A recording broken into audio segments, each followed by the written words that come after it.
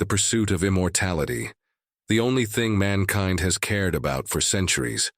The sage was sitting on the top of a mountain, bathed in the rays of the morning sun. Staying in meditation and harmony with himself, he had acquired the secrets so long sought by mankind, infusing them into his longevity. People who wanted to get the desired immortality organized a riot. They tried to achieve their goal by all means, being ready to sacrifice the world for immortality. But the futility of their efforts became clear only at the moment when the powers of heaven broke out in anger. One day, heaven's punishment came upon the people. Purple lightning struck the earth, its power so crushing that it could wipe out everything. Shining as a sign of divine retribution, it brought with it a warning that playing with immortality could lead to death. The lightning struck the man, his hair and clothes flying up into the air like snakes. Despite the power of the strike, the man did not fall, but stood heroically, becoming a symbol of equanimity in the face of divine wrath. His body began to glow with a faint violet light, and he realized that his fate was now intertwined with unknown forces that warned mankind against rash aspirations. A strikingly beautiful terrain opened up on Nanju Gangshan.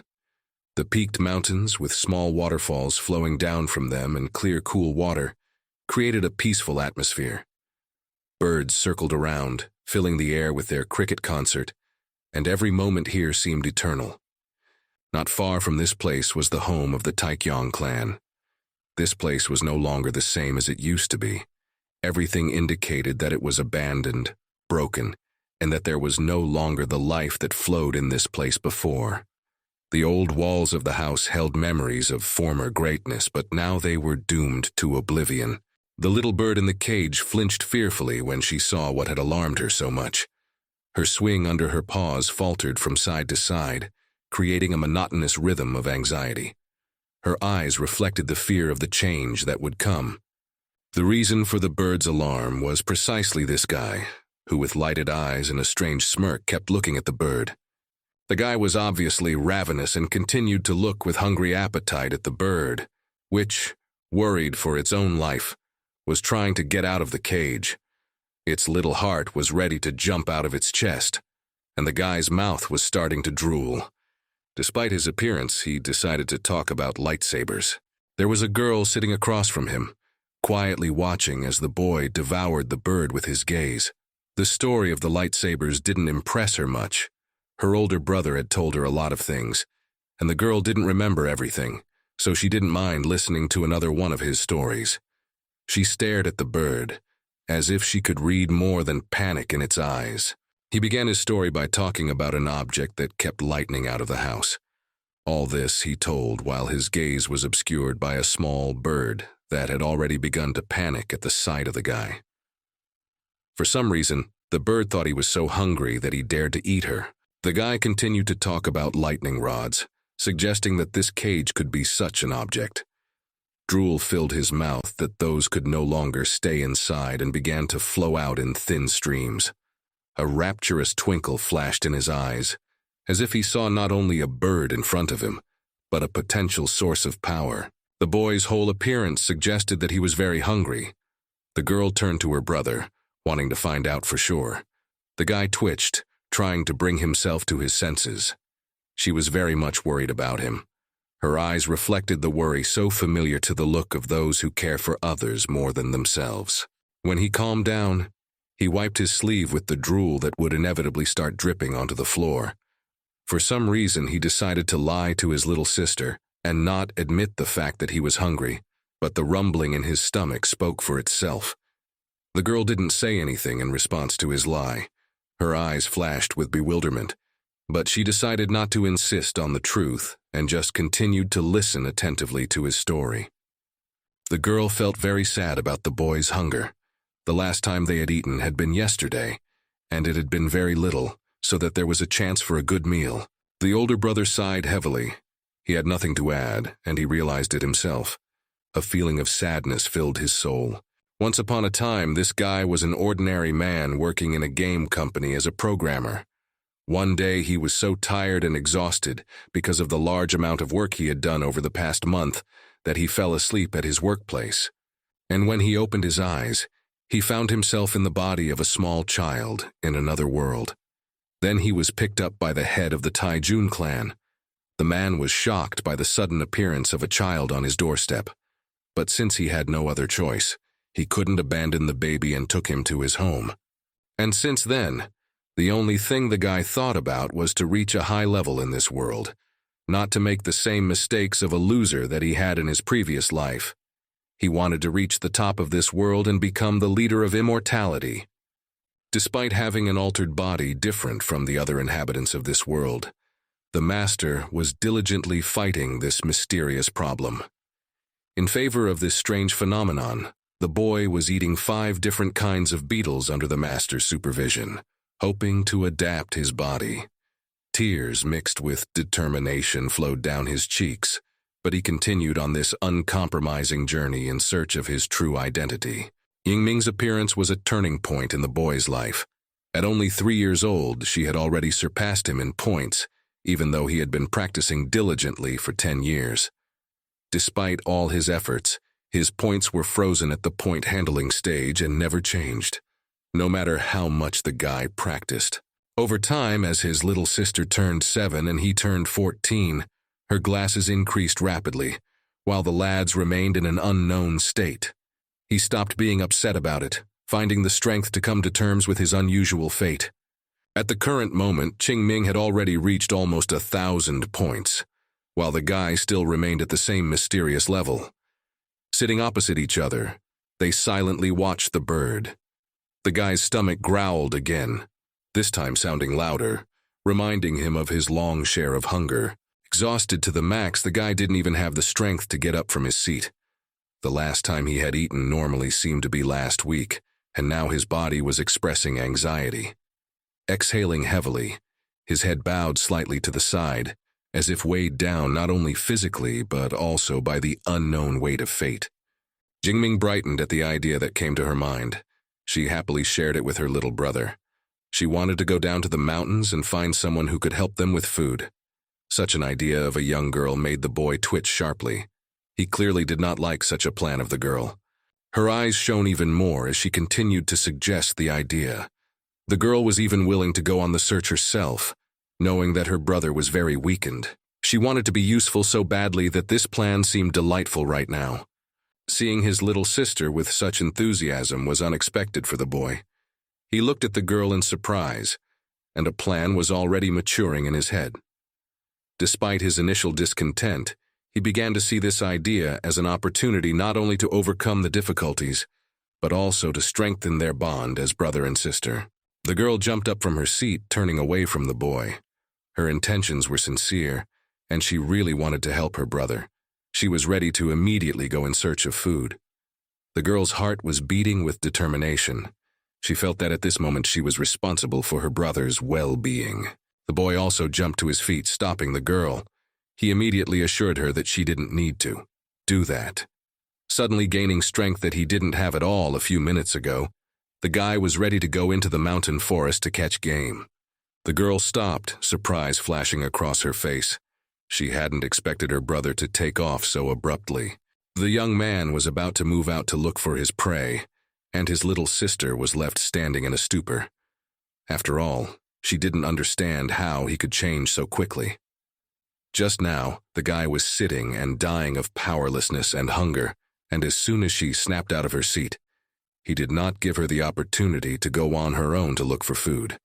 Inside the girl, pride sprang up for her brother, who seemed to have found inner strength at the most critical moment.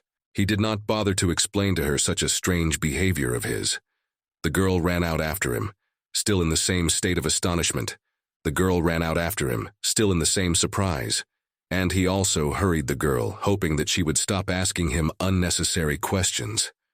Inexplicable determination raged in his heart, and he felt that every minute played an important role in their survival. Qingming exhaled heavily. She had hoped that he would agree to let her go alone, but she knew in her heart that it would not happen. She was going to follow him into this mysterious world full of unexpected changes and secrets. The little bird exhaled in relief as the boys left the room. She was really thinking about what was going to be this ravenous guy's lunch today. All around, his cries for the girl to hurry up continued to echo. They walked out into the forest and looked around. Qingming doubted that they would be able to find a wild rabbit in such a large forest. The guy walked a little faster, a slight smirk touching his lips. His confidence seemed inexplicable, and Qingming began to think that perhaps in this strange world, his programming experience would really come in handy. The older brother had no doubt that they would be able to catch their prey. He put his hands to his sides and surveyed the area once more with a businesslike air. He had no doubts, but the girl did. Then he decided to remind her that he was a programmer in his previous life.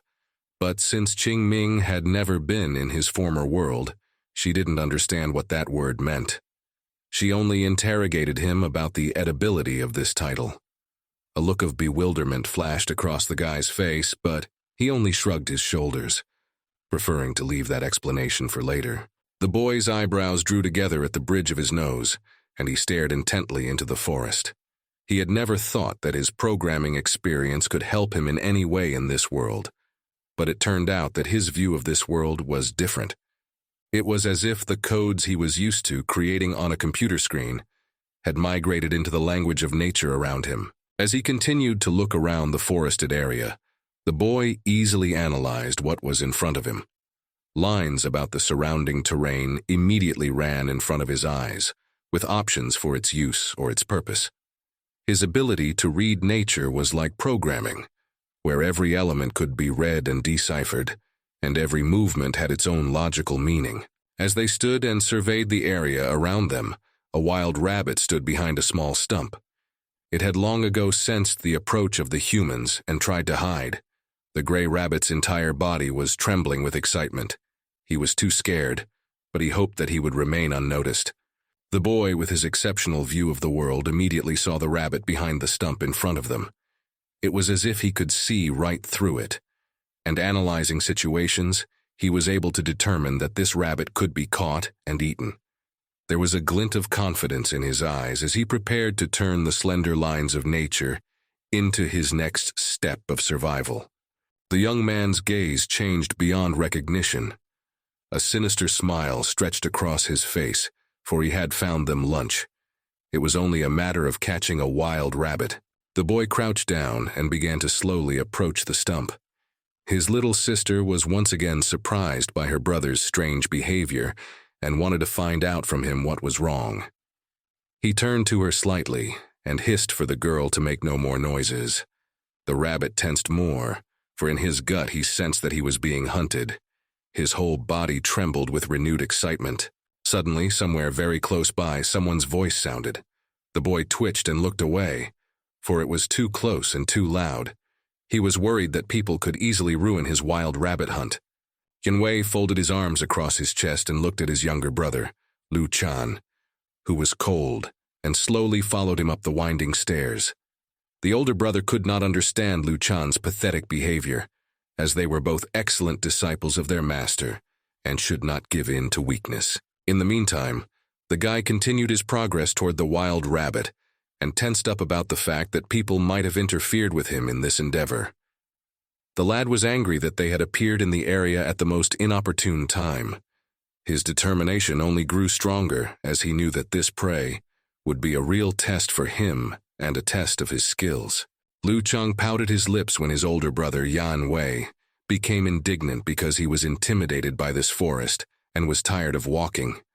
He directly started yelling at him for being so weak in character. And after all, they were supposed to fulfill their master's instruction. Also, the two of them had some sort of goal that made them have to go this far. Their hearts were burning with the fire of determination to achieve their goal, despite the difficulties and disagreements between them. Yan Wei at the top of his voice started yelling at the guy to cheer up and not be so scared.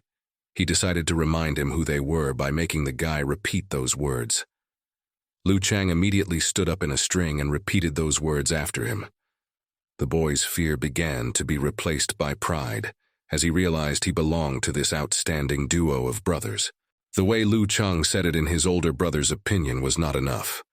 Even louder and more furious, He made him repeat those words even louder. Yan Wei strove to strengthen Lu Chan's spirit, realizing that only complete confidence would help them overcome all the difficulties ahead. The boy sucked in as much air as he could before shouting his battle cry across the forest. His cry rang through the thicket, filling the air with determination and aggressive energy. In that moment, he realized that they were now together as one, ready to take on the challenge that fate had thrown at them. It was so loud that the boy and the rabbit were scared out of their wits. The young man did not expect them to be so loud. He even had to cover his ears with his palms, and the rabbit himself almost gave his soul to God, being so scared. The boy realized that his plan to catch the rabbit was now much more complicated than he had anticipated. This sudden shout to the whole forest provoked the rabbit to run. The young man looked open-mouthed at the wild rabbit running away at an incredible speed. Those two boys disrupted all the young man's plans. The rabbit, swept away by panic, darted away, leaving the young man and his efforts hopelessly behind.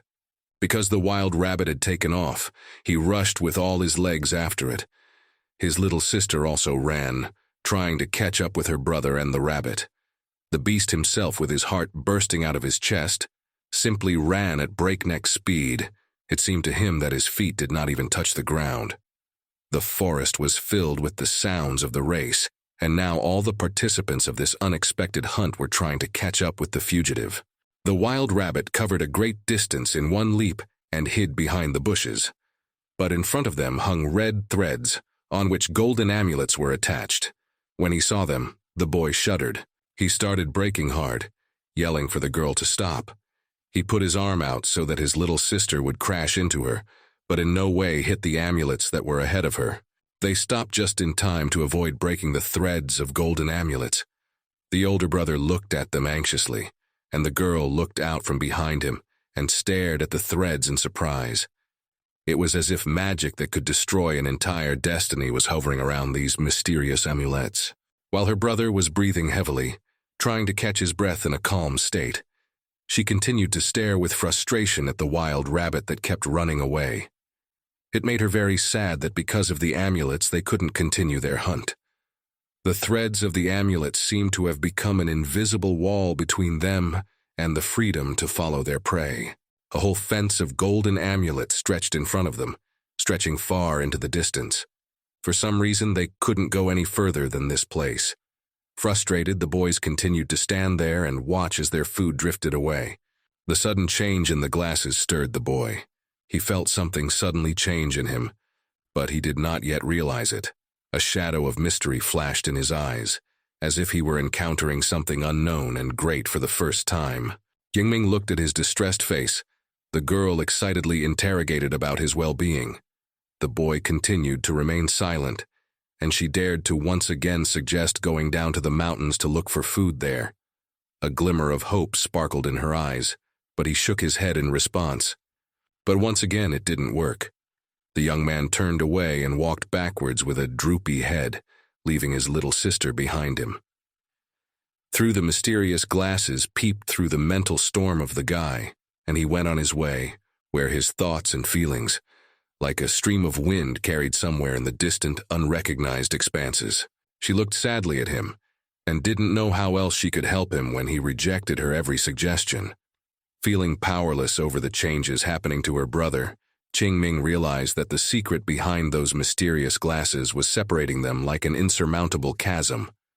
The disciples of the Five Swords group, who had caused a commotion in the forest, decided to take a break.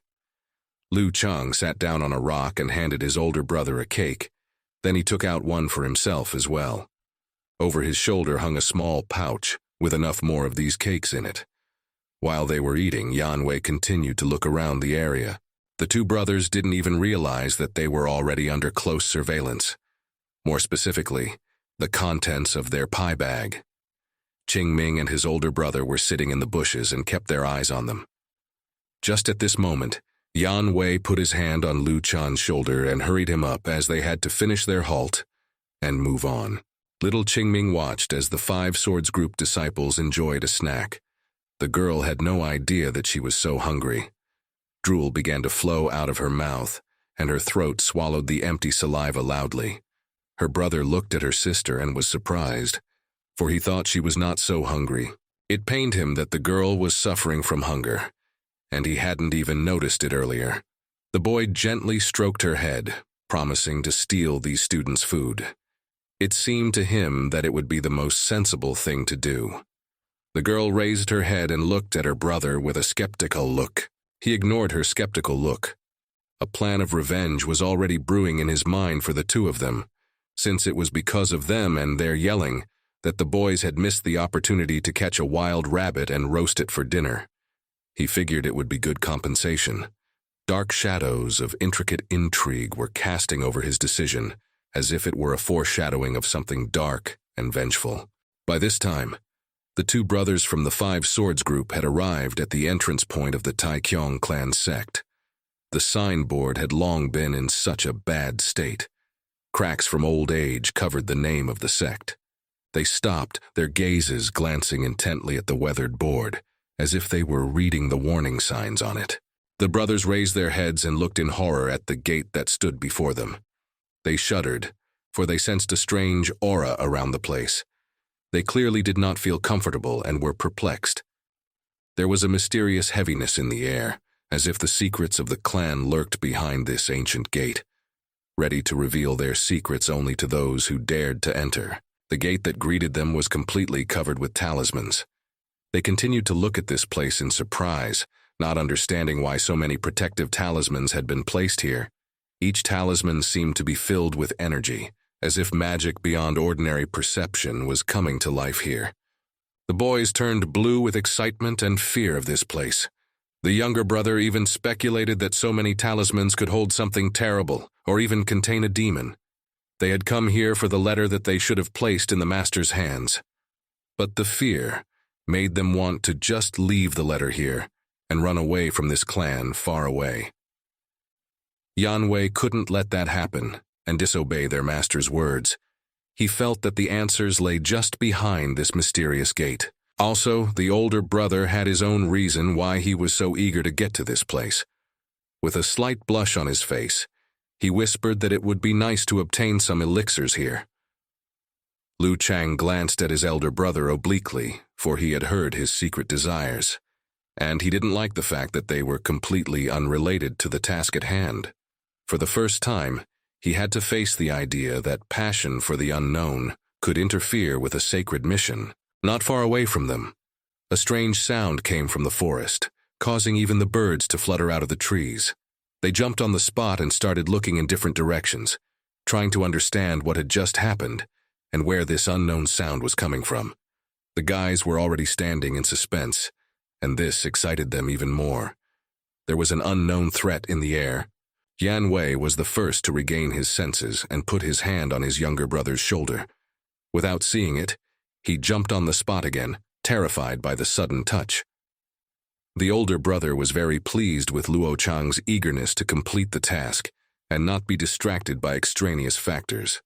A light of pride for his younger brother sparkled in his eyes. And at this very moment, Yanwei bounced away from the gate to the Taekyong sect, dropping the envelope containing the letter.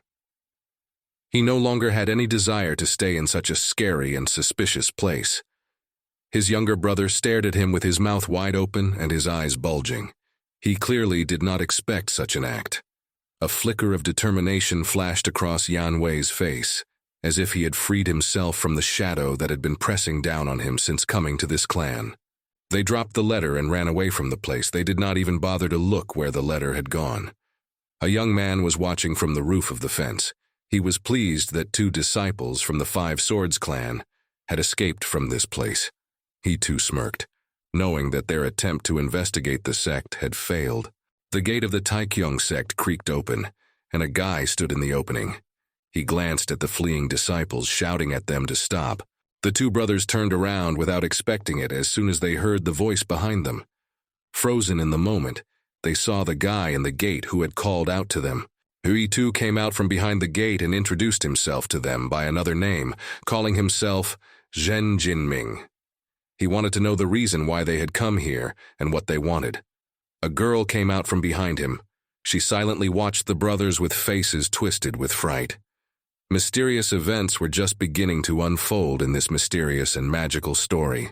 When the guys appeared on the doorstep, the two brothers from the Five Swords clan breathed a sigh of relief. They were so afraid of the ghosts that might be lurking here that they were now much relieved. Lu Chang looked at them hopefully. Meeting other living beings in this mystical place was like a breath of fresh air, after being in the shadows for so long. The anxiety and excitement receded, and the two brothers stood in stance, ducked their heads in front of the guys, and introduced themselves. Yan Wei's voice was clear and cheerful. He proudly told who they were and where they came from, as well as the reason why they had traveled such a long way. Their story penetrated the hearts of the guys, leaving behind a feeling of mutual understanding. At the same moment, the letter that the older brother had recently abandoned and gone on the run flew smoothly between them, dropping to the ground. There was an awkward pause between them. All eyes were fixed on the envelope, as if it held not only the paper but also the key to solving all the mysteries. Yunwei opened his mouth and started cursing loudly at his younger brother, accusing him of treating an important letter so badly. He pretended that it was Lu Chang who had thrown the letter, and then began to rant about how their clan had always been known for their fine manners. The younger brother himself was shocked at such accusations against him. Blowing his eyes out, he looked at his older brother. A sly light flashed in Yan Wei's eyes as he continued to play this dangerous game of drama. Lu Chang was seething with anger and indignation, and even when he wanted to remind his elder brother who exactly did this, he abruptly interrupted him. He too and Qingming watched their scandal, not knowing what to say in response. Standing back, they felt that there was more to this conflict than just an argument over a letter. Yan Wei jumped towards the letter. Crouching down, he picked up the envelope. At this moment, he felt the most embarrassed in front of the guys who continued to silently watch what was happening. Despite the fact that he was the one who threw the letter, Yan Wei continued to brazenly lie and accuse his younger brother of this rash act. The gazes of those around him became more and more wary, sensing that uneasiness and secret motives were in the air. With a strained smile to his ears, the Five Swords clan apprentice told them about the assignment their master had given them. Sweating from the exertion, he asked where their master was now, as this letter had to be handed over to him. He too started to speak and faltered slightly. A moment of misunderstanding flashed in Yan Wei's eyes, but he continued to maintain the story of the master's restless meditation. But after quickly orienting himself, the boy nodded his head towards the building inside their sect, and informed them that their master was currently engaged in closed cultivation and couldn't come out to greet the guests who had come from another school. There was a short pause in which Yan Wei looked at his younger brother uncertainly, vaguely realizing that something was not right here. This news made Yan Wei very happy, because he didn't want to linger here, much less meet the master.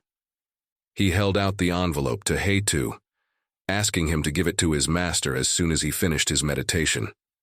The Taikyong sect disciple stared in surprise at the envelope that was held out right in his face. At that moment of interaction, something mysterious hung in the air, as if a new chapter in this incredible story was beginning. As soon as the guy picked it up, the disciples from the other clan hurriedly ran away from this place that continued to terrify them. Hetu's younger sister raised her head towards him, indicating that the disciples were about to flee and their plan would fail. Hetu looked at her with understanding, but instead of rushing over, he decided to give them some space. Except the guy himself didn't think so. He grinned rather slyly, knowing how to keep the two of them busy for a while longer. A good plan had been brewing in his head for a while now. He knew what was going on, and he was glad to see the noose of his trap tightening around them. Hetu threw his arms up and stretched his arms, and then spoke as if his words were completely ordinary. He very much wanted to express his gratitude to these disciples for traveling such a long way. Hetu raised his hand to his heart in gratitude, but a hint of mystery flickered in his eyes. The guy put his hands behind his head and with a brilliant smile offered to thank the guys for such a strong effort. And to make sure they agreed, the guy talked about the elixir. At this moment, there was a mysterious atmosphere in the air, as if events were unfolding according to a subtle plan unknown to Yan Wei and Lu Chang. Hearing that enticing word, the two brothers stopped abruptly. A great turmoil came over their shoulders. They wanted so badly to run away from this place, but the words about the elixir gripped their legs tightly. Yan Wei darkened. The struggle in his soul was unbearable, since the desert to obtain elixirs was much stronger than the fear of this place. His younger brother also stopped with surprise on his face. He too was interested in the guy's words, and he was even wondering if he had heard it. Qingming looked back at her big brother in surprise.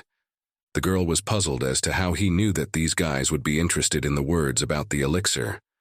Afraid that his mystery would be overheard, the boy put his finger to his lips and shushed her quietly. This hint of mystery further piqued the little sister's curiosity. His gaze changed again.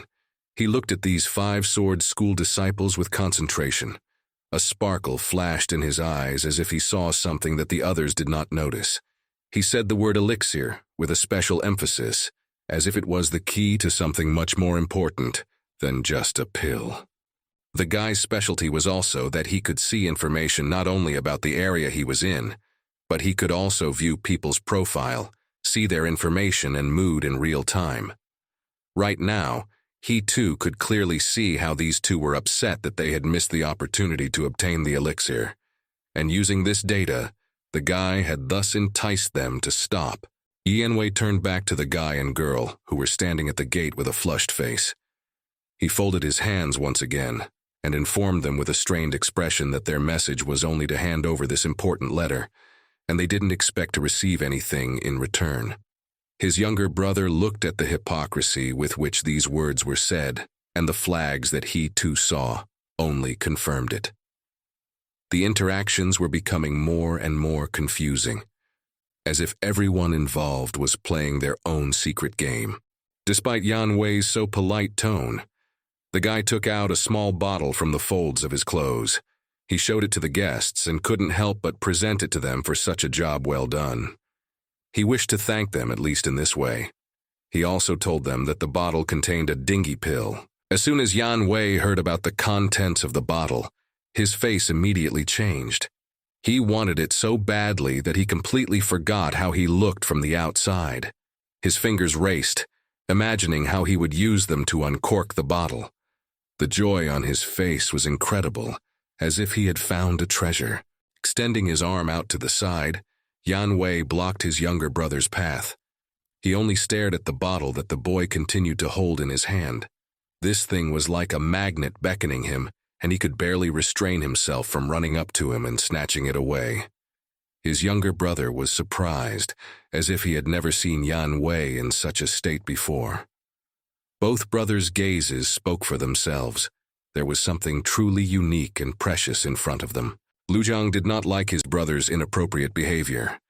He gave him a scornful look. Yan Wei, on the other hand, no longer cared what others thought of him. His mind was completely absorbed by this pill that was so close, but still too out of reach.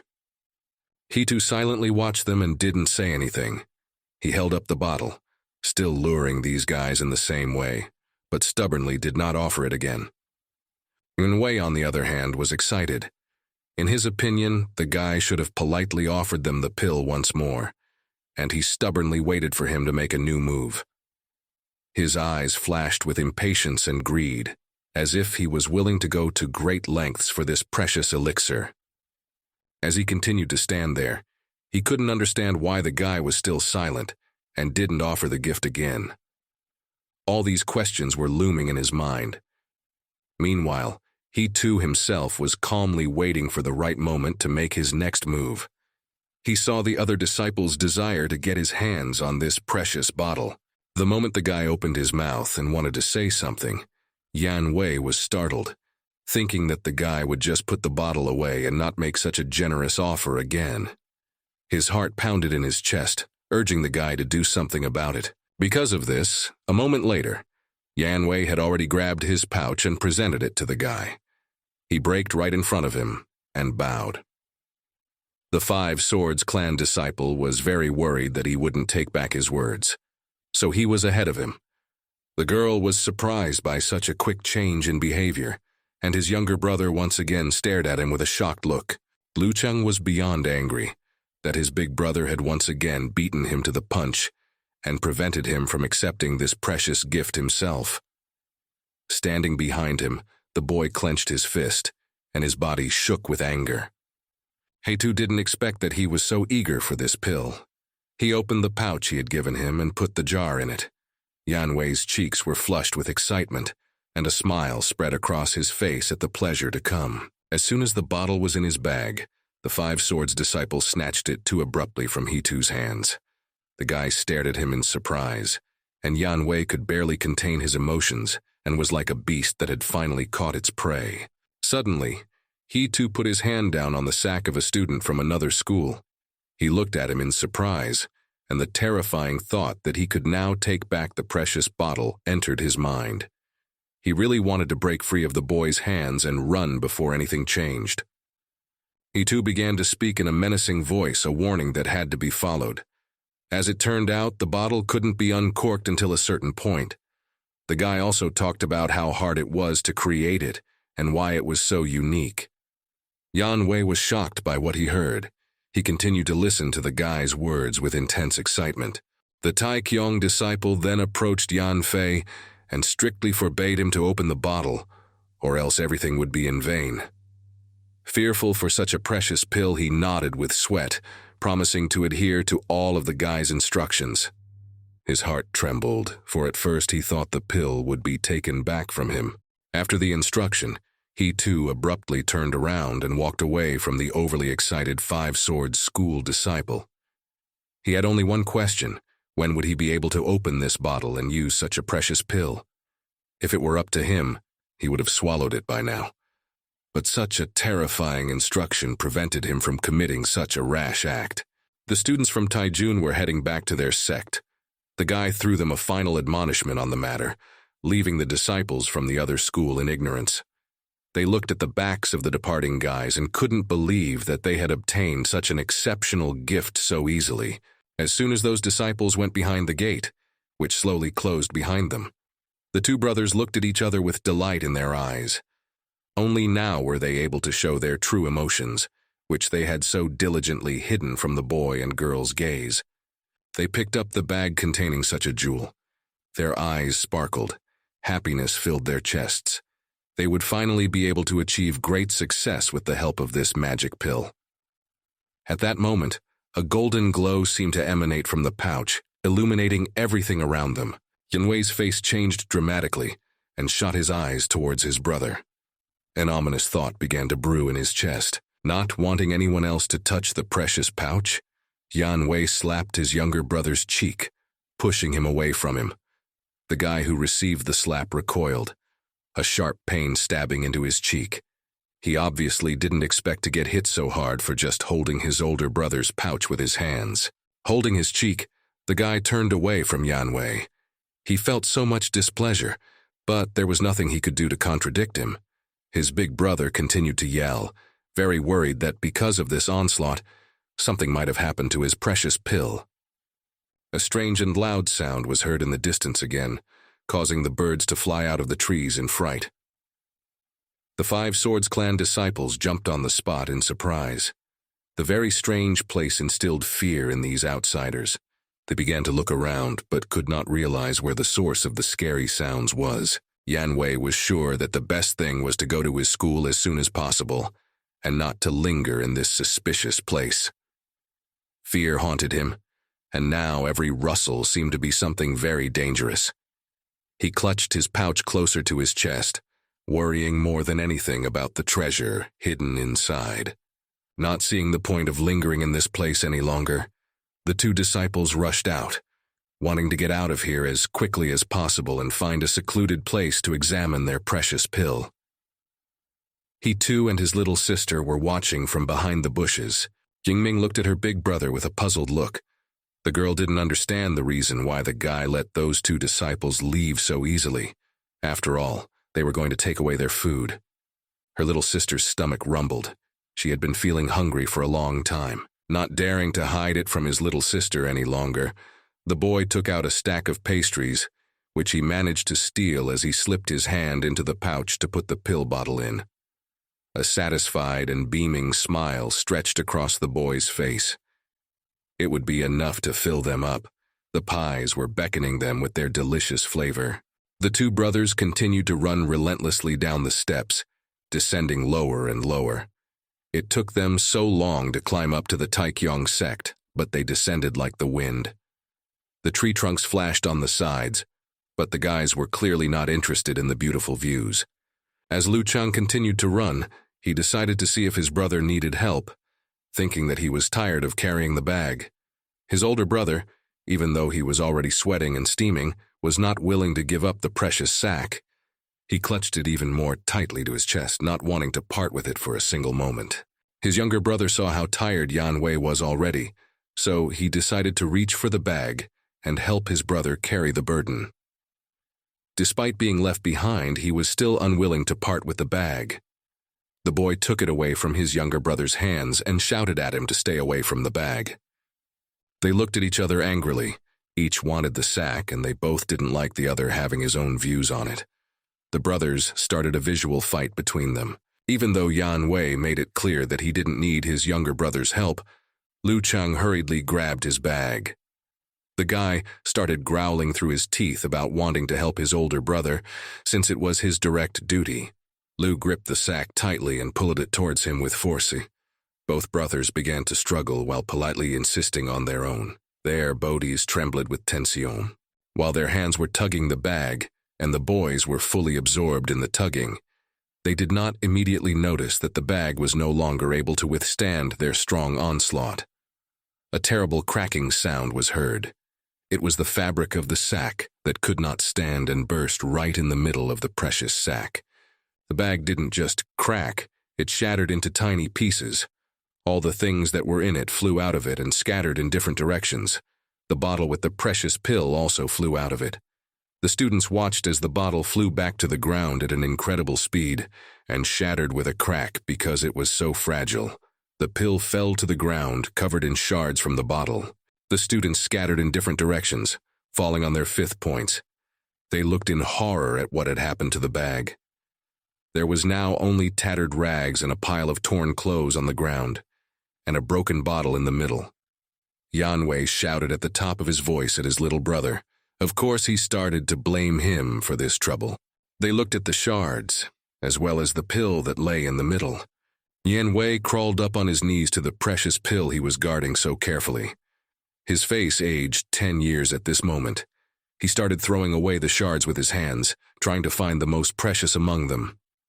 In the student's mind, the warning that the boy had left him was spinning. His heart was pounding frantically in his chest. He lifted the pill and bitter tears spurted from his eyes, so much so that snot came out of his nose. This was the greatest stress of his life. All the elements that could destroy this pill were surrounding them at the moment. From the sun it could melt, from the water it would disappear, and from the wind it would dissipate. It seemed to him that she was about to vaporize, and he would never see her again, and all her hopes would be in vain. But a little more time passed, and nothing happened to the pill. It was still lying in the palm of his hand. Lu Chang approached his brother and looked at the pill. He was surprised, for it reminded him of a small pebble that could easily be confused with anything on earth. Excitement fluttered in their chests. Yan Wei pulled the pill to his mouth with lingering hope. He closed his eyes as his excitement grew with each passing second. He was afraid of the unknown, but at the same time he coveted the power that lurked within this pill. His younger brother wanted to stop his brother from making a mistake. He reached out to him, begging him to stop. But the brother did not want to listen to anything and continued what he had started. He popped the pill into his mouth and began to chew it. His tongue tasted the distinct taste of earth, and his teeth smashed into something very hard and unpleasant. And then followed a terrible pain. Opening his mouth, Yan Wei lost a few teeth, and streams of blood ran down his chin. He froze, trying to realize what had just happened. Yan Wei jumped up from his seat and spat out the stone that didn't turn out to be a pill into his palm, and took another look at it. Now he was sure that it was just an ordinary stone. The disciple threw it against the ground with force, being in a furious state. He couldn't believe that that guy had dared to play such a cruel joke on him, and he had also lost a couple of teeth.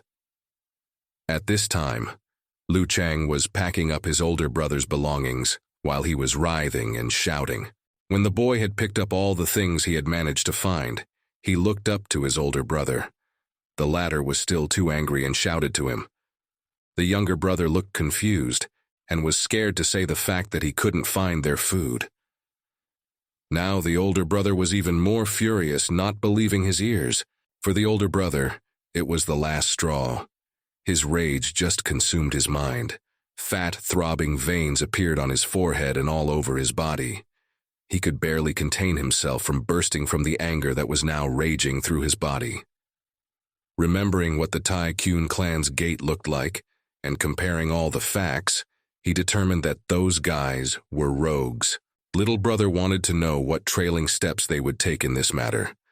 Yanwei angrily looked back in the direction he had rushed to escape from. Wiping his mouth from the blood, he wanted to know the reason why they had been treated like this.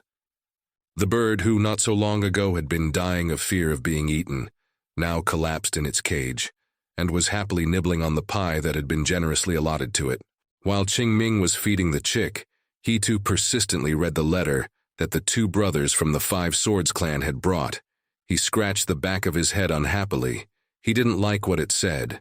The girl was interested in the contents of the letter and wanted to know what had excited her brother so much. The girl was interested in the contents of the letter and wanted to know what had excited her brother so much. But when he looked up at his little sister, his look changed immediately, and he lied about the contents of the letter. He told the girl that it contained only a greeting and nothing more. There was a knock at the gate of their sect. The doors to the room where the boys were in were open, and they immediately heard that someone was trying to get through. Jingming got up from her seat and decided to go check who it could be.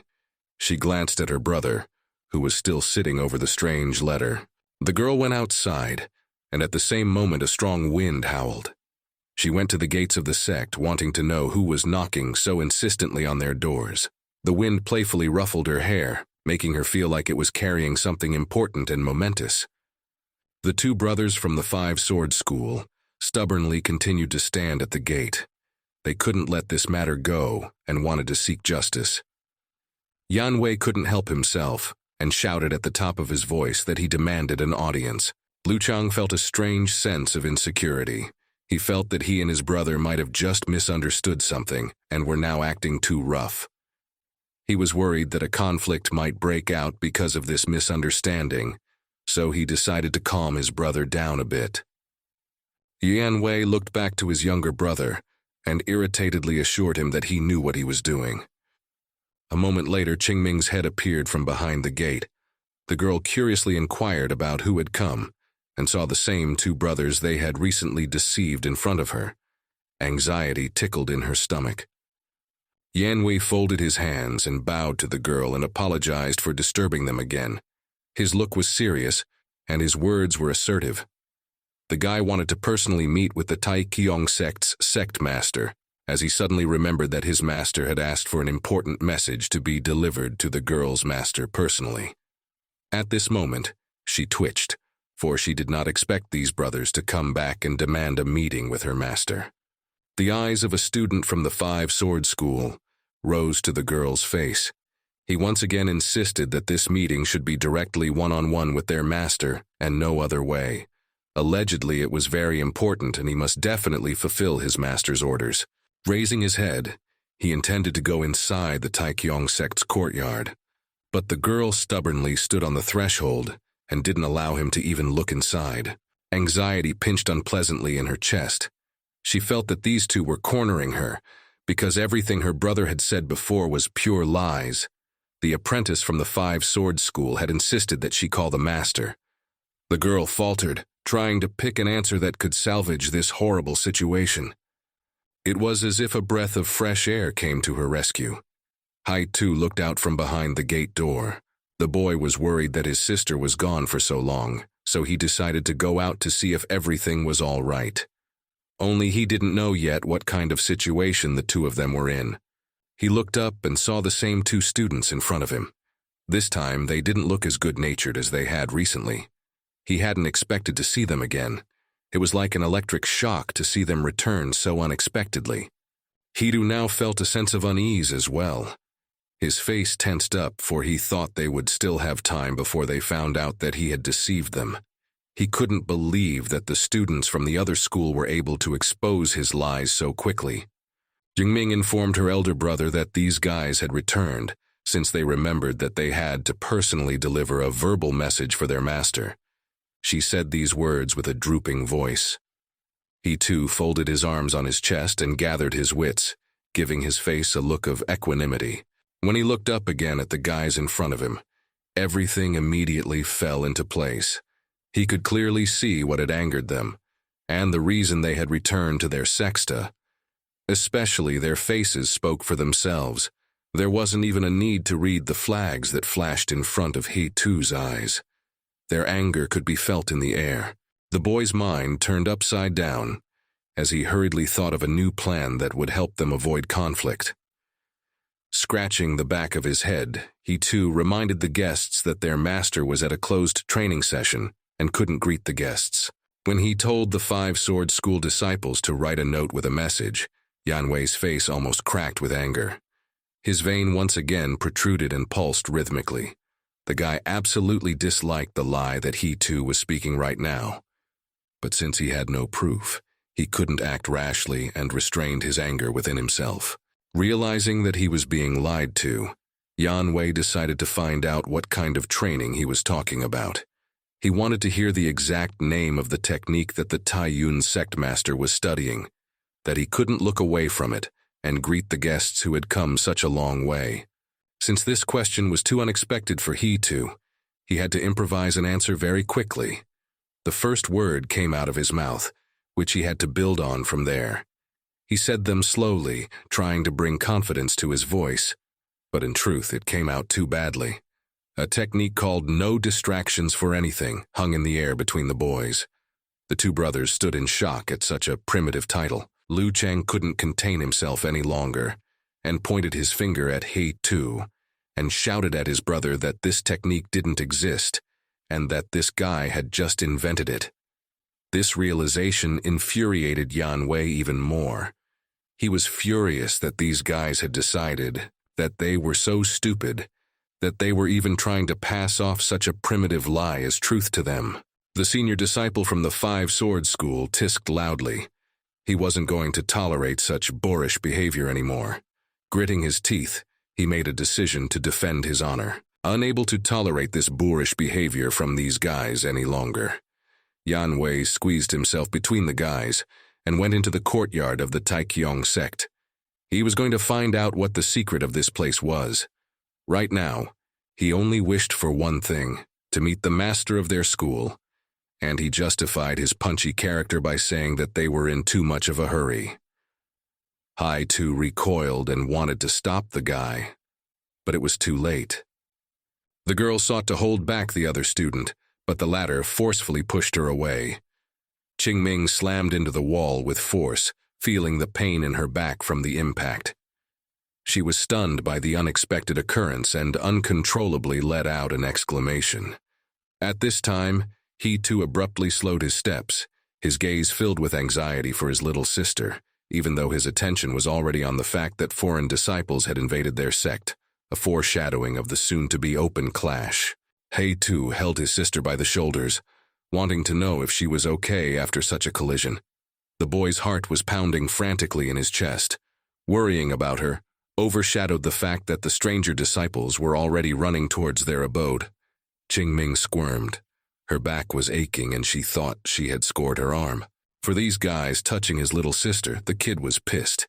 He threw a glance in their direction, anger starting to rise to his throat. He felt the strange feeling inside him again. His glasses changed again, but he didn't care about that right now. Suddenly there was thunder. It rolled across the sky, sparkling with bright lightning. The girl raised her head in fright, trying to realize what the sound was. She felt anxious, for this weather did not bode well. Jingming smiled gently and assured her big brother that she was fine. The girl was pleased that he cared so much about her well-being. Even though her shoulder still hurt, she wrapped her arm around He-Tu's arm and pulled her away from him. There were more important problems than her right now. He didn't believe she was feeling well, but he had no other choice. The boy glanced in the direction where the two brothers from the other school were. Yanwei lowered himself in a bow, as befitted his status. He began to address the master he thought was there through the closed door. His voice sounded with a hint of irritation, but at this moment he tried to restrain his temper. Still, the hope for an explanation of the situation nurtured his soul, and he wanted to believe that this was a big misunderstanding. As he heard no answer, and no one opened the door for him, the boy burst resolutely into the room. He looked around and was met with a deep silence and an empty room. The master was not in it. He was struck by a bolt of lightning, for he had hoped to meet their teacher and find out what was the matter. Not believing his eyes, the boy looked around once more. Maybe he didn't see a door to another room where their master could be. But he didn't see anything to confirm it. There was no one in this room.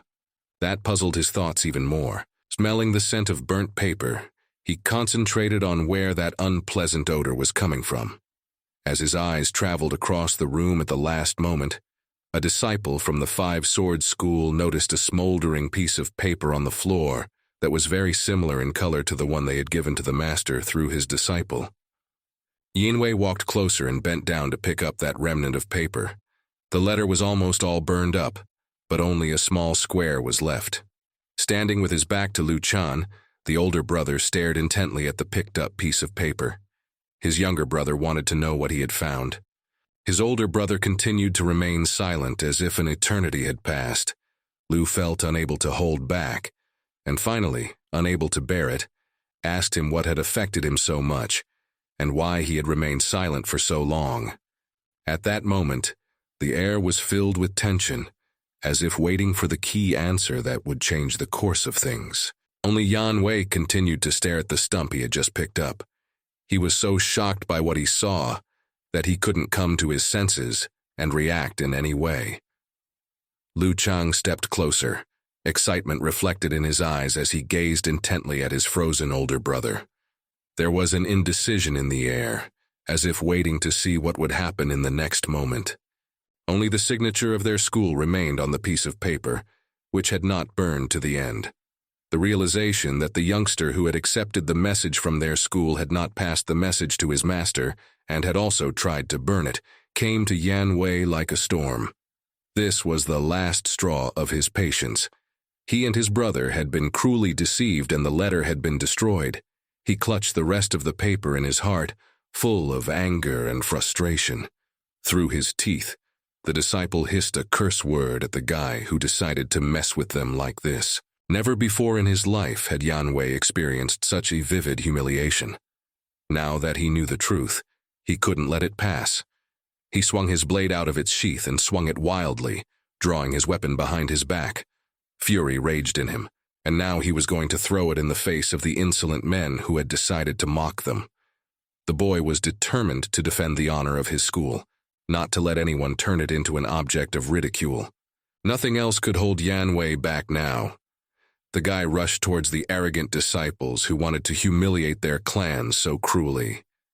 He was going to crush on their heads all his rage and avenge the humiliation of their honor and dignity, to punish them for their blatant lies and theft. Haitu saw real anger in the flesh coming at them. The boy reacted quickly and picked up his little sister, managing to bounce to the side at the last moment. Yanwei's blade collapsed a moment later right where they were standing. Judging from the strength of his strike, he no longer intended to play games with them but to swiftly and coldly deal with them. Realizing that his disciple's rage was on the verge, he too stepped forward, covering his little sister. He realized that they had made a blunder by deceiving these guys, but not to kill them for the stolen tortillas. This was what he shouted to the angry Yanwei. The Five-Sword School disciple showed them the burnt letter. He snorted in anger, for he was already clear about this place. The only question that was still open between them was the reasons why he had burned this letter. Yanwei was already tired of the guy in front of him playing dumb. The boy saw a piece of paper, which, unfortunately for him, had not had time to burn out. His heart skipped a beat, for this was direct evidence that he was up to something. Qingming looked at her big brother in bewilderment, trying to understand the reason why he did this to the letter. At the very moment when his little sister ran to see what had happened outside the gates of their sect, the boy decided to do it. It was a good moment, for he could not destroy the letter in front of the girl, and so he hoped that she would forget about it and would not ask any more questions and would never know its contents. While the girl was at the gate, her brother abruptly closed the door to the room he was in. He ran his eyes over its contents once more before holding it to the fire. He was again struck by the words that had been written there. The boy was not sure that this was the right decision, so he hesitated for a while, and yet his hand held the letter to the fire, which the tongues of fire immediately began to devour. When he felt the burning heat near his fingers, he dropped the piece of paper. He went to the gate to find out what had happened. Feeling that he had cornered the guy, Yanwei was furious at him. He demanded some kind of answer, but he knew that the guy wouldn't be able to give one. He too was silent. He really couldn't answer his questions or explain the reasons for his behavior. Yanwei had no other choice. The honor of his school was paramount.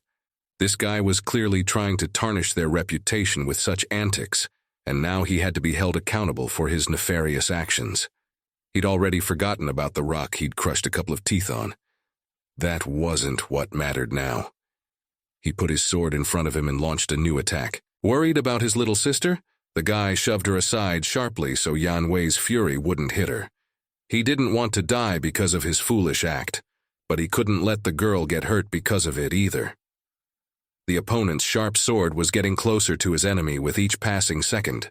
Yanwei cleaved the air with his blade, trying to reach the guy who was skillfully dodging his fierce blows. Not only was his skill evident in his movements, but also his unbridled determination to confront those who dared to violate his honor. In every movement of the young fighter, there was an unimaginable energy to defend the school and restore its lost dignity. Seeing that his opponent was determined to destroy the guy and would not stop, he too decided that he could change his mind. He confessed that he was indeed a disciple of the Taiken sect, hoping that Yanwei would believe his words. But when the guy swung his sword again, he didn't want to believe in this guy's words anymore. For him, trust had come to an end, and no arguments could change his mind. He was resolute in his intention to defend his honor and the honor of his school, despite possible entreaties or explanations. Absorbed rage bubbled in Yanwei's body. He continued to stubbornly attack his enemy. The sword lit up with a glow, emitting energy that burst out from the metal. In every strike, he put power to surely reach the guy and leave him no chance to escape his fate. Another blow and the guy managed to dodge again. This time the sword hit the fence wall, and there was a nasty sound of metal against stone. Because the blow came against the wall that had many protective talismans on it, the sword unwittingly hit one of those talismans and cut it in two. He too stared at the place where the talisman had been destroyed. He warned Yanwei to be careful with these talismans and strictly forbade their destruction. His gaze was filled with seriousness and concern for the possible consequences. At that very moment, a hand deliberately reached towards the talismans that hung on the walls of the sect. Yanwei tore one of them off and destroyed it in his hand. He wasn't going to obey the guy's instructions, thinking that by doing so, he hoped to distract him from the main thing. He no longer believed a single word he said and saw lies and tricks in everything. Only now did he too realize how bad his situation was. He once again felt a strange feeling in himself, but since he didn't care about it, the guy ignored it in every way possible, and the points in his body continued to inevitably increase. Gray storm clouds continued to gather over their heads. Lightning flashed and furious thunder reached the ground. But Yanwei paid no attention to this. He once again headed towards the guy, seeking to fulfill only one wish, to deal with him as soon as possible and bring justice to him. In his eyes he read the determination to bring an answer for the honor violation, and the thunderous atmosphere seemed to be just a decoration to his inner turmoil. Suddenly, Yanwei's younger brother entered the fight. Determined to help his older brother, he also raised his sword above his head, ready to unleash his anger on the one who kept dodging his blows. His sudden appearance added a new round of tension to their clash, creating a storm of passion in this fierce confrontation. Trapped on both sides, he too didn't know what to do in this horrible situation. He looked back to where Lu Cheng was already attacking at full speed, and Yan Wei was rushing in front of him. It seemed like the situation was getting out of control, and his life was about to be cut short at this place. Grasping at the last spark of hope, he too had to admit that he was surrounded by forces that he could not overcome. It was as if the sky could sense the mood beneath it that was bubbling within the walls of this sect. Lightning bolts stretched across the clouds, shimmering from white to dark purple glow. Thunder was crashing down on their heads, as if it wanted to convey something to them. The boy shuddered at such a heavenly element, and before the fear that his life was about to be cut short by the swords of the 5-sword school disciples. Quite unexpectedly, his little sister appeared in front of Zheng. The girl stood up with her arms outstretched and shouted at the top of her voice for the students to stop. She didn't want those to kill his only sibling, even though such an act was too risky. He wasn't worried for his life as long as they didn't touch. He too. Her action caused the boys to stop. He too looked around uncertainly. The disciples didn't move and stared at them intently. The guys were in the center, pinned down on both sides by strong and armed opponents. The forces were clearly unequal, and if this fight continued, death would be inevitable. Not wanting to see any more suffering, the girl wanted to offer compensation for what they had done. She asked Yan Wei this question, hoping for his leniency, and that the guy would be able to cool his ardor and not kill them from the anger they had caused in him. Yan Wei shuddered as anger swept through his body. Even at the mention of compensation, the guy's act destroyed any trust in this sect and their words. His inner rage made him doubt the honesty and sincerity of any future promises, and seemed to have laid a new insurmountable obstacle in the way of any agreement. The veins once again protruded and pulsed on the 5-sword school disciple's forehead. He gritted his teeth with rage at the fact that he too had destroyed the letter that contained the invitation, written in his master's hand. It was an invitation to a treasure meeting. And since he had no trust that these guys were really disciples of the Taong sect, he wouldn't be able to give the invitation to the real members of the sect. Because of their action, his school is put at risk, as if they didn't want to invite the Taong sect. After that, he furiously threw a question to the girl, demanding an explanation of how she was going to compensate for what had happened. His eyes were filled with anger, for he saw no way out of this situation, and it was unlikely that this girl would be able to give him hope for a solution. Her heart skipped a beat when she learned of the contents of the letter that had been given to her older brother. The dreadful thought that her brother might have deceived her crept into her soul, leaving a trail of distrust and anxiety. Doubt and worry flickered in her eyes, and she had to face an unpleasant reality that affected her attitude toward her loved one. She tried to push those dark thoughts aside and looked at her brother with hope in her eyes. She didn't want to believe he had lied to her. However, his look spoke for itself. The boy lowered his head and tried to look away from the girl's face. He was ashamed of himself for hiding the truth from her. At that moment, a heavy silence hung between them, broken only by the murmur of anxious thoughts that hovered in the air. As he gathered his thoughts, the boy began to mutter uncertainly to himself about the circumstances that had compelled him to make the sacrifice. He talked about the fact that they couldn't leave the place, and there was some mention of lightning, and then he fell silent. Disbelief descended upon Qingming. The girl didn't want to realize that he had done such a cruel thing to her. He had deceived her when she had trusted him completely. The betrayal stabbed acutely in her soul. And after a moment, as the realization fully entered her mind, the girl's gaze changed. A reflection of pain, disappointment, and bitterness was visible in her eyes, emphasizing the gravity of the moment, which was a true test of her faith and trust. She didn't want to listen to him anymore. After all, he was the one who couldn't leave this place while she could. This guy's selfish act had finally taken away her trust in him. A note of determination sounded in her resolve to free herself from the bonds that kept her bound to him, and to maintain her independence and strength in this difficult situation.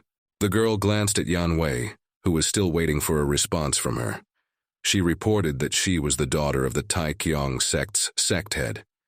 He too watched silently as his little sister gained courage and voice. The boy no longer dared to decide for her. For the girl, after such a betrayal would no longer allow him to do so. Straightening her back and raising her chin, she prepared to leave this place with full seriousness, heading with the students to their 5-sword school. Her determination showed that she was determined to prove her true identity as the daughter of the sect head. Her eyes were not only confident, but also eager to regain her lost dignity, giving those around her a clear proof of her lineage and her true place in this world. She also added that she would be willing to be punished if their master didn't believe her words. Hearing such a verdict was a real blow to Hei-Tu.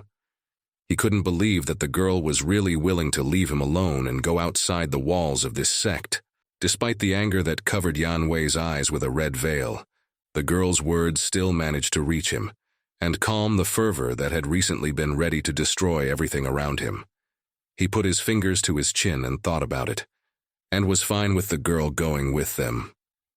At the same moment, Hei-Tu spoke quickly, addressing his little sister. He did not wish for the girl to leave this place fearing for her safety. Despite the fact that she had made this decision against his arguments, the boy kept insisting on his own. He was sure that if he was not around his little sister, something might happen to her. It bothered him a lot, but the girl didn't want to hear him anymore. Turning to him, she reminded the guy that although he was older than her, he didn't have enough strength to protect her from danger. It was a blow he hadn't expected her to receive. The weather was rapidly changing. A strong wind howled among the disciples, blowing the tattered protective talismans across the Taekyong sect's territory.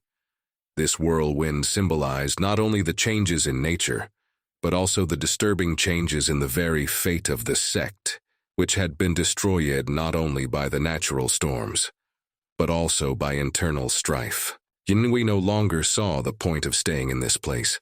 Lowering his sword, he and his brother headed towards the exit of this sect. Too much had happened in this day, and there was still a long road ahead. The girl looked at their backs, her decision to follow them unchanged. Hei-Tu wanted to hold her, to talk to her, to try to calm her down and explain everything. It really hurt him to see her in this state. The guy reached out to her with his hand, but Qingming pushed him away, not wanting to feel the guy's touch on her. Nor was she willing to listen to his false words. The girl's eyes reflected pain and disappointment, and she decided to maintain her emotional distance, cutting herself off from those who had hurt her. She didn't care about what he said anymore. She had a technique that would be able to protect her in case of anything. The girl swiftly headed towards the departing students of the 5-sword school. 2 disciples were waiting for her at the exit of the sect, and the girl stubbornly walked towards them, leaving the young man behind. He did not dare to follow them. The girl had made it clear that he no longer had the right to keep her here. The wind continued to blow through the area, blowing the disheveled amulets in different directions. He too lowered his head. He felt a terrible emptiness inside his own body. The mistakes he had made had affected their relationship with his little sister too much. He felt incredibly hurt that the girl was so willing to leave him in this place so easily. Somewhere deep inside, he felt the change in his glasses again. From so much tension, it was changing very quickly, increasing with every second. Above their heads, thunder boomed once again. The heavens seemed to be trying to deliver something in anger. Yan Wei and his brother Lu Chang raised their heads. They were anxiously trying to figure out what caused the weather to change so rapidly. This added excitement to their bodies. The girl felt depressed because of her decision. Despite her anger towards her big brother, she was also just as hurt to leave him. He stood with his head down and agreed with the girl's words that he was unable to protect her. Feeling like a total loser, the guy didn't dare to raise his head. He had never felt so vile in his life. Those words of his little sister had too much influence on his current state. He raised his eyes, pressing his lips together, feeling terrible. The compulsion about not being able to protect her continued to throb in his mind. Lightning once again stretched across the clouds of the frowning sky. The students raised their heads in surprise, their eyes expressing amazement at the extraordinary fury of the element. It was something unprecedented to them, and the power of the natural phenomenon was astonishing, causing great fear in the hearts of the students, who felt powerless before the might of nature. purple lightning began to descend downward, seeking to enter the territory of the taong sect. Since ancient times, such an element had inspired fear among the people living in this world. This lightning was capable of destroying everything to the ground, reminding them of the might of natural forces, before which man felt small and vulnerable. The pupils' eyes filled with horror as they realized that they were confronted not only with a meteorological phenomenon, but also with something greater and more incomprehensible. He raised his head when he saw the spark coming straight towards him. He froze in place, shocked. Fear swept over the boy, sweat beads dripping off his face from the excitement. He remembered what the people called this phenomenon. The heavenly trial was ready to punish this guy. The purple lightning slammed into the protective dome that immediately appeared as soon as it reached the peak area. It stood as a shield against the strike force that was trying to break through and collapse into the sect's territory. The disciples from the Five Swords School were shocked at what was happening around them. Liu Chang collapsed to his knees, tears spurting from his eyes as he grabbed his head. The guy thought that there was some omnipotent cultivator here. His older brother froze in horror, looking around. Liu Chang relentlessly started bowing, worried for their lives. He prayed to the master to be lenient to them and appease the anger of the heavens. His younger brother's behavior made Yan Wei too angry. He reminded him that he was a disciple of the mighty Five Swords School, and it was not proper for him to fall on his knees and beg for mercy. Also, he drew his attention to the fact that there were golden protective amulets emblazoned all over the area that restrained the heavenly trial. The boy raised his teary head and looked around. There were indeed many amulets on the walls of the sect, which were now activated, and golden beams were stretching upwards, creating an indestructible dome around them. The purple lightning continued to stream angrily from the sky, trying to make its way to its target. But as long as the shield stood, there was no way it could destroy it. Except that because of an incident that happened here not too long ago, some talismans were defeated, and the wall where Yan Wei's sword had hit had cracked. Protective talismans were scattered from that place. The disciple looked at that spot, realizing that it was when he should have obeyed the guy's warning instead of tearing off the protective talismans chaotically. His face immediately tensed up, for it was his fault that the shield might not be able to withstand the onslaught of purple lightning. Without thinking long, he fell to his knees beside his younger brother and, with his hands up to the sky, begged for mercy from the master who might have caused the disaster.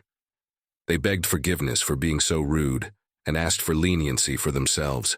A tense cracking sound was heard, which did not bode well. Qingming raised her head and saw a crack begin to appear on their protective shield. Anxiety came over the girl that the shield might not be able to withstand such a blow this time. Fear of possible destruction flashed in her eyes. And a moment later, the shield cracked, and the lightning swiftly raced towards its target, which was in the center of the taong sect's courtyard. He too wanted to take cover from the destructive purple lightning, but it flew straight at him. He looked up, feeling the air around him electrified. Terror froze in his eyes as the lightning bolt glinted right at his face and swiftly continued to descend towards him. He felt the weight of fear in that moment, when there seemed to be almost no time left to take cover. Fear for her older brother shut down all the girl's resentment of his hopeful actions. She quickly ran towards him, wanting to help and save him. The boy stretched his arm forward, not wanting his little sister to come near him, as he didn't want the girl to get hurt because of him more than anything. Just a second, and the purple lightning kissed the ground with a mighty strike. There was a loud cracking sound. The light engulfed the guy. The force with which the lightning struck threw Qingming aside. Clasping her eyes, she flew back, feeling the hot air rushing over her body. At this moment, the elemental vortex engulfed everything around her, creating a vortex of destruction and fear. The two brothers from the Five Swords School cried out in horror with fear. They had never seen anything like this in their lives, and it affected them too much. Liu Chang lost consciousness and flew backwards with a stone. His older brother managed to pick him up. It scared him even more. He didn't know what to do. His younger brother didn't react to the screams. He still hoped that it was the master's doing that brought down the anger on the sect. Yanwei kept begging the heavens to calm down and let them go. He was then willing to accept the punishment, just so that his brother would remain all right. A deep concern for his brother resounded in his prayers, and he was willing to do anything for his brother's safety. Quite suddenly, a stone the size of a fist flew into Yanwei's head. The impact was so strong that Yanwei's head was thrown back under the force of the impact. This unexpected blow knocked him off balance and caused him to feel a sharp pain. A second later, the two brothers lay on the ground unconscious. A huge red bump was on the older brother's head. At this time, he too was in the epicenter of the lightning that wouldn't let go of the guy's body. Being in agony, he couldn't do anything. His hair was streaming upwards. His clothes were torn into small pieces, exposing his body. The pain was so intense that it felt like he was going outside of his body, and only felt immense suffering. At this moment, he felt completely helpless before the might of the element that seemed to consume his essence. The girl looked in horror at the pillar of lightning where her big brother was. She tried to call out to him, but realized he couldn't hear her. She became scared for his life. Qingming tried to move closer, but she was prevented from doing so. Tears welled up in the girl's eyes, and she covered herself with her hands as she tried once more to move closer. She was burned by the sparking lightning, with the boy immobilized inside. Through the pillar of energy, the boy saw the girl he loved so much and considered his own sister. He was very worried that she wouldn't get hurt by the lightning, and there was nothing he could do to protect her. Once upon a time, something terrible happened. In the field where the embers of the flames were smoldering, little he too sat holding his little sister in his arms. She was unconscious, and his heart was clenched with fear for her. A trembling sense of responsibility for his sister overwhelmed him, and he was very afraid of losing her. Tears flowed down his cheeks, expressing his deep pain and anxiety as he felt the hopelessness of the misfortune that had come into their lives. After this incident, he carried the girl home. The master did his best to help her and put her to bed. He himself sat the young man down in front of him, and they started talking. He too was still cowardly from what had happened. He complained to his teacher that despite eating the 5 elements beetles and being at the chi tempering stage, he could so easily cause a heavenly calamity. He glanced at the girl lying there, continuing to blame himself for the fact that he was the reason why the lightning had summoned and Qingming had gotten hurt. The master listened to him and exhaled heavily. The boy was the first in his memory with such an unusual feature. He had never met anyone like him before. The boy lowered his head, feeling guilty for something he had no control over. Next, the master's words sounded peculiar. He saw the strangeness in the fact that the guy had been cultivating for so many years, yet he didn't budge, continuing to stay at the QI tempering stage. At the same time, he was amazed by his ability to accumulate a large number of points. Even a master himself had never been able to reach such a level. It was no surprise to him that lightning was being summoned at such a guy's results. The master's words sounded without an accusatory tone, which surprised the young man, as he felt guilty about what happened to his little sister. He wanted to object, but suddenly the master rose to his feet and put his hand on Hitu's head, silencing him. He stood in front of the boy. He could see in his eyes the eagerness to protect his little sister from any trouble that might come her way. The boy nodded vigorously, confirming the teacher's words. Then the master continued his instruction. He also wished to know if the young man would not be afraid of difficulties and would be able to resist them. His voice was kind, but his gaze remained stern. Hita didn't even hesitate with the answer. He knew it like he knew his own name.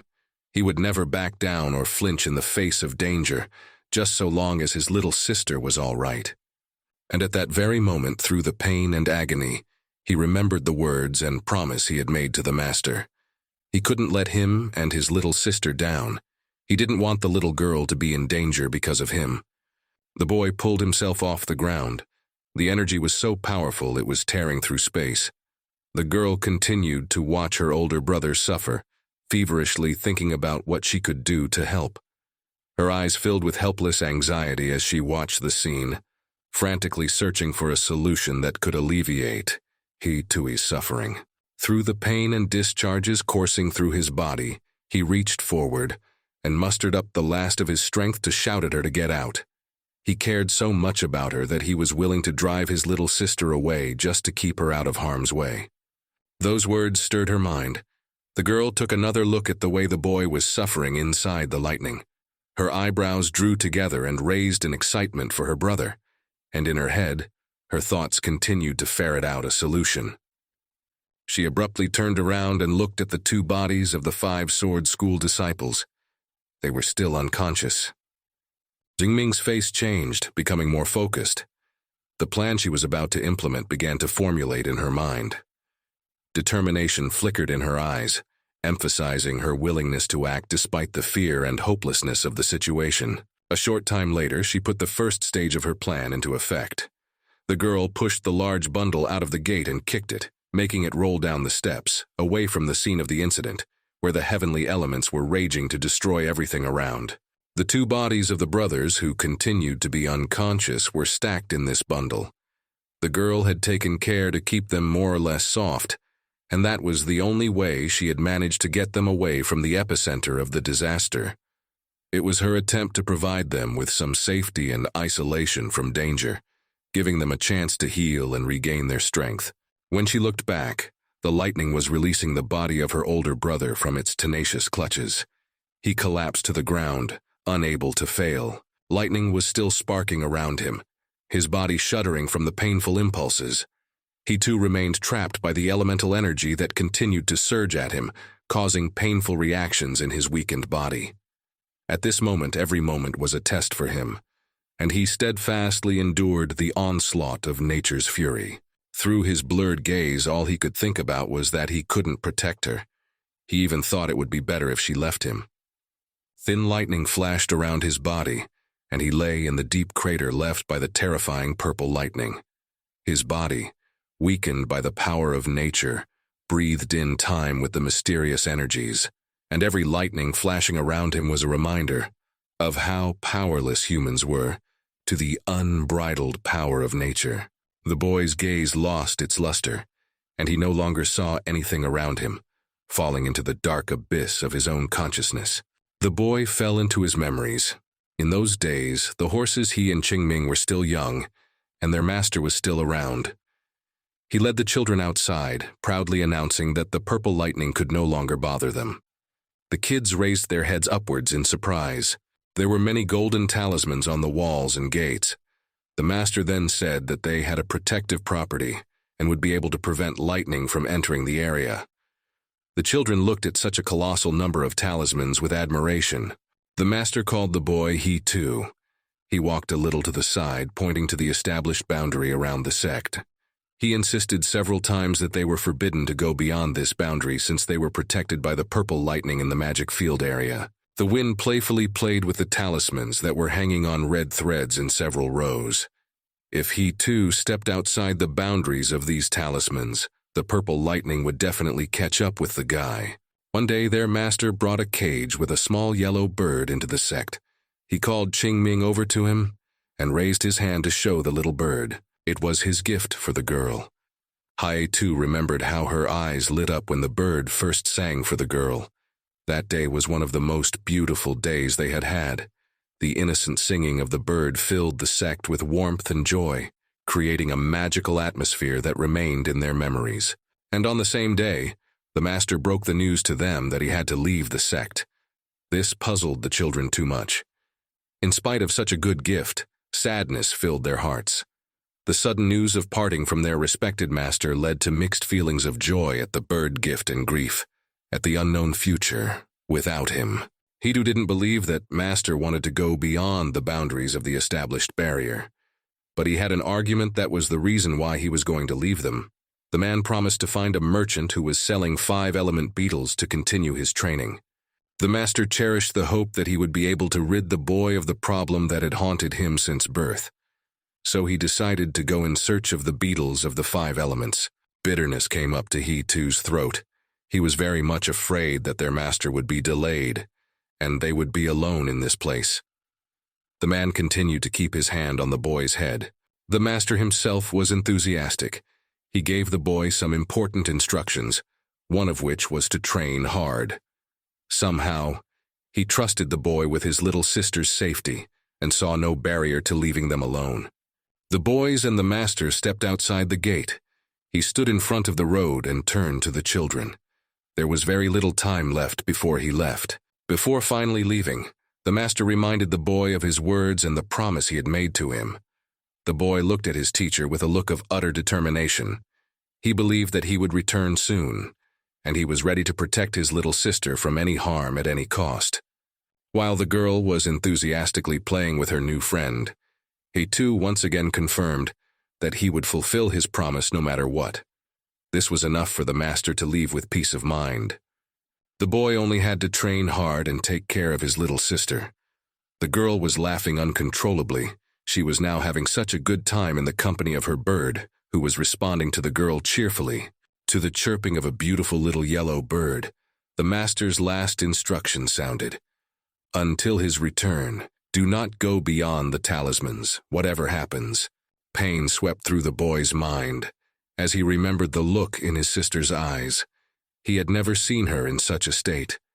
He felt that he had only brought her suffering and failed to protect her. And the way Qing Ming said those words cut his soul again and again. The girl had been able to safely leave the area all this time, but she had not done so only because of him. He was the one who needed to sit under the seals of the talismans, lest a calamity was created around him, and purple lightning destroyed everything around him, piercing through his body. And now, opening his eyes through the hazy veil, he saw his little sister running toward him. How loud her voice and her call. How much pain and anxiety there was in that voice. He blinked once more as if he had removed a cloudy veil, and the clarity of his vision began to return to him. The girl came closer and closer to him with each passing second. She kept blocking him, preventing Haitu's mind from slipping back into unconsciousness. Rising up on his hands, he began yelling at her to leave and not come back. The guy really thought that it would be better for her to leave him and no longer be exposed to the danger that was roaming behind his back. Except Qing Ming had other plans for this, and had no intention of leaving him. Her brother didn't even want to hear about her staying. He had already made up his mind and wanted to send the girl away. No matter how painful it was, he knew that it would be better for her to leave him. Qing Ming didn't even want to hear this. None of his arguments would change her mind. Even though just a short while ago, she was willing to leave him. But it wasn't until after the lightning incident that she realized how much she cherished her brother. The fear of losing him was stronger than the anger that had long since vanished. The heavenly ordeal didn't scare her at all. She had already seen it 998 times, and would not be afraid if she saw another one. Determination and courage sparkled in her eyes. She wasn't going to change her mind. Such a statement from his little sister greatly touched the boy's soul. He looked up at the girl in surprise. Now he felt how dear and important this girl was to him. His eyes filled with inner warmth, realizing that even in difficult moments, family ties could be a source of support and comfort. A new discharge of purple lightning slammed into the ground, right where her older brother had been. The girl looked in his direction in horror. She didn't think that the lightning would come after him again and rain its punishment on his tired and exhausted body. The discharge was so strong that she couldn't bear it and squeezed her eyes shut. Her skin was scorched, and she couldn't even imagine the agony he too was in. Suddenly, her attention was diverted away from her brother. She heard the familiar chirp of her little bird and glanced in that direction. The bird cowered in fear while in the locked cage, and in the girl's memory, the moment when he too had told her that such a cage could be a great lightning rod, even though she didn't know how much of her brother's words were true. Qing Ming decided to do everything to save him. Determination and courage filled her body. Right now she had come up with a plan that would help he too. The girl believed in it with all her heart. She ran up to the cage with incredible grace, gripping its edges and raising it to eye level. There was an incredible precision in her movements. Every gesture seemed calibrated to the smallest detail. The yellow bird looked at the focused girl in bewilderment. It was a decisive moment, and also a difficult one for her. Jingming gently pulled on the cage door, opening a long-awaited path to freedom in front of the little bird. The moment the little bird flew up, its eyes sparkled with amazement and joy. It seemed that this moment had been destined for her, for her wings, long restrained by the walls of the KG, had finally spread, giving her the freedom she had longed to feel.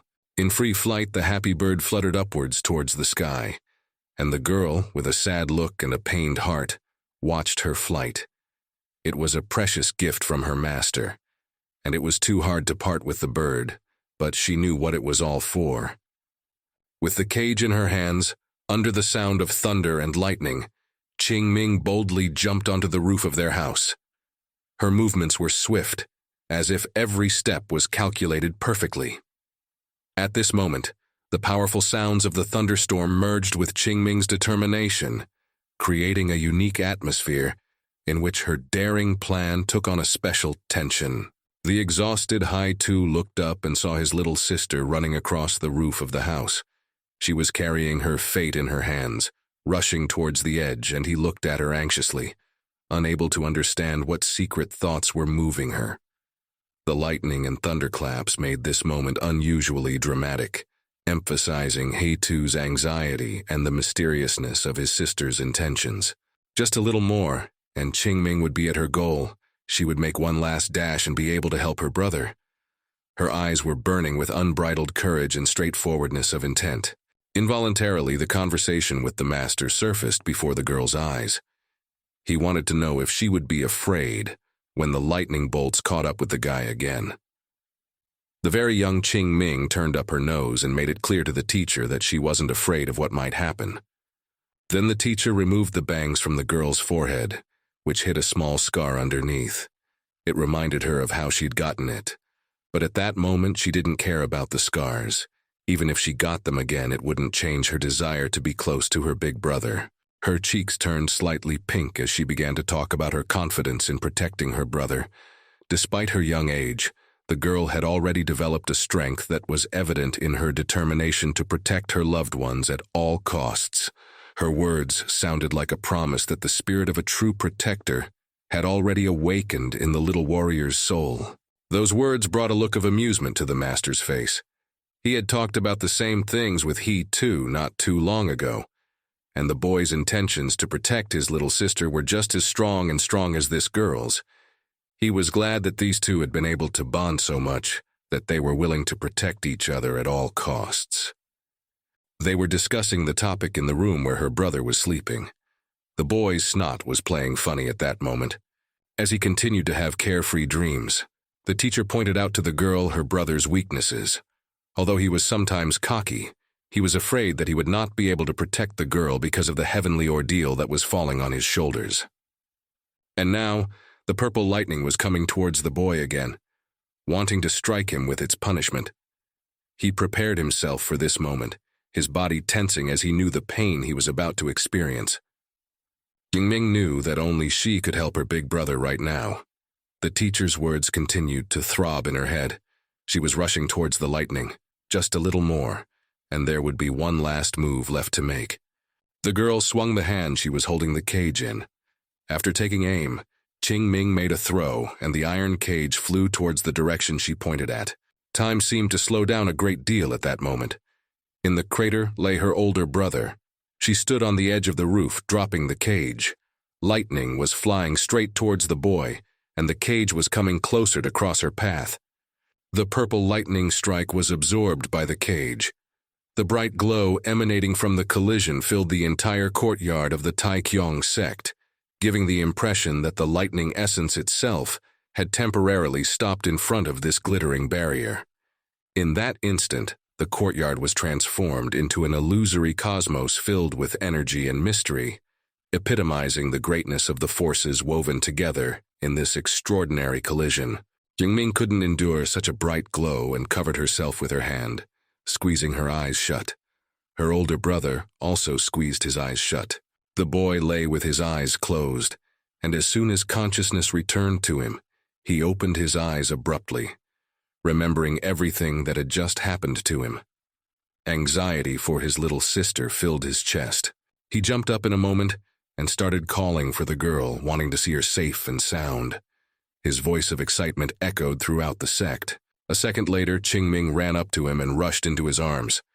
She was incredibly happy that the guy had woken up and was sane.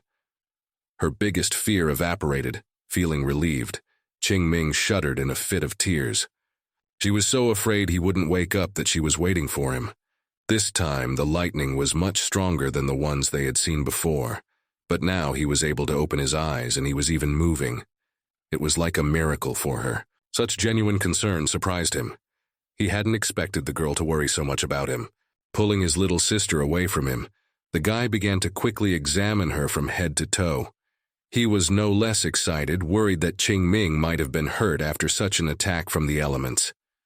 The little girl was startled, but she realized that he was just as worried as she was. Relaxing, Qingming assured the guy that she was fine. A slight smile touched the girl's lips and a light blush appeared on her cheeks. She was no longer afraid of these lightning bolts. After all, they had experienced this more than once, and now she already knew how to deal with them. Covered in abrasions, he too looked at his little sister. He didn't know what else to add. The boy was just glad that everything had turned out all right. She was no longer angry at him or hurt by the lightning strike that was meant for him. They didn't need any more words. The brother and sister hugged each other tightly, just glad that it had all come to an end, that they were alive and barely hurt, that the misunderstanding between them had been resolved, only pushing them to realize that they were more precious to each other than they thought. By this time, Yanwei's eyes had opened. He couldn't understand much at this moment, but the voice of his brother next door brought the guy to his senses. Feeling stiffness in his body, he bulged his eyes, trying to understand and remember the recent events. Lu Chang was very glad that his older brother had come to his senses. Squinting his eyes, Yanwei felt a sharp pain in his head. He couldn't remember the recent events and the reason for this intense pain. Questioning himself, he asked a rhetorical question, not expecting his brother to give an answer. His eyes reflected uncertainty, as if a fog of ignorance had enveloped the memories, and he stood there, trying to recover the lost fragments of his memory. His younger brother let tears fall, letting him know how much he was touched by Yanwei's action. The latter stared at him in horror. Suddenly he thought he had done something inappropriate. But what could have touched Lu so much? His younger brother reminded him how bravely Yanwei wanted to receive punishment instead of his younger brother. He was willing to sacrifice himself to save Lu Chan. Saying all this, tears kept flowing out of the boy's eyes in rivulets. Embarrassment appeared on his older brother's face. He was certainly willing to take such a step, after all. He was the eldest and had always wanted to protect his younger brother. He was embarrassed to think about it now, but he was glad that Lu Chang knew how much he cared about him. Except that a second later, Yanwei thought about one very small detail that didn't add up in his mind. He glanced suspiciously at his younger brother, who quickly looked away. And if he could escape, he would do so. How could Lu know what his older brother was willing to do if he was unconscious? And so the truth of what really happened was revealed. The boy had just pretended to be unconscious, for which he was now responsible to his older brother. Their bickering amongst themselves was interrupted by Qingming, who suddenly appeared beside them. She approached them so quietly that the brothers, who were passionately arguing, didn't notice the girl's appearance. They were both startled when she spoke to them. The girl held out her hand, in which she held a small bag containing the belongings of these students. Qingming nonchalantly announced that she had put all of their belongings away, and even returned the stolen cakes, of course, except for the ones they had managed to eat. After the two brothers witnessed the terrifying element, they no longer wanted anything from these guys. Fear once again filled their souls. They no longer wanted to fall under the wrath of heaven and therefore did not seek to return even their own things, just to get away from this place as soon as possible, and forget about what had happened like a terrible dream. Their fear was so strong that they didn't even bother to ask the girl to release them from their shackles. So terrified, the two boys galloped away just to be away from Qingming and the Tai Qiong sect. The girl herself was shocked at the strange behavior of these two. She began to run after them, wanting to return the guys their belongings, and the moment Qingming began to descend the stairs, Her eyes involuntarily reached for the post on which the threads with golden talismans were wound. The girl stopped, and her heart fluttered due to the doubt that had surged. Not daring to go any farther, the girl stopped and watched as the boys in the roll rolled down the steps, gaining speed with each passing second. She could still hear them screaming for a long time.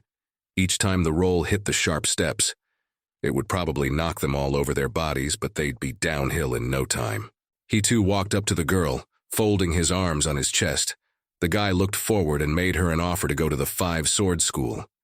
As soon as she heard those words, her little sister's heart skipped a beat. She didn't expect that her brother could dare to do such a deed. But judging from his voice, he sounded quite serious and was determined to accomplish this feat. As he surveyed the area, he also noticed that the protective barrier of their sect had been destroyed and no longer served the purpose of keeping them out of it.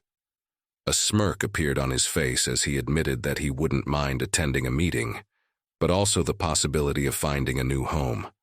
Standing at the top of the steps, he placed his hands on his sides. Now it seemed to him that the whole world, so mysterious and interesting, had opened before them. An irresistible desire awoke in his soul to plunge headlong into incredible adventures, exploring the outside world that the boys had never seen. There was a sense of freedom and boundless possibilities in every step. Qingming worriedly looked up at He Tu. Her voice trembled, for she understood what a serious move the guy was about to make. She couldn't believe that he had changed his mind on this matter. After all his life he had been afraid to go even a millimeter away from the protective talismans, and the outside world was so unknown to them. He too was worried that the girl had changed her mind about going, and couldn't resist asking a question. She answered nothing, a slight smile touching her lips. The girl looked in awe at her older brother, who had matured many years for her in an instant. When Qingming held out her hand to him, she confessed that she would be willing to go to the edge of the world with him, just to be with the person she cared about. Feeling the warmth from the touch of their hands, the guys were filled with courage for new discoveries. The next day, the expression on the boy's face was more determined than ever. He wanted to know if his little sister was ready to go on the road with him. She was just as focused and brave and ready to walk this path with him. The boys started counting down before taking an important step in their lives. Quite fearlessly, they moved on to the forbidden place. The wind playfully ruffled their hair, picking up fallen leaves as if welcoming them to a completely new and unexplored world. Their adventures were just beginning, and these places held many interesting mysteries ready to be revealed to the brave adventurers. With every step, they felt the magic of the unknown surroundings gently enveloping them, inviting them to explore the mysteries that lay ahead. Leaving their home, the boys did not feel sadness. They themselves did not know how long and strongly they wanted to take this step. After they went down to the lowest part of the mountain, the boys wrote letters that they pinned on the rocks in front of the entrance. Even though it had been so many years since their master had been gone, they thought it would be proper to leave him a note about what had happened and where they had gone. The girl and her boyfriend were heading towards the temple and stopped right in front of the gate. They scrutinized the notes left on the stones. The girl was surprised to see purple lightning in this place, which symbolized an immortal. She had no idea that this place could contain such powerful sages, but for the boy it was not surprising. He knew that many sages became hermits to practice their enlightenment in solitude. She leaned over one of the notes that clearly stated that they were heading to the Temple of the 5 Swords. The girl pondered the words, assuming that this was a man on the path to virtue, and they shouldn't have worried. The guy remembered that their Serenity Temple had also been invited to the 5 Swords School. They would definitely have to go there and try to hopefully meet this sage and ask for some sound advice. She looked over those notes some more, and decided it was time for them to hit the road. The boys bounced sharply off the ground, their feet coming off with ease, leaving behind them notes pinned on rocks. Their means of transportation were heavenly swords that could travel long distances in a very fast time. After rising up, the 2 disciples from the Serenity Temple set off on a course towards the 5 Swords School. The boys had already moved a decent distance away from their home. All the way, they had been discussing what treasure they could show off at the Five-Sword School when they had nothing like it. The young man came up with the idea of gathering a few healing herbs and figured that would be enough. When the talking subsided, everyone sank into their own thoughts. But a sudden strange noise caught He-Too's attention. He raised his head up suspiciously. What he saw stirred him too much. There were people flying on swords and they were heading in their direction. It startled him, and his eyes widened in surprise. Deciding that there was danger in front of them, the guy immediately turned around in the opposite direction and started running, seeking cover along the way. Qingming looked at him in incomprehension. He had reacted so quickly that she just didn't know what to do at this moment. Then the older brother reminded the girl of what his mentor had told him about strangers, how villains could appear on the streets and rob a traveler completely ruthlessly, and even worse, one could lose one's life at the hands of such villains. It was too strongly embedded in the guy's memory that now he worried about every encounter that could arise on their way. So it happened this time, especially this was their first experience. He too looked anxiously at the people who were actually approaching them instead of just flying past. His anxiety increased several times in his heart. The guy was extremely worried that they might have evil intentions. The protective dome could no longer keep them safe, making the guy feel too vulnerable. A moment later, the two strangers jumped down from their heavenly swords and landed not too far away from the guys. He too was startled when the stranger addressed them. Even though his voice was friendly, he too still saw these people as a great danger. These guys looked friendly. The guy's eyes were immediately drawn to their nameplates, in which was written all the information about their lives. Xian asked them politely enough about whether they were disciples from that temple on the mountain. The girl behind him was silently watching the guys. He too was in a state of suspense. He didn't think that they would meet strangers so soon, and even strangers who were masters of the golden pill. When he gathered his courage, he asked them the reason why they were asking such questions. A student from the Serenity School folded his hands in a welcoming symbol. A smile shone on his face, and he didn't seem to have any evil intentions. He admitted that he wanted to visit with his sister from the school. Jixia excitedly moved closer to her brother and whispered quietly in his ear about noticing that the girl next to the guy had better abilities than her. He too folded his hands in the same gesture to greet the strangers. He decided not to introduce himself with their real names, so he quickly made up new ones for them. He didn't want their identities to be exposed. Also, he didn't admit that they were disciples from that temple, but mere wanderers who were passing by. Qingming stubbornly regarded the girl who was standing against her, feeling somewhat annoyed. The guy's words caused some disbelief in the faces of the weirdos. They couldn't believe that a wandering monk could wander around in such a place with such abilities. Despite that, they continued to smile at each other. Thanks to his ability to see more than the rest of us, the guy was able to recognize that his lies had been exposed. But these people didn't give any sign. Xian continued to smile sweetly and spread his hands when he realized that he couldn't get anything more out of them. The boy's words that he and his sister wished to see the Taikyong School's mentor made He-Tu very tense. The guy continued to sweat, all his thoughts swirling about the fact that their master might be in danger. And also the guy realized that he couldn't stand up to such strong opponents in a fight.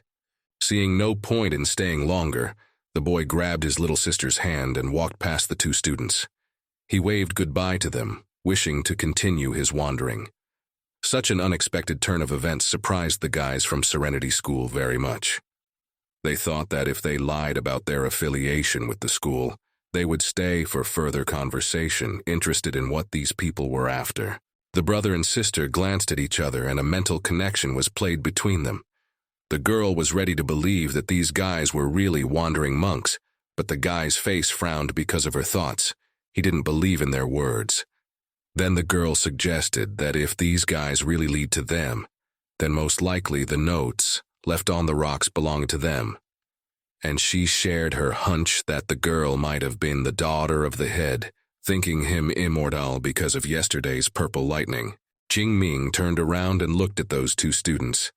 They were behaving strangely, because at first glance, Those two were just standing in silence, looking at each other, and at them. He too curled his lips and thought about his little sister's question, going over the guesses in his head. A hunch came to the boy almost immediately. He remembered his teacher telling him that students could have a telepathic link between them, so that they could talk to each other without saying a word. This ability was too cool, and it strained the boy more, as they now couldn't understand what their thoughts were about. He kept his eyes on the Serenity Temple disciples, their flags changing periodically, giving away their true thoughts. But it wasn't hard to guess from their faces what they were talking about. Suddenly, Xian pulled out a bottle from the folds of his clothes and showed it to the guy and girl. He told them that inside was a precious pill that helped those who tempered their qi. They wanted to present it as a gift to the Taiqiong Temple. It was clear from the flag that marked Haitu's eyes that he wanted to present it to these guys. Haitu's eyes widened in surprise. Such a pill wouldn't do him much good, but it was better than nothing. He was eager to get his hands on this vial as he felt it was very necessary. He too was not about to make such a mistake as Yan Wei had once done. He immediately walked over to the Serenity School disciple and took the bottle in his hands, while thanking him many times for such a generous gift. Before Zhang knew it, the guy was already rushing forward and waving at him. But Zhang was about to ask him a question that bothered him so much that he decided to even offer a spiritual pill in exchange. There was a lightness and elusiveness of the moment in the guy's departing silhouette, as if he was part of a magical world, where questions and answers danced together under the cover of mystery. He too smirked as he looked back at the guy. He didn't want to use force on them, so he decided to suck up to them by giving them the precious pill. But the guy still didn't want to talk to them anymore.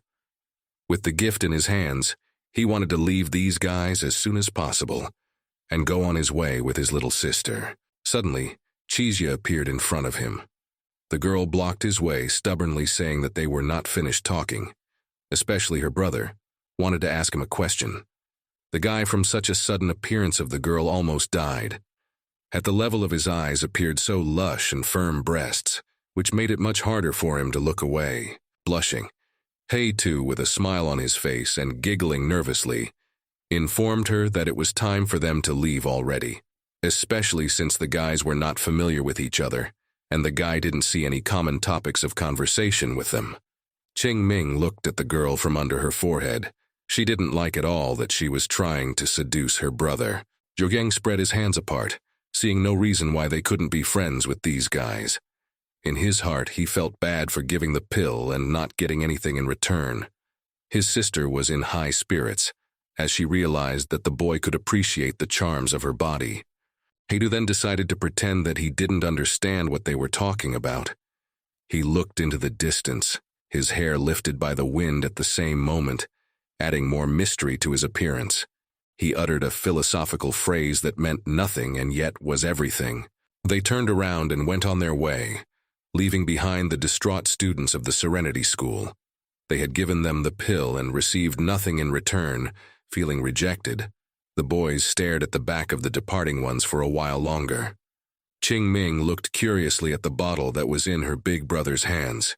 He explained what this pill could do and promised that he would give it to the girl. She was very pleased that her older brother had decided to give the pill to her. The girl's cheeks turned pink, but she thought it would be more necessary for her brother, so she didn't want to accept the gift. Left to themselves, Jiang and Chisa exhaled heavily. The girl didn't like Qing Ming at all, finding her too arrogant, but her brother didn't see anything wrong in it.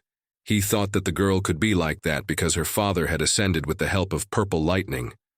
The disciples from the Serenity School once again used the power of the heavenly swords to stand on their blades and rose high into the sky. They were heading towards the Five-Sword School. They also hoped that it would be there that they would be able to meet these guys again. At the foot of the mountain is a town called Yunmen. The boys managed to beg the traveler to give them a ride to the town. They settled on the hay he was carrying, and their journey continued. A sense of lightness and freedom filled them, as the wind played playfully with the strands of hay, and the horizon of the heralded city beckoned, promising new adventures and uncharted possibilities. The man who kindly agreed to give them a ride shouted out that they were approaching a Lotus Mountain peak. The brother and sister clung tightly to each other. They had no idea that the area they would be traveling to would be much colder than where they had come from. He too sneezed loudly. Qing Ming opened her eyes. The girl hadn't even noticed that she had fallen asleep. Peeking out from behind a haystack, the boy gazed into the distance, trying to make out the Temple of the Five Swords. To his dismay, he realized that this temple was not located in the city, but on top of a mountain. They had yet to travel all the way to the top, gazing up at the majestic mountains, where ancient secrets and stories slumbered. The man stopped the cart and they stood on the edge of the mountain. He told the boys that this was the only way they could get to the Temple of the Five Lotuses, unless, of course, they could fly. There were huge metal chains stretching between the mountains, and the chasm was extremely deep. If they took a wrong step, they could immediately lose their lives. Qingming worriedly looked at the view in front of her. A strong anxiety took over the girl's body, as she didn't think that they would have to walk on the chains that sagged over the cliffs. In her opinion, it was very unsafe and caused panic fear. At this time, he, too, was thanking the charioteer for helping them reach this place. Having no money, the boy, with a very sweet expression on his face, decided to ask the man if he could pay him for the trip with medicinal herbs. At the same moment, the charioteer's face changed. Feeling cheated, he looked at the impudent man. Of course, he too had hoped that man would step into their situation. But it didn't happen. After receiving several brutal blows, the guy was shocked at how much strength that man had. He felt like he couldn't have beaten him so badly, but his body was burning with pain. Since they couldn't fly, there was only one path left for them to take them to the Five Swords Temple. Putting Qing Ming on his shoulders, he too gathered his wits and stepped onto the chain bridge. The girl was very much afraid that they would fall. She covered her eyes with her palms, unable to look down anymore. He too spread his arms out to the sides, trying to keep his body balanced. This path was too anxious and exciting. He couldn't afford to stumble, being responsible for more than just his own life. The girl, for some unknown reason, did not look well. He looked up at her and couldn't understand why her face was so flushed. She was breathing heavily, and beads of sweat were dripping off her forehead. This puzzled him too much. After all, he was the one walking on the bridge. But it felt as if Qing Ming was carrying him in her arms. A thought crept into his head that there was something wrong with the bridge. A few minutes later, they had already made it to the other side. The girl settled on the ground and continued to breathe heavily, trying to calm the pounding heart in her chest. He too stood a little to the side and decided to look at her features. Even though she didn't do anything, they had risen by 1 unit. And then he listened to his own sensations and realized with delight that after the purple lightning strike, his level hadn't changed at all, but thanks to this bridge, he could make a breakthrough.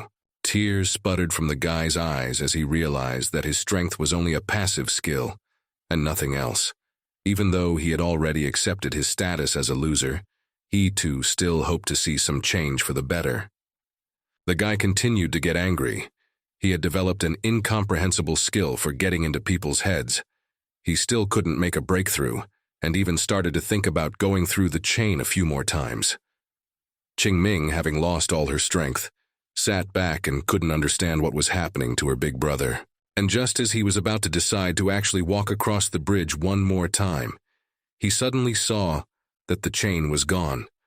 This surprised and puzzled him so much at the same time. After all, now, even if they wanted to leave this mountain, they simply would not have the opportunity to do so. The only thing left was to move on and find out what was going on. He walked with his head down, completely absorbed in his bad thoughts. He wasn't interested in the scenery or even where they were going. The guy's mood was completely gone. Qing Ming enthusiastically awed and pointed her finger forward. The girl wanted her brother to raise his head and look at what she herself had seen. In front of their eyes was an incredible view of the Five Sword Sect. The temples were located right on the mountain. It seemed as if they had grown on the spot when the Lotus Peak was created. Qing Ming couldn't believe that she had seen such something so beautiful. She was breathless with admiration and beauty. There were men seated in the hall. Only one of them sat on a higher poof, which emphasized his status among the other masters. In an instant, each of them felt something strange. It was as if someone had electrocuted them. They raised their heads and looked at each other in confusion.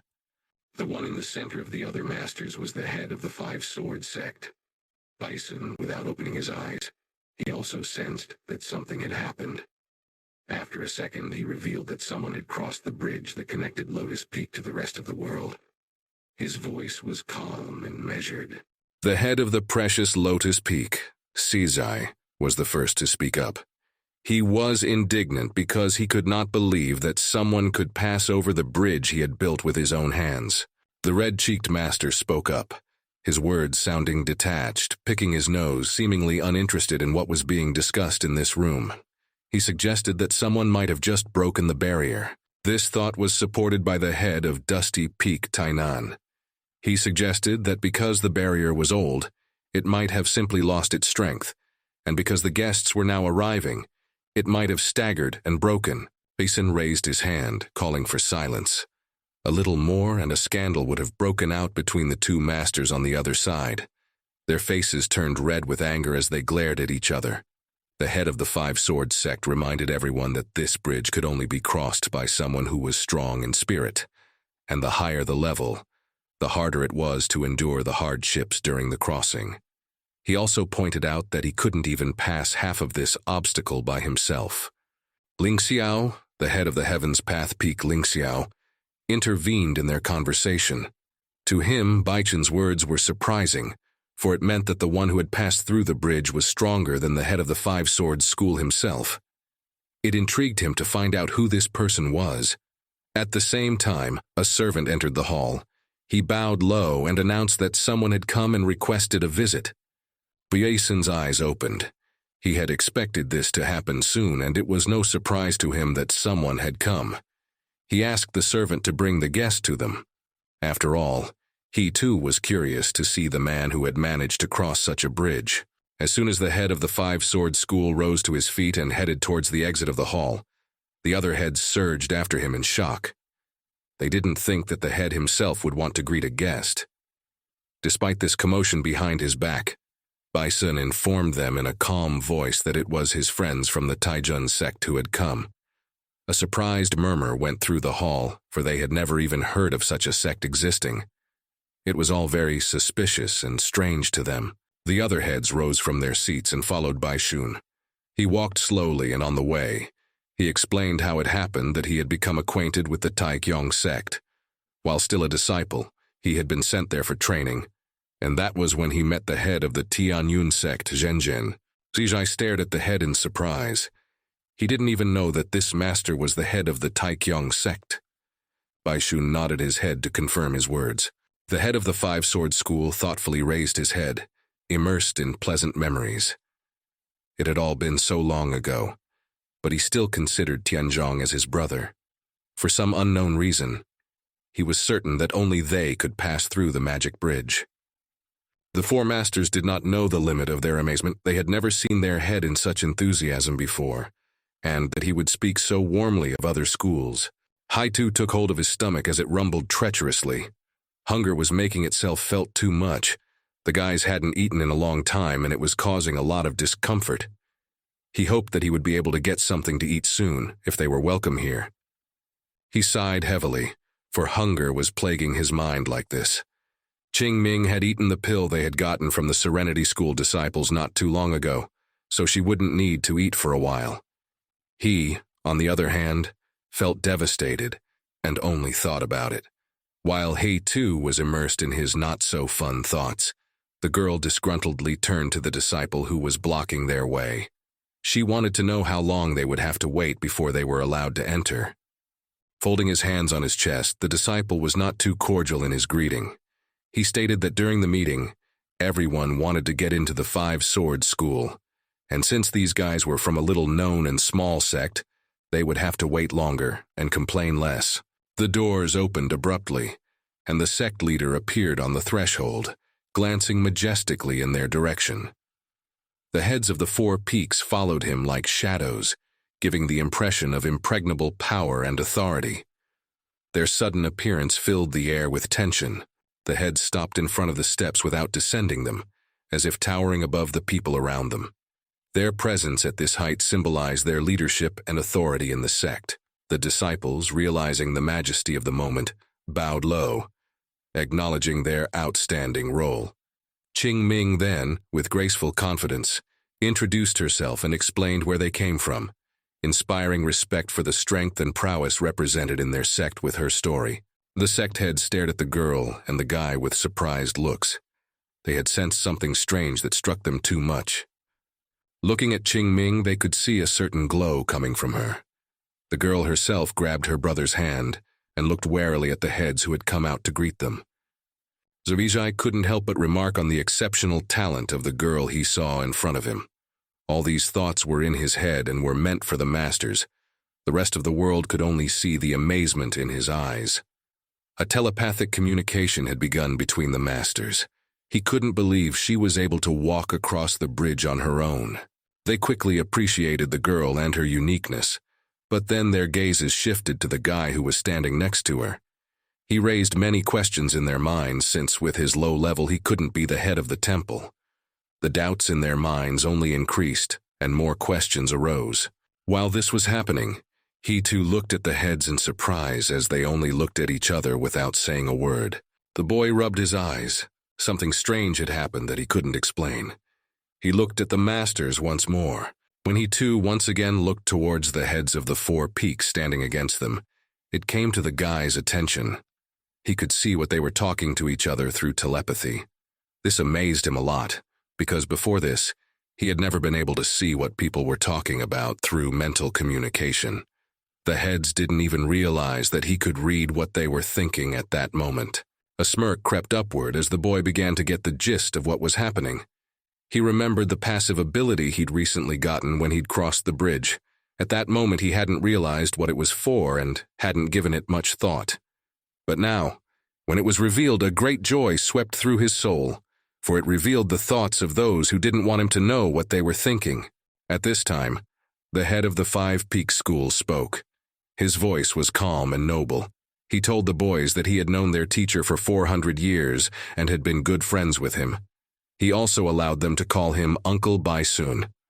A plaque immediately appeared in Heitu's eyes, revealing full information about Baisun. He too bowed in front of the head with a smile on his face and an enthusiastic voice, cheerfully calling him uncle.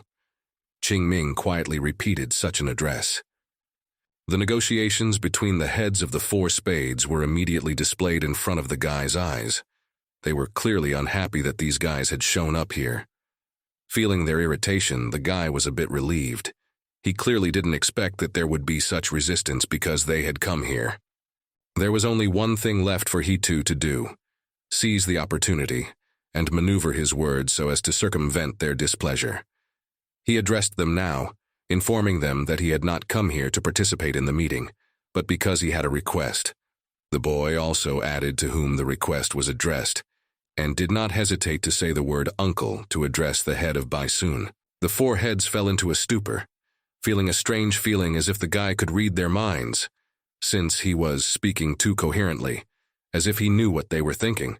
Of course they didn't like that, only they didn't even want to think that such a weakling could have the ability to read their minds. The head of the 5 Peaks School simply looked at the guys and didn't mind hearing the request that brought them to this place. Yidu fell to his knees in an instant and began to bow before the heads. He told the story of how their master had meditated for several days, after which their temple had been struck repeatedly by purple lightning. He also told the story of how their temple had collapsed due to a heavenly calamity, and their master had gone wandering. Now they were homeless and had nowhere to go. He said all this in a pitiful voice with tears in his eyes. Qing Ming glared menacingly in his direction, shocked by such a brazen lie, but didn't dare to contradict him. Saying all this, he felt no remorse. The only thing he was worried about was being able to summon purple lightning to this place. The heads began to talk amongst themselves again to see if this guy was telling the truth about their temple and what had happened to them. One of them turned to Jiazhu, who could guess with his fingers. He moved them vigorously and confirmed the guy's words. And then a report from Yan Wei came to mind, which matched the guy's words. All eyes were fixed on the head, who would soon say his verdict on the matter. He too smiled contentedly at his little lie. Even though it was a fictional story, the facts seemed to be on his side. A smirk flashed across his shameless face once again, showing his skill in manipulation and mastery of the situation. The head of the Five Swords School had made a decision, and his willingness to voice it was palpable in the air. With nobility, he gave the go-ahead, allowing these Taijun sect disciples to reside in their temple until their master returned from the wanderings he had gone on. This decision was an act of generosity and trust, epitomizing the inner values and mutual respect in the sect. This was exactly what he too expected to hear. He happily folded his hands in the correct gesture on his face and bowed gratefully to the head. The girl, all this while interrupting in silence, similarly lowered herself in a bow. A nearby student awkwardly pointed the two students to the side, inviting them to follow him to show them their new home. Leaving the square and the other heads of this school, the young man was very pleased with himself. He had skillfully taken advantage of the situation and managed to turn things around so that they now had a roof over their heads and food. He would think about the purple lightning a little later. One of the heads frowned as he looked at the disciples who were happily following the servant's instructions. He turned to Jiazhu, wanting to know who had crossed the magic bridge after all. The red-cheeked head of the Blue Lotus Peak looked carefully at his fingers, making several important movements. This manipulation showed him that the girl had crossed the bridge with a high percentage of probability. Behind the head of the Five Swords School, the other peak heads of the Five Swords School sighed judgmentally, as they believed that the girl had no place to be in a sect where the head was at a tempering level. This realization discouraged them. Bui soon raised his head and spoke. He had his own views on this situation, and he was already pondering how they could lure the girl to their Five Swords School. Saying that, he escorted the students with a glance. The servant led the boys to their rooms where they would now be able to settle in. He told them that there would be disciples from other sects in the neighborhood. He too was incredibly excited as he looked around the area with an enthusiastic gaze. These schools were very rich, as the rooms provided to him seemed very luxurious. Not holding back his emotions, the guy ran to look around his room. Qing Ming was much more reserved than him and did not express the same enthusiasm. As she stood there, the girl was sad that she would have to sleep alone in a place that was foreign to her. This was the first time she had ever been there, and it made her feel uncomfortable. Hai too, noticing her tension and what it was caused by, tried to lighten her mood by offering to sleep together. Qing Ming quickly agreed to it. They went to the room the boy had chosen for himself and laid down on the same bed. The thought crept into his head that, after a couple of years, they would still have to sleep separately, otherwise it would no longer be decent.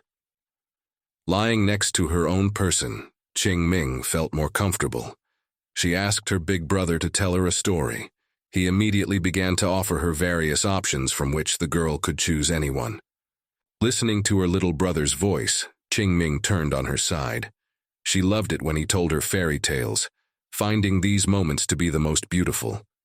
Not only was there wisdom in his words, but also incredible warmth, making their brotherly bond even more unyielding and precious. Except that his story didn't last any further than the introduction.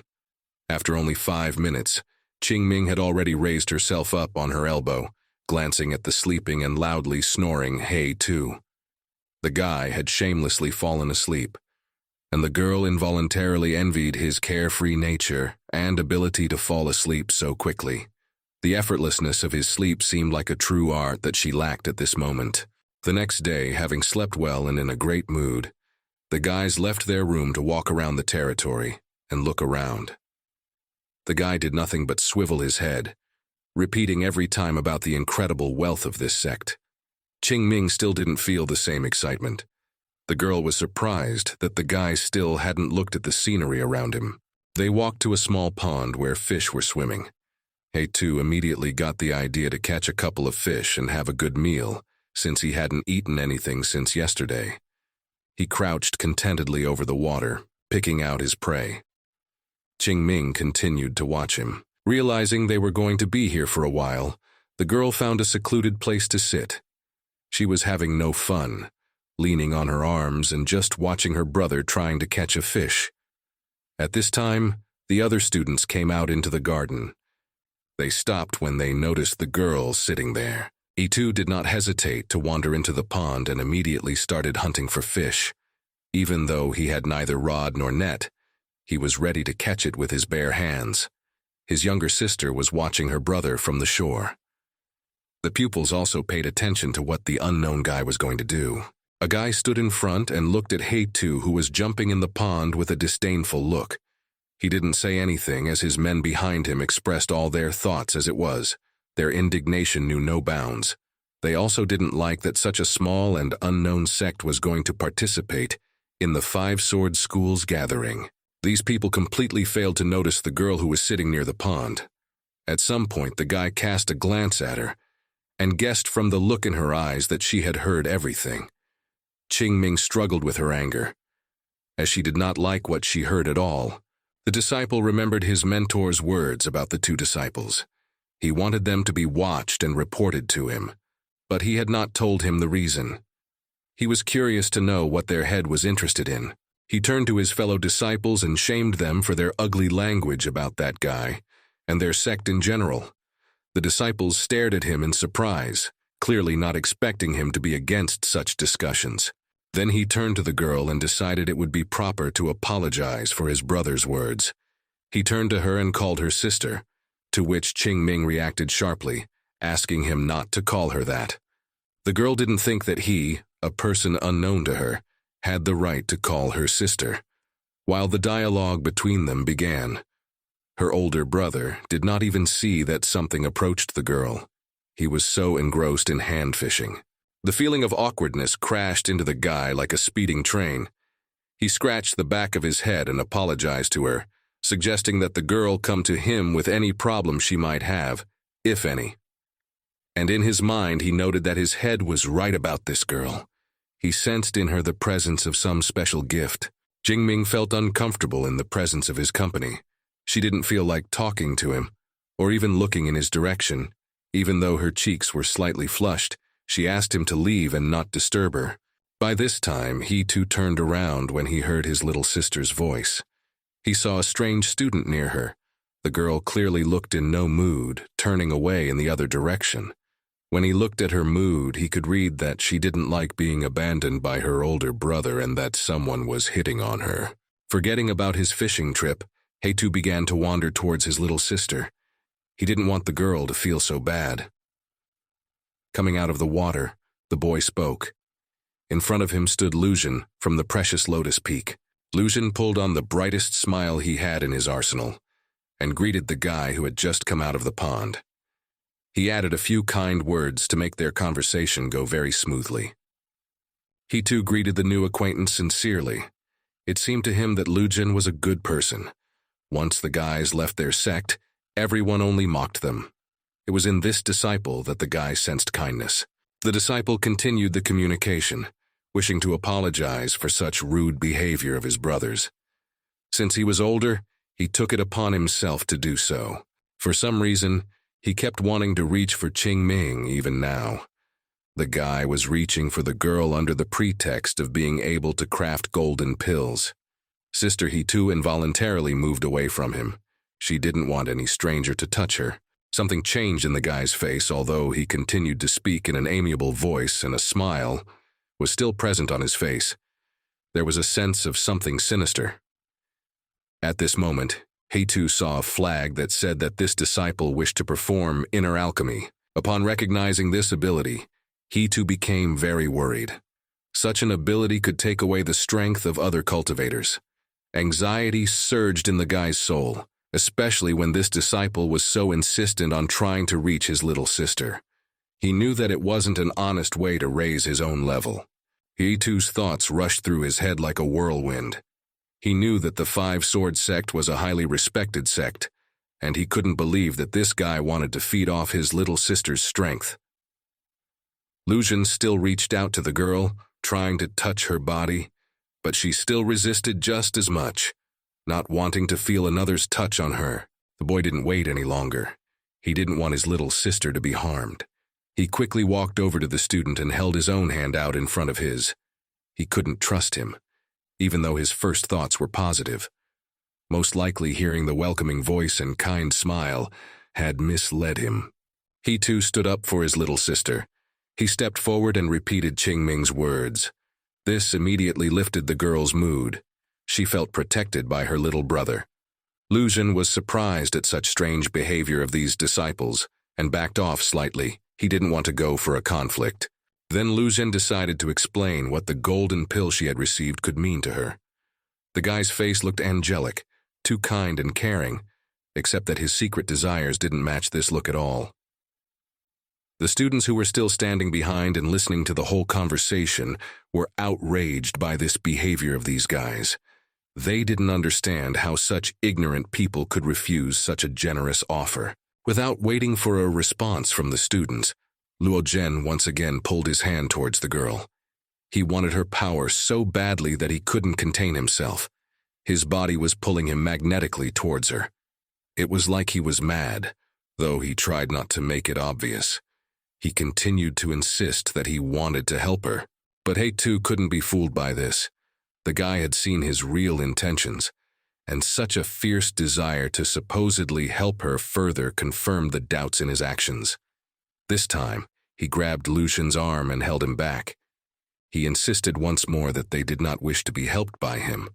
Apparently, this was a first for the apprentice, because a bright look of surprise froze on his face. Here was the real face of Lu Zheni.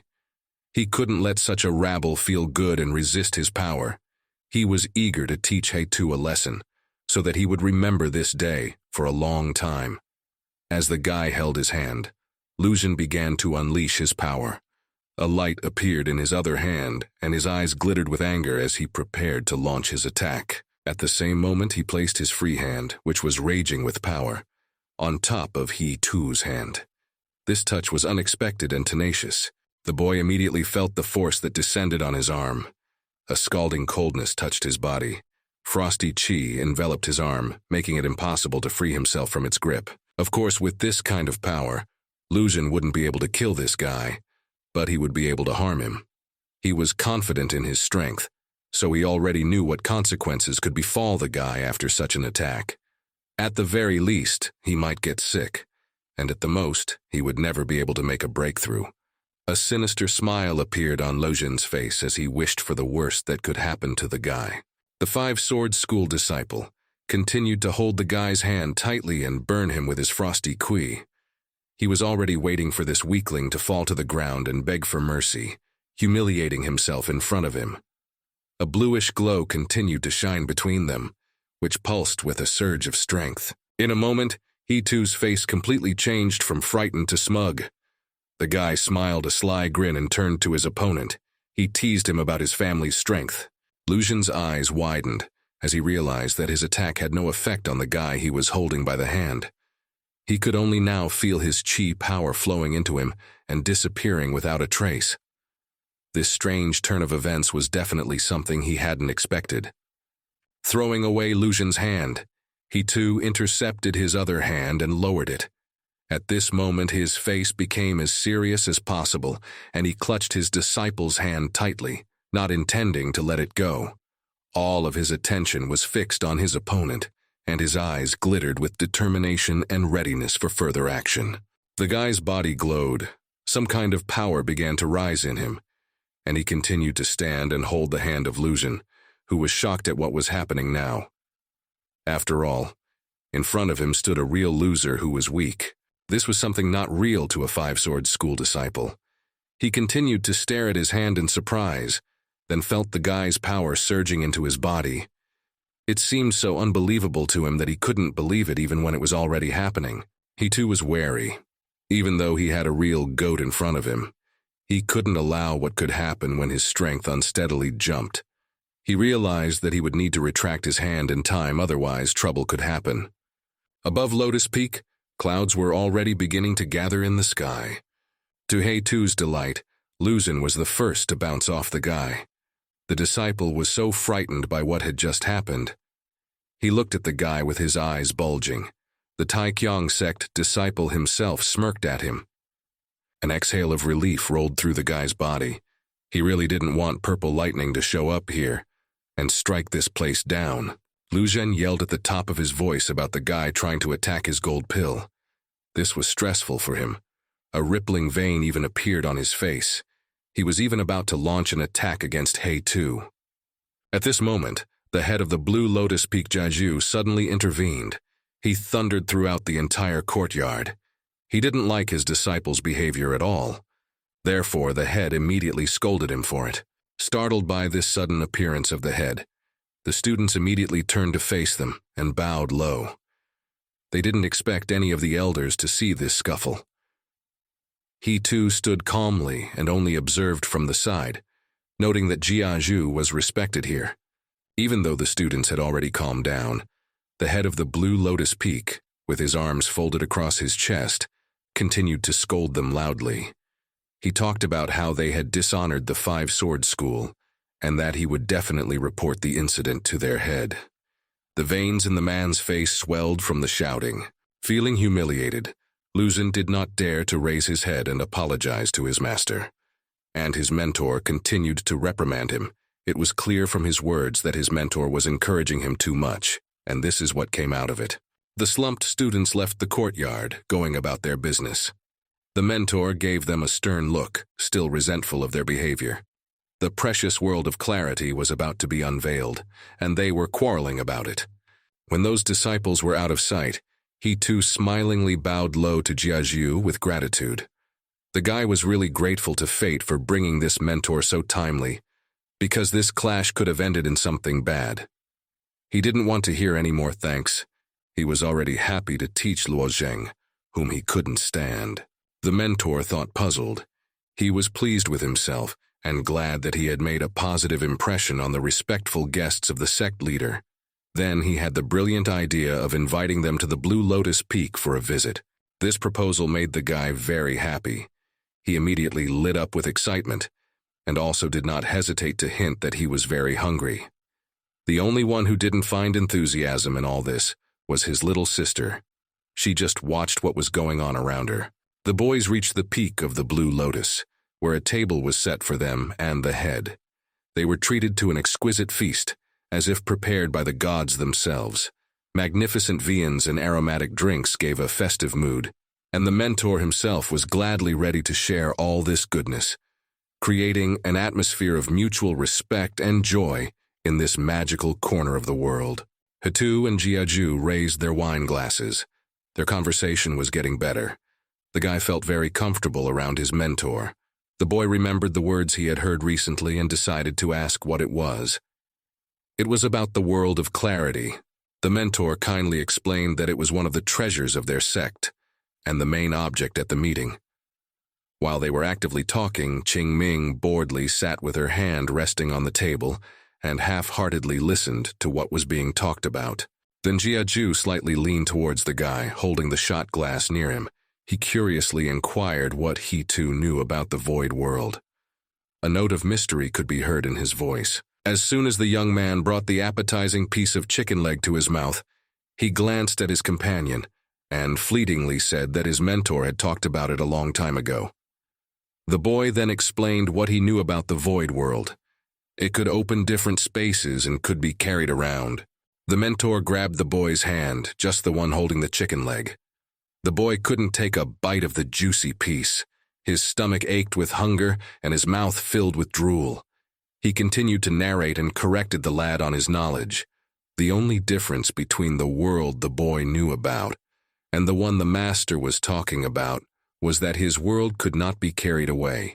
It had a large entrance. Since he too was interested and wanted to know more about this world, the mentor began to narrate. He raised a finger upwards to attract attention. It took a lot of strength for the sect founder to open this gate, and the world itself held many amazing things that were even hard to describe in words. Even though the lad's hand was no longer held hostage by his mentor, he was so interested in listening to him that he still hadn't taken a bite. The lad guessed that if this world was the reason for the meeting, it meant that it would be opened. He was very curious to know what treasures it held. The mentor smiled a smile with all his teeth He was only too glad that the boy was asking him questions. It seemed that he liked to be listened to, and now he had found the perfect listener. As soon as he started talking, he grabbed the guy's hand again, and he growled about wanting to bite that juicy leg. Lowering his voice and adding mystery to it, the master explained what happens at such a gathering. The sect would take out the key and then hide it in the precious world of clarity. Major sects would send their golden pill-level disciples inside.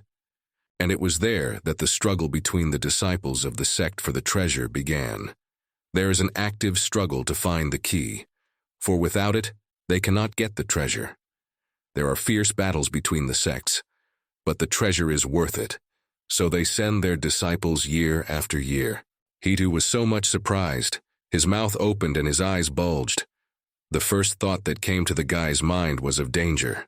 After all, there were real fights going on there that could easily lead to death. After this realization, the young man wondered if such treasures were necessary when one could be seriously hurt. The head of the Blue Lotus Peak was enjoying this conversation.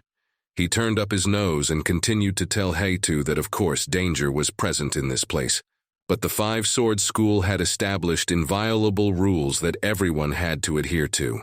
Since the rules stipulated that only disciples who were at the golden pill level would enter the world, they had almost the same strength. If one was injured, then that disciple was instantly evacuated. While telling this, the mentor swigged another shot of alcohol. The mentor continued to inform the boy about the rules of the competition, as he was well intoxicated and blushing even more.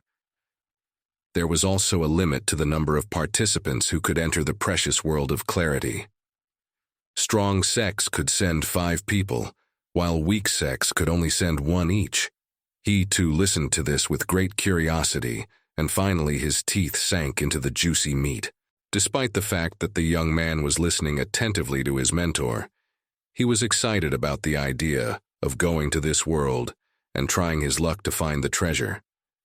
He even jumped up from his seat with joy. While Hai too was excited, his little sister continued to sit aloofly, completely uninterested in what was being discussed. Jeju changed his voice and said sternly that he too might not even dream of it. The young man was surprised by such a categorical attitude and could not understand why he received such a sharp refusal. Then the mentor once again reminded him of the conditions that had to be observed in any case and without exception. He also added that it was necessary to have an artifact of the gift. This was all he had told before, and he too felt as if he had been slapped on the head by such harsh conditions. Tears spurted from his eyes as he imagined how he had obtained his treasure. Dragon Lotus Peak. Lu Xian sat on the floor and looked at his trembling hand. There was still a mark on his palm from their clash with Hei Tu. It was as if invisible threads reminded him of the moments of the fight. The disciple sat in meditation, trying to bring his body to his senses. His inner state was filled with anger directed at the guy he was now suffering over. Concentrating on his breathing, he tried to free his mind from the swirl of emotions. Right now in his condition, he couldn't think of anything. His face creased with tension. Cold sweat was dripping off his face. He cursed the guy who let the spiritual power into his golden pill. The guy felt like his body was eating itself from the inside out. He felt like he couldn't handle it. A sharp, hitherto unknown to him pain hit him with renewed vigor. He couldn't handle it, and a thin cry escaped from his throat. He wanted to scream and howl because of the feelings that continued to overwhelm his body, as if an inner rebellion was bringing the excitement and suffering outward. His body failed and he crumpled to the floor, clutching his chest. Unbearable pain seized him, and he found himself in agony, like a cage filled with his own bodily suffering. Every movement of his body echoed with the sound of unbearable agony, creating around him an atmosphere of hopelessness and struggle with himself. With the last of his strength, the boy stood up. He fumbled in the folds of his clothes for a small brown box. With trembling fingers, he pulled it out. Someone at the door called out to him, wanting to know if he was all right. Apparently, the sounds he was making disturbed whoever heard it. Scared, the boy glanced toward the door and quickly replied that he was fine, as long as no one came in here. He opened the box with trepidation and took out a small golden pill. It glowed lightly with magical properties. His body shuddered again with spasmodic pain, a wave rolling from head to toe. He didn't want to do this, but unfortunately he saw no other option. He needed to back up his gold pill. With great difficulty, through the clenching pain, the boy reached for the pill and brought it to his mouth. He swallowed it a second later, feeling the hot, spreading warmth that permeated his body like a gentle oasis of relief in an ocean of misery. The boy sat down to meditate again. After taking the pill, he felt much lighter. It quickly spread through his body, slowing down the action of the spiritual Kuai. Even though he began to feel better, he realized that the pill he had just swallowed was beginning to lose its value. If it had been second grade before taking it, it had dropped to third grade in his body. Lucian's eyes opened wide with the rage that possessed him. He remembered the guy's face again, and couldn't believe that such a weakling could hurt his body so badly. The disciple was shaking with renewed vigor. He didn't know if he was in pain or if he was shaking because of the anger he felt. He also remembered the Blue Lotus Peak's mentor, who had embarrassed him in front of everyone. The hatred surging in his body, he was ready to explode. He clenched his jaws so hard scarlet blood trickled from his mouth. He cursed them all through his teeth. Despite his condition, he was energized by the thought of what lay ahead of him when his devious plan came to fruition. Lucian's lips stretched into a sinister smile. He knew that when he did what he had planned, everyone around him would die. It gave him the strength to look forward and move on. On the day of the gathering, when it was the winter solstice, disciples from the farthest sects gathered around the mountain in multicolored rays. Everyone wanted to participate in the meeting and go to the precious world of clarity. Jixia rapturously looked down from her height at the square where many people had gathered. In the center was a huge circle with a yin-yang sign in it. The head of the Serenity sect landed and looked back to the girl and reminded her of her manners. He was followed by his disciple Jian, and behind them were the other disciples, while the participants from the other sects were gathering around. The Five Swords sect head and the Peak sect heads had already arrived and were waiting to begin.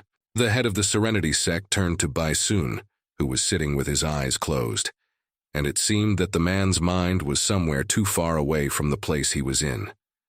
The major sects had already arrived at the meeting and were all dutifully waiting for things to begin. Jizya looked at her brother in bewilderment. She thought that everyone had already arrived from the main sects. For the others, it was also strange that head Baisun still hadn't started the meeting. There was an unhappy murmur from the participants and onlookers due to the unknown wait. Bizun himself opened his eyes and told the others in a calm voice that he was expecting someone else. Since he still hadn't arrived, it was too early to start. There was a reverent calmness and nobility emanating from the head himself.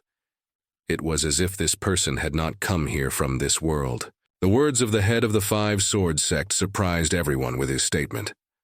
Since everyone had already arrived, it was unclear to them what kind of important guest Bison was waiting for, and why he was making such an esteemed master wait. Bewilderment and indignation once again rippled through the waiting spectators and participants. It was only when the announcer said the last person to arrive for this meeting that Baisun nodded contentedly when he heard the name of the Taikyong sect. It was the head of the Heitu temple that he was expecting, which was the reason why this meeting had not been started yet. Xingming bowed her head to her brother and quietly reported that everyone was only talking about him. He too himself, however, was not happy about it. He felt awkward because of all the attention that Baishun himself had drawn to him. People were discussing him in an unhappy tone because they thought he was a big shot, not a boy from a little-known sect. Basin rose from his seat and spoke, spreading his arms. He greeted everyone present and reminded a few rules that pertained to today's gathering. It was about the artifacts that the participants were required to have, as well as their skill level. A golden pill.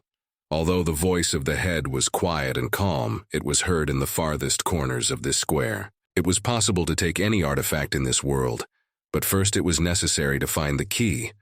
Only with it, it was possible to leave the world and take all the treasures with him. The speech was proclaimed, and Basin made several active gestures with his hands. folding them into special symbols, each of which signified the opening of a gateway to the world of clarity. A bright golden glow lit up on the last symbol. The power from his hands flowed into this world. When the last of the final symbols was recreated, the golden glow became more intense. The wind blew past the sect head and the heads of the spades. All 4 of them stood behind Bison and supported him with their strength. Only the 5 of them could open the precious world of clarity. Everyone put in a bit of their own energy and supported the opening of the gate. Something unimaginable began to happen where the yin-yang symbol was. The power of all 5 chapters poured into this symbol, filling it with its own energy. An amazing, powerful energy was felt. Those who saw it for the first time were at the peak of their emotions, as they had never seen anything more marvelous and beautiful in their lives. At the place where the sign had been, a gate began to grow. They were tall and wide like a mirror inside, which rippled and played excitedly. The head of the Serenity sect watched the opening of the gate with excitement. He was anticipating his school's great victory and wanted the students to give their best to represent his sect. The boys watched with the same emotion. Everyone's stomach was fluttering with excitement inside. They were eager to prove themselves, find the key, and be able to return to this world with precious treasures. Xian held out his hand with a bottle in it. It was an artifact from his school, white dew nectar. This was the gift he wanted to give to the gate for letting them in. A golden light poured from the student's hand where he held the vial. A long beam of light streamed toward the gate, flying into the swirling, uncharted space. Thus the precious world of clarity accepted the gift from the Serenity School. The golden glow itself demonstrated that the gift was of the first grade. It was an unreal sight, and everyone watched with bated breath. He too couldn't help but appreciate such a precious thing like white dew nectar. He nodded knowingly several times. Qingming herself was not too impressed by this. The girl continued to look at the scene with a detached look, as if she had seen such a sight almost every day before. When the gate accepted the gift, 5 golden rays burst forth from within the world of clarity. On the stone that stood not so far away, letters appeared, forming the names of those who would travel to this mysterious and magical world. The head was pleased with what was happening. He grinned as his students were enveloped in golden light. The rays that came out of the gate enveloped the disciples in its warm light, and they rushed into the treasure world. Their master really wanted the disciples to give a decent impression of their sect and make it even more famous. Xiang was the last to go. He bowed to his mentor. All 5 disciples from the Serenity sect had entered the precious world of clarity. It was as if they had dived into the water, disappearing into the abyss of the unknown for the other spectators. Everyone was satisfied and eager to see the netherworld as soon as possible, as well as try their luck at obtaining the treasure and the key. Hidu enthusiastically continued to look at what was happening. He wanted to go to the world of clarity, but he realized that they weren't ready for it yet. He dreamily told his little sister about how it would be nice to find a gift for this gate and go there. Qingming herself boredly rested her chin on her hand. The girl did not think it was so delightful at all, and did not see the point of risking her health for the sake of trying to obtain a treasure. The man sitting next to the boys had unwittingly overheard their conversation. He slanted his eyes in their direction, but spoke as if it didn't concern them. For some reason he thought his opinion was important, and spoke about he too's dreams in a light that made it seem as if the guy wasn't worthy of even thinking about. The precious world of clarity. He too couldn't leave such a statement, so he cast a sizing glance at the man. From his clothes, the guy immediately recognized that he came here from the Serenity sect, but he was not among the 5 disciples who went to the world of clarity. With this, he too decided to tease the tongue-tied man. The man stuck his nose above his head, folding his arms across his chest. Even though he wasn't accepted this year, he would take a chance next year, and for a guy from a little-known guild, there was no such chance. Apparently, he too's words hurt him so much that the Serenity sect man continued to express his opinion about the guy. He glared at him gloatingly and reminded him of his tempering level, which was still at its lowest division. Behind the master's back, chuckles were heard towards the guy. Even though he too was now the head of his sect, he was indeed at the lowest level of tempering. Despite the master from another school trying so hard to hurt the guy's pride, he didn't give in to such a provocation. His reply was quite simple and generalized. Qing Ming looked unhappily at the man who dared to speak ill of their sect. Her chest cringed, and the girl felt the urge to kick such an insolent man. While the world of clarity was working, Basin himself continued to talk about the rules and how the world worked. As he did so, he also reminded that he was in control of all matters. The head of the Five Sword sect didn't finish his sentence as Jiazhu jumped to his feet behind his back. The head of the Blue Lotus Peak sect goggled his eyes, and with an outstretched finger started shouting that something had gone wrong, and wanted to urge the others to look in the direction he pointed. Another bright golden beam erupted from the gate, and the name of a sect no one expected to see appeared on the stone. Taikyong and He Tu's name shimmered in golden letters. An anxious murmur spread across the arena. At the same moment, a golden beam descended on He Tu's body, and he magically began to lift off the ground. It was so unexpected for the guy that he didn't even immediately realize what was happening to him. Qing Ming stared in horror at her little brother who was being carried away by an unknown force. The people sitting near them were also looking at him with anxiety and misunderstanding. They began to resent him, as the guy's sect had not given a gift artifact to the world of clarity, and also he too himself did not have a gold pill level. Bison was no less surprised at what was happening now. He looked anxiously toward the boy, who was being hurriedly pulled toward the gateway to the precious world of clarity. In the sect leader's mind, many thoughts rushed through his mind. When the essence of what was happening began to reach him, the Five Swords sect leader jumped up from his seat and headed towards the gate. His heart trembled with anxiety. He couldn't let the guy get to a place where he would be surrounded by disciples many times stronger than himself. The other peak heads just started to jump up from their seats, not realizing what had just happened. They continued to stare in surprise at the golden beam he too was flying in, unable to break free of it. He too was no less stunned by what was happening, as he was approaching the gate more and more fiercely, and there was nothing he could do, no matter how much he wanted to.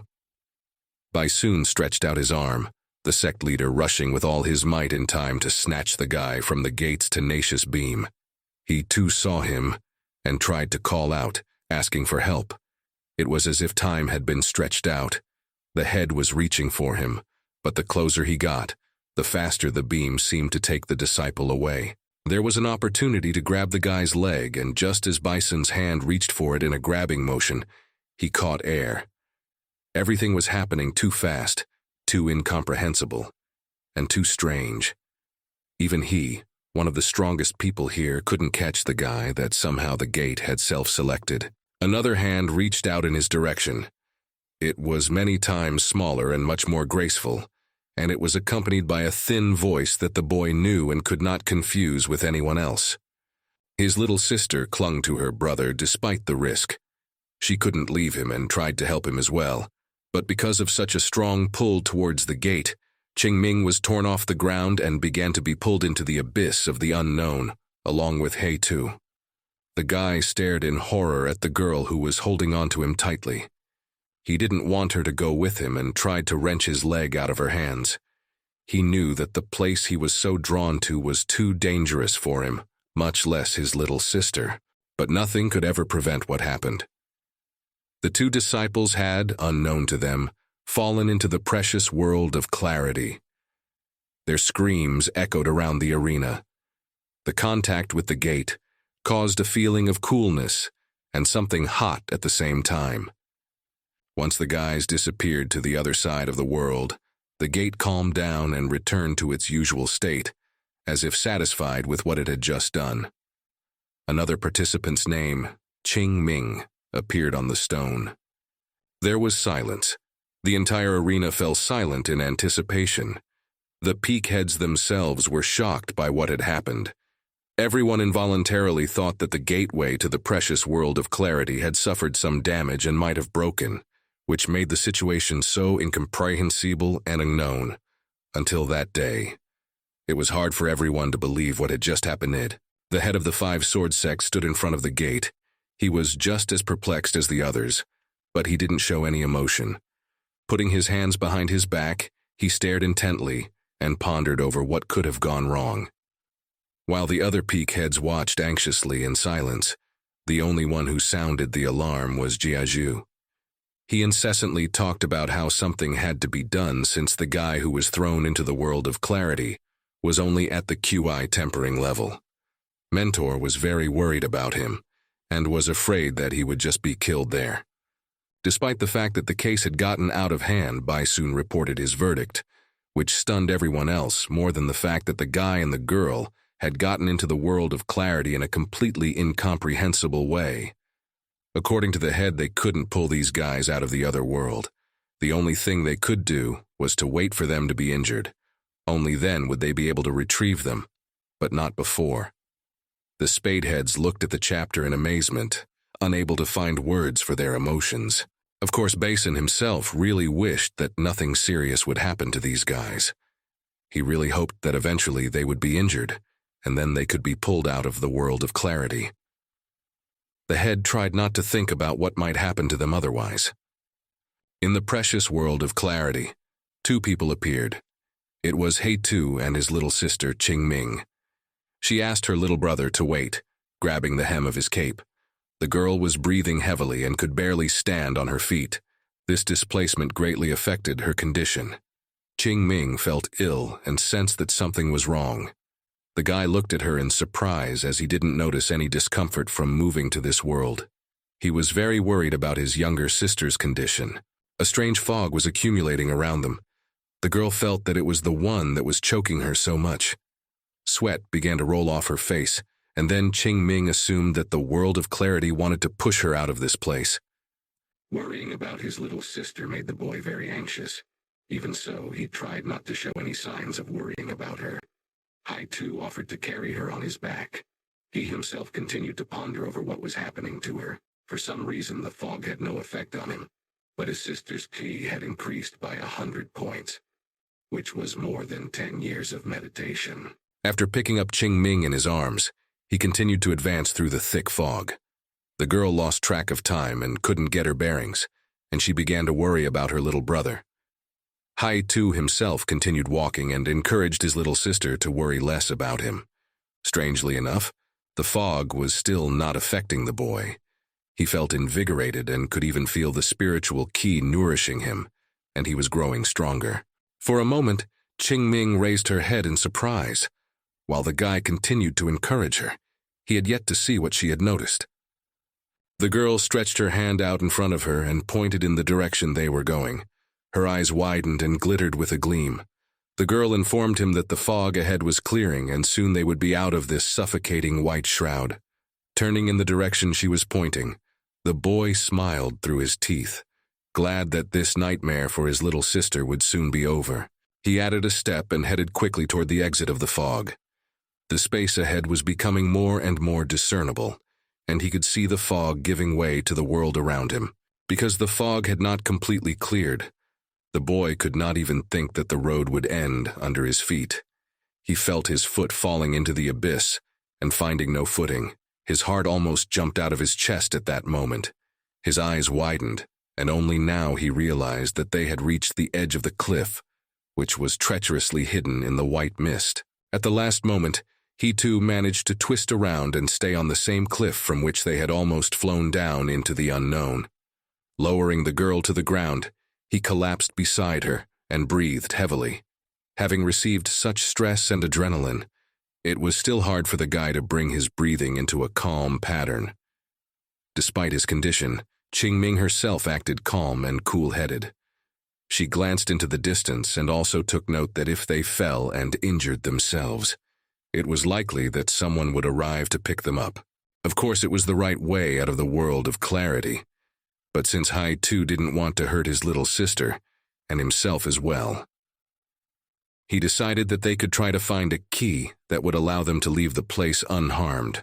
Qingming lightly smiled. At this moment, a light breeze blew, developing her snow-white hair. The girl didn't care how they would get out of this place. She only thought that she wanted to be with her brother, no matter what happened to them. The girl's words touched the boy to the core. He was very pleased to know that he was the only person she cared for, and despite all the fears and risks, this little girl had dared to go with him into this unknown and frightening world of danger. Strange and terrifying sound, combined with a sense of unease, made the boy look around sharply. His gaze caught sight of a magical orb hurtling towards them out of nowhere, glowing with pink and purple sparks like an ominous comet. It brought with it an ominous swell of excitement, coloring the misty surroundings in mysterious shades of horror. He too looked at the approaching ball with horror. He needed to think of his next actions in 1 second. The cliff the guys were on collapsed from the impact of the magic ball. A terrifying rumble was heard. The rock they were standing on broke off with a crack, and a column of dust rose where the collision had occurred. The whirlwind of events filled the air with excitement and fear of the unknown.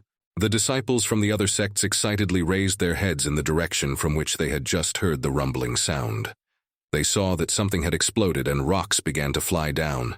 None of them had expected that such an event could happen, and their gazes reflected a mixture of surprise, fear, and incomprehension at what was unfolding in this mysterious world. Jinyan managed to see that the guys from the Taekyong sect were there. He watched in horror as the boys fell from such a height. He immediately wanted to go there and help. Grabbing their little sister and holding her tightly against him, the boys carried downward at a terrifying speed. He too immediately realized that this was an attack, and someone fiercely wanted them dead. Right now, he was most worried about Qingming, who had her little arms around his neck. The girl was too scared. The boy looked up and noticed the dark silhouette leaving the scene. The boy looked up and saw the dark silhouette leaving the scene, and promised himself that he would take revenge on the offender who had decided to try to kill them in such a vile way by stabbing them in the back. The excited disciples of other sects rushed towards the place where the rocks had collapsed. Xiang shouted in a broken voice that they were too late and could probably do nothing. Chizia stared in horror at the rocks that piled up the bodies of people. She couldn't believe that a little girl had died in such a horrible way. Tears came to the girl's eyes. Even Luozhen was in horror at what had just happened. Even though they had really rushed to help, they were unable to do so. And when hope had already left their souls, at the same moment the stones began to move. This meant only one thing, that those who were buried beneath them could move, and therefore were alive. Chizia gasped in delight, unable to believe that they had somehow managed to survive after such a terrible fall from such an incredible height. Hetu and Qingming got to their feet after throwing the huge boulder away. They started coughing loudly because of the dust they had inhaled under the rocks. The boy was covered in abrasions, while his little sister looked uninjured at first glance. The students could not believe their eyes. They looked with delight at the boys who had survived. It was a miracle that they were even practically unharmed. Qishi's excited cheers erupted. The girl clamped her hands over her mouth, trying to contain her own emotions. She wanted to jump for joy. She had no idea how much excitement she had gotten over people she didn't know very well. The first to approach the guys was Ziyan. Aside from the shock he felt when he saw the guys alive, he was no less surprised by their interruption at this place. When those were far away, the guy still doubted what he saw, but now standing so close, he couldn't believe that the low-level guys could enter the precious world of clarity. He too awkwardly scratched the back of his head. He didn't know how to explain the fact that they were in this world. The guy awkwardly started laughing and spelled out all the things that had actually happened. He himself was wondering what had happened, since they didn't fit under any of the conditions of passing through the gate. At this time, Qingming was watching the disciples with squinted eyes. The girl didn't trust them. He then immediately decided to add that they didn't have any artifacts. Waving his hands anxiously, he hoped that these guys wouldn't decide to attack them. There was a tinge of worry and wariness from his words, as the situation around him became unpredictable, and he tried to avoid any misunderstandings. All this time, only Ziyang had been talking to them. The guy chuckled nervously and decided to assure the guys that they wouldn't attack them. The others also started smiling in a less than sincere manner. Everyone had their own thoughts on the matter, but no one wanted to give them away. They had to play a strategic game now. He too himself was able to see their communication amongst themselves. It was not what he expected. After all, the other students, despite his honesty, didn't want to believe his words. The guys saw that they had decided as if the guys had some kind of protective artifact with them that could save them from such a terrible fall. And also, they were already plotting how they would be able to get it.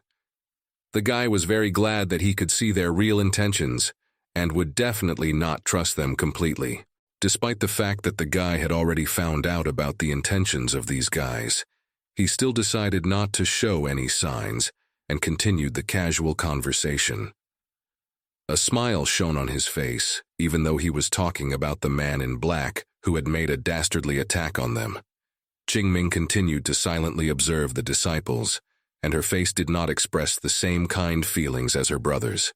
Xian spoke quickly and worriedly. He admitted that they were just following that man in black, and that was the main reason why they had appeared here so soon.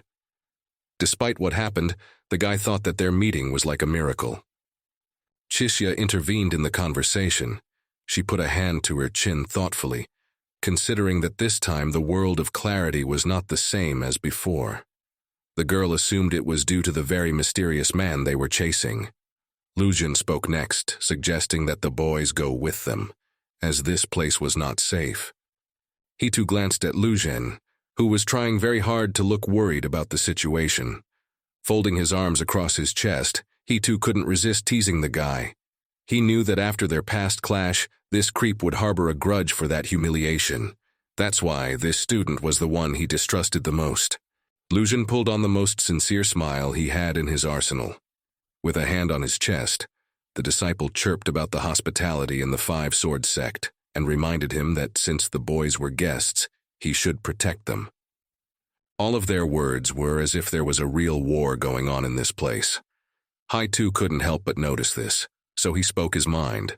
The disciples didn't refute his words, as they knew exactly what was going on here. In any case, if they were injured, they would definitely be evacuated. Zane looked anxiously towards Heitu and the girl. He didn't know how best to present this without scaring them even more. But since it was difficult to veil and brighten up, he reported that there had already been one death in the world of clarity. This time it wasn't like other years. That was why they were so excited. These words caused Heitu to be not fake shocked. Even Qingming stared at her disciple, not believing what he had just said. After all, when the guy had discussed the world of clarity with the head of the Blue Lotus Peak, he had been able to be assured that there had never been any deaths in the precious world yet.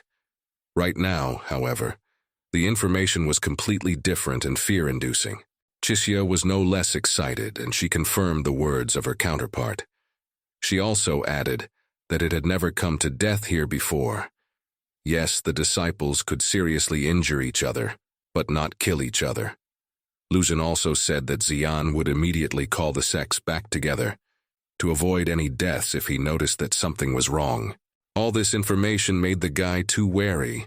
He decided to find out why this was the case.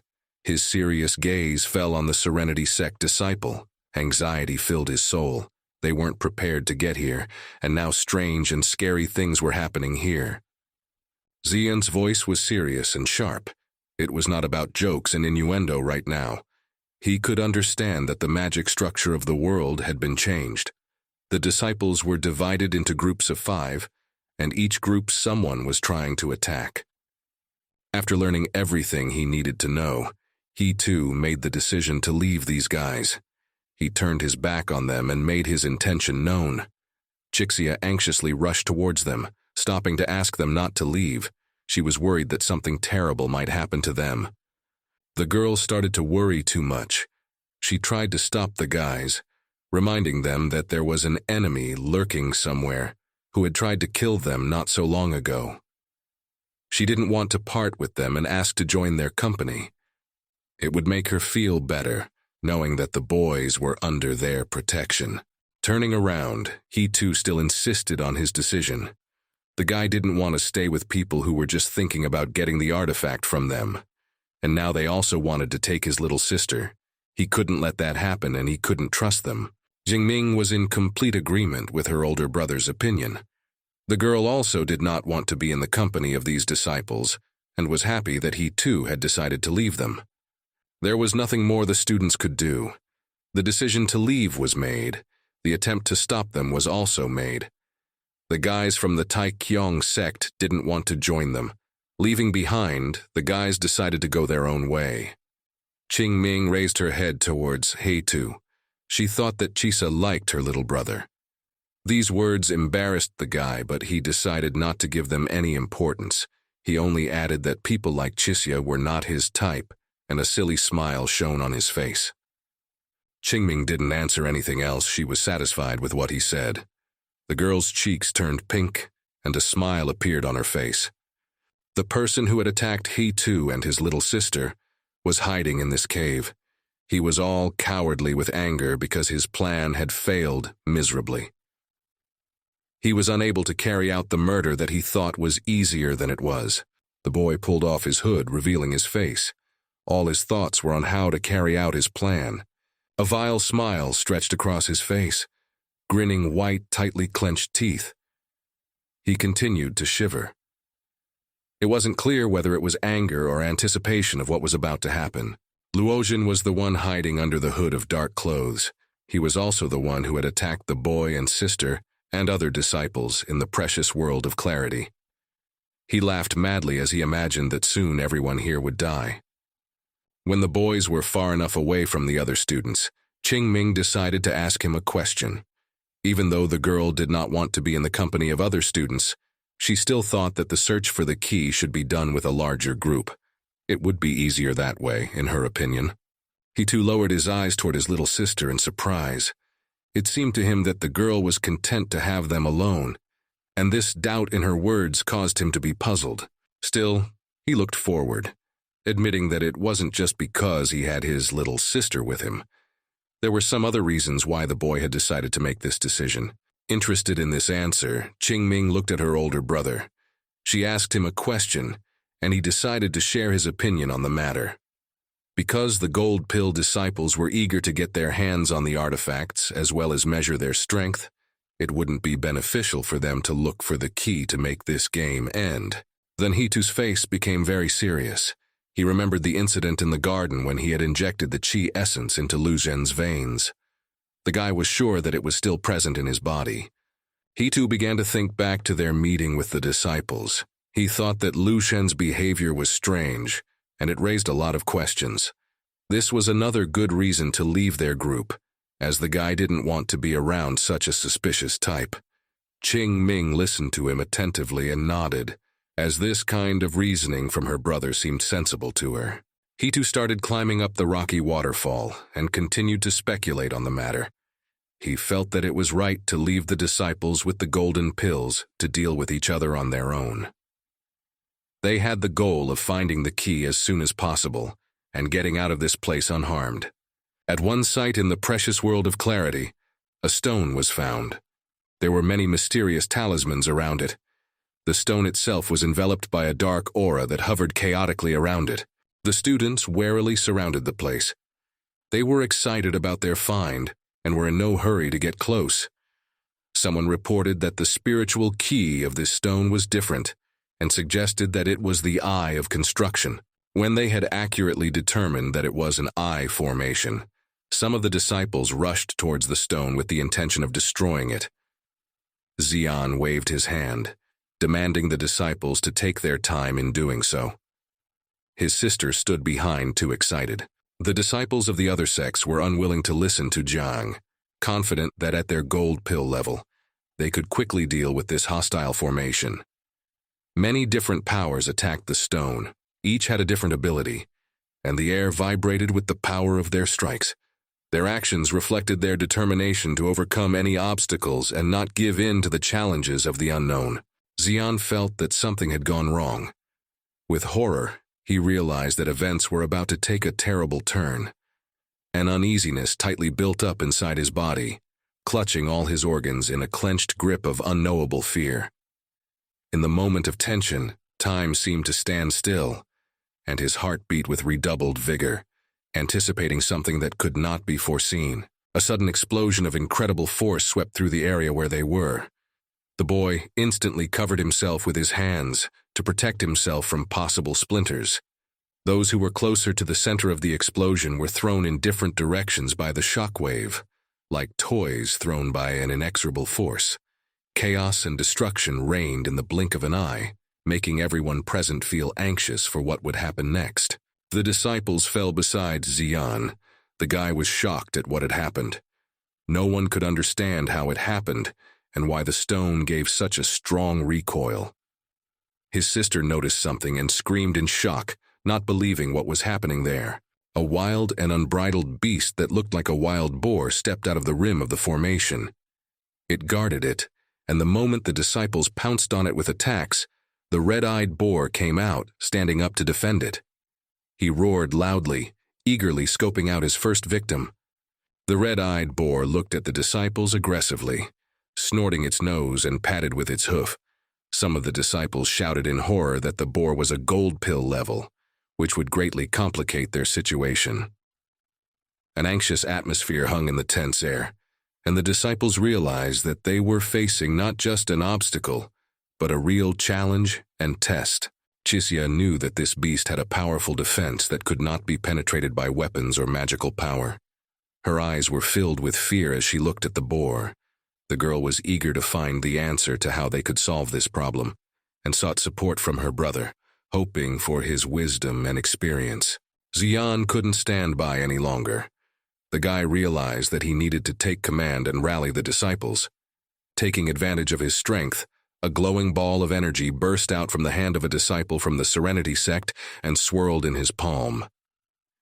He urged the other disciples to attack the beast together, believing that this was how they would be able to overcome its defenses.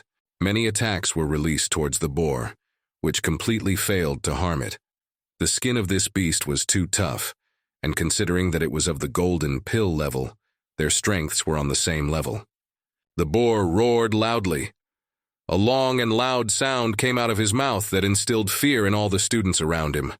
Some, through the roaring, shouted to try to divert his attention and lower his defenses so that the others would have a chance to make another attack and try to crush this beast.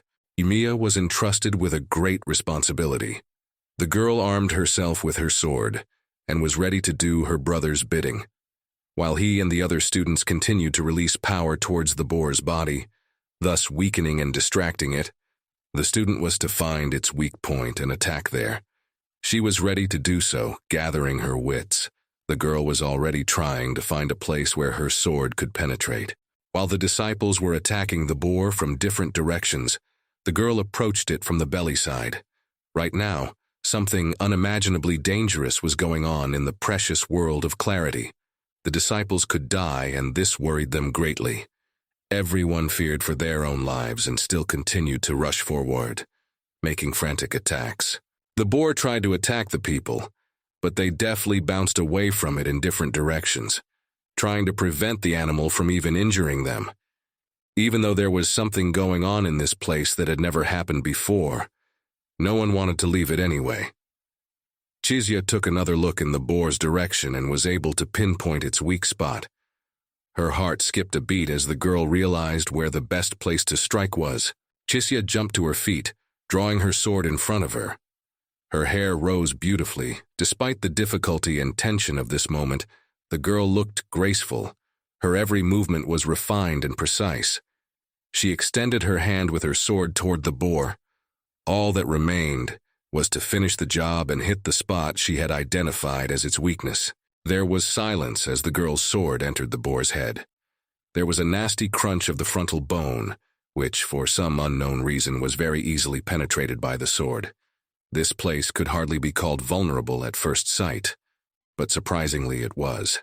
To everyone's surprise, the sinister boar was defeated. Chixia managed to kill it with just one correct action. Of course, the girl could not have done it without everyone's help. Only by group and teamwork, they were able to achieve such success and defeat an enemy whose level was on par with theirs. The guys enthusiastically greeted the girl. Now that the beast had been defeated, and the eye of the formation was no longer guarded, it was safe to destroy it. A few students, this time with some apprehension, stepped forward and struck the stone. It exploded, shattering into pieces as it should have done. The others stood back and watched intently as it was destroyed. Everyone was on guard in case another beast would appear. A guardian. Xian was very satisfied with the work he had done. He looked at the students who were smiling with joy. The boy turned around, looking for his sister, trying to find her with his gaze. He shared his future plans, which included further destruction of the formation. The girl stood with her back to him and did not react to her brother's words. When no sound came from the girl, it greatly alarmed her brother. Xian abruptly turned to the girl, wanting to understand the reason for her silence. After all, this was a great rarity. If she had been fine, she would have boasted non-stop about how she was able to defeat the monster. The moment he looked back, his eyes widened as he saw a girl with a sword in her hands coming towards him. He couldn't believe it and couldn't even react quickly, because his brain refused to accept the fact that his sister was trying to kill him. The girl's sword went through the guy's body. The girl herself had no emotions. Her face was petrified, and she did not recognize Xian as her brother. Xian felt the blade abruptly start to leave his body. The girl pulled out her sword, holding the guy by his shoulder. He felt an incredible pain, unable to even breathe at this moment. Shock took over his mind. A moment of reality flickered in Xiang's eyes, where pain, fear, and surprise merged into one overwhelming wave. The Serenity sect disciple saw his sect sister and couldn't understand what had happened to the girl. He looked in her direction with horror. Pulling the sword out of his body, she began to swing towards him to deliver the final blow that would make his mind finally fade away. Everything was jumbled in the guy's head, the throbbing pain interrupting the thoughts that jumped chaotically from one to the other. Realizing that if he did nothing, Chizya would commit cold-blooded murder. Despite the pain and the blood that flowed profusely from his wound, the guy managed to break the sword girl's hand. She was out of her mind. Something had possessed her. Xian had no other explanation. The guy noticed out of the corner of his eye that the same thing was happening around him. The students started attacking each other for no reason. While he was holding the girl, he noticed how the other students started to use their magic in full force, not thinking at all what the consequences would be for those who would receive such a blow. Everything was being done with the intent to kill.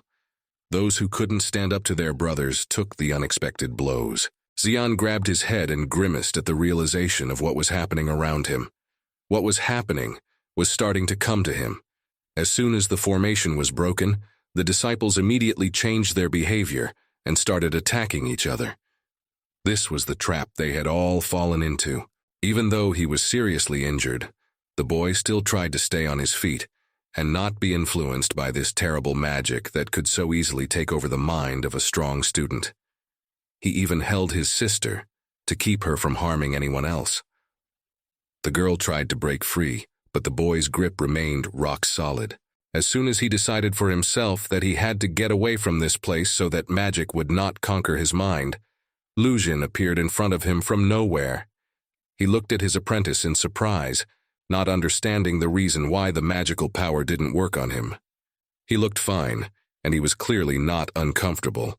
On the contrary, his face was expressing a kind of pleasure at what was happening here. Lu Jin's face changed in a matter of seconds, a sinister smile stretching his lips.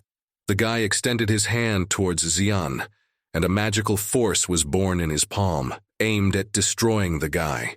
A tense energy hovered in the air, creating an atmosphere of struggle between magical forces, intertwined in a sinister dance of fate. Completely not expecting such an attack from his friend, Xian did not have time to dodge. The guy's attack hit the target, and the Serenity sect disciples flew aside. Scarlet blood spurted out of Xiang's mouth, and at this moment, the picture of the fight took on a tinge of horror and betrayal, shattering their former world. There was no more room for wonder in the boy's mind. He only wanted to know why Lu Jin was doing this to him and the other students. It was already clear to him that everything that had happened in the precious world of Serenity was originally set up by Lu Jin. Rising through the pain he felt with his whole body, the guy felt that the culprit was standing at his back and watching him intently. At this time, He too and his little sister crouched down for a break as they climbed higher up the waterfall. They looked around at the area that opened up in front of them. The little girl marveled at the vastness that opened up from where they were. Her only concern was where they could find the key when this world of clarity was so vast. Her brother was similarly enjoying the beauty of the place, somehow unafraid of the difficulty that arose before them. He looked somewhere in the distance and reminded the girl of the essence he had infused into Lu Zhen's body. The boy was sure she was somewhere in this world.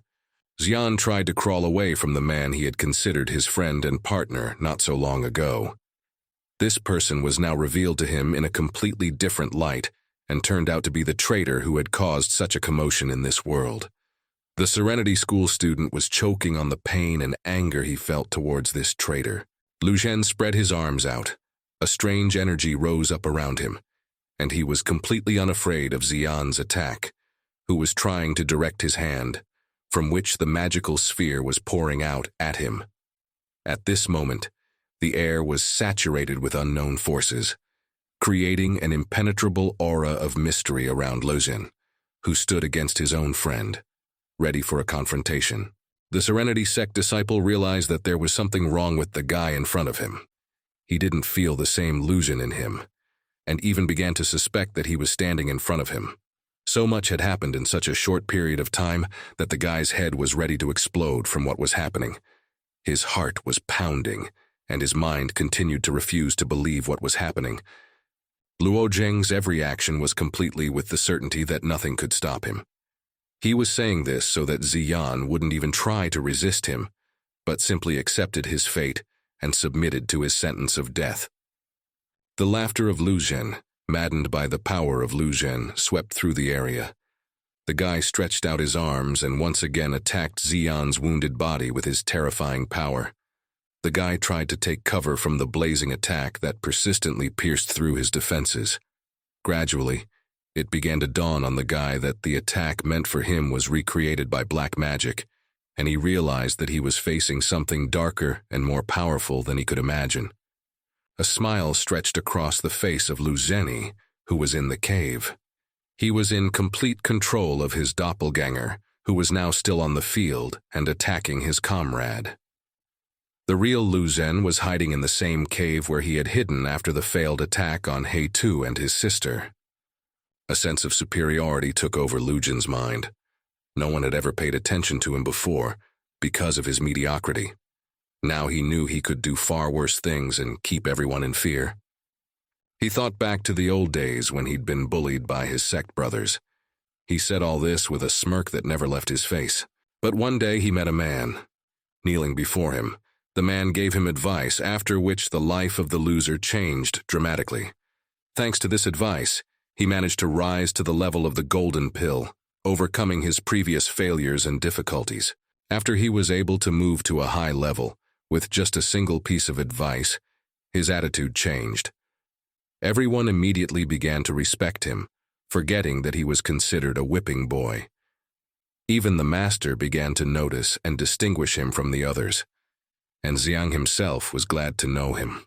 All these thoughts were swirling in his head, and now he felt an incredible surge of sinister joy that he was in complete control of the situation and everything was going according to his plan. He was so overwhelmed with emotion that he could barely contain himself. He plunged his hands into the ground and thrust his fingers in with force. He didn't care that he was using black magic. He only cared about power.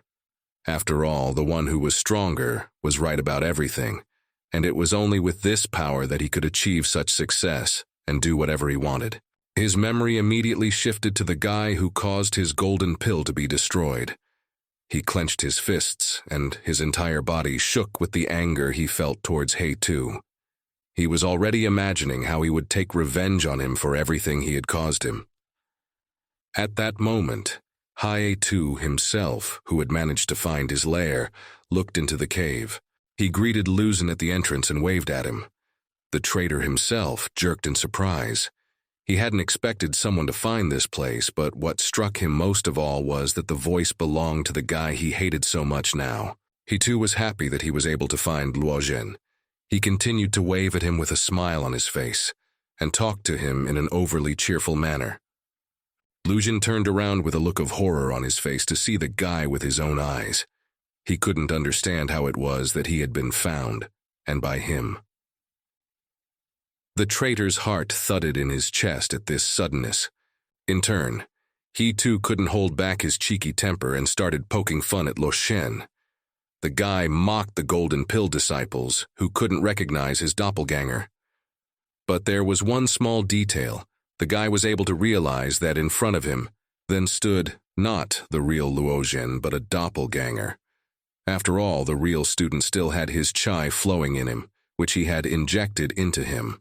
Of course, this immediately pissed the guy off, and without warning, he decided to attack the student who was bothering him. He jumped up from his seat and used his magic, sending a golden beam towards the boy, rushing forward to terminate his life. Lujin's anger could not be conveyed in words. He too was having fun, dodging his attack and enjoying the fact that he was making his opponent mad. As it turned out, because he had injected his chi into him, he had managed to ruin the golden pill that Luozhen had been given by a certain lord. These words further enraged He too.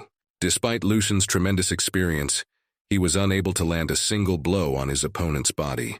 He too continued to dodge his attacks, and also managed to taunt the traitor, which made him even angrier. With magical power swirling around Luzhen's hands, he too bounced away from him and threw a sharp phrase at him. After the guy learned of the existence of the lord behind Luozhen, everything fell into place. It was clear that he wasn't the one who planned such an incident in the precious world of clarity. His anger grew even stronger in the traitor's heart, and he was very angry, wishing nothing more than death for the boy who kept teasing him. Lujin was hurt by his words, especially when it came to his power. He was disgusted that some loser dared to underestimate a great student like him. While his anger was crumbling his soul, he too successfully waved at him and rushed away from the cave. There was only one problem for Lujin, and he was going to solve it immediately. He wished to kill the brat who was preventing him from realizing his plans. Putting his hands together in the right gesture, the traitor grinned. Behind him, translucent copies began to appear and flickered behind his back. This was a special technique of the Five Swords sect, which the guy was going to use on the sect leader Taikun and finish him off once and for all. He too saw this technique in action for the first time and looked puzzled at the three identical opponents. His heart skipped a beat as all three of them rushed towards him, each of them having activated magic power in their hand and wanting to destroy the guy as soon as possible.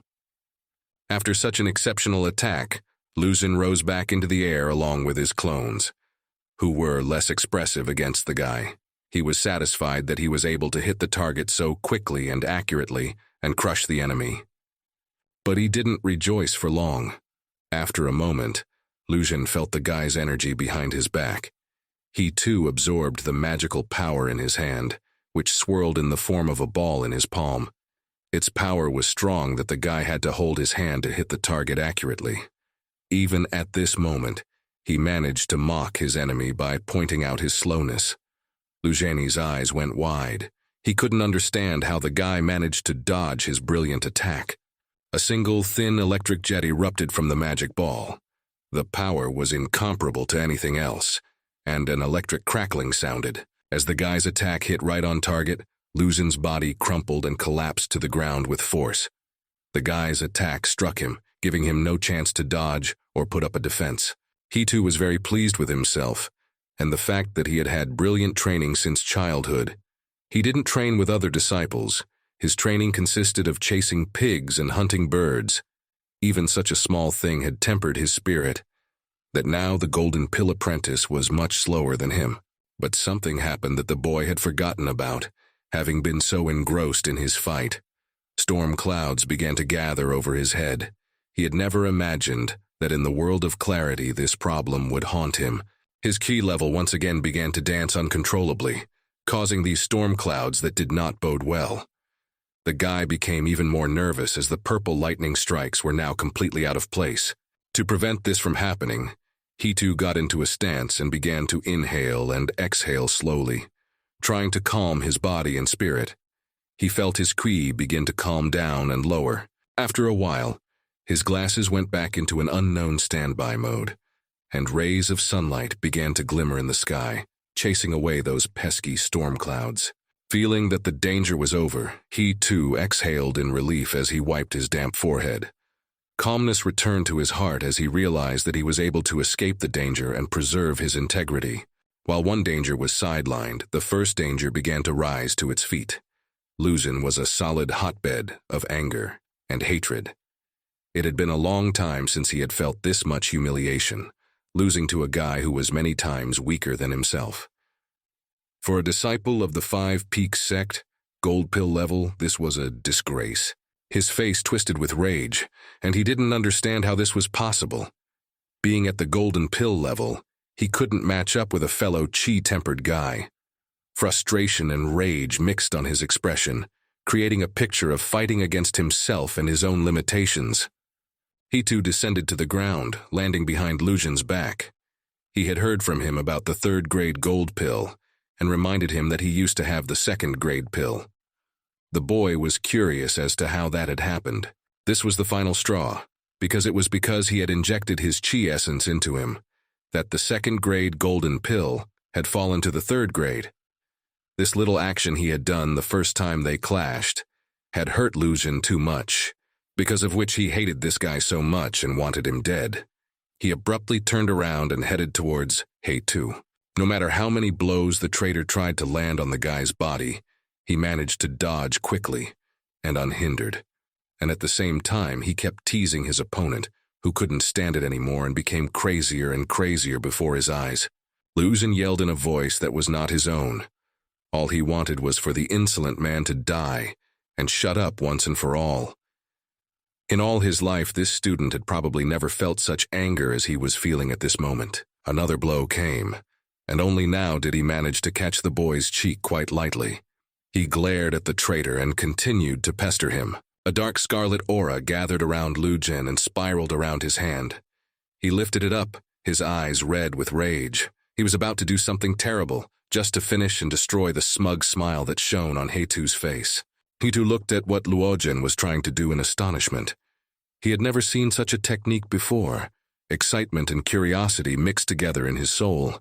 Every strike with the blade he created from energy was accompanied by a scream and an order for the guy to shut up. He too had to project a real shield. It was translucent with a gentle blue color. The young man put it in front of him, covering his body from the enemy's frantic blows. A bright rage played in the traitor's eyes. He kept repeating endlessly that he would destroy the boy. It was already sounding like a mantra in his head. Forgetting about his goal that had brought him to the precious world of clarity, he completely immersed himself in the duel with this loser. He would soon crush.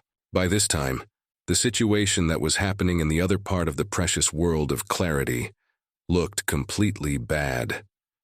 Another blow was delivered to Xian's tired and injured body.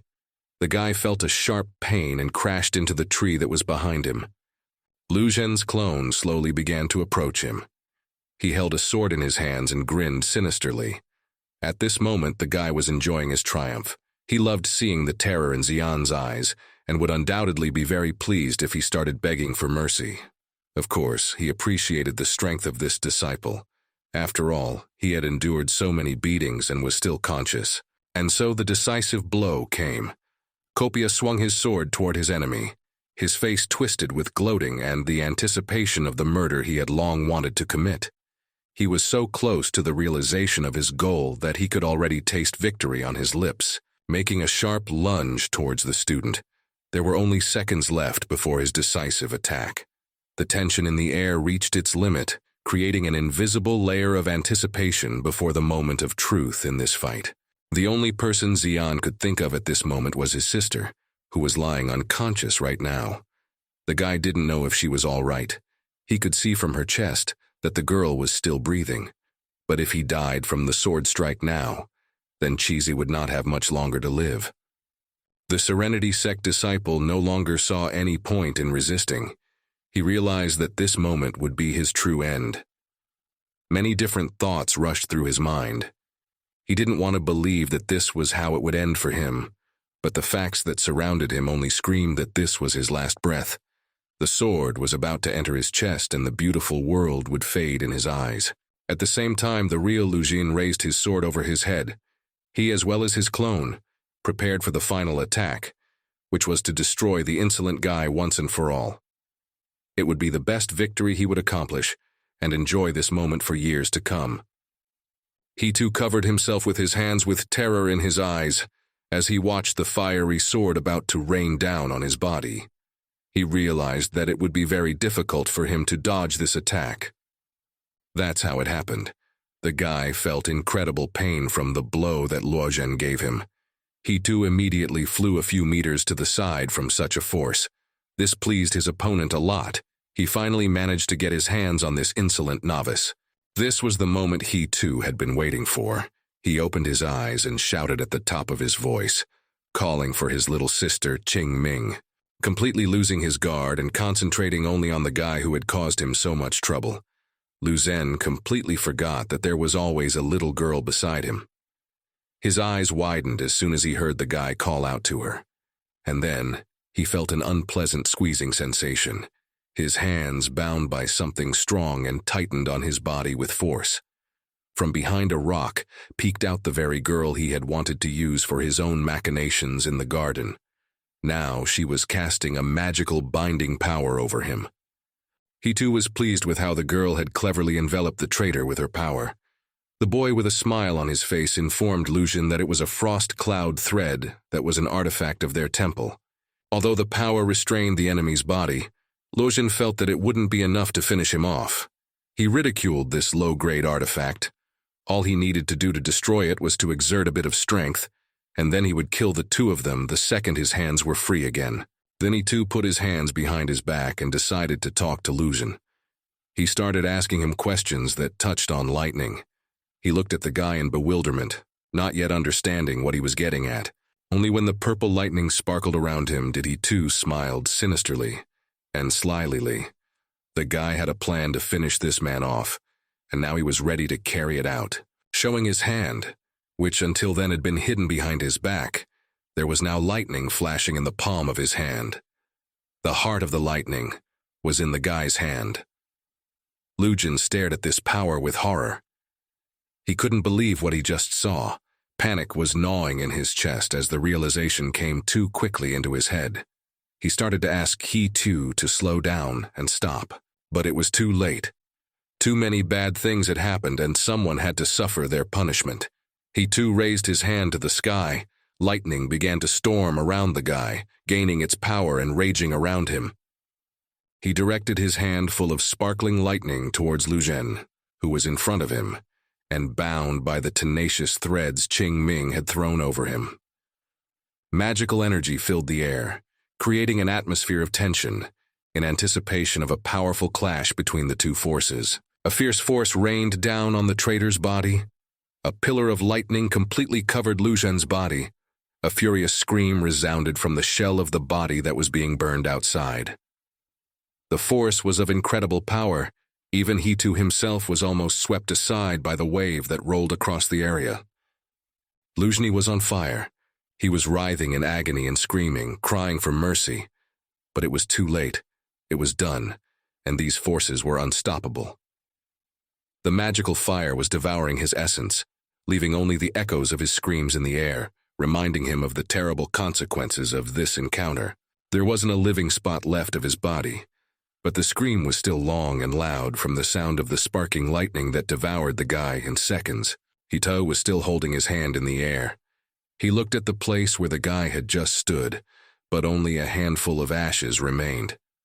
Unable to hold back, he stunnedly exclaimed profane words. He was so much surprised that he couldn't even believe that he himself was able to perform this technique with such power. It was also so powerful that they were now in a crater that was created because of his strike. Staying in shock, the guy tried to realize when he was able to master the lightning heart technique so well that it struck the enemy with such force. Qing Ming looked completely calm, and her voice sounded somehow ordinary at this moment. The girl decided that it would be worthwhile for her brother to remind their original plan. After all, he only wanted to injure Lu Jin and find out where the key was hidden. But something had gotten out of hand. He too remained standing there, staring at the pile of ashes in shock, not understanding how he had managed to incinerate this traitor. He felt resentful because of this. Of course, the guy was glad that he had such power, but now it was clearly not good for him. At this time, his little sister sat down on the ashes and looked at the remains of the guy. She picked up his sword and also tried to calm her brother down. The girl really thought that he too had only managed to sizzle him because the opponent was weak. After a second, she saw something that made her eyes shine. Tossing the handful of ashes, a shiny object caught her eye. She lightly flicked the ash off the object, and a small golden key that shimmered playfully in the sunlight came into view. Doubting her find, the little sister turned to her brother and decided to show him her find. At the same time, the students started a real war among themselves, under the influence of the magic trap Lujin had set for them. The boys attacked each other, completely out of control of their actions and minds. They had only one goal: to kill everyone. The copy of Lujin kicked Xiang's limp body with his foot. The traitor decided to tell him what would happen next and what his plans were. As the power of the curse would grow stronger and stronger, the power and minds of the strongest members would fall under the onslaught of the formation. They will all die, and then it will be the turn of the old men who are left on the other side of this world. It was something that brought him pleasure. Seeing the suffering of the others was like a sweet dish to him. The traitor enjoyed this moment, looking at the defeated Serenity Sect disciple.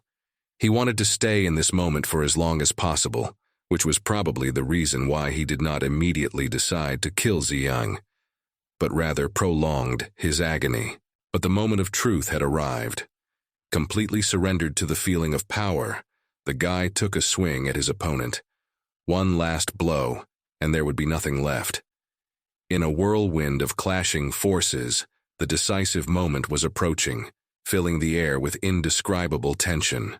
Feeling death approaching, Xian turned away, unwilling to look at Lujin's face that was too close to him.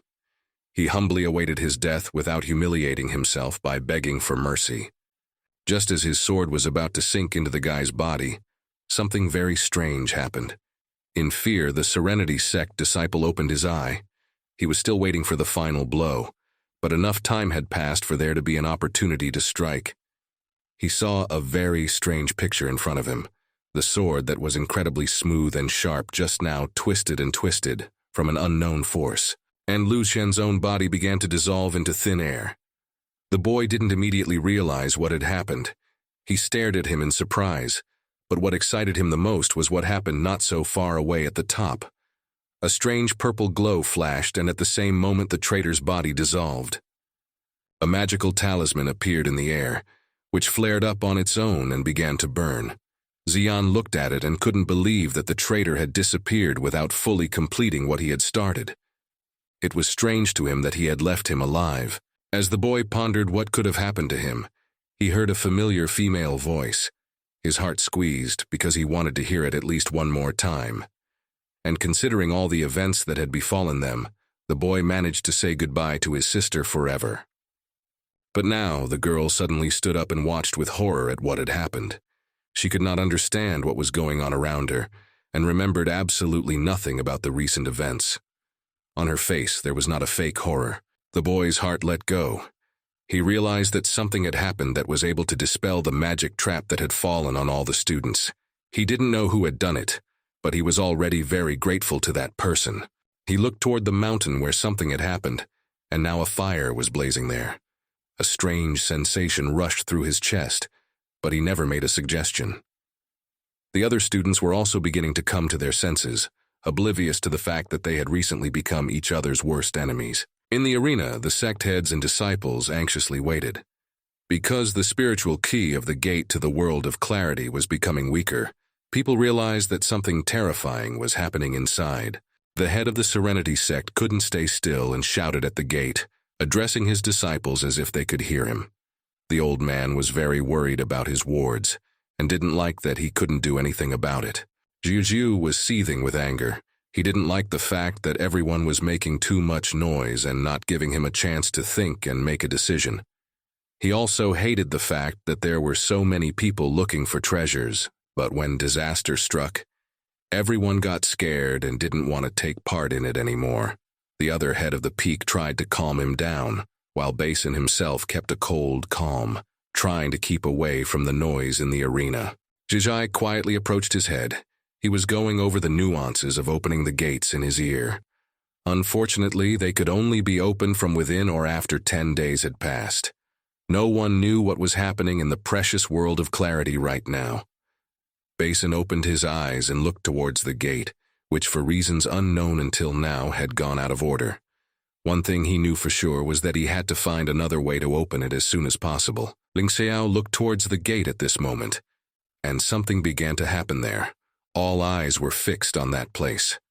The gate shone, swirled, and golden beams burst out of it, just like the golden beams at the beginning when the world of clarity was taking disciples to it. The gates of the world of clarity were opened, and the disciples began to emerge. They walked slowly, some in their arms, others leaning on each other to make it easier to walk. All were wounded in various ways. The onlookers watched with bated breath. Everyone wanted to see a familiar face and to know that their comrades were okay. He too was holding his little sister on his back, and in his hand he held the golden key that he used to open the gate to the real and true world. The boy looked around, getting used to the light here, and was very happy to see familiar scenery. The others slowly followed him, and were just as happy to leave the place of precious peace. Jiaju was incredibly happy when he saw Heitu and the girl unharmed. The people behind began to cheer as they recognized their fellow brothers and friends as those who had come out. 1-5 Swords, sect head's table was motionless. He realized that things had not gone smoothly, and they would soon find out what had happened and what consequences would have to be taken. The first one to go to the guys was the head of Sechai Peak. He looked anxiously at the boy and wanted to know where his apprentice Lu Zhen was. All the peak heads rushed anxiously to those who were now coming out of the gate, wanting to know what had happened inside the world of clarity. All 4 of them huddled in front of Hai Tu and began to ask questions. He was a little confused, not knowing who to look at first and who to answer to. He started talking about how it was a long story, and how hard it was for them to leave the precious world of clarity. But because of an incident like this, the heads couldn't wait for an explanation. While he too fought off the intrusive questions, Qing Ming stepped aside. The girl did not expect to hear Baisun's voice against her at all. He was confident that the girl had crossed the chain bridge by herself and also found the key to the gate. The girl turned to face the head of the 5 Swords. She immediately said that she had been lucky with the key, and if it hadn't been for her brother, it wouldn't have worked. She then asked again about the bridge the head was talking about. He nodded, eager to hear her answer. Qingming confessed to the chapter that the day they arrived at this place, she had tried to take a few steps on the chain, but she found it very hard to do so. Then he too picked her up in his arms and was able to carry her. The truth revealed itself to Baisun in a completely unexpected way. He was so surprised, as he was sure that the girl had crossed the bridge. But a completely different fact was revealed, from which such a great surprise was caused. The head of the Serenity Temple watched as people crowded around Hei Tu and the girl. He turned to his disciples, wanting to know if she had found the golden key. Xiang confirmed it. The guy still felt bad. His injuries were too serious. Chixia at this time was actively working to repair his body, and the master continued to admire Qing Ming's abilities. He had already decided his priorities for himself. The first thing the Serenity sect leader wanted to do was to lure Qing Ming into his sect at any cost, so that he could have such a nugget of talent to himself. Upon hearing his master's statement, Xiang jumped up from his seat and bowed politely, but the words he uttered angered the head. The fellow was certain that his plan would be impossible to execute. Chixia was stunned at such a firm statement from her brother. The apprentice could barely stand on his feet. He had a lot to say about what had happened in the precious world of clarity, but now he had to tell his master that he had seen a purple lightning strike, the same one he and his sister had seen on Mount Tsang. It was then that they had met these guys. Chixia was too concerned about her brother's condition. The girl looked at him worriedly and tried to help him stand up straight. The head demanded in a menacing voice to clarify what the guy meant. Then Xian bowed once more before his master and expressed his opinion on the matter. The disciple believed that these guys were being protected by the Ascended Master, and if they forcibly lure the girl into their sect, they would inevitably bring down the wrath of the Ascended Master on their own heads. The apprentice's words were too convincing. His master stopped and lowered his head, pondering on what he had heard. He realized that Ziyang was right, and it would be a big mistake to anger the Ascended One. After a moment's hesitation, the Serenity sect leader exhaled heavily and nodded, agreeing with his disciple's reasoning. He couldn't put his sect in such danger. Of course, he was very sad to admit it. Xian was amazed that his master had listened to his judgment. The head himself stood up straight, the wind developing his hair. He accepted the fact that their paths would part with this girl. A crowd of people gathered around He Tu. Everyone shouted their thanks, and various sect names were heard. The disciples wanted to thank the guy as sincerely as possible for saving the lives of their students. He Tu didn't expect so much excitement and wasn't ready for all the attention. But the confusion didn't last more than a second. He Tu immediately got into the spirit and was ready to accept any material gratitude. For some reason, he thought that people would take it favorably. Only he had no idea what he would read when he said those words. Now, the whole truth about the intentions that these disciples and sect heads had was revealed before his eyes. They were all eager to get Qingming into their sect, and their mood was quite determined. This realization puzzled He Tu to no end. For a moment he was speechless and didn't even know what to say. He was considered to be an impudent person and a weak one at that. The young man, unable to withstand the pressure, simply slammed the door to their room. His heart was clenching with excitement. Qingming looked at her little brother in surprise, not understanding why he had slammed the doors shut. The men continued to shout out that they wished to meet the young girl who was such a precious gift. The boy himself already knew what thoughts these men were pursuing, and could not allow his precious little sister to be lured into some sect. Realizing that their affairs were not the best, he too full-heartedly ordered the girl to pack her things. He no longer saw the point of staying in this place, where there were too many dangers for Qingming and himself. These people were like kites circling around their room, wanting to get their little sister, and the Five-Sword sect itself would soon start interrogating him about what happened in the precious world of clarity. He couldn't tell them the details of what had happened. The only right decision he too saw was to leave the Five-Sword sect as soon as possible and return to Mount Tsang if necessary. Their belongings were packed too quickly. Now the boy was even glad that their belongings were very modest. They descended from Lotus Peak, hoping to catch a wagon that would soon take them to Tsang Mountain, where their ruined sect was located. The girl saw her brother's excitement, so she dared not cross him. Unexpectedly, he too heard a voice behind him. He immediately recognized that timbre of power, nobility, and majesty. The boy's heart skipped a beat, so much so that he was startled by the sudden appearance of the head of the Five-Sword sect. An incredulous laugh escaped the lad's mouth. He felt incredibly awkward, as Bison himself stood on the other side. Behind him, two spade heads had positioned themselves near the horse cart. At this moment, He Tu wished he could fall through the ground just to avoid looking into the eyes of this great man. Even though Bison had caught the guys who had run away, he didn't behave rudely with them. On the contrary, his voice was calm and humble. When he opened his eyes, the sect leader gave himself to warm memories of the places he had visited 400 years ago. He too didn't fully understand what was going on. It seemed to him that everyone wanted to get Qingming, and if they knew about their escape beforehand, then definitely no one would let them go. Alternatively, he might have been kicked out, and the girl kept. These thoughts were now in doubt.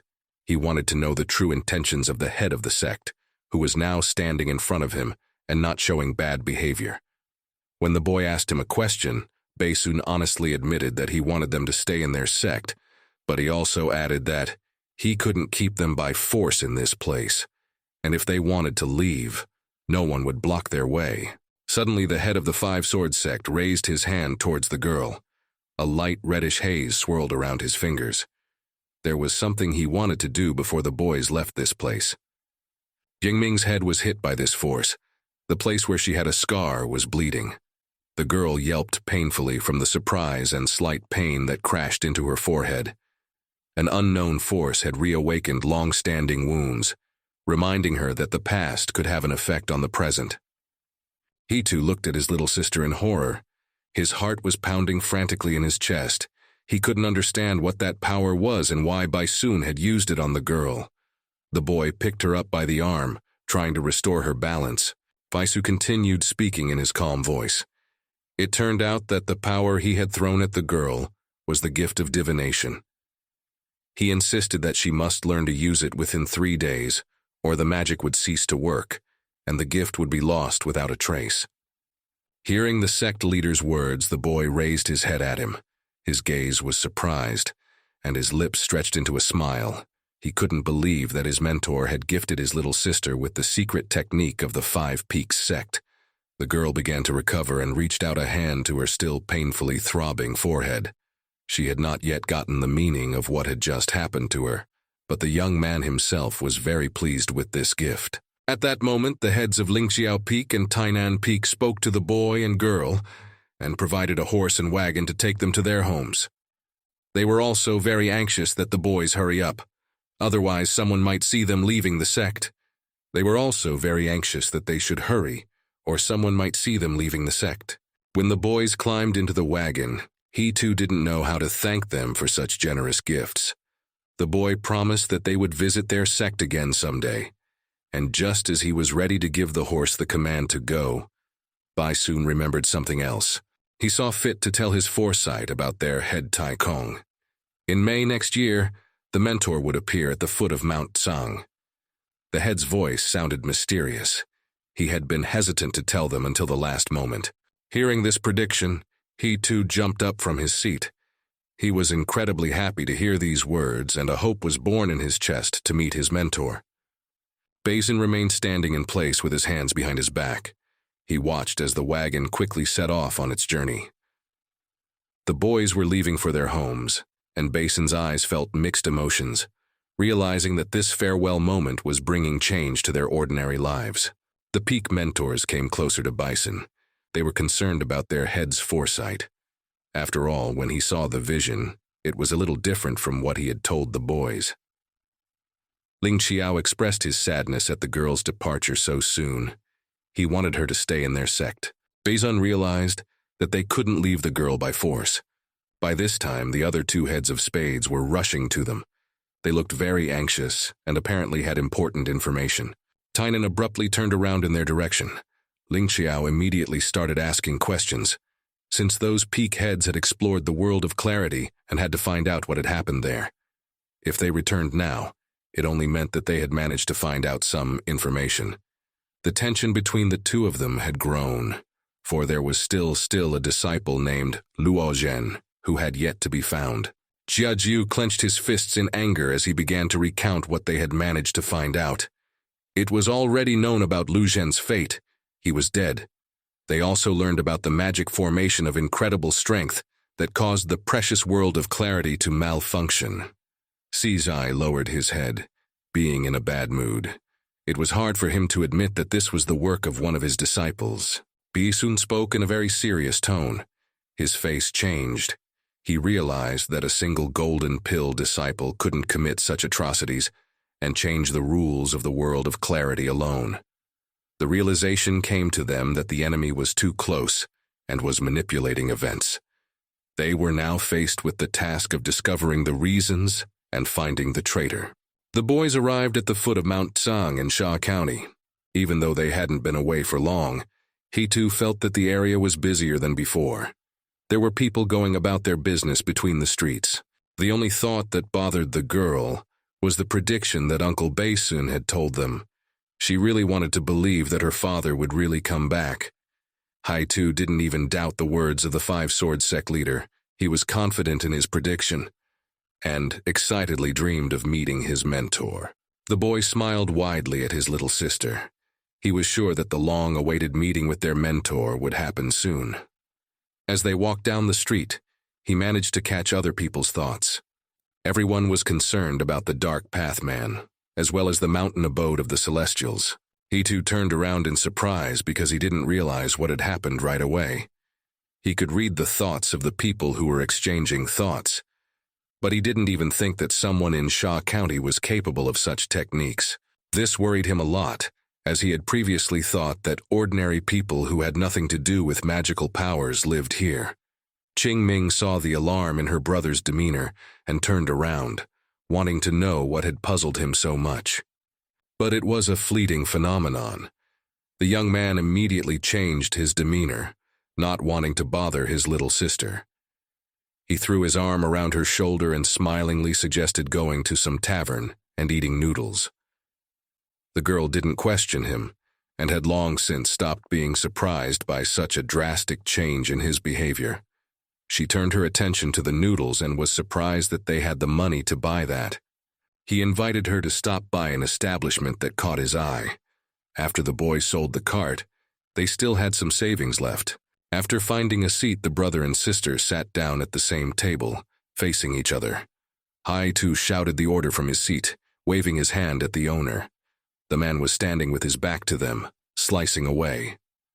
Hearing that someone was addressing him, the owner turned his head, the expression on his face not promising anything pleasant.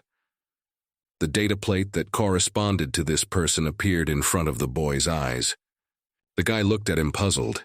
He couldn't understand why an ordinary person had a cultivator's plate popping up. Strange thoughts began to creep into his head, but he didn't know where it was going yet. Data repeated his order again. Yu looked at the guy with some displeasure, as if he didn't need the money at all and didn't want to give the guys a favor. But after a couple of seconds, he still started to fulfill it. After a while, bowls of noodles were placed on their table.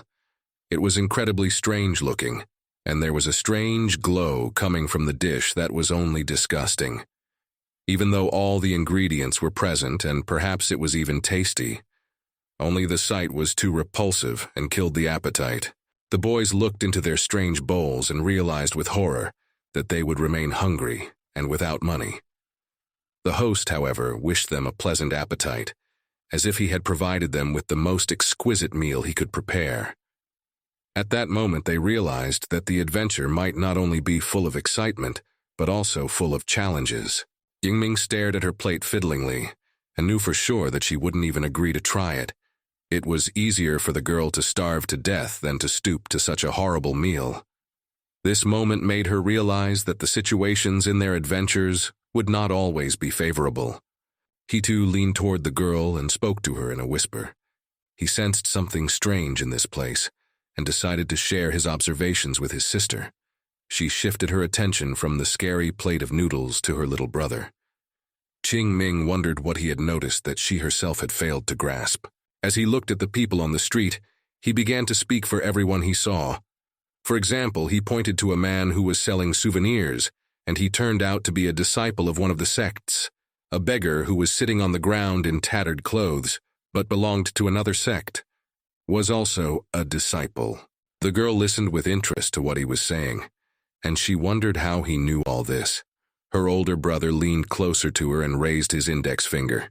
He wouldn't tell her that he had seen their signs, but he decided that they should find out what these people were doing in Shaw County. It was all too suspicious in his opinion. Then he remembered that their master would have to return soon, and the boy wanted this place to be safe. The girl continued to watch him, not knowing what to add to his reasoning. At some point, a plaque popped up in front of Hai-Tu's eyes. He felt a twinge of excitement as he immediately guessed who it belonged to. Chixia was talking to her brother and had shown a desire to warn her friends from Taikyong about something. And this directly concerned Hai-Tu and his little sister.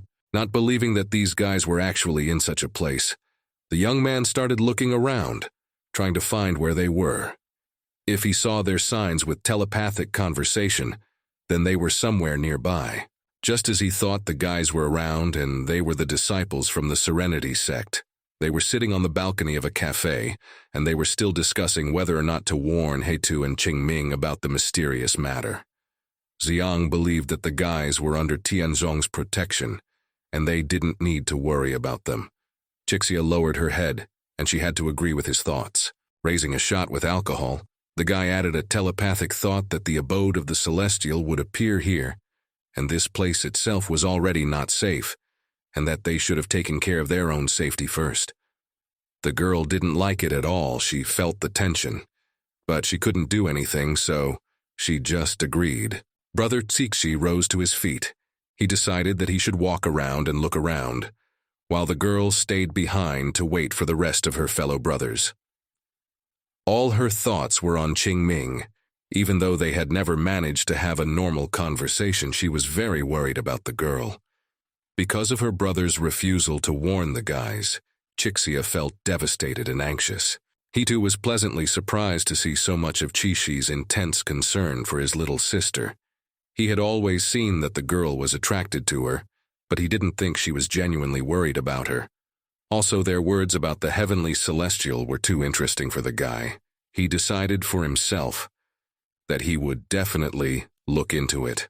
While Qingming looked at her plate and understood nothing, he too was making decisions in his head. He abruptly pounded his fist on his palm, coming up with a plan on how he could find out the information he was so interested in. Jixia continued to sit alone on the balcony of the cafe. The girl couldn't stop thinking about Qingming. Knowing that their temple's defenses had been shattered, she was too worried that he too, being at key tempering levels, was unlikely to be able to keep the girl safe. Chisa felt sad at the thought that something might happen to Qingming. Quite suddenly, the girl heard a foreign voice in her head.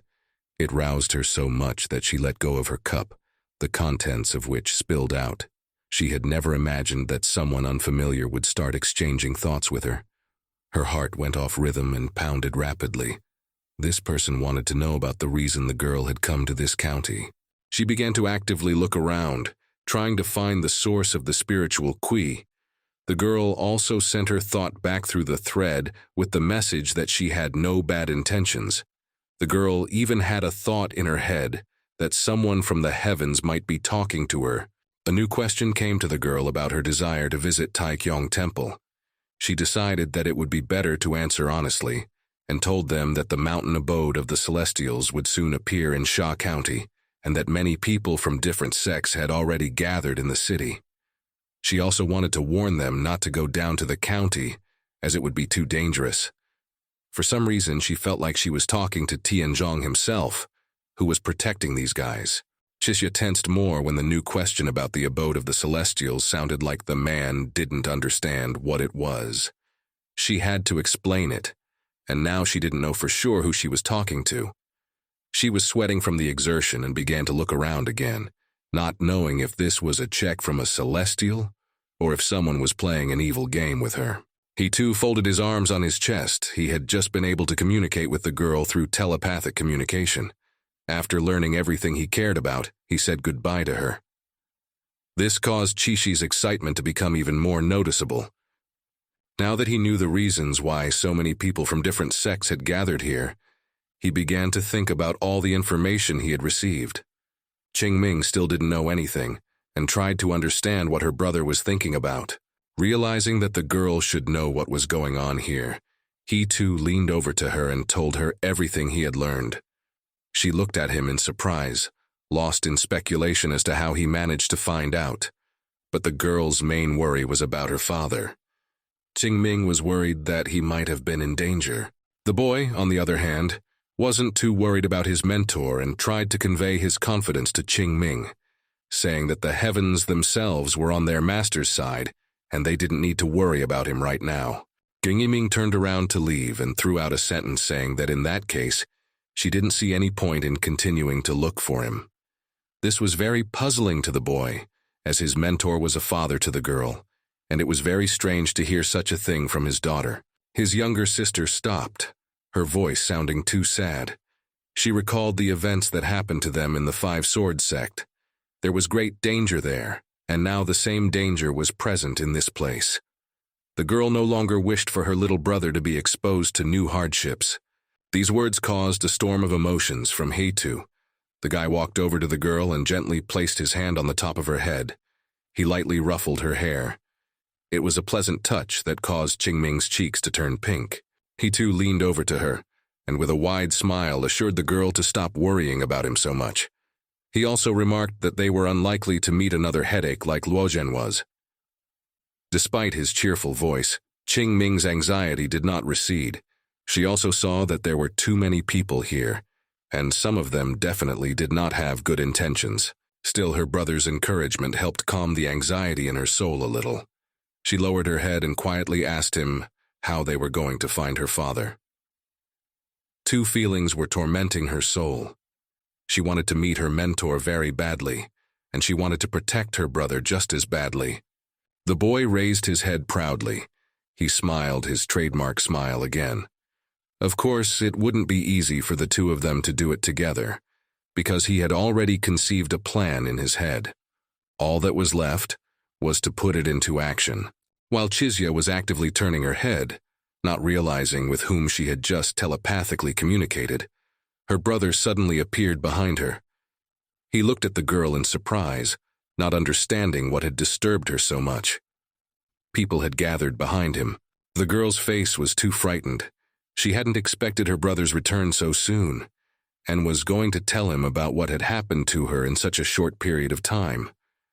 But as soon as she started to talk about it, the boy interrupted her. Xian went to gather some information, and finally returned to his sister, bringing people with him. He heard something interesting from them, and wanted them to tell it to his sister as well. The men bowed in a synchronized bow to the girl. She didn't understand what was going on, and was too excited. Awkwardly folding her arms, the girl greeted them. Her brother's face changed and spoke in a very angry voice, his eyebrows coming together on the bridge of his nose as he voiced that these people outside the city had been attacked by Jitian Mogong himself. Some of their people were very badly injured. This information stunned the girl. She had certainly not expected that the head of the Dark Path sect would dare to make such a nefarious move. She had thought it would be dangerous, but she didn't want to believe that the danger was so close. Xian continued to report to the girl about what was happening. This moment was filled with seriousness and important decision-making. He also didn't forget to mention that they needed to join forces to prevent the Dark Path sect from entering the county. The only thing left to do was to wait for the Five-Sword sect to arrive. While the guy was reporting all this to Chisa behind his back, He too was making his way through the crowd of men. Hearing the suspicious sounds, Xian turned his attention to it and immediately reacted. He turned around in surprise, unable to believe that he saw He too in front of him. Chixia was equally stunned. The girl had hoped to the last that these guys would stay in their temple and not go down to the county while there was such a strong danger here. The girl immediately thought of Qingming, worrying about her safety. He too admitted that his little sister had been waiting outside, as she couldn't stand such a close gathering of people. He scratched the back of his head and smiled broadly. Behind him, the unkind thoughts of the people who were watching them began to slip in. They mocked the guy because of his level, and also didn't want him in their ranks. But since it didn't bother He too at all, he tried to let all the unkind words slip past him, since he had only come here for one purpose. Ziyang folded his hands in greeting, and he too did the same. The Serenity Sect disciple was happy to see this guy and help him if he could. He too immediately got down to business. His thoughts were all about finding his mentor. He didn't hesitate to tell Xian and ask the Serenity Sect for help. Hearing the guy's request, Xiang assured him that he would definitely share the information with him, if anything came to his attention. Chixia looked at He too in surprise at this moment. She realized that the one she had a telepathic connection with was most likely He too. The guy folded his hands again. He was truly grateful that the Serenity Sect was willing to help him in this not easy matter. At the same time, someone's shouts were heard. They were from the street, and someone wanted to catch the bandits. The people standing behind the guy's back anxiously started looking around. The balcony of the tea house was filled with soldiers, and they swarmed to the balcony where the boys were. Each was armed with a saber and ready to punish the criminals who disturbed the peace of the county. The boys looked around in a daze. Shouts and orders were heard from everywhere. No one could understand what had happened. Xian stretched out his hand in front of the guards covering his men. He immediately began to ask them in a calm voice to explain what the matter was and assured them that there was some misunderstanding that they could quickly resolve. Under the supervision of the guards, the people were led outside, and the head of the county came out in front of them, who folded his arms and scrutinized the intruders. He did not even want to hear that it was a misunderstanding. After all, he was the one who gave the order to catch the bandits. A wave of incomprehension passed over the detainees. They did not understand what they could have done that they were taken into custody. Xiang stepped forward and bowed politely in front of the county head. The guy sincerely put forward his bewilderment at the situation, saying that they were engaged in trade and there was no way they could be bandits. He hoped for the head's discretion and a quick resolution to this ridiculous situation. But the boy's words didn't make the Sha County chief sympathetic at all. He loudly accused them of some kind of conspiracy. A certain informant told him that these people had come to commit a crime, but certainly not to engage in trade. Xiang was very surprised by this statement. But what excited him the most was what he said about the informant. Having made his decision, Xian began to tell the whole truth of what had happened. This surprised his sister, and although the girl tried to stop him, a gesture of her hand prevented her from finishing. Judging from the expression on the guy's face, he was confident that he knew how to act in this situation. The Serenity Set disciple immediately decided to go to the extreme plan. He took out a bottle from his folds of clothing and showed it to the head of Sha County. With a strained smile, he informed that it was a pill of youth, and he would be able to share it with the head as a sign of respect. He didn't know if the county chief would fall for this trickery, so he was too nervous and still hoped that such a bloated rich man would want such an attractive opportunity to rejuvenate himself. His assumption turned out to be very correct. The guy hit the target when he saw the eyes of the head of Sha County light up.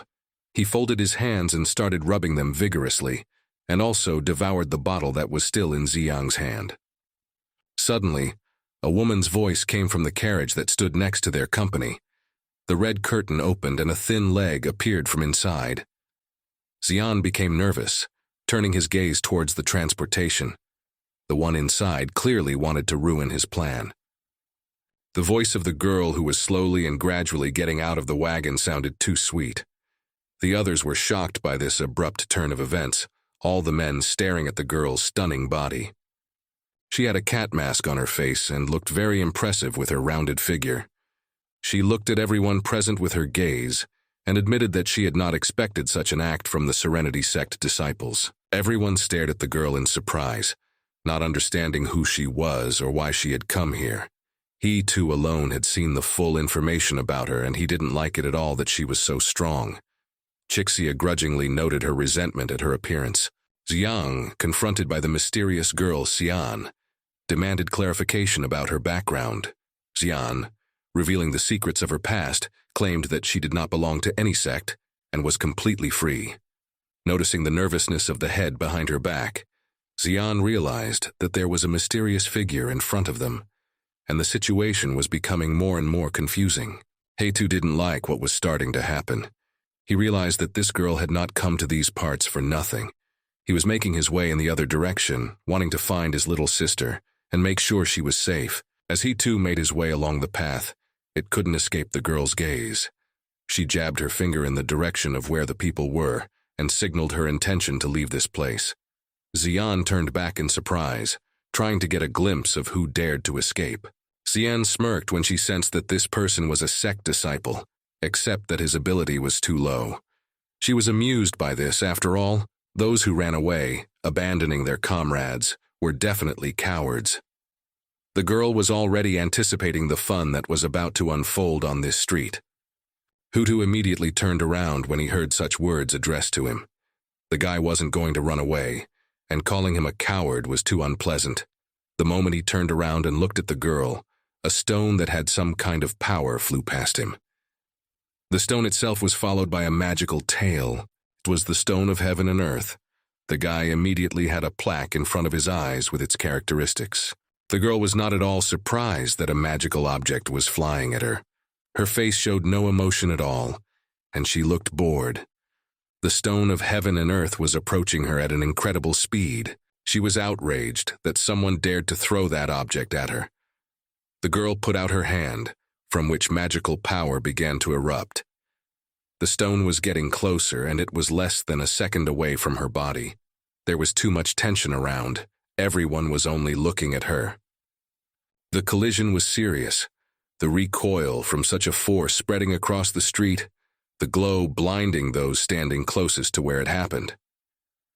Chizia tried to cover her face with her hands, but even that couldn't shield her eyes from such a bright light. At this moment, there was an intense energy in the air, as if nature itself was involved in this mystical event, and a sense of unknown, mysterious occurrence hung around. An unknown force raged through the street, throwing the guards in different directions as if they were puppets instead of people. They screamed and flew in different directions, losing their weapons. The whirlwind of chaos made the surroundings instantly freeze, and the spectacle of this incredible clash took on the character of a real scene from an epic action movie.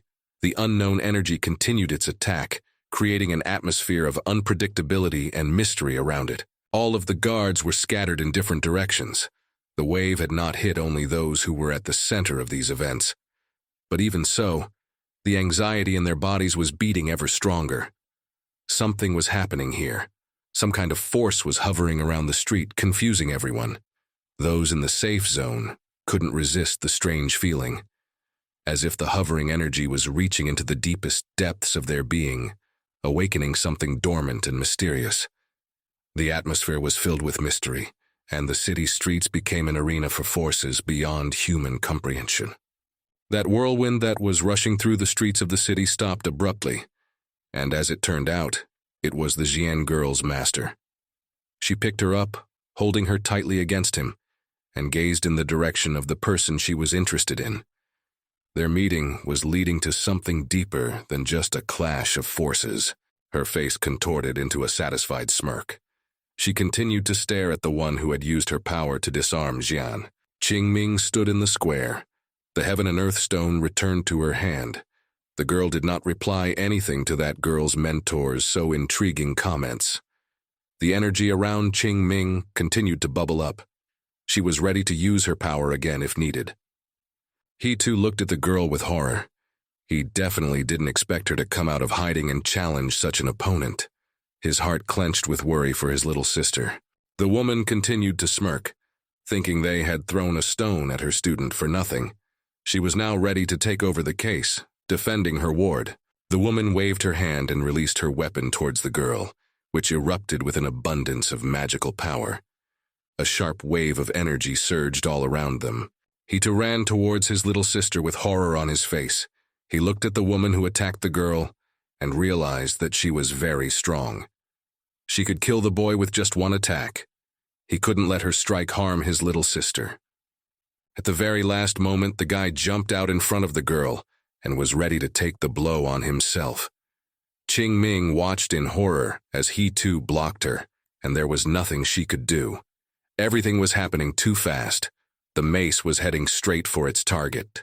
Folding his hands in front of his face, he too felt the bright energy begin to turn on him, squeezing his body, penetrating deeper and deeper. He realized that he had to stand his ground, because then no one would be able to protect his little sister. Qingming couldn't believe her eyes. She couldn't even think that her little brother would stand in front of her and shield his body from the attack that was meant for her.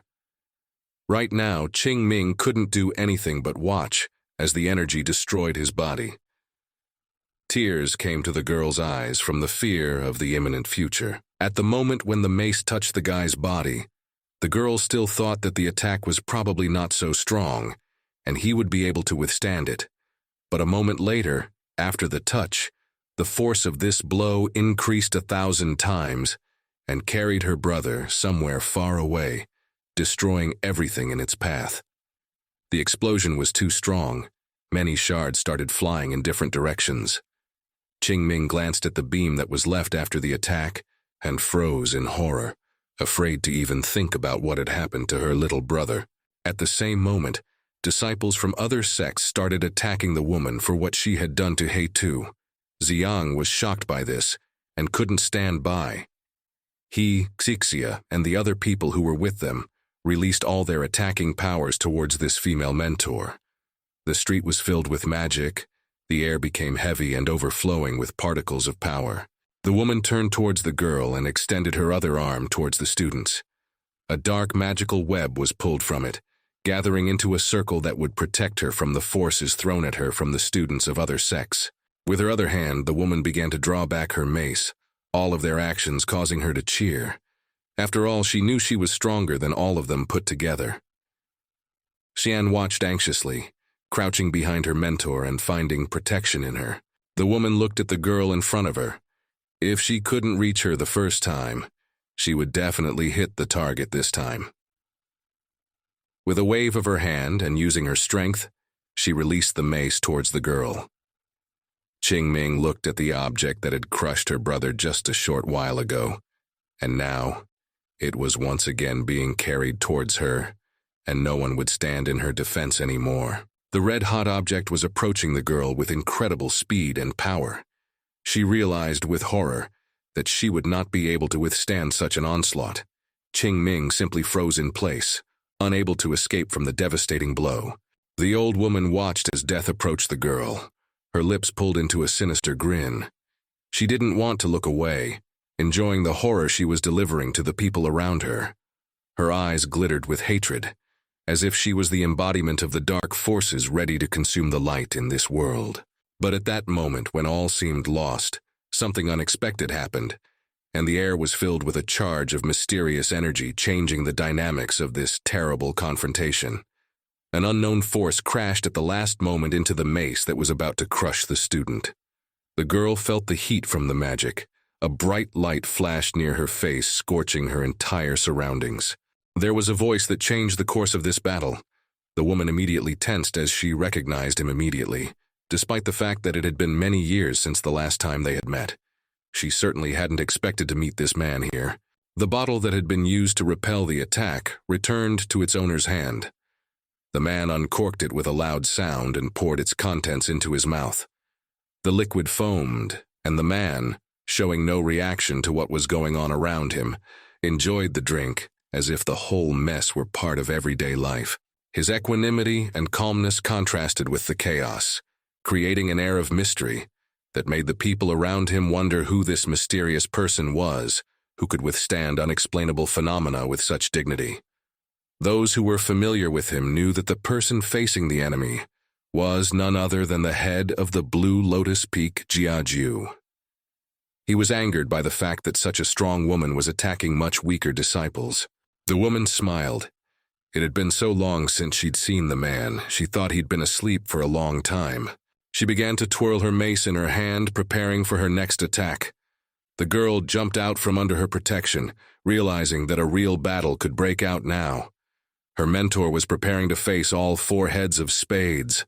Jiaju broke away from his seat and rushed to meet the woman. He was confident in his strength and in his ability to deal with this witch alone. Waving his bottle, the head of the pike rushed forward, wanting to destroy the enemy. The woman was not going to give in to him, and just like the man, she rushed to meet him, her mace ready in her hand, with which she was going to make a new attack.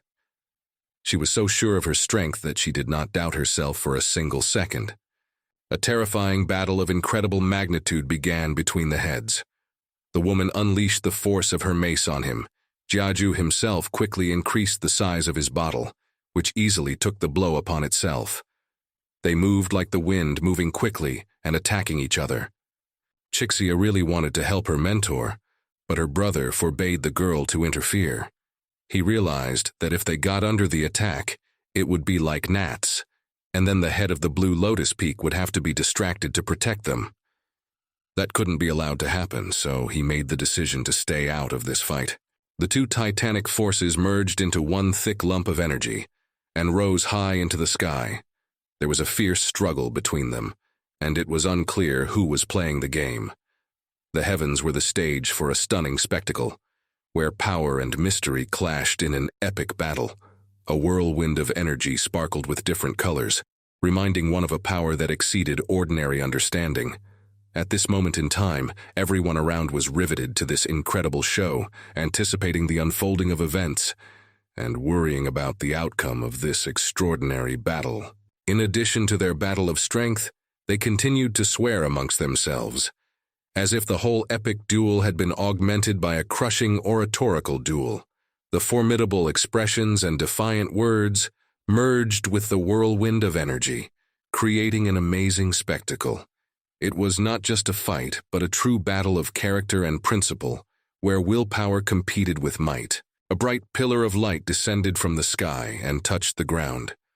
Jiazhu looked at the phenomenon with astonished eyes, trying to understand what kind of power had descended into this world. The pillar of light emitted an amazing energy, illuminating the surrounding area and creating a magical atmosphere of mystery. While the mentor still couldn't figure out what kind of power had appeared, the disciples watched with rapt attention as the heavenly abode appeared.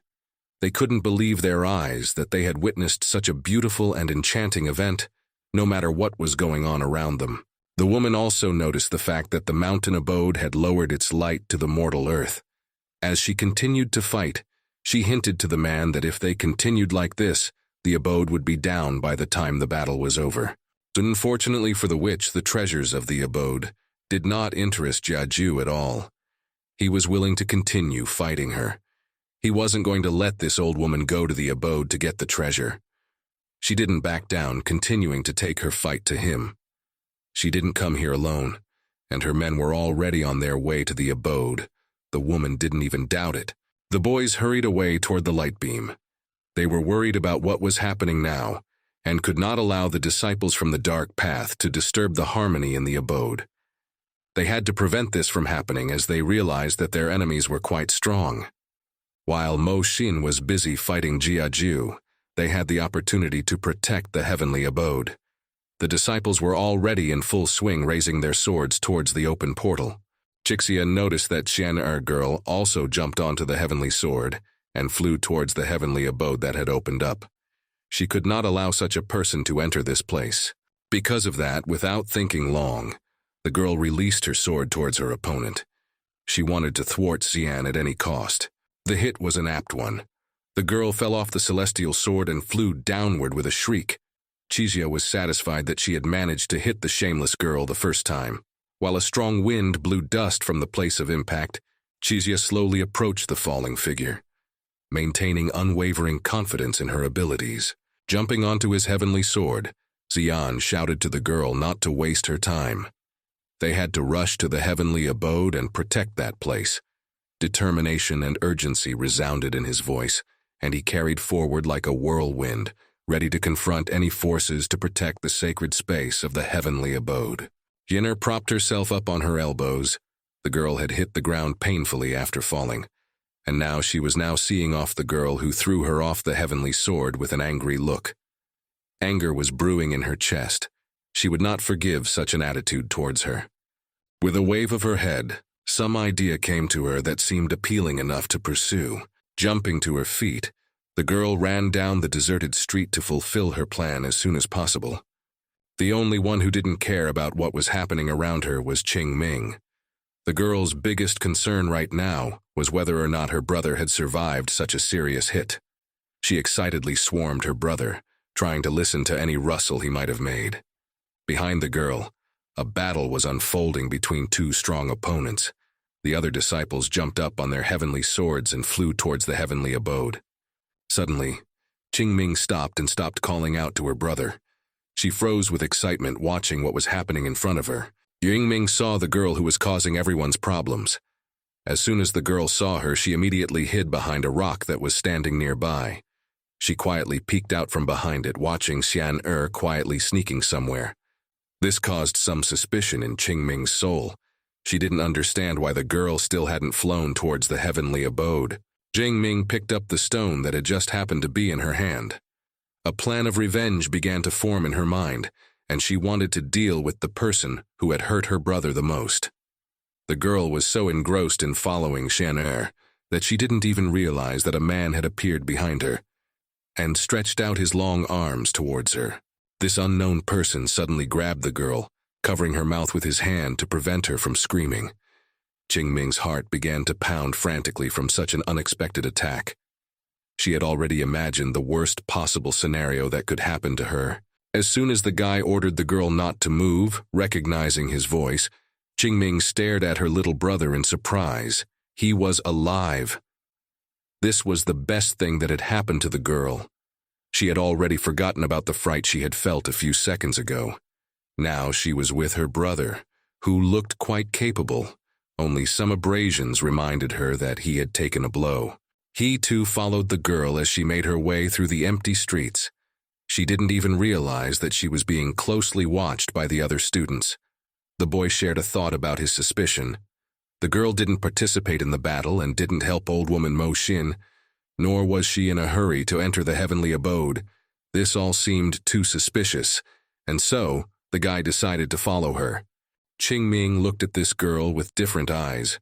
She really agreed with her brother about the suspiciousness of her actions.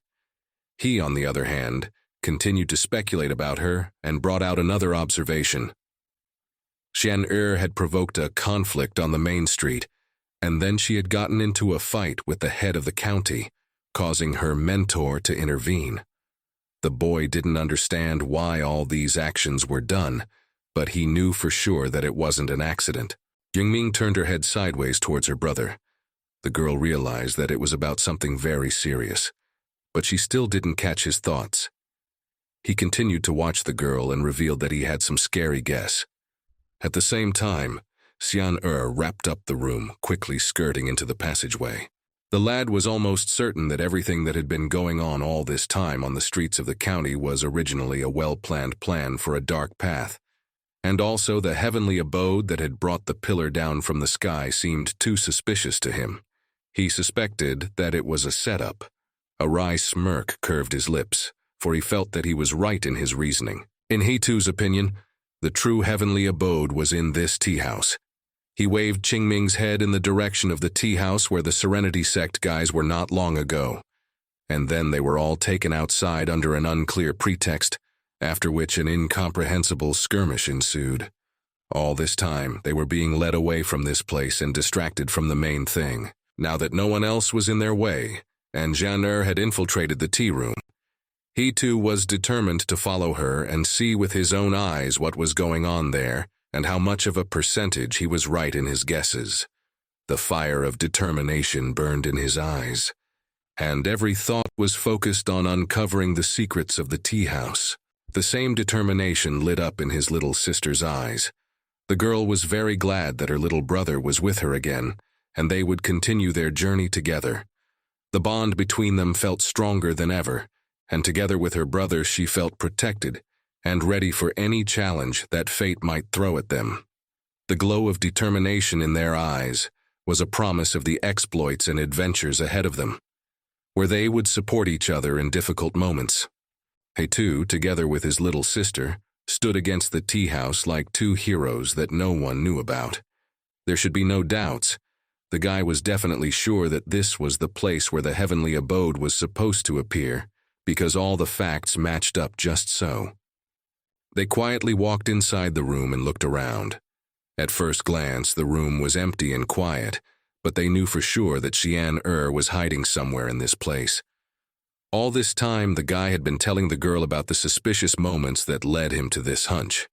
That was when it came to Qingming's attention, why that girl had incited the county head to catch them and lead them out of this tea house. Dark Path originally knew where the heavenly abode would appear. The boy put his hand on the top of his little sister's head and praised her. The girl was quick to catch his thoughts and immediately guessed why the Dark Path was doing what it was doing. He was pleased with her cleverness. The girl's mood immediately improved after such warm praise from He-Tu. The main hall was completely empty, and there was still one unresolved issue. The guy set his hands to his sides and pondered over Xian disappearance. She was nowhere to be seen or heard from. Now it was up to them to figure out where she had gone. The pillar of incredible power changed its color. The more and more people approached it, the darker it became. The disciples from different sects swung their swords around this bright glow, rushing each other to get to the heavenly abode as soon as possible. Those who didn't have a sword were running towards it with their own feet. All of them wanted to get there as soon as possible to prevent the dark path from doing terrible things. The first people to notice the strangeness of what was happening there were the brother and sister from the Serenity sect. They had already seen something strange on the plane that they couldn't understand. This was not how they had imagined the opening of the heavenly abode. Xian's eyes widened in horror as he saw the followers of the dark path begin to burst out of the ground. These people looked sinister. Their faces were covered with white masks that hid their real faces. They held weapons in their hands and burst out of the ground as if the dead had awakened from a long sleep. Chixia couldn't believe what she saw with her own eyes. Her brother immediately started issuing commands to take action against those vile people of the dark path as soon as possible. They could not allow those to reach the heavenly abode. All of their efforts were focused on protecting the sacred place, and the determination of Cixi and her brother was an inspiration to everyone around them. All those on their heavenly swords swung their arms, and their strength spilled into this world, ready to repel the attacks of the people of the dark path. They were also ready for battle, an ominous aura hovering around their bodies. The heavenly guardians, charged with magic, shrouded in the aura of sacred purpose, were ready to engage in battle. The first thing the sect disciples decided was to seize the entrance to the heavenly abode. People rushed to the magic pillar. Everyone was ready to act and defend the abode from the enemy's attack. Their eyes glimmered with determination and courage, and together they headed towards the pillar, ready to fight for their sacred sanctuary and repel the onslaught of the forces of darkness. Xian ordered the girl to lead the men inside the heavenly abode. The boy was ready to confront the army of the dark path and delay their forces as long as possible. Cixia ran without a second thought, following the orders of her elder brother. The fire of determination burned in her. The girl could not let down his hopes. The closer the Serenity sect disciple got to the pillar of the heavenly abode, the more she felt a strange feeling that didn't add up in her mind. She couldn't stop anymore and still kept running towards the unknown, even though a suspicious confrontation was brewing in her soul. Someone shouted loudly for everyone to stop. The girl jerked. She was already very close, and she didn't know whose voice it was. She didn't realize if she could believe him. Cixia was afraid of making a mistake. Her eyes darted around, and there was a look of panic and bewilderment at the unknown. The voice kept calling for everyone to stop, but unfortunately it was too late. There was a terrible explosion. That column of energy filled with smoke, and a powerful wave traveled its entire length. Everyone farther away from the energy pillar was thrown away by the blast wave. Xian looked in horror in the direction where his sister had disappeared. He couldn't believe that the girl had died. It didn't fit in his mind. The boy was screaming for her, but through the chaos and screams, his voice was drowned in space. In the center where the explosion occurred, the light of the pillar disappeared, and the smoke that was left after the explosion was billowing around it. A crater appeared in the ground from the powerful wave, and inside the crater, a bright glow appeared with two silhouettes inside. Someone had put up a protective shell that could withstand such a powerful attack. The head of the Five Peaks himself held a shield with his power. He was able to save the girl, who was in shock and was incredibly grateful to Baisun for saving her life. As it turned out, he was the one screaming and calling out for everyone to stop. His golden power continued to flow out of his hand, protecting them from the calamity that was going on around them. The golden shield supported by the head of the Five Peaks was a symbol of power and nobility that could resist the forces of darkness and chaos. At that moment, it became a bastion of safety, calling to itself all hope and faith in well-being. His voice came out loud and clear, shouting over the chaos that was going on around him. Everyone had to recognize that this was a trap that everyone had successfully fallen into. The sounds of his words resonated in the air like a magical order, reminding everyone that what was happening was planned, and every move was predicted. The head of the Five Peaks stood there, towering above the chaos, with pride and determination, ready to stop the darkness and bring the world back into balance. At the same time, the struggle in the street of Sha County continued. The two heads continued to fight as equals. Though they were unwilling to admit it, their strengths were quite comparable. The woman waved her mace, trying to make the most unpredictable and cunning blows, but the head of the blue lotus peak successfully repulsed them. She did not miss the opportunity to remind him of his drinking problem. But for the man, it was not a problem. He knew that it would not be a hindrance to win this fight. At one point, Baisun's voice was heard in his head. He was anxious and was delivering bad news. Jiaju paused for a moment, worried because his head's voice was so anxious. Although their battle with Mo Xin was in full swing, he had time to be distracted by the telepathic conversation and wanted to know what was happening now. The head informed him that the mountain abode was a fake, and it was all a nefarious trap to destroy them. The woman saw the man in front of her start to get distracted by something. Deciding that this was her chance, she instantly wanted to seize the moment. Her eyes blazed dark, a sinister smirk curved her lips. The woman already prepared for her next attack. Because the man had been distracted from their fight for only a split second, he missed the moment when he should have quickly dodged the blow that was already flying at him. The head's eyes widened in surprise, and anxiety twisted his stomach. The blow came straight to his face. The head of the blue lotus peak flew several meters away from the woman who was cheering because of such a successful attack. Despite what Jiaju got from her, he continued to pry out information about the situation that was going on at the trap pole. Fortunately, he heard that none of the disciples had died. That warmed his soul, but there was another problem. The abode they were all longing for was fake, which meant that the true heavenly abode had opened up somewhere, and they had to find it as soon as possible. The moment of distraction passed, and now Jiaju was fully focused on what was happening in front of him. Suddenly, around the mentor, his energy changed. Things didn't become so harmless, but instead he became inflamed with a power that he hadn't even thought of displaying until that moment.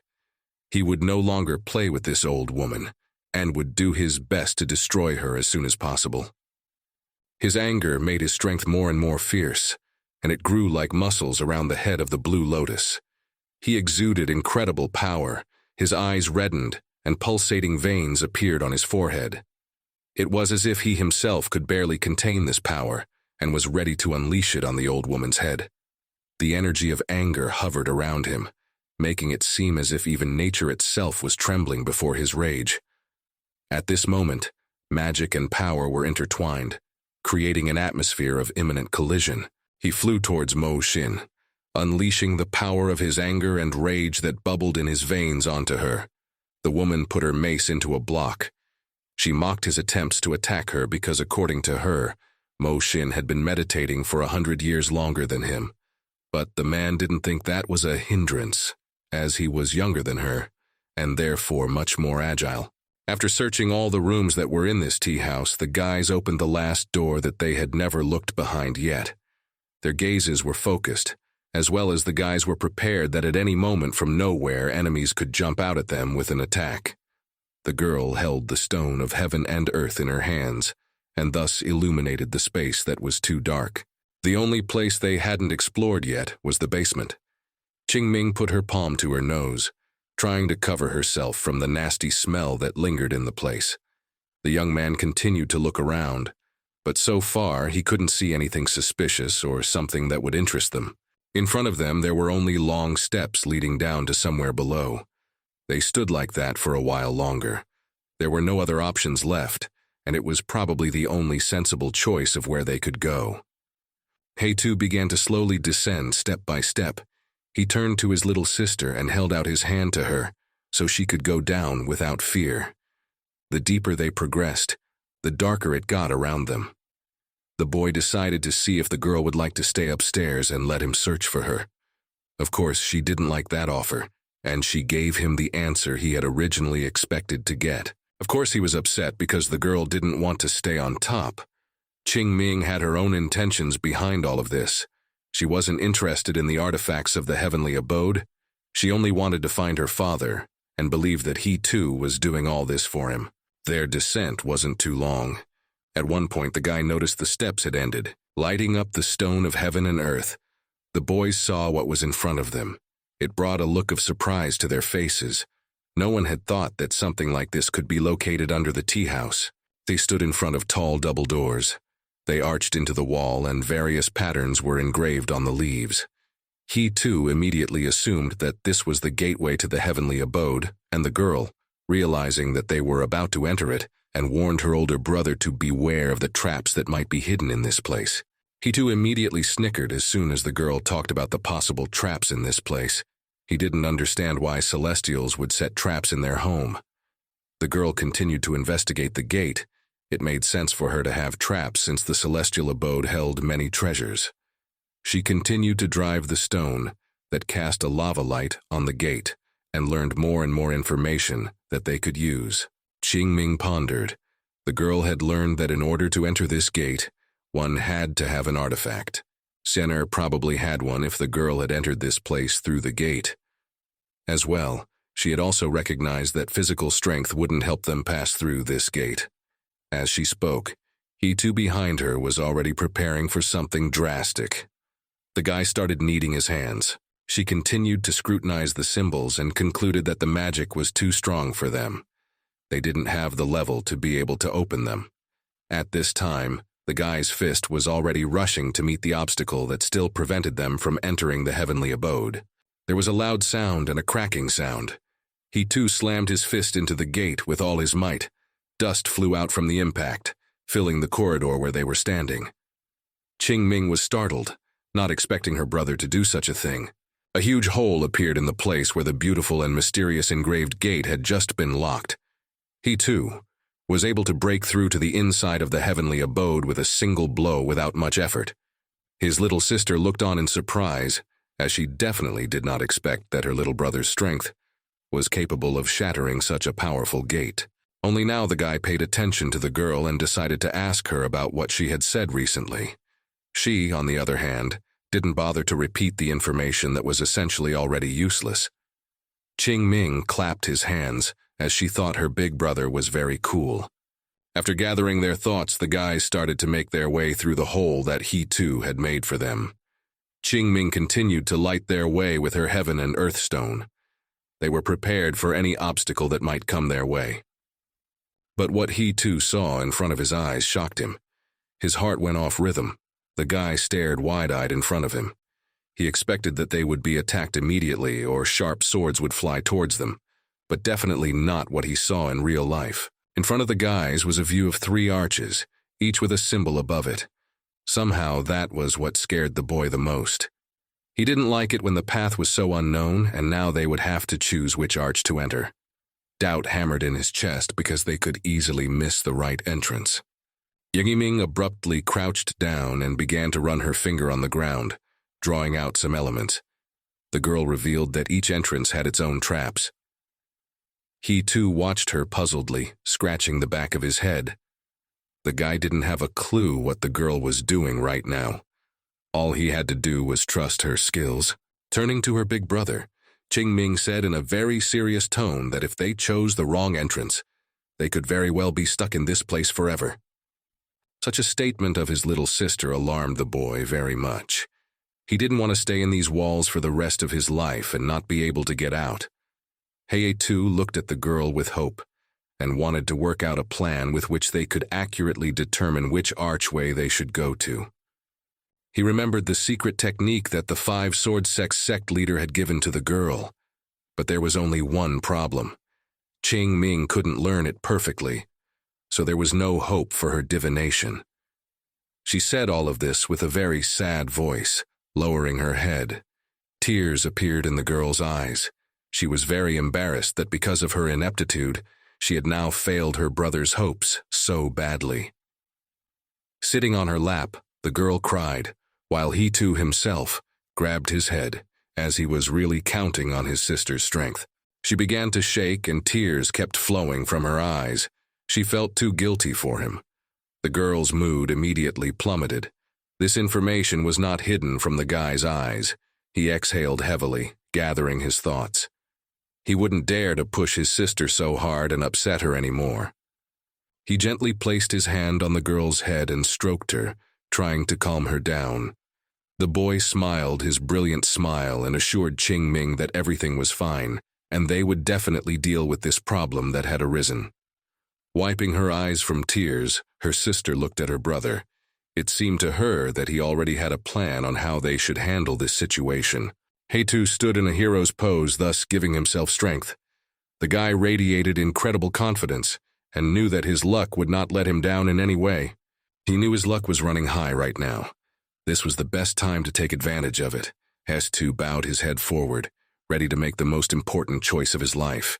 After thinking for a moment, Heitu's hand reached for the archway that was located in the center. For some reason, at this moment, he felt that they should go there. Despite the dangers that could arise, he had no doubts about his decision. The older brother entered the archway, confident in his intuition. He felt like he had to entrust his life to fate and go to meet what was destined for them. Qingming did not doubt his decision in the slightest, so she followed beside him without fear or doubt, raising the stone of heaven and earth higher, illuminating their dark path. The boys walked down a long corridor, with arches on different sides that they looked into. The boys walked down a long corridor, and on different sides of the corridor, they came across archways that they looked into. Qingming looked into yet another archway that met her path. Her eyes widened in surprise at what was in the room she was looking into. The appearance of her brother behind her back frightened the girl very much, as she was now looking at the skeleton of some poor bastard. It had a strange aura about it, and the skeleton itself was illuminated with a strange green glow. As they moved on, Qingming speculated that that poor man might have been the monk who couldn't get out of those corridors and died such a horrible death. Realizing what his little sister was getting at, he too assured her that such a thing would not happen to them. A strange door appeared in their path. It looked different from anything they had seen before. Curious, they wanted to know what was hidden on the other side, and what secrets the mysterious room held. The boy came over and pushed the door forward with his hand. It yielded easily to his push and opened. The guys entered the room, too much dust around them, and their breathing became labored. He too did not feel Xianer's presence at all. As the boy waved the cloud of dust away from him, his little sister saw what was in the room. The girl's eyes surveyed the room anxiously. The girl assumed it was the memorial slab on the table in front of them. The boy was also looking around the room, trying to find something useful. Qingming wondered if they had come to the wrong place, but a golden stone that was kept in a small box fell on the guy's eyes. An information plaque with a detailed description of this artifact immediately appeared in front of his eyes. He walked closer and took a closer look at the stone. Smiling because of such a useful find, he too thought that his luck had not failed him. This artifact was of no use to the guy, but to his little sister it was very much useful. He too, without any hesitation, began to pull his hand sideways towards the artifact. Qingming was alarmed by her brother's such a rash move. She was worried that he was about to trigger some kind of trap. Behind them, a silhouette appeared at the entrance. Xianer flew into the room where the guys were. Her voice was anxious. She warned that this artifact could not be touched with her hands, otherwise a trap would be triggered, and they would all die at once. He too glanced at the girl and immediately saw her mood. She was upset because the guys had found the artifact, and the glasses lowered her mood level too much. The guy immediately realized that it was a clever way to divert their attention so she could take the artifact for herself. If it wasn't for being able to see those plaques, he might have even believed her words. Qingming glared angrily at the girl, preparing to act. The girl reached a hand to her mask and removed it from her face. She assured them that only foolish people fell for such artifacts, and this was originally a clever trap. The girl stood in a pose with all her virtues in front of her and spoke to the boy in a sweet voice. Hai too, seeing such a gorgeous picture, immediately sat down, forgetting everything that was going on. His cheeks turned pink, and he could no longer see anything but the girl's beauty. The girl swung her arm at the girl who stood in front of them, attacking the girl who was standing in front of them. The girl swung her arm, attacking the girl in front of them. The heaven and earth stone abruptly flew towards their enemy. Xianer barely had time to dodge. Her eyes flashed with horror as the stone flew too close to her face. Qingming deftly caught her heaven and earth stone. Looking back, she turned to her little brother to not listen to this girl and take the crystal away. Xian breathed heavily, as she completely did not expect that such a little girl would try to attack her. For the girl, such a turn of events was too unexpected. Hidu raised his hand, which already contained a crystal, only it had changed its color and was no longer golden, but a celestial shade. The guy was satisfied because after he raised the artifact, absolutely nothing happened. He was sure that this place had no hidden traps. Only a moment after he'd bragged, the floor beneath his feet shuddered, the walls rippled. A terrifying rumbling sound came from somewhere. Haitu's heart thumped against his chest, losing its usual rhythm. The floor disappeared from under the boys' feet, and they all started flying down together. There was a trap in this place that played a wicked game with them. The fall was rapid, and some strange distortions of space flashed around them. All events seemed unnatural, as if the environment itself was opposing them, creating a maze of dangerous and unexpected twists and turns. Darkness loomed below, and the boys could only guess what awaited them in this mysterious dungeon. Jingming was horrified as she realized that she couldn't use spiritual power. The girl who had fallen into that trap with them was furious because they didn't listen to her and picked up that crystal. He too, despite the pitiful situation, tried not to panic and support his little sister. Their rapid flight into the unknown continued. Stony floor shards were flying around, making their fall even more dangerous. During the flight, he too blushed when a marvelous picture appeared in front of his eyes. He was so enamored with what he saw in front of him that he forgot what was going on around him. As the guy flew a little lower, Xian flew on top of him, causing the guy to see in great detail the roundness of her stunning body. He too couldn't take his eyes off the girl, enjoying this beautiful view. He was even willing to stay in this moment for as long as possible, but his mind snapped back to reality when his little sister's startled voice came to his ears. The boy found contact with a rock that was flying near them, and pushing off from it, Haetu caught his little sister, pulling her close to him. The girl was very happy that despite the fact that they were in the worst of times and didn't know what was waiting for them down below, her little brother was there for her. He would always be ready to come to her rescue. Xian on the other hand, continued to fall, and no one cared about her. The boys continued to fly downward, a long and endless tunnel. The girls' screams echoed off the walls, filling the space around them. They landed. Qingming squeezed her eyes shut the moment they hit the ground, but to her surprise, the landing was very soft. She opened her eyes in bewilderment as she was prepared to feel great pain, or even die from falling from such a height she didn't know. It turned out that he too had cushioned the girl's fall and had taken a significant hit on himself. She anxiously began to examine him, wanting to know if he was injured. He only chuckled with a smile on his face. He was a sturdy guy, so he didn't really feel the blow that would break his bones. Except there was a small, but that decided their fall. The boys landed on Xian. The girl was enraged at being taken advantage of in such a way. The guys continued to sit on her as if she was some kind of mattress. Qingming wasn't flustered by this. The girl was happy that her little brother was fine, and she didn't feel sorry for this girl. The girl made the boys get off her body. She started to get to her feet and shake off the dust that had risen from their landing. As she continued to be in an angry mood, the girl informed them that the only reason they were alive was because the trap had stopped working. Otherwise, they would have been crushed to pieces.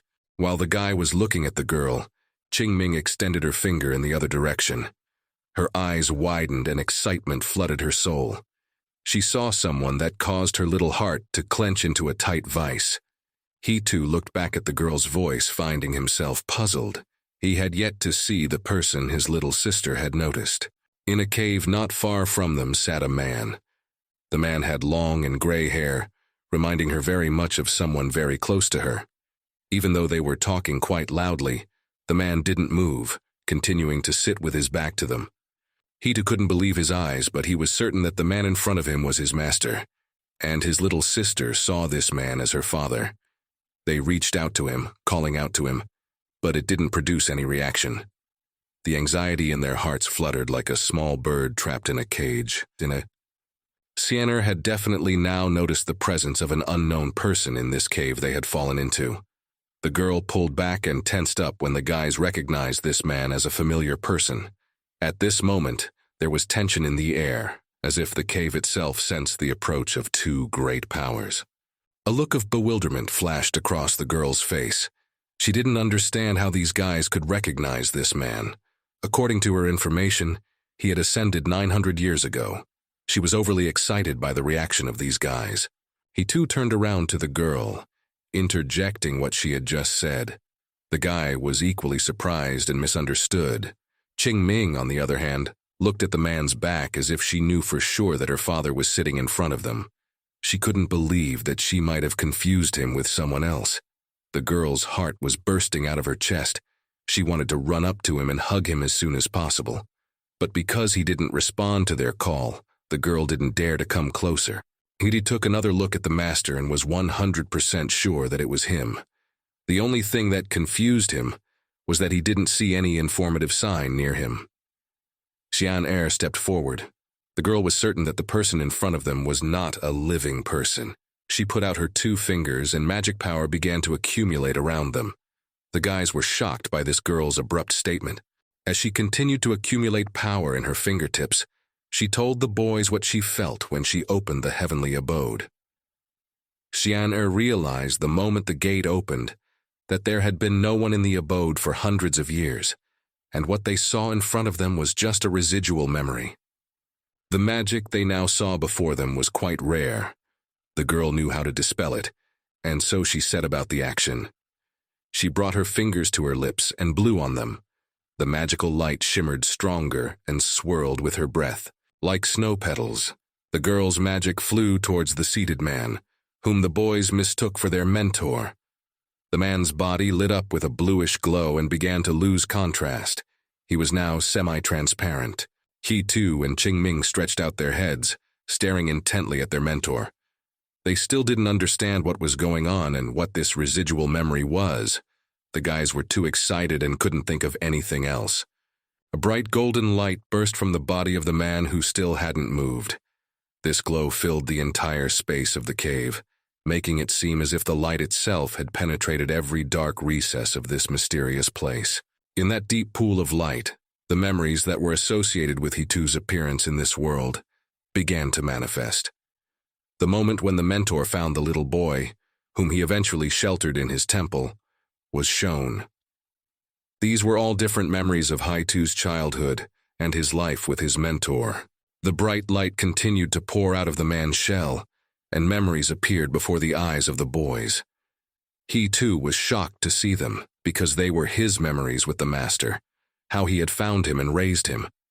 His heart snapped in pain. He still didn't understand why this was what was being shown in the magic light. Jingming turned to her big brother and took her hand on his cape. She tugged at it and asked if it was definitely her father. Hai too didn't take his gaze away from the memories that continued to swirl, reminding him of their life together. Through his worries, he confirmed that it was her father and his mentor. The girl looked at the man whose face she couldn't even remember, because she was too young when he left them, and time had the power to erase memories. He too was too sad to realize this. He looked at the girl. Her face was too worried. The boy turned his gaze back to the pictures that continued to flicker endlessly in front of them. They completely showed the chronology of his life with the master, from its very beginning to the moment the master had risen on his heavenly sword, said goodbye, and never returned home since. The questions swirled in the boy's mind, the answers he had tried so hard to find, and even now, in a place where he expected to find some answers or clues, threw up more new questions for the lads. Something happened. He too opened his mouth in surprise and stared with all his eyes at what began to happen in front of him. A column of golden light disappeared around the master's body. The memories vanished, leaving behind only flickering sparks that flew around like thousands of little fireflies. A moment of ignorance enveloped the cave, and the master was there, as if he had acquired a new state. His body reflected something else, as if a part of himself had been replaced by something more sublime. The boys watched this process in silence, realizing that something important had happened, but not yet realizing the depth of the change. Suddenly, the mentor's body became natural again. He wasn't transparent like he had been after the incident when the girl had dispelled the spell over him. Suddenly, he raised his hand. Pulling it forward, golden symbols appeared in front of him. The Temple of the Nine Saints was written in those symbols. The moment the symbols were displayed, the wizard's body shimmered and began to fade away, as if he were a piece of paper that had been set on fire by magical fire. The shimmering sparks that remained of his form soared into the air and slowly dissipated around him, like a farewell greeting to a departing into another reality. The cave was filled with magical energy, and silence, as if waiting for a new development, remained in the air. At the same moment, he too snapped out of his seat. He was calling for the master. The guy didn't want to believe that he disappeared so quickly and didn't even say anything to them. The girl ran after him. Their feelings were mixed up. They didn't realize what they had just seen and where it would lead them. Jingming grabbed his hand. She looked at him hopefully, asking a question about the Nine Saints Temple. He too was not in the right mood. He felt devastated and coldly admitted to her that he didn't know what this temple was, or what it all even meant. The feeling of ignorance mixed with the anger the boy felt towards his mentor. He had left them a message of 3 words, but he didn't specify what they meant. He too didn't understand what he should do with this information. What was he supposed to do with the temple that was written about? Was it supposed to be revenge or gratitude, or were they supposed to look to him for protection? These were all thoughts swirling around in his head, and his irritation was growing by the second.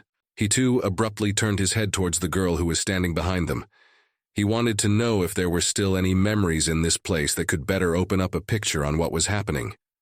Qingming did not want to trust this girl, and did not tactfully remain silent, realizing that only she could conjure such magic.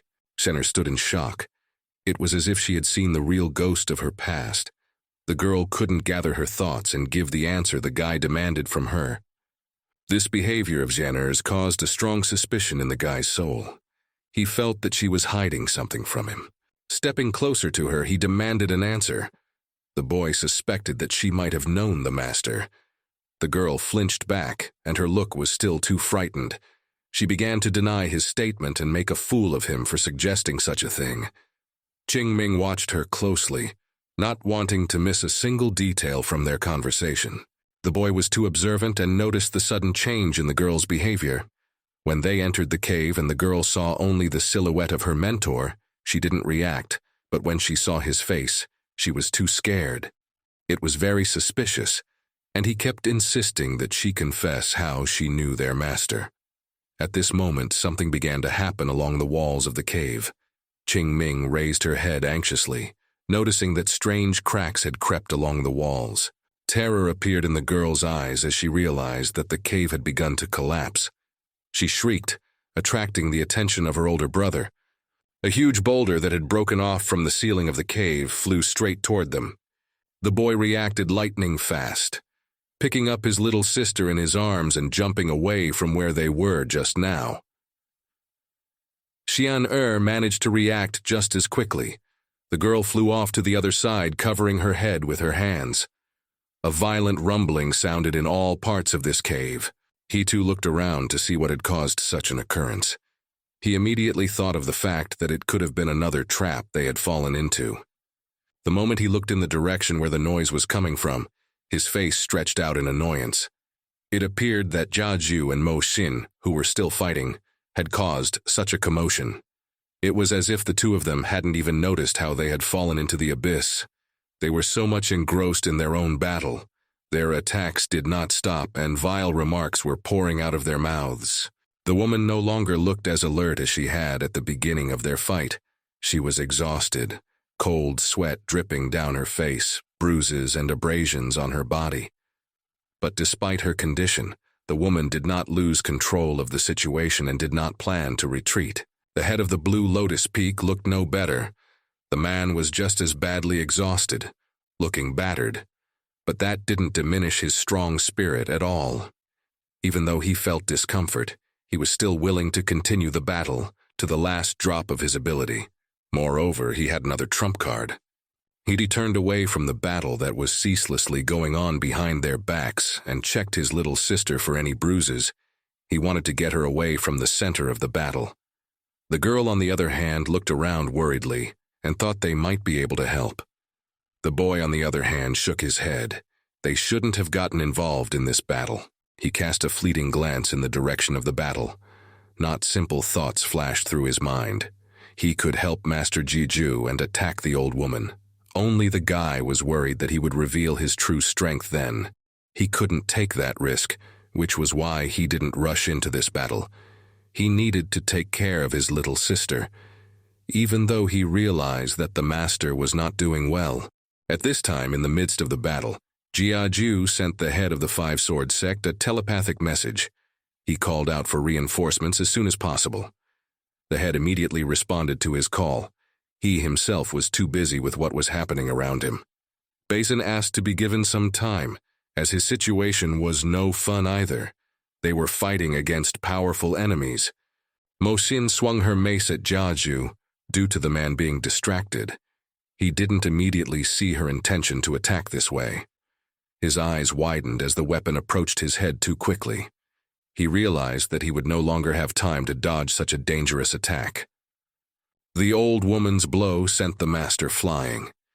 Even at that moment, he continued to send and receive telepathic messages. Bai-Sun had faith in his head of spades and hoped that he could hold out a little longer, waiting for backup. After this blow, the master deftly twisted in the air and landed on his feet. Sliding on the ground for a few more meters, he tried to slow down his own movement. His movements were graceful, as if he was part of a dance performance transforming into an elegant pass. The master's gaze was calm, as if he owned every moment of his movement and controlled the flow of energy around him. Wiping his face with the sleeve of his clothes, he told the old woman that reinforcements would be here soon. His face burned with pain, but the master steadfastly ignored it. As he leveled his back, his strength regained a terrifying energy that squeezed the air. Strength filled his body, and he was ready for a new wave of battle. The master's eyes glittered brightly, reflecting determination and the will to win. Death was not something he was afraid of, as he intended to take Mo-Sin with him anyway. His spirit knew no fear of the darkness, and he stood there like a storm, ready to destroy everything in his path to achieve his goals. The woman tensed at the energy that Jeju had released from herself. She looked back to where her charge was. The girl crouched behind a rock, trying not to get crushed by their attacks. Mo-Sin threw insulting words at him, while her mind was already thinking of a plan of retreat. The tension in the cave intensified, as if the energy of the fight was charging the air around them, and every moment was on the verge of confrontation. In one sharp leap, she reached the girl who continued to hide behind the rock. The mentor picked up her body. Xian'er gave a startled yelp, not expecting such an action from her mentor. Everything happened in an instant, and it was impossible to stop the woman. In a few leaps, with the girl in her arms, she began to climb up, leaving the cave. The situation that had developed did not suit her at all, especially Mo-Sin realized that she would not be able to stand when reinforcements arrived here. No matter how shameful it looked, he made the decision to escape. Jeju only had time to follow her with his gaze, but he didn't even try to catch up with the brisk old woman. He was on the verge of exhaustion himself. When the woman and the girl disappeared from their sight, the head of the Blue Lotus Peak settled down on one knee. His breathing had become very hitched. He was breathing very heavily. His body felt relaxed and reminded of all the wounds he had received during this fight. He too and Qing Ming immediately ran up to him, trying to support and help him. The guy only knew that they needed to leave this place soon. He was worried that the woman might come back and strike suddenly. Despite his condition, the man was very worried about the heavenly abode and the treasures it was plucking. He too told him a brief history of their adventure to the heavenly abode, and assured the head that she did not have such valuable artifacts that everyone had told him so much about. They decided that it was time to get out of this cave. Jeju's bottle swelled up, becoming even bigger, and the boys climbed on top of it. It flew up, becoming some sort of tool to move quickly. The mentor climbed it with difficulty. He had almost no strength left. A short time later, they were already carrying on the wind, glad to be alive. Chang Mountain, Taekyong Temple. Huitu sat opposite Jiaju's mentor and watched as he gorged on the rice that the guy had prepared from his own recipe. The man was eating it with such gusto that the young man felt a kind of awkwardness. Taking a step back from his plate, the mentor couldn't resist praising this guy's culinary skills once more. Jiaju himself was a true gourmet. At his peak, there was always plenty of delicious food and drink. So his words were a true compliment to Heitu. He was at a crossroads of his own thoughts. He was mad that because of his mentor's appetite, their rice supply had become rather scarce. But since their sect had helped them in rebuilding the defenses around the temple, he couldn't complain about it. After finishing the rest of his plate, the mentor wiped his mouth with his hand. He was feeling much better and was glad that he would soon be able to return to his home. He spoke again about the Nine Saints Temple. After they returned, he too immediately asked him a question about this sect. The sect that Haitu wanted so badly to know about was very powerful. Located on the 9 peaks, mysterious and incredible techniques were practiced there. The lands there were like heaven on earth and was rich in various valuable artifacts. Jiaju frowned his eyebrows and lowered his voice as he continued to talk about their status in this world. Listening to such impressive stories, the boy was shocked that he had never heard about the existence of such a powerful sect. But since his mentor had left them long ago, it was not surprising that he had nowhere to draw such knowledge. Suddenly, something flew between them and fell at their feet. A golden glow tailed after the thing that had come here. The mentor and the boy were shocked by this unexpected attack. But the moment the light dispersed and the dust that rose from the impact began to disappear, Jiaju lowered his head to that spot and smiled with his mouth full. In the small crater that had been created by the impact sat a small, colorful bird. It chirped loudly when it saw the people around it. He too was terrified as he tried to figure out what it was. The mentor immediately explained to the guy that it was a 7-colored divine bird, whose voice could be heard over great distances and was used to transmit various messages. The bird suddenly flew up and swiftly headed towards Heitu. He was frightened and recoiled, expecting something scary from such a cute and beautiful bird. The bird's appearance made him very excited, and he couldn't recover his excitement. Suddenly it turned into an envelope, and like a feather it landed on the young man's hand. A 7-colored bird had brought him a letter. The young man immediately began to open the envelope. His hands trembled slightly with excitement, and his heart thudded in his chest when he realized that it was a message from the Temple of the 9 Saints. After hearing about the temple from which the letter was sent, Jiaju immediately stood behind Heitu's back and lowered his eyes to the text, eager to find out what they had written to him. The lines in the letter began to blur in front of his eyes as the meaning of the contents reached the boy's mind. His little sister was being invited to the Temple of the 9 Saints as an exchange student for 6 months. Upon hearing her name, the girl hurried over to her little brother, interested in what they were talking about.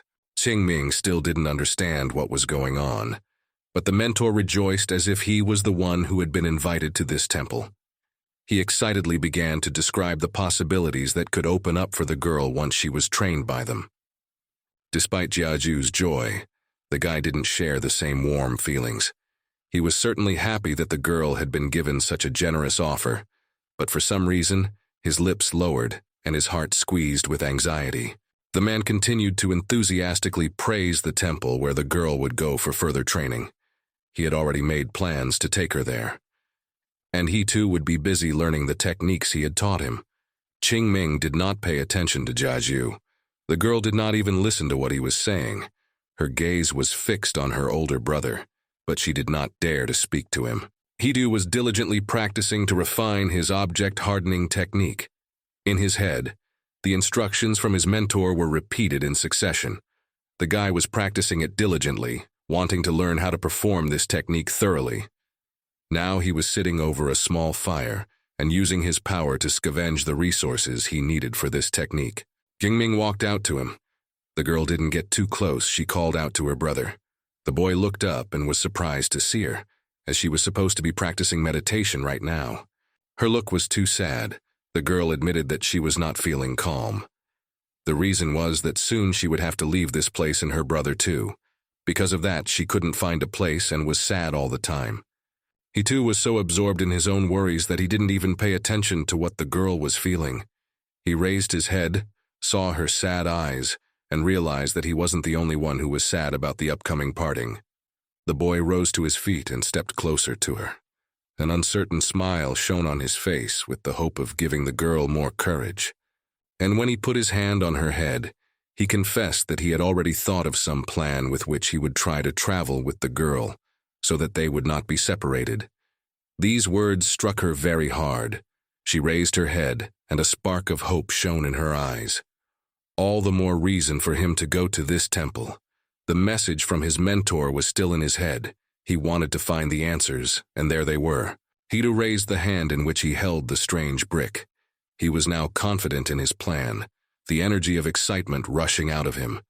Qing Ming stood by his side and was very happy that his brother was so resourceful. She clapped her hands in delight, admiring his ideas. Zhongzhou is the temple of the 9 saints. Students from different schools gathered at the foot of it. A student stood at the gate in front of the steps, with students crowded around him. He held papers in his hands and announced the information that concerned everyone present. The disciples listened attentively, ready to carry out the instructions. Before going up the mountain, they had to present the invitation letter they had received and check in the records. Only after these manipulations were they allowed to proceed. Hitu was trying to get through the crowd of students. He squeezed through the disgruntled cries and indignation of the other students. No one liked the fact that such a weakling was trying to get to the stairs without a line. He smiled awkwardly, trying to smooth the situation. That disciple who was just reciting the instruction noticed Hitu, who was diligently making his way forward. He looked at the young man and resented him for coming to this place. The temple of the 9 saints did not accept rabble like him. He too was asked to leave this place. He too felt a little awkward because all the attention was drawn to his person. He scratched the back of his head and said that he had come here as the head of the Taiyun sect with a message for Duxian Zhenjin. The guy standing at the gate marveled a little too loudly. That the head could be at the lowest key tempering level. This was too ridiculous a statement for him. The students didn't miss the opportunity to mock the appearance of such a strange guy. They began to ridicule his level and the insolence with which he had come, calling him homeless and not worthy of meeting their head. They still didn't believe that this young man was the head of the Taijun sect. Everyone tried to throw their own line, and the more offensive it was, the more fun they had. Completely ignoring these disciples, he too headed towards the beginning of the steps to go up to the temple and meet the head on his own. The disciples didn't expect him to be so brazen, so they were surprised and didn't immediately know what to do when he walked forward so quickly. The one who was supposed to be in charge of the list and was considered to be in charge among the others grabbed the young man's shoulder, wanting to stop him and teach him a good lesson for being so insolent. He too looked as if he had been waiting for this moment, a slight smirk playing on his lips. He turned around to the disciple who boldly grabbed his shoulder, extending his hand towards his face. He too took aim to leave a bald spot on his forehead. The disciple stared in surprise at the hand that was getting closer and closer. He didn't understand what a guy at such a low level was going to do to him. It was just enough for the guy to fly a few meters away from him. The other students watched the flying guy in shock and couldn't understand how this had happened and why this impudent man had such strength. All those who stood at the entrance were angry at Heitu. Some even speculated that the guy had used black magic otherwise. Where was the power from? The disciples decided that it was the right thing to teach this upstart a lesson and attack him together. There was an order to inform the senior tutor that an intruder had entered the temple. Fadu listened with horror on his face to the report that someone had invaded the temple of the 9 saints. He couldn't believe that someone had come up with such a reckless idea. Without wasting any time, the elder immediately went to the place where this was all happening. Fadu's eyes were determined to protect the holy place from invasion. He and a group of older students descended the steps, and at the bottom of the stairs he shouted, wondering who the impudent man was who had disturbed the peace and rules. He suggested that it might have been a person from the dark path. His voice sounded menacing and commanding. Hearing the elder's speech, he too looked at him in surprise. He didn't even think that he would be thought of like this and attributed to the people of the dark path.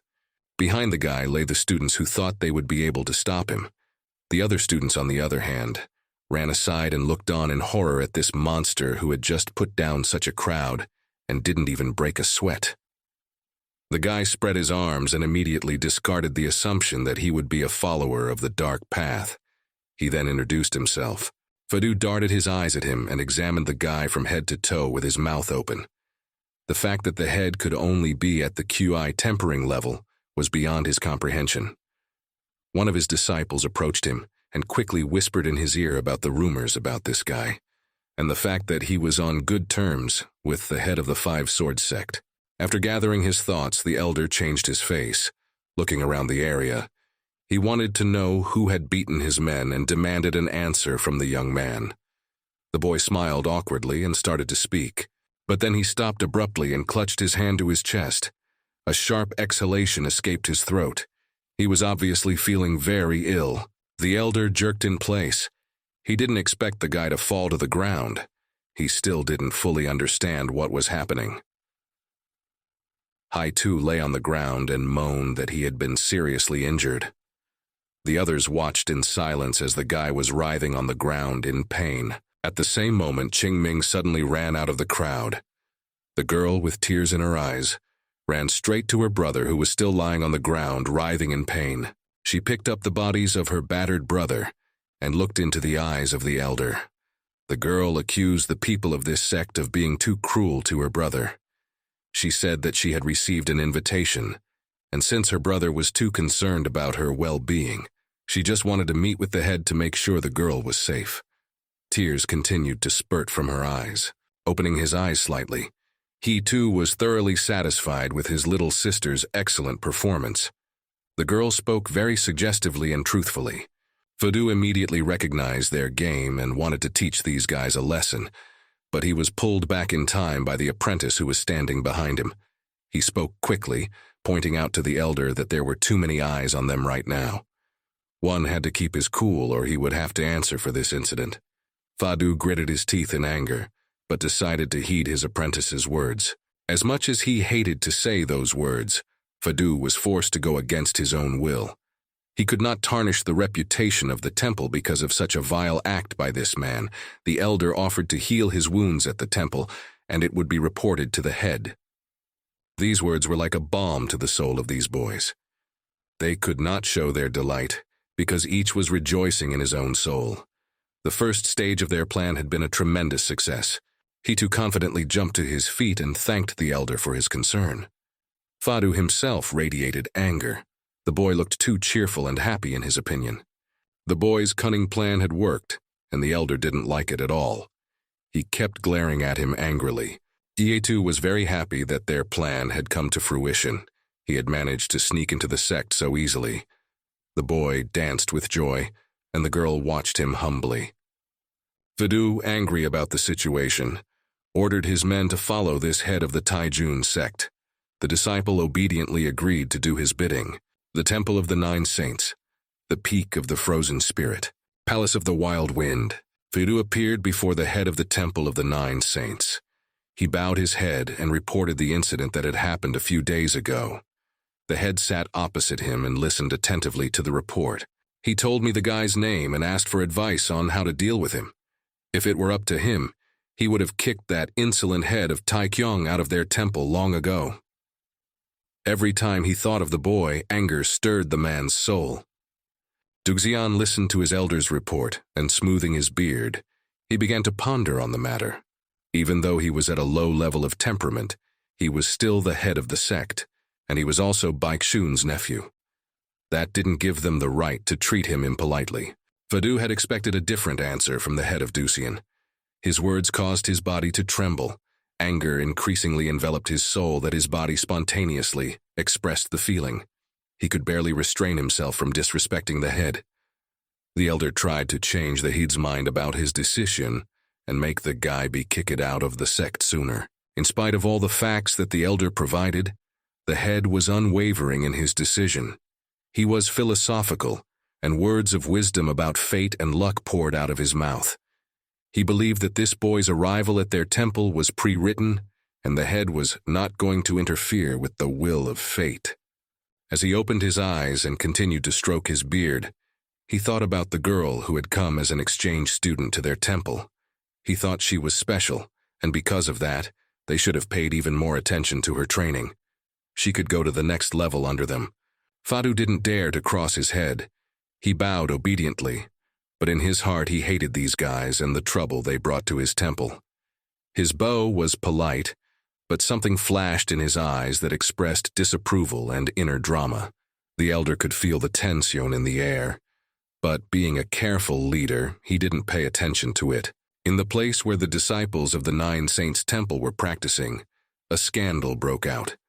While the disciples were dutifully sitting and meditating, little Qing Ming raised a ruckus and demanded her item back. The other disciples tried to teach her a lesson. An older student took the stone from her, and the girl fought furiously to get it back. She was accused of not wanting to learn, and because of that, she was being punished in this way. But judging by her reaction, it only made things worse. Qing Ming was furious about her little brother being locked up. She couldn't concentrate on anything but thinking about him. She was also not allowed to see him, which made her even more annoyed. They continued to gallop around the area, their screams echoing through the neighborhood, thus preventing the other students from concentrating on their work. The girl threatened to kill everyone if she didn't get her stone back. The boy was already asking for the elder to be called in to subdue her, but Fadu, who was watching the situation, didn't know how to deal with this problematic girl. This couple was already giving him a headache. An unexpected tap on his shoulder and a familiar voice brought the man out of his disappointing thoughts. He was frightened for a second, for few people could afford such familiarity. Fadu frowned and folded his arms across his chest as he poured out his soul to Jiaju, who was ready to listen. The man was, as always, in the company of his bottle of liquor. His face was covered with a thick blush, and he was in high spirits, unlike his old friend. Flipping the bottle to his mouth, he took a few good sips. Also, the head of the Blue Lotus Peak told the elder a little bit about this girl, and also about how all the sects were striving to get her. And then, leaning close to Fadu's ear, he added that he would dishonor his temple if he failed to teach her something. He sounded determined and eager to fulfill his responsibility. The bottle served not only as a source of strength, but also as an excuse for an important conversation about the girl's future and the difficulties and trials that awaited them. The elder took his words as a mockery. He clenched his teeth in anger, not liking such jokes. The atmosphere between them became so heated that Jiaju laughed at the top of his voice.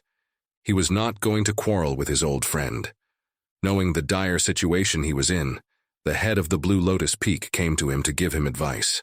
Fadu turned to him in surprise, wanting to know what advice he would give him. Of course he would want to know how to make this girl study. Then his life would immediately get better, and everything would go back to normal. Haitu's unexpected appearance destroyed Fadu's mood completely. He certainly didn't expect to see this impudent man here, when he was told to stay locked up and keep his head down. Except these two didn't share that anger at all. He too waved his hand cheerfully, and Jiaju pointed at the guy and gave him a solution to his problem. The elder couldn't hold back his emotions any longer, and turned to shouting furiously.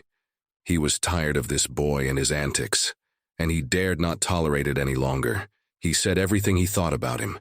He threatened to kick him out of the temple for such disobedience. Haitu didn't care about all the words Fadu had said to him.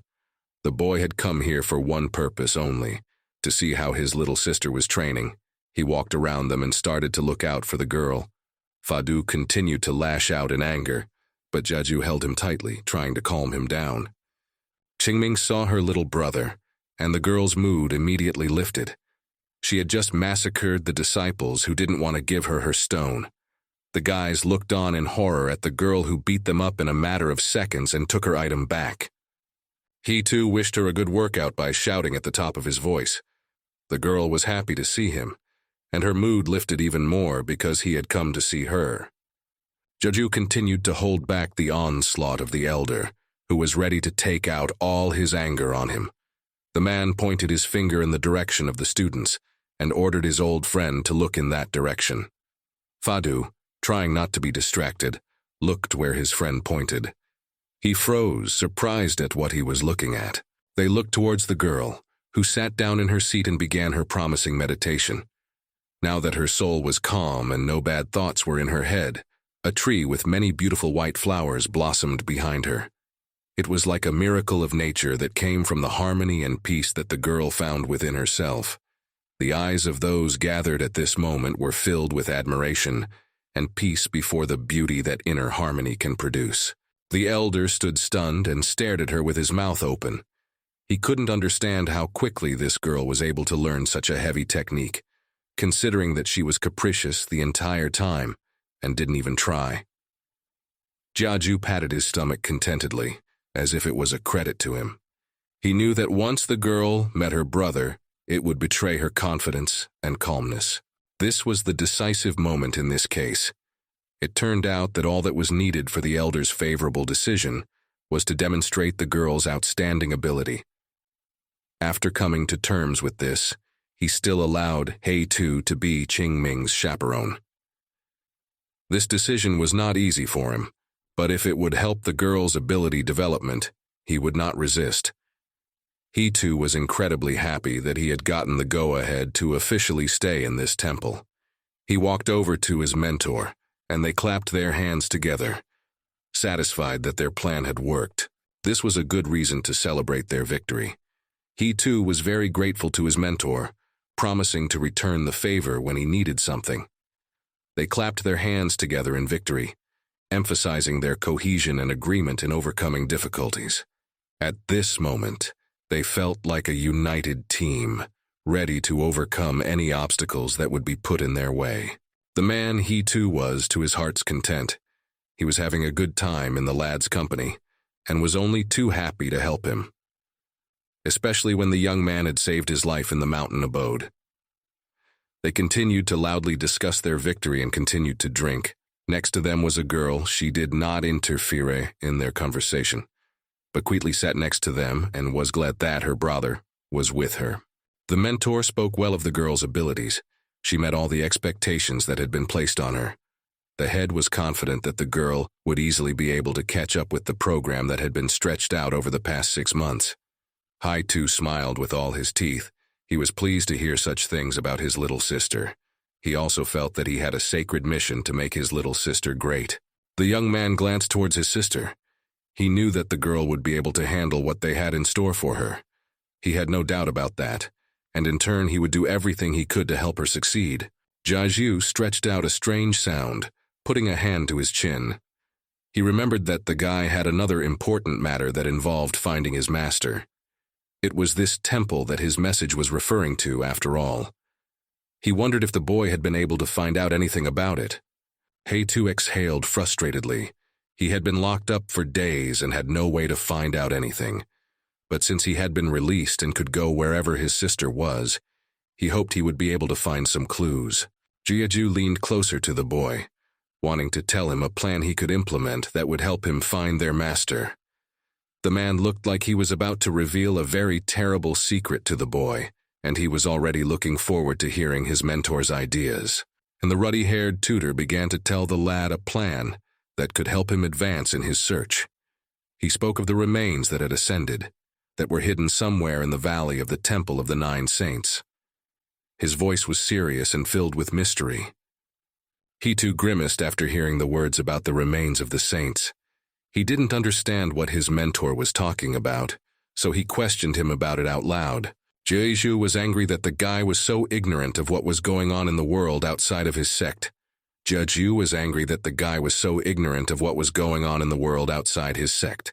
The punch was an impressive force, but the guy didn't mind. He only felt like a stupid kid and apologized for his ignorance. Qingming glared angrily at her mentor. The girl was ready to snap at him, defending her little brother. With some irritation, Jeju briefly began to tell the guy about what the saint's remains meant.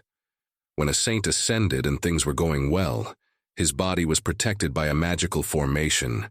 and at the time of ascension he was left with remains that were considered a valuable treasure. In a calmer voice, the master continued to tell the essence of his plan, which the boys could realize. He said that if someone started practicing near the saint's remains, that person would learn the power and improve their progress by times.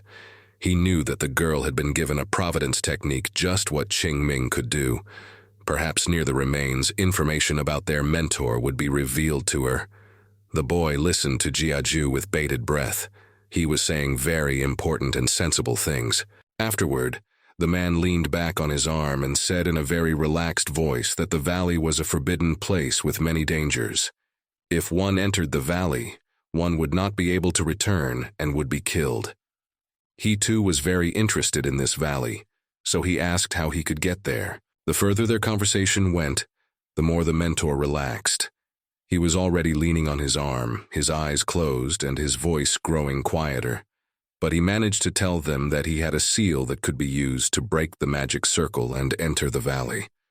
Even though the man was almost asleep, he once again pointed out that it was very easy to die in the valley. After a while, the man fell into his sweet and deep sleep. He collapsed on the floor and didn't speak or feel anything else. Qingming walked closer to him and poked him with her finger a few times. There was no response to her gesture. She motioned for the little brother to leave, except that the guy was in no hurry to leave this place. Even though Jeju was addicted to alcohol, he spoke quite wise and useful words. Hitu's mind was now on the valley, and he was already thinking about the dangers there and whether he could overcome them to find the remains. A light of determination was burning in his soul, and every step towards his goal seemed to him important and urgent. He realized that he was facing a difficult challenge, but his inner fire gave him strength and confidence.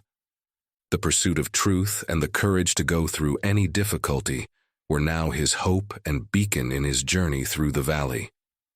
The boys came to the edge of the cliff, which was high above the clouds.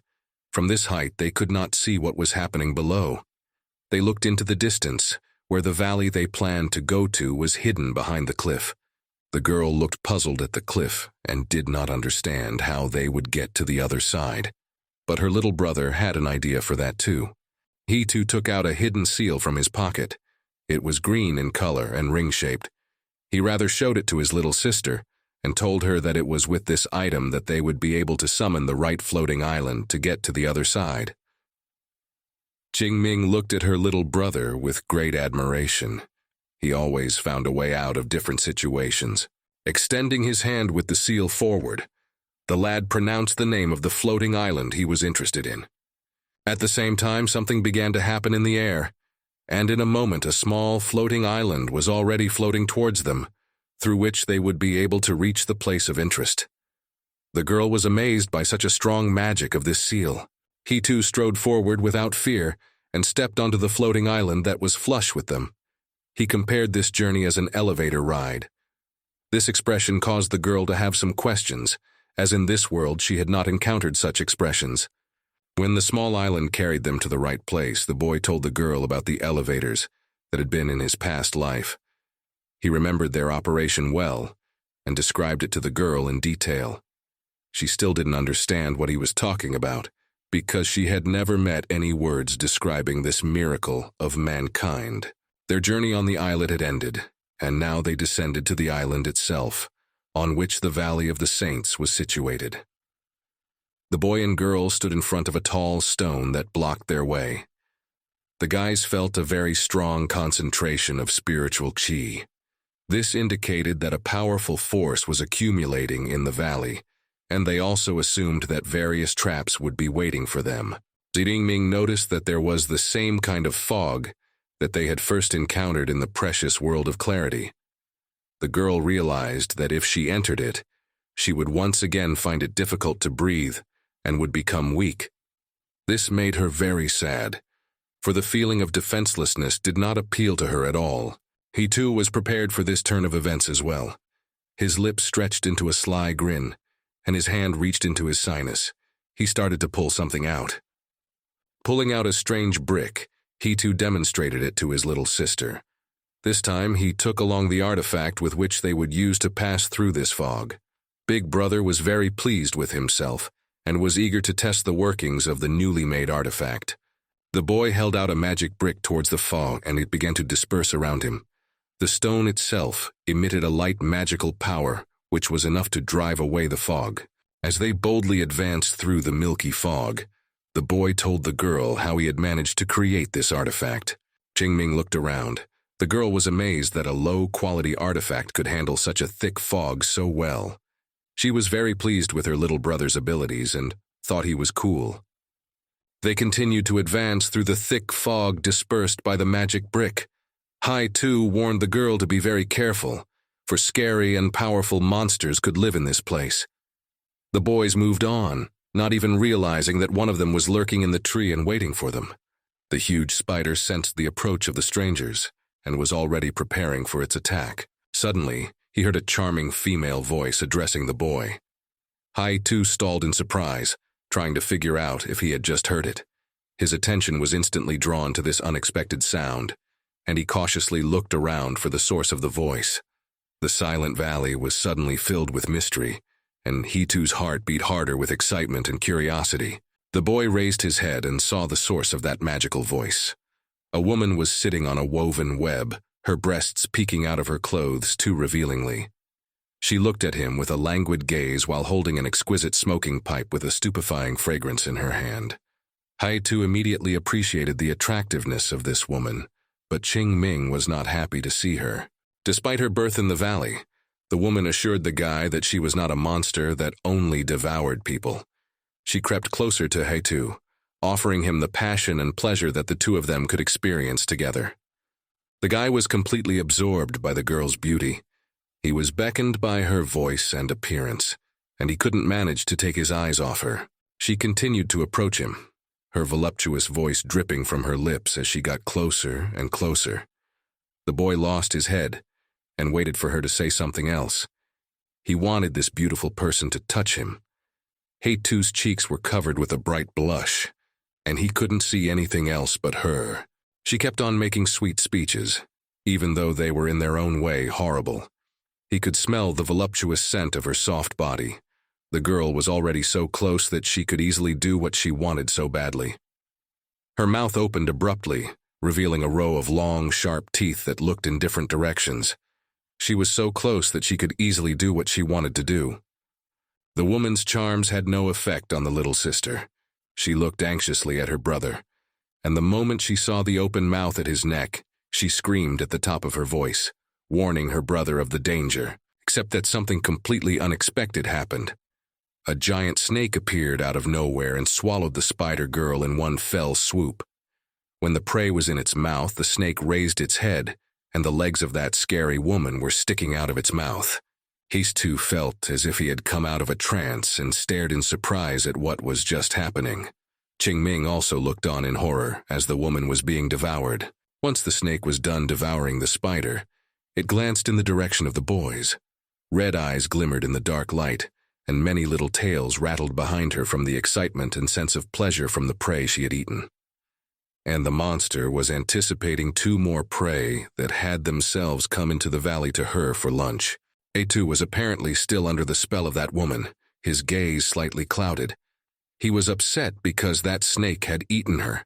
Qingming rushed over to him and quickly told him what she knew about the monster in front of them. The nine-tailed boa had strength comparable to a golden pill and was too dangerous for them. Tension was rising with every second. After all, they would have to fight it. The nine-tailed boa constrictor opened wide and hissed toward the boys. It displayed its sharp fangs and bifurcated tongue. He too finally came fully to his senses and grinned at the creature that loomed over them. The guy ordered his little sister to hide and promised her that he could take care of the problem. Qingming immediately obeyed him. She turned around and ran towards where she could take shelter in a safer place. At the same moment, the boa constrictor made its first strike. The guy quickly reacted and was able to dodge such a sharp and fast attack. A thick cloud of dust rose up around them. The boy landed back on the ground, and the nine-tailed boa constrictor watched his actions intently. The serpent was in no hurry to attack now. The boa constrictor's red eyes followed the boy's every move. The beast was waiting for the right moment for its next attack. After waiting for the right time, the serpent once again rose up on its body, open mouth flying towards Heitu. He, on the other hand, didn't rush to dodge this time, but reached his hand into the clutches of his clothes. Obviously, the guy had some sort of plan or way to confront the snake. Time slowed down, creating a tense moment of anticipation in which Heitu's decision was an important key to his survival. A wry smirk flashed across Heitu's lips, confidence resounding in his voice even though he was facing such a dangerous opponent. His entire appearance showed that he was not going to give up in front of this dangerous snake. He pulled out the brick he had used to dispel the fog a short time ago. A different kind of energy, filled with blue discharges, began to pour out. He too was so confident in this artifact that he didn't have a single doubt that it could fail him. The guy rushed forward to meet the serpent. He leaped into the air and struck a magic brick right on the head of the serpent. A sickening crunch was heard. The nine-tailed boa constrictor's eyes bulged in surprise.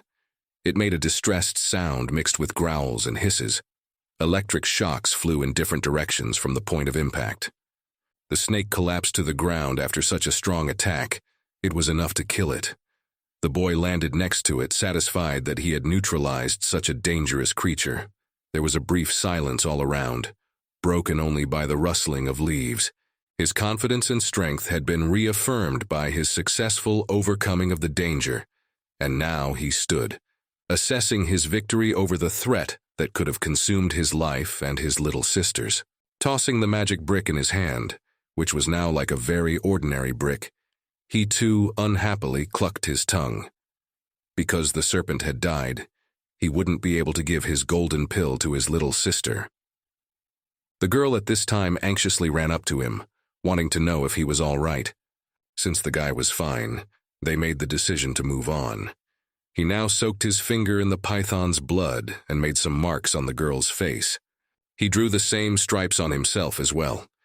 He too thought that if they had the scent of this monster on them, they could attract less attention. Qingming didn't dare to disobey such a sensible suggestion from her little brother. True, she wasn't very happy that she would now smell like a snake. She still thought her brother was very savvy. They continued on their way. The boy walked completely relaxed, holding a small twig in his mouth. He liked to play with it with his tongue and toss it from side to side. The girl, on the other hand, looked worried. Because of the fluctuating spiritual currents, she was completely unable to determine which direction they should continue to go and where to look for the remains of the saints. Heitu tried his best to cheer her up. The boy was sure that the masters of the Nine Saints Temple had guarded these remains so strongly that even Uncle Bison wouldn't be able to find them. Taking the twig out of his mouth, the boy smiled. He had an idea in his head, which he now intended to realize. Heitu lowered his hand where he held the twig. He didn't know how good this plan was, and he couldn't rely on luck every time. Still, the guy decided to try and trust fate this time. He sharply twisted the twig, which began to spin with incredible speed. Qingming looked upset. She felt like this idea was not the best in his arsenal. The girl wanted to add something else, but fell silent. Her eyes expressed mixed feelings, regret, disappointment, and perhaps hope for the best. At this moment, the inner conflict and excitement could be reflected on her face. The twig hovered in the air, indicating the direction. For some reason, he too was sure that this time he could rely on his luck and head in the direction that luck pointed him. Following this unusual guide, the boy headed on his way, feeling that his destiny had merged with the mysterious forces of nature to some extent. They came to a place that was also shrouded in a thick fog. In the distance, they could see the mountains, which were on opposite sides, creating a mysterious passageway between them. Somehow, they were sure that their direction was the right one, even though they were relying on luck. Taking out his brick, he too began to swipe at the fog. Only this time, the desired result didn't happen. The fog that surrounded the surroundings did not want to retreat. The young man began to look around.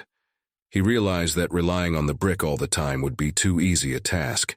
This fog was clearly different in strength from the one at the beginning of their journey. Qingming looked around warily, but all she saw around her was a milky shroud.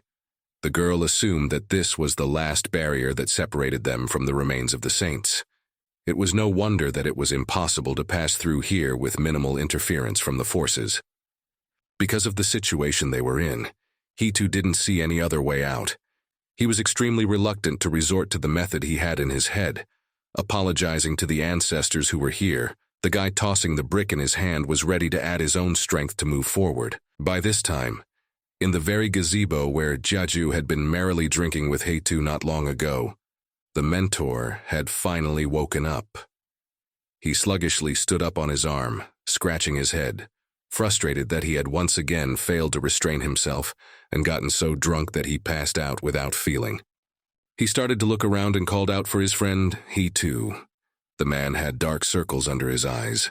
He half closed his eyes and tried to find the boy, but there was no one around, and no one answered his call.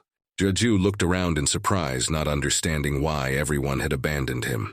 After all, they had such a good and cordial relationship. He continued to scratch the back of his head in bewilderment as he tried to recall the recent events. In an instant, he was struck by a bolt of lightning. The mentor's eyes bulged as his memory, and the essence of the conversation he had with Heitu came back to him. He didn't want to believe what could have happened and hoped to the last minute that the boy and the girl were somewhere within the grounds of the Nine Saints Temple, that they had just gone for a walk while he was taking a nap. But the only way to realize that the boys had made a big mistake was to check if his seal was in place, which could be used to move into the valley. Touching his chest, the man realized with horror that he didn't feel the familiar bulge that had always been there. The realization came to him quickly that the seal was gone. Terror appeared in his eyes and sweat began to drip off his face. He remembered all the details of their conversation and realized that he too was too sure of his intentions and would stop at nothing to find the truth. And what the guy had done was a big problem. He too filled the brick with his own strength and swung it well, aiming for the middle of the fog. His movement was filled with determination and energy, as if he intended to dispel the doubt and uncertainty that was hiding in the mysterious fog.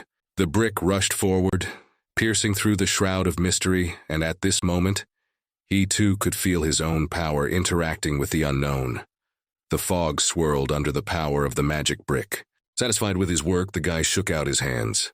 The girl was shocked at what a cool artifact the guy had created. It was unique and suitable for so many solutions to problems. He too smiled proudly. He liked his little sister's praise. He was also pleased with his work. They began to move on. The fog had disappeared and the road was now clearly visible. The boys began to climb up the slope, upwards. Since the magical barrier had been destroyed, they had probably disturbed the peace of the valley, and now they had to be on guard. The girl suggested that the remains of the saints might be guarded by more scary monsters. A menacing roar resounded through the space. He too braked sharply. The roar made even the stony surface vibrate. The anxiety in his chest pounded with furious force. Various monsters appeared from the top of the cliff and made all this commotion. Their level was too high, and it would be very hard to defeat them. The boy and girl looked up the mountain and settled down from such an unexpected encounter. Fear of these creatures came to the very throat. Even though the monsters were many times stronger than the guys, he too couldn't put his little sister in danger, and asked her to move farther away. She looked out from behind him and pointed out that the level of these monsters was much higher than the previous ones. But that was no hindrance to the lad. He took out his brick, which was once again imbued with mysterious power. Heitu smiled as he looked forward to the upcoming fight that was imminently approaching him. The animal jumped towards the guy. Heitu himself carefully followed the movement of this monster. His eyes glittered with determination and courage, as well as the plan of action that was already forming in his mind. The monster flew toward the boy, its mouth open, ready to devour him in one fell swoop, leaving no trace of the boy's body. Heitu was waiting for the monster to hit him with his brick. The boy let more power into his weapon, and the brick glowed brightly and shimmered in his hand. He was about to unleash his power into the face of this wild beast. As soon as the monster approached the guy and was ready to rip his head off, he too reacted much faster and struck the beast's skull with his weapon. It flew past him, crashing head first into the ground. There was a loud sound, and a pillar of dust rose up. Because the guy started to use his power, thunderclouds began to gather in the sky. Somewhere still far away, the echoes of thunder sounded, and the grayness of the clouds was diluted by bright lightning. Hearing the familiar and so hated sound, the boy raised his head and looked at how the dark clouds were getting thicker and darker. He decided to check his level and gingerly lowers his eyes and afraid to see those numbers. His heart pounded in his chest, as he had exceeded their number by a great deal. This made him very excited, because this way he could easily provoke a celestial disaster. While the young man was trying to calm down and focus on his own condition, the beast he had just hit with the brick began to move. He came to his senses, and his eyes opened abruptly. The strength of this beast exceeded that of the boa constrictor, which only needed one blow to die. This one was far more resilient and hardy. The situation the guy was in was too dire. On the one hand, there was a monster waiting for him, ready to kill him, and on the other hand, a heavenly calamity that would rain down purple lightning on him if he continued to use his power. He was in a hopeless situation. The monster was not going to wait any longer, fully recovering from such a crushing blow from the guy. The beast attacked him with renewed fury. He too prepared to attack it again with his brick. At this moment, the air was filled with the intense energy of the fight, and both opponents were preparing for the next round of this deadly fight. Hidu bounced to the side, and at that moment the first purple lightning bolt struck the ground as the beast rushed past him. It struck right in front of the beast's face. The young man was shocked that he had so foolishly miscalculated his powers, putting them in even greater danger. The lightning created a new twist in the fight, adding unpredictability and surprise to the course of the fight. He immediately called out to Qing Ming and ordered the girl to quickly take cover and hide. The atmosphere was getting more and more heated by the second. The little sister turned around in his direction as she continued to run. She was very worried about him. And at the same moment a devious plan crept into the boy's head. His lips stretched into a sly grin. He was about to make an interesting maneuver. Raising his hand with the brick upward, he tried to call the monster's attention. Lightning glittered all around. The sky was pierced with a bright glow like this.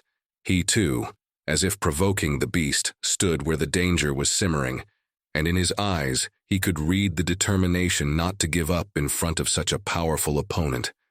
This moment was filled with tension and foreshadowed a new wave of battle. And at that very moment, a bright and immense bolt of lightning descended from the sky. It struck the ground with a loud crackling sound. The lightning illuminated everything around, creating a bright light that penetrated every corner of the area. At this time, Jiaju had already managed to report to his elders about what had happened. They all went to the valley together, wanting to prevent what might happen there.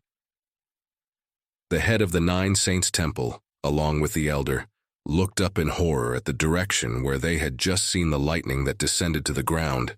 They didn't understand who could have summoned the purple lightning in that place. Vadu took off and ran toward the valley. He didn't care who might have triggered the heavenly disaster. He felt it was his duty to protect the valley and what it protected. Just as he tried to enter the valley, a magical barrier appeared in front of him. It glowed with a warm orange glow and spider-webbed upward. Fadu stared at it in surprise. He knew that the magical barrier had been destroyed, and its appearance caused considerable surprise in the man. The head of the temple closed his eyes as he considered what was happening.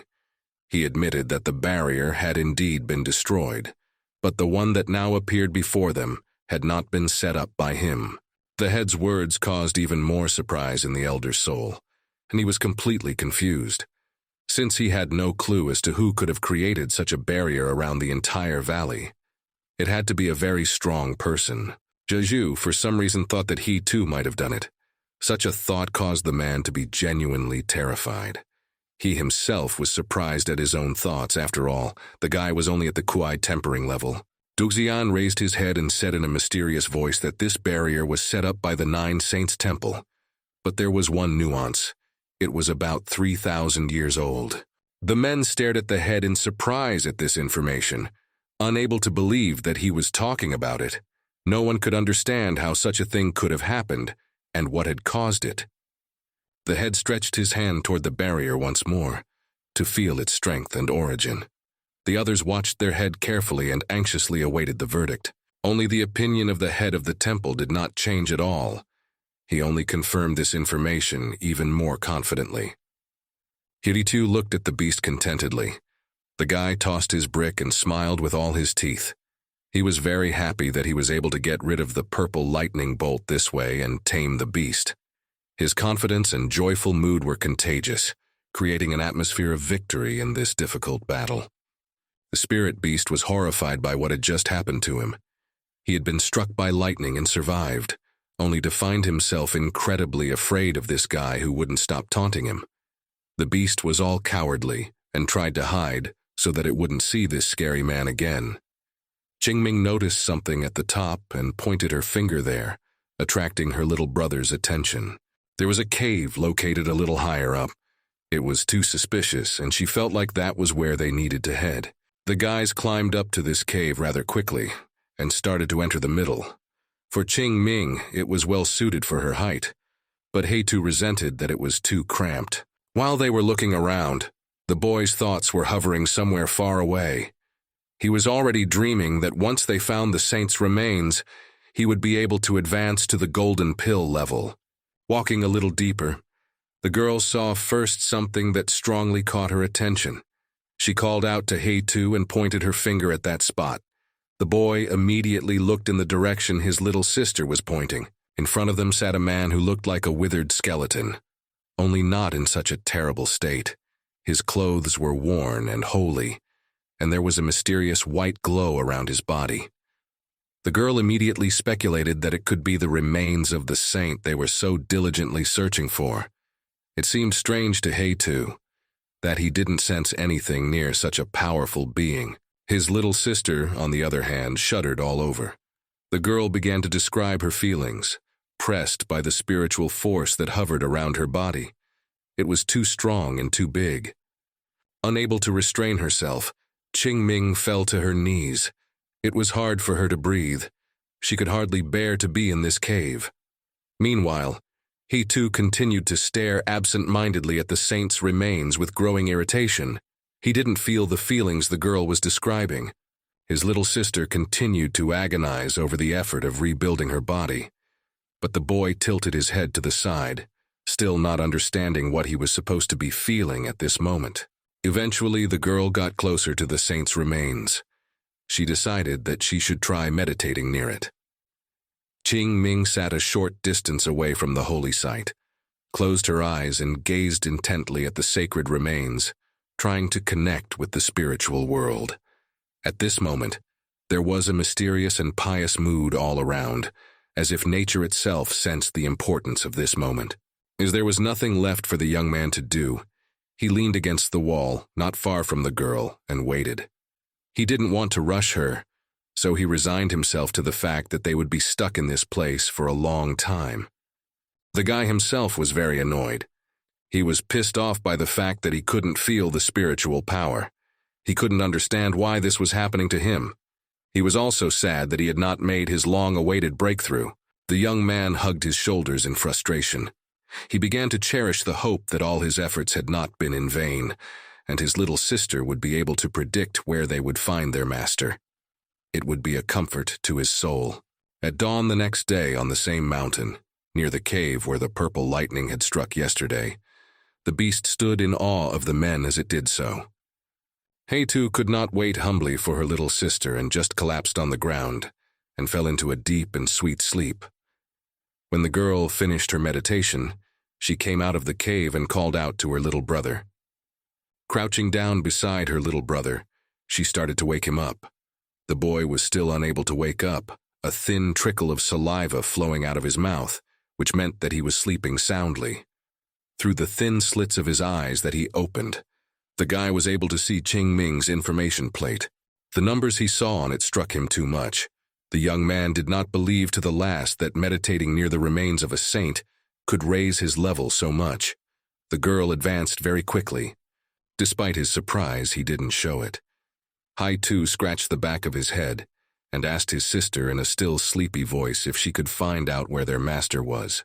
The girl lowered her head sullenly and began to apologize to him. Somehow she felt guilty that she had not been able to learn anything.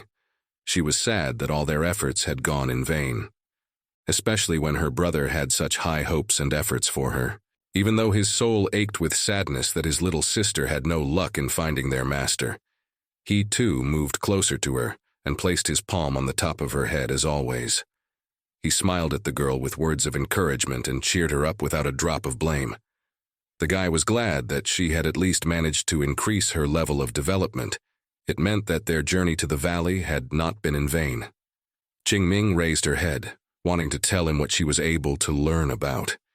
Even though it didn't concern their master, she was sure that her brother would be interested. Qingming started talking about how there was one place in the valley where one could find a great fortune that could save them 1,000 years of meditation. He too was astonished by such information. Who would have thought that this place harbored treasures of such magnitude? His heart beat excitedly in his chest as he realized that since they were already here, he wouldn't be able to miss the opportunity to solve the next mystery that stood in their way. As they moved through the valley toward the direction in which the treasure was supposedly located, the girl explained in more detail what she had learned.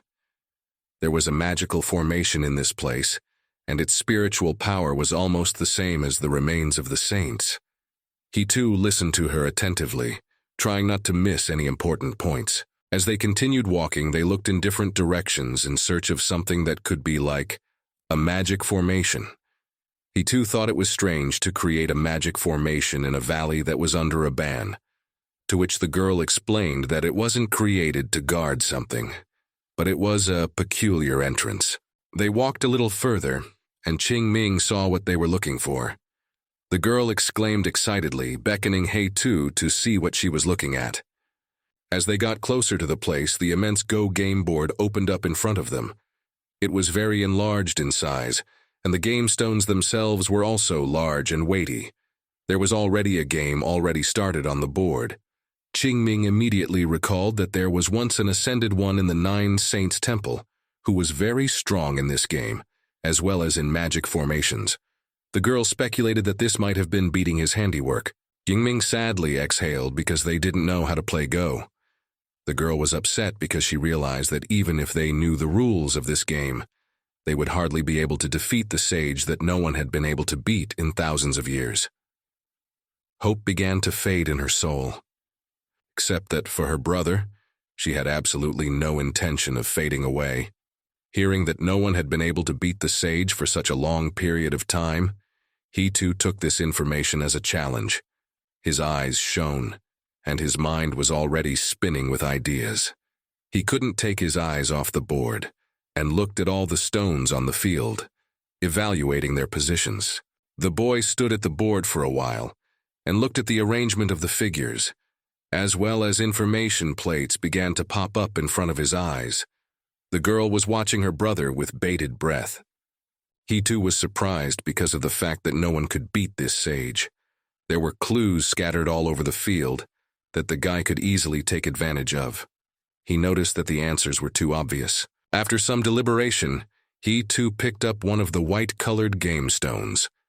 To his surprise, it was quite weighty, but that wouldn't stop him from being able to play.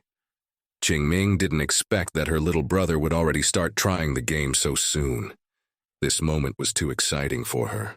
While he too was running around the field and rearranging the stones, the girl stood aside and reminded him that it might be too dangerous, and if they lost, there would most likely be consequences. Nothing was going to be easy. But her little brother was acting overly confident and asked the girl to worry less. He lowered the game stone to one of the intersections. Confidence burned in his actions, and also an overwhelming desire to find out where that entrance might lead. He continued on his way fearlessly and satisfied with himself. The head, masters, and senior disciples were gathered at the entrance to the Valley of the Saints. All of them had humbly stood around it for a whole night, and because a barrier had been erected, they were unable to enter. Jia Jiu, tired of standing, crouched down on the ground and complained indignantly that there was nothing they could do but wait. The mentor was very much worried about the boys who had entered there. He knew that the valley carried many dangers, and realized that the students could easily get into serious trouble and even lose their lives there. The elder was furious that Jiaju was worried about those who had entered there. He demanded that he answer who could dare to do such a reckless act and enter the valley. The head of the Blue Lotus Peak immediately pretended to be too drunk for such a heavy conversation, and was unable to formulate his answer. Fadu continued to reprimand the master, and even suspected him of having something to do with the fact that someone had broken in. Jiaju didn't even look in his direction, feeling guilty for what had happened. Although he wasn't directly involved in the plan, the idea came from him, and his seal had been stolen because of his addiction to alcohol. While the Nine Saints Temple's head was in the midst of a scandal, he noticed that someone was moving towards them. His face immediately became serious, for light would soon be shed on what was going on inside. Fadu was distracted from his shouting and turned sharply toward the entrance to the valley. He was too nervous, for no one knew what to expect. Jiaju similarly gave in forward, a flicker of hope in his soul that he too would now come out alive and unharmed. He was very much worried about the guy and the girl, since because of his long tongue the guys had dared to do such a desperate act, and if something happened to them, he wouldn't forgive himself for such a mistake. A silhouette appeared at the entrance. Because there was a barrier that wouldn't let anyone in but could let them out, a small archway made of electrical energies lit up the space. All attention was drawn to the person who was coming out of that archway. Because of the bright light, it was still unclear who this person was and what to expect. People prepared themselves and waited. As soon as Qingming stepped out of the archway and came closer so that her face could be seen, Head Duxian stared at her in surprise. He clearly did not expect to see a girl in this place.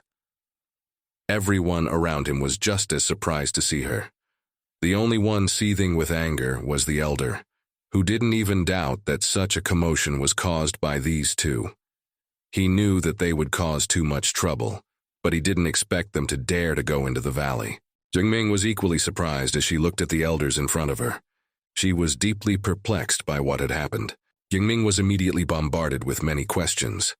The elder was ready to destroy her with his gaze, and demanded immediate answers to what had happened. Jiaju was just glad that she had returned safe and sound, and was angry that Fadu had attacked Qingming too violently. The head raised his hand for everyone behind him to calm down, and asked a question himself, in a calm voice, not wanting to scare this child away.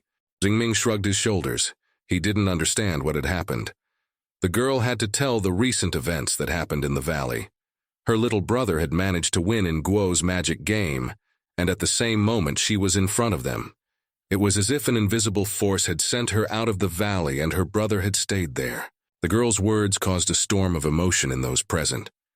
Many surprised eyes and open mouths stared at her. No one could realize that someone had managed to outplay the great Luo Chenpian. His unique skills and abilities amazed those gathered, creating excitement and lively discussion about what had just happened. At the same time, something unimaginable was happening in the valley itself. A golden pillar of light descended into the place where the game of Magic Go was being played. Everything around them froze, as if nature itself had frozen in anticipation of what would happen next. This mysterious light created an atmosphere of majesty and the unknown, causing excitement. The light around him was too bright for him to open his eyes, and he covered himself with his hands. The bright flash made it hard for him to realize what was happening. Hai Tu kept calling for his little sister, worried about her, but he never heard her answer. Anxiety filled his soul, and he regretted having played this game recklessly. The light seemed to grow more and more intense and bright, and with great difficulty he managed to open his eyes. But it didn't help him find his sister. He still couldn't see anything further than his own nose. The light reached its peak and flooded the entire space around the guy. He screamed from fear and what was happening around him. But after a moment, when he opened his eyes, he realized that the brightness had begun to subside, and his eyes didn't hurt so much. The only thing that was on his mind was his little sister. He called out to her several times, and when there was no answer, a cold emptiness filled his body. Now that the light had completely dissipated, the boy was able to look around. He was standing in a completely different place. Apparently this light was some kind of passage that his sister had spoken of. In front of him was a small house that looked tired and old. He continued to look around suspiciously, but nothing else around him caught his attention. Hai-Tu tried to realize what had happened. Hai-Tu guessed that he had been transported to another place since he had won the duel. The only thing he couldn't understand was why he was separated from his little sister. Anxiety for the girl settled in his chest. He hoped she would be all right, and he decided to find out what this place held. He too immediately walked to the house and opened the doors too abruptly. He expected to find mysterious treasures inside it. The fire of determination sparkled in his eyes as he entered the room, full of anticipation and excitement. But the only thing he saw was the remains of a monk, similar to the one he and his little sister had found in the cave. He was sitting in front of a koto musical instrument. The boy was startled to see him. He had expected to see a mountain of treasure, but not a dead man. At the same moment, the human remains began to glow with a light magical glow. He too froze in place, mesmerized by what was happening. After a few seconds, the body miraculously began to take on more lively features, and the magical power continued to envelope him and fill him with energy. He too looked at this miraculous transformation with all his eyes. A moment later, a fully alive man was already sitting in front of him.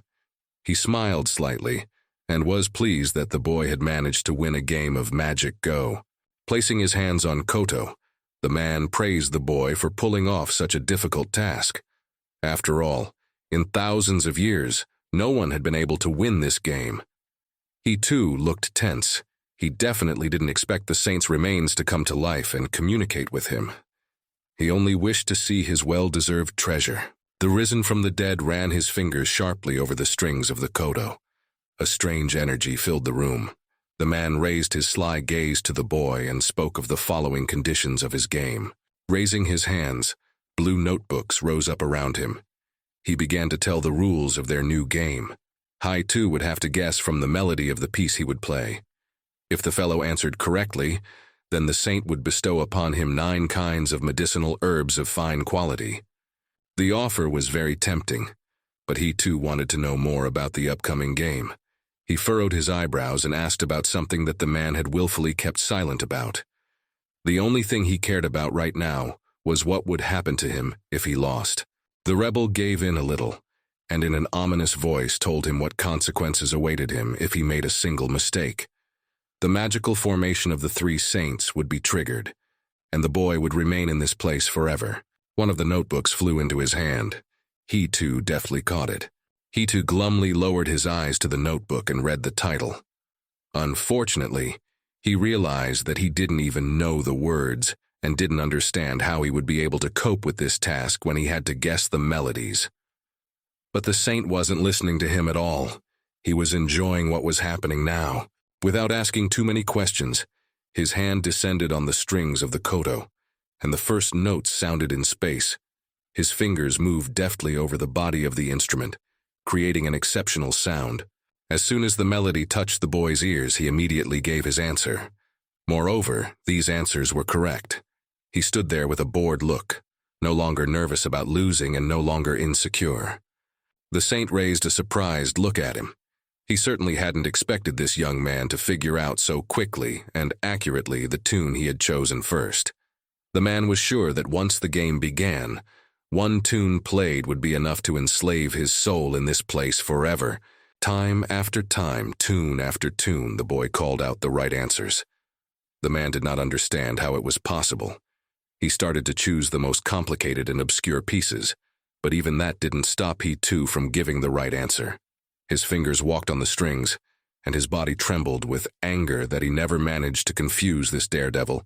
The guy continued to display his incredible ability in the field of music, causing his opponent to be surprised and bewildered. While the saint was frantically strumming the strings, he too had learned a little trick early on in their duel. All of these pieces were hovering in front of his eyes, and he could easily read the title that was currently being played.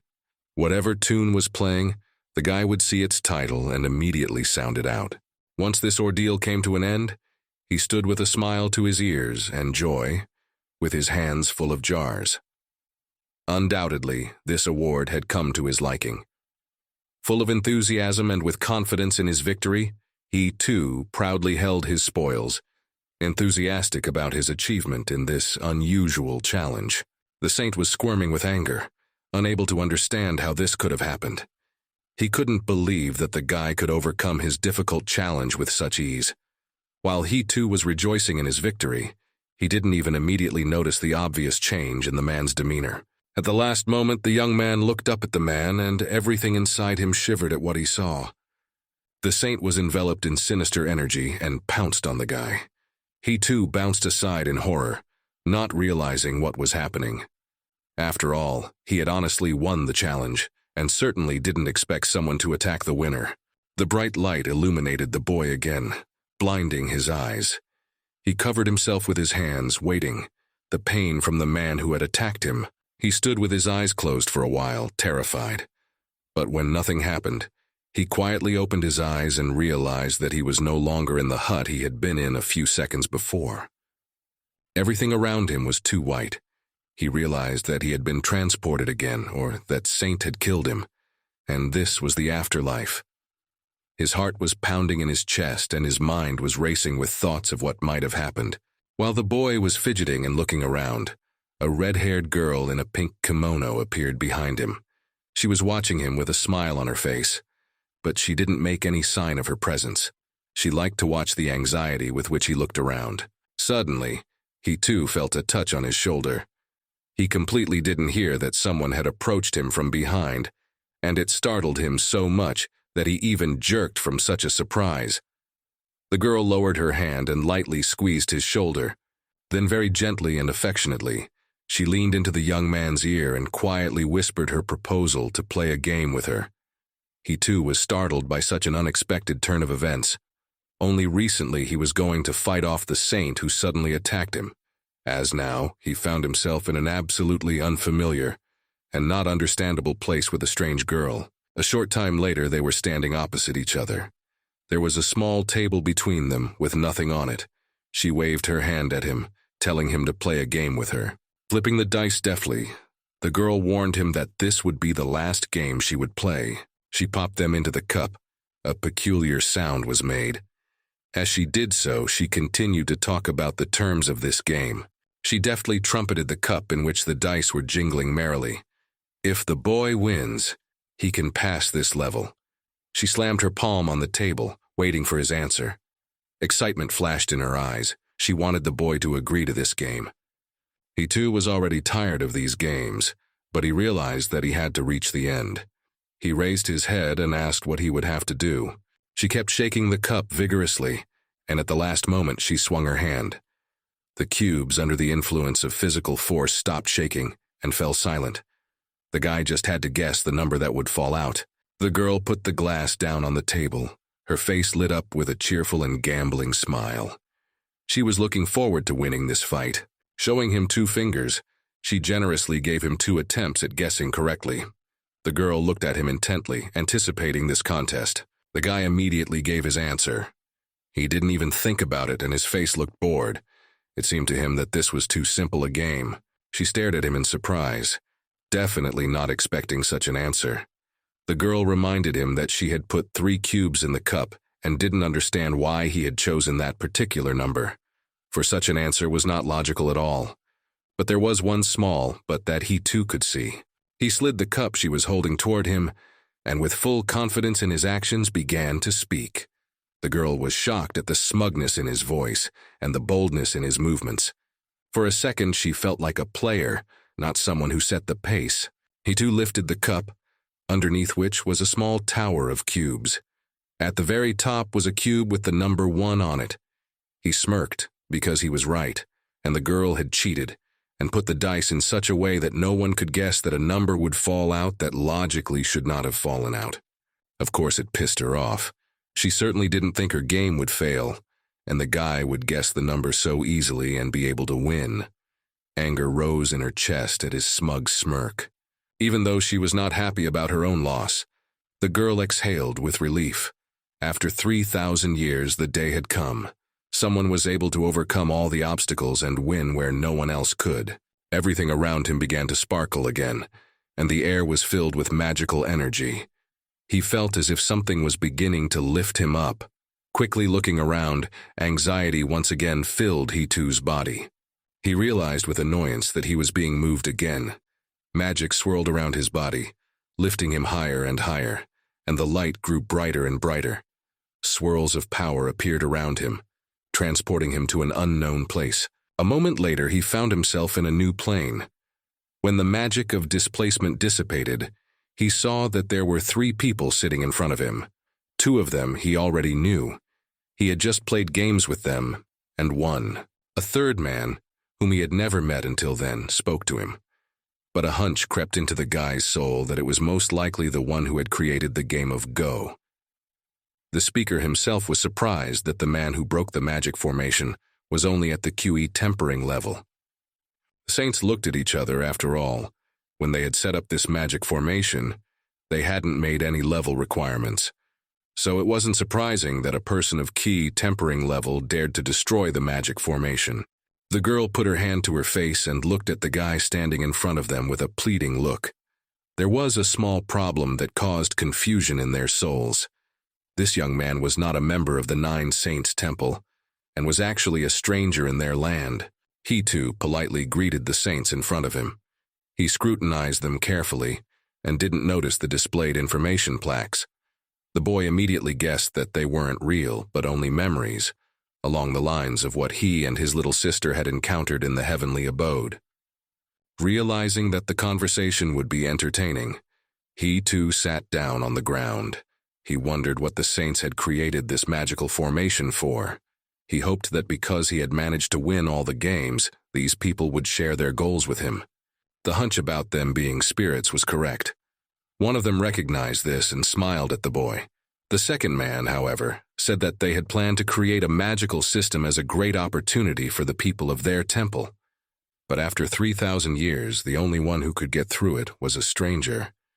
The girl closed her eyes and honestly admitted that she didn't see anything wrong, that this guy wasn't from their temple. In fact, they were tired of waiting, and who knows, there might not be another daredevil who could go through all these games anymore. There was one nuance in that if the formation was destroyed, their remains would also vaporize, and their souls could be released, and their bodies would be consigned to the earth. He said all this with a kind of reverence. The one who created the game of Go extended his hand, clasping a playing pebble in his fingers. Only it was a regular-sized pebble, not like the ones the young man was dragging around the playing board.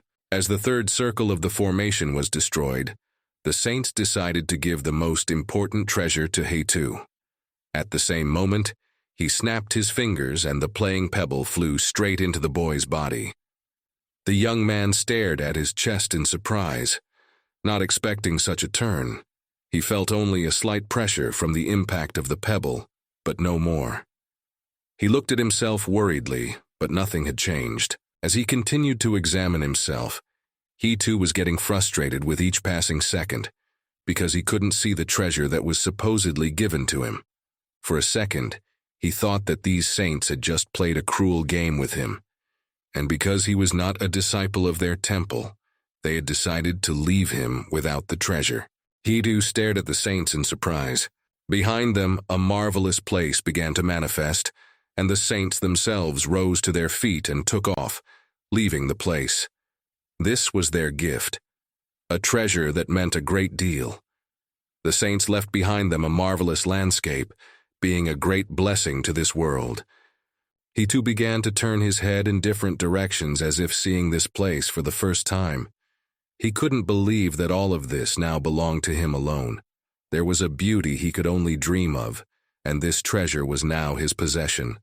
The saint nodded approvingly, and was pleased to see the lad's delight and shining eyes when it came to him what a treasure they had left for him. The boy rose to his feet and looked around him. This place left for him was something unreal. He could control it with his mind alone, and in time, the boy would be able to learn all the secrets that were hidden in this beautiful place. The boy's heart was pounding in his chest with excitement. He continued to look at the area, and very slowly the realization came to him that it was all his. The girl was the last to say goodbye to him. She gently lifted his chin. The girl's voice was so pleasant and calm. She asked to find her when the guy ascended to continue their game. It was a nice parting moment. Rising higher and vanishing into thin air, the girl reminded him that he could always ask the disciples of the Nine Saints Temple for help. She assured him that he would definitely get help. Hai-Tu smiled at the girl with all his teeth, satisfied that this was all over. Suddenly he felt a renewed surge of magical power that was already so familiar to him. His body became weightless, and the energy began to carry him somewhere into the unknown. All this magical energy gathered and penetrated into the guy's chest, the place where the playing stone that the saint had thrown at him while giving him the treasure had hit. Hai-Tu watched with a stretched face as the energy filled his body. And after a while he fell down and landed on his head. People had already gathered around him, who were very surprised at such a sudden appearance of a guy out of nowhere. Hai-Tu hadn't yet noticed those who were standing behind his back. The guy was in pain from the uncomfortable landing. He sat down and rubbed his bruised head, resenting the fact that it was harder to control the world than he had thought. Jingming immediately broke out of the crowd and ran to her brother with loud and joyful shouts. The girl was very happy to see him safe and sound. She threw herself into his arms as if she was trying to check if he was really material. He too didn't expect her appearance to be so abrupt, and was pleasantly surprised to see her little sister. As soon as Fadu recognized this guy, his patience immediately burst. He started shouting at him, even though the head was standing next to him. The elder demanded answers to what he had done in the valley. He too was already imagining how much he would have to endure while they sorted out the matter. The only one who wasn't paying attention to anyone was Qingming, happy to see her little brother. Jeju also came over to them. Tears immediately flowed from his eyes, and his heart felt much lighter, because if the guy died, he would feel guilty about it. Wiping himself with a handkerchief, the mentor continued to shed tears and rejoice. The students behind him, on the other hand, did not share the good feelings for the guy at all. The crowd murmured in displeasure that the stranger had broken the formation and gotten their treasure. Hiyu rose to his feet. He felt everyone's pressure and realized that he wouldn't be able to escape what was about to start. As he entered the valley, he didn't suspect that things would go this far. The guy folded his hands in respect and greeted the head of the Nine Saints Temple. He immediately proceeded to apologize for accidentally breaking the formation of the three saints. The boy accepted all the blame, only for his little sister not to be punished for such a transgression. The girl looked at her little brother in surprise. She felt confused and worried that he was taking the blame. While the head watched the boy in silence, the elder could not contain himself. He started shouting about the sacredness of the valley and was angry that the boy had arbitrarily interfered and destroyed the formation. He wanted to know immediately how he had managed to do it and what methods he had used. The tension around them was rising. The disciples standing behind emitted the same silent anger and irritation. It was finally beginning to dawn on Hai-Tu that his attempt to find out the truth about his mentor had cost him too much. He was suspected that he might be in cahoots with the people from the dark path, and this made his already precarious position in this place very much worse. Qingming tensed up as much as the guy. She pressed herself against him, wanting to protect him, but she didn't know how yet. Jiaju did not dare to interfere in this matter. He silently watched what was happening and realized that the guy was in deep trouble, and he would have to answer for his actions. Now he could only be an observer and try to do something in case of trouble. The head of the Nine Saints Temple looked up at the boy and addressed him. It was not clear from his voice and appearance what he wanted to say and what his verdict would be. Hai-Tu wanted to say something, but he had a lot of thoughts running through his mind. He realized that it would be very difficult to face such a strong opponent, but he would do his best to take care of and protect his little sister. Duxiang, without any words or warning, raised his hand and unleashed his power against the guy. Golden energy burst out from his hand and raced out, smashing into Hai-Tu's chest with force. The young man had expected that this could happen, but somehow thought that it wouldn't be this sudden. The head glared at the boy and said a single word, "Leave," It sounded too cold and overbearing. It was enough to realize that Hai Tu was no longer here to work and did not wish to see him. Jingming jumped up and looked towards her little brother. Her heart was racing. She didn't know how to act and help him. Jiazhu also rushed to his side. He was very worried about this guy and immediately appealed to the leader to spare this youngster. The head's blow wasn't enough to hurt him. He simply pushed him away, chasing the guy away like a mongrel from his yard. He, too, flew a few meters away, falling backwards. Although the head kick didn't bring pain, its power threw he, too, away, as if he was just an annoying guest. The guy's fall of several meters was a vivid reminder of his opponent's superiority. The boy immediately landed on his feet, slowing down. He raised his head and addressed the head, asking to hear him out. He, too, was willing to explain everything. He definitely had no evil intentions, and the guy believed he could prove it. He, too, was determined to defend himself seriously and would do his best not to get killed. He was just in one place, and then he was moved to another place. The guy didn't expect such a turn. He started to look around and got scared, because he didn't know what would happen next and what the head would do to him now. A moment later, they found themselves in a room. The boy looked around fearfully, not understanding where the head of Dusan had moved him. The head stood opposite the boy and watched him silently for a while, giving him a chance to catch his breath. The head of the Nine Saints Temple spoke in a calm but commanding tone. He didn't want to discuss with the boy what had happened in the valley in front of the others, where the atmosphere had become very heated. But since he wished to find out what had really happened, the head moved them to a secluded place. He expected that the young man would be able to tell everything in detail in a quiet environment. It came to He Tu's attention that there was nowhere to run to, and he would have to go through all of this with the head. The guest house of the Temple of the Nine Saints. When the front door slammed indoors, Qingming lit up with happiness when she saw her little brother on the doorstep. The girl jumped up from her seat and headed towards him, satisfied that he had finally returned to her. But once Qingming came closer to him, she was able to examine his condition. He too was too tired, giving the impression that all the juices had been squeezed out of him. He was very tired and had no more energy to do anything. This scared the girl a lot.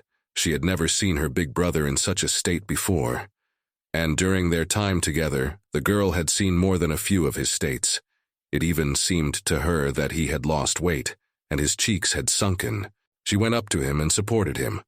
The boy said that the head of the department had interrogated him. It was so exhausting that the boy could hardly withstand the old man's strong pressure.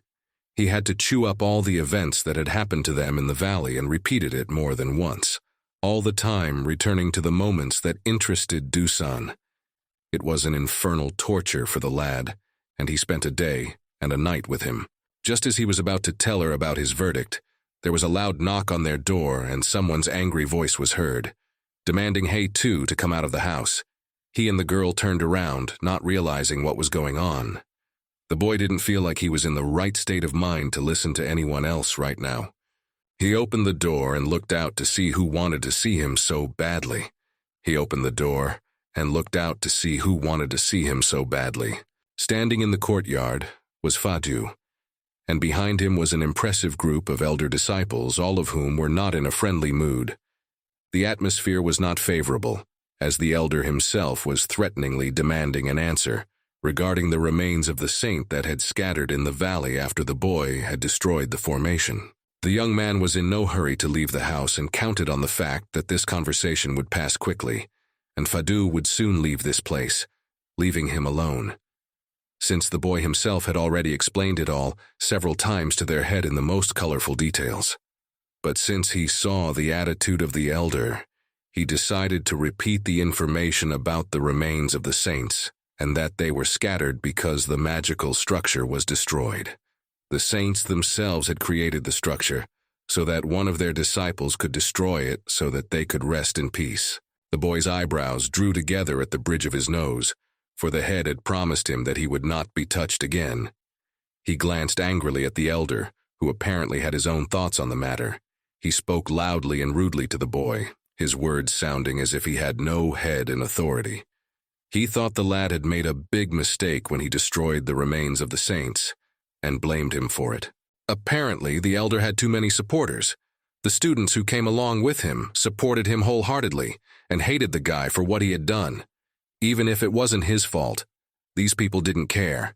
They only felt anger that they wanted to take out on him. They considered these remains sacred, and the guy had desecrated them. The tension between them was building up. He too didn't know what to say to this accusation. He believed that he only held an account to the head, and for him, that was enough. Such accusations violated the head's word. Realizing that they weren't going to leave until they felt a sense of justice, he too raised his hand.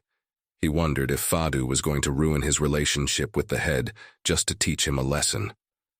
Of course, an elder would never admit to wanting to go against the will of the head. A sinister smirk appeared on his face as he veiled his offer of a duel as if it were an exchange of experience between them. All those present in the courtyard and supporting the elder smiled. They knew what Fadu was up to, and knew that he was much stronger than the boy. They were eager to see this insolent man beaten to a pulp, and beaten to a pulp. Even Qingming realized that this was the old man's way of wanting to settle the score with him. She started to angrily walk down the stairs towards the elder. He too abruptly rushed towards her and grabbed the girl just in time, preventing her from going any further. He didn't mind if the latter decided to teach him a lesson this way. The guy only had one request: to allow Qingming to move aside. After all, it wasn't all her fault. Suddenly, Jiaju approached them. The man was surprised that there were so many people here. He too jerked toward him, and in his heart, he was glad that the master had come at the right time for them. Since the atmosphere in this place was too tense, the mentor's appearance was like fresh air in a stuffy room. In his simple and cheerful manner, he addressed Fad, assuming that he had come to congratulate the guy for successfully breaking the formation. The elder was skewered with anger, because he had definitely not come here for congratulations. Pointing his finger at Hei-Tu, he didn't hide his true plans. The man approached the boy and put his arm around his shoulder fraternally. In this way, he demonstrated his closeness to him. He also reminded everyone that he was the nephew of the Five Swords clan leader. As if by accident, the man added that the young man was a member of their sect and warned Fadu to think carefully before making a rash decision. Such words surprised the young man. He didn't expect Jiaju to stand up for him so openly. He too's heart shrank with awe and gratitude. The mentor's prejudice angered Fada too much. For now, his hands were officially tied. If he was supposedly unaware of He-Tu's close relationship with the Five Swords clan before, he was now officially aware of it. The disciples who had come with the elder were spitting with anger, irritated by the very fact that some loser was so highly regarded and friendly with such great men. And they realized that if they violated the orders of their head, Fadu might suffer. The elder himself understood it as well. He could barely contain himself, but he knew that if he made that mistake, and in front of a witness, he would have to answer to the head. He glared angrily at the boy and reminded him that everyone in the temple knew what he had done and hated him with a fierce hatred. They turned around and started to leave the place without getting what they came for. Perhaps if it hadn't been for the sudden appearance of his mentor, things would have been very bad for him now. The guy didn't know what to say. He realized that the atmosphere in this place was getting hotter by the second, and that was too bad. Things weren't going the way they wanted them to.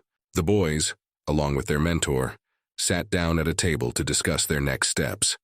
One single decision was made unequivocally. The boys had to leave the walls of the Temple of the Nine Saints. As sad as it sounded, they could no longer stay here, as too much had happened, and now danger could be waiting for them around every corner. He too exhaled heavily, feeling regretful that Qingming would no longer be able to undergo her training here. Only the girl herself was not upset about it. Jiaju lowered his head onto his hand. His trusty bottle was as always by his side. He immediately suggested that the guys go to the Five Swords sect, thinking that it would be better for them to stay in a safe place for a while. Despite such an offer, he too thanked him. But he didn't think it would be the best option for them to go to the Five Swords sect. Jiaju looked at the guy with a sad look. He was sad to hear that he didn't want to go to their sect. Even more so, the head would be very happy to see them. He too felt guilty that such a situation had happened. He was afraid that a sect conflict might break out because of him, and didn't want to put more people in danger. He raised his hand, scratching the back of his head. He wanted to believe in the words of the head of Ducian, and his promise that they wouldn't be touched. The boy wanted to go back to Mount Sang. The mentor tipped his bottle and took a few big gulps. He liked the boy's position, and agreed with him that the Five-Sword sect should stay out of it. The mentor spoke in a quiet and serious voice. He told the boy about what he had seen last night, and it made him very wary. He too jumped up from his seat when he heard that the disciples were transporting artifacts. The mentor believed that the remains of the saints had not been completely dispersed. The young man tensed at this information. For some reason his body filled with anxiety. He wanted to understand why his mentor had come to such conclusions. The man showed his hand, folding his fingers. The answer was simple. He had done a fortune-telling and was able to see some information. And now he was sharing it with Hai Tu. It was a severe blow to the young man. The Temple of the Nine Saints believed that the remains belonged to them, and were considered the temple's main treasure. This was the reason why they would not want to part with them. Only he too knew how much the saints wanted to be released from this world, and surrendered to the earth. The Valley of the Saints. The cave with the remains. A beast was peacefully sleeping near the entrance to the cave, guarding the entrance. In the cave itself, something strange was happening. An unknown man with his cloak on was sitting opposite the saints' remains. A magic circle grew beneath them. At this time, some kind of ritual was taking place. A saturated amount of spiritual power was in the air. The man with a hidden face continued to meditate diligently. Energy was pouring out of his body. He couldn't allow the saints' remains to be destroyed, and he was willing to do anything to preserve this temple treasure. He made a cut in his palm, and reaching forward, a thin trickle of scarlet blood flowed from the wound. It spilled onto the floor, where a circle had been drawn. There was a strange energy in the air. It was not light and benevolent. It was something dark and scary. The man went to extreme measures and resorted to black magic. His blood slid too quickly down the ox, coming closer to the saint's remains. There was a nasty hissing sound. The unknown man watched as his blood began to trickle into the saint's body. A glow flickered around him, and the hissing sound only intensified. He watched the action with trepidation in his soul, hoping that he would succeed. The man kept his gaze on the remains, savoring the moment of his power over the body. The blood entered the body without a trace. The remains of the saint glowed with a different light, signifying the end of the ritual. The man spoke contentedly to himself. Now he could take the body and hide it in a safe place. It was a triumphant moment for him. He looked with admiration at what he had created, and was very happy that he had succeeded. There were soft footsteps behind him, and someone clucked their tongue. The sound made him tense and his heart thudded. He immediately recognized the voice of the one who had interrupted his jubilation at the successful completion of his mission. When the man turned around, he saw a face he did not want to see. He too and Qing Ming entered the cave and caught the man resorting to using black magic, violating the orders of the head of the Nine Saints Temple. The guy was pleased to see such a picture. Now he wouldn't feel guilty about what would happen here. The boy looked sternly at the man who stood before him. The moment he learned that there was someone who wanted to preserve the remains of the saints, his first thought was that this person was Fadu. The elder was too quickly exposed. He didn't say anything against the boy or that he might have been mistaken. The man just watched him silently. They stood opposite each other, their gazes crossed. Each was sure he was right, and neither would back down from his own judgment. Fadu didn't want the boy to mind his own business. He decided to try to persuade the old man that the bodies of the saints should be released and not used for his own purposes. His voice was loud and confident, and the fire of determination burned in his eyes. The man still insisted on his own opinion. He no longer cared about the opinion of the people who had ascended 3,000 years ago. He still hoped that he would not be criticized for using their remains, but would be treated with understanding. He too was convinced by his actions. When he had destroyed the formation and talked to the three saints, He had made them promise to fulfill the treaty, and now he intended to fulfill it. To him, the word of the saints was weightier than the wishes of Fadu, who was unwilling to give respect to the Ascended Ones. Something began to happen to the man, as if he were struggling with himself. His words were too strained. The elder confessed that he meant him no harm and asked him to leave. Haitu was surprised by this behavior of Fadu's. He looked at him in bewilderment, trying to understand what was happening to him. Even Qingming noticed the oddity in his behavior. The girl anxiously turned to her brother, pointing it out. The elder suddenly grabbed his head, and his whole body shook. A struggle that was invisible to the boys began to take place inside him. Everything was too strange, and the tension was increasing by the second.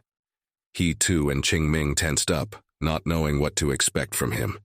The guys didn't move, preparing themselves for any consequences. Fadu raised his head and folded his arms in a certain gesture. He began to scream as if through force, as if someone was choking him and preventing him from breathing. He could not let the remains disappear and would do anything to preserve them. Fiery streams of fire erupted from the man's hands. Energy swirled around his body. He could no longer contain himself, as if two different people were in the same body. The ground beneath him shuddered from the power of his energy. The elder howled in anger and warned that anyone who stood in his way would be dead.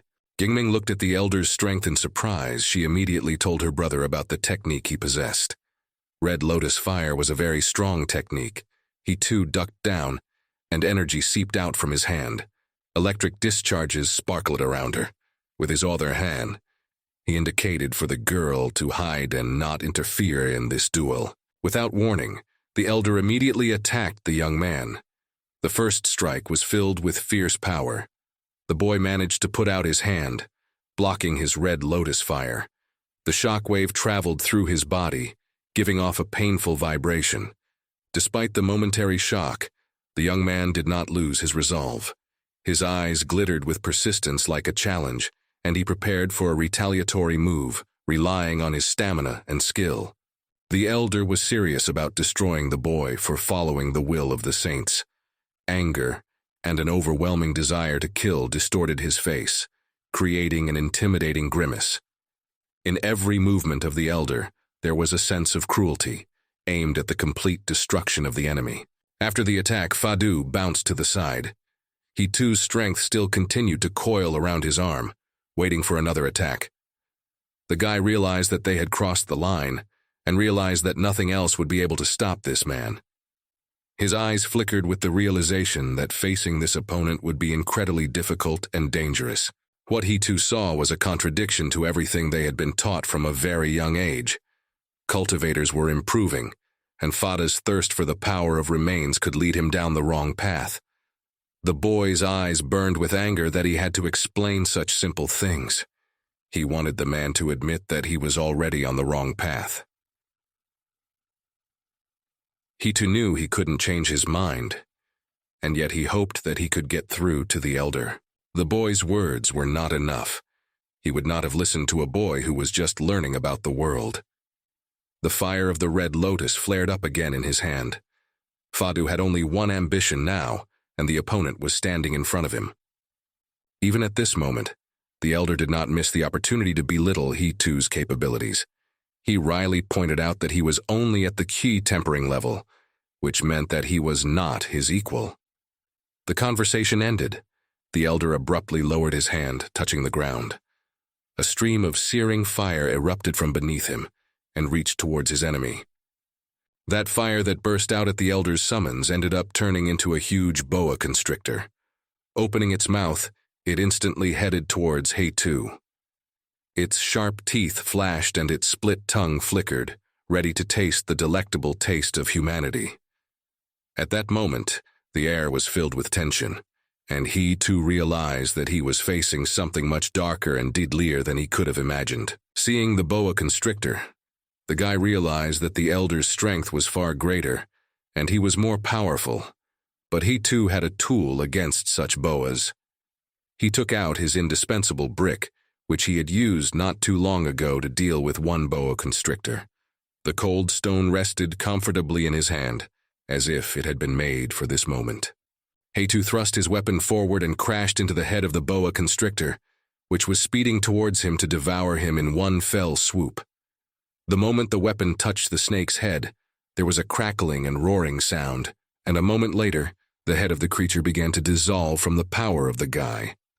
He was sure that such an attack would be enough to solve his problem, but he was very much mistaken. Heitu was easily able to bring down his boa constrictor without any strain. The elder's eyes rounded, and his mouth opened in surprise. Heitu didn't wait for the man to recover from his surprise.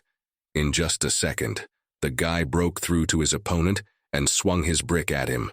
The tension had reached its peak. Now the decisive blow would come. The young man was confident of his strength, and Fadu was certainly ready to repel his attack. Their powers clashed again. This time the attacker was Heitu. He attacked the man with his artifact, and the man had to put his hands into a block. A bright energy filled the entire cave with light. There was not a single area where darkness could remain. The two elements joined together and painfully held back their resistance to each other. The two forces were fighting. He too was pressing his enemy, and the latter was trying to resist the strong pressure of the guy. By accident, the force went out of control and rebounded somewhere in the ceiling of the cave. After they pulled away from each other, the elder took a breath. He could not believe what had happened. Standing on one knee, his body shuddered after such an attack. He looked at the guy and didn't want to believe that such a weak disciple could attack so hard. It was something unreal to him. The old man kept muttering to himself that it wasn't possible. He too felt uneasy when he noticed that his strength had caused an impressive hole to form in the ceiling of the cave. Qingming looked up anxiously, seeing the clear sky in front of her. And he too thought to himself that he should have restrained his strength a bit. Suddenly the sky changed drastically, and from a calm state, the girl saw the lightning that came because of her brother's fight. She was very much disturbed by this, for soon the irreparable could happen. The guy figured that after such an attack, the old man would be a bit scared, and might not want to duel with him anymore. He too behaved confidently enough not to show his weaknesses. The guy was showing off his brick that he would be ready to use at any moment. Inwardly, however, he was very worried that the heavenly calamity would soon descend upon him, and it could end very badly. Of course, the words of the boy strained the old man. He was for a second taken aback by the insolent man's confident behavior. But it didn't last more than a second. The elder's face relaxed, and then he smiled with just his lips. Something had changed in Fadu's face. He had a completely different attitude towards this situation. If not so long ago, he had been in shock at the boy's strength. Now his look was filled with confidence. He held up two folded fingers to his face, and was about to teach the young man a lesson for thinking too much of himself. The wind rose around the man. Spiritual power filled the air. Radiant magic radiated from his body. He was preparing for a new attack, wanting to demonstrate the difference in their skills. He was determined to destroy the insolent boy completely. The rays scattered from the old man's body like lightsabers pierced the entire cave. A few of them flew towards Heitu, one of which he deftly dodged, and the other was hit by his brick. He tensed up a lot. The hope that the old man would come to his senses vanished into the abyss. He, too, didn't want this fight to continue. He was worried about the heavenly calamity that would inevitably happen if he attacked him.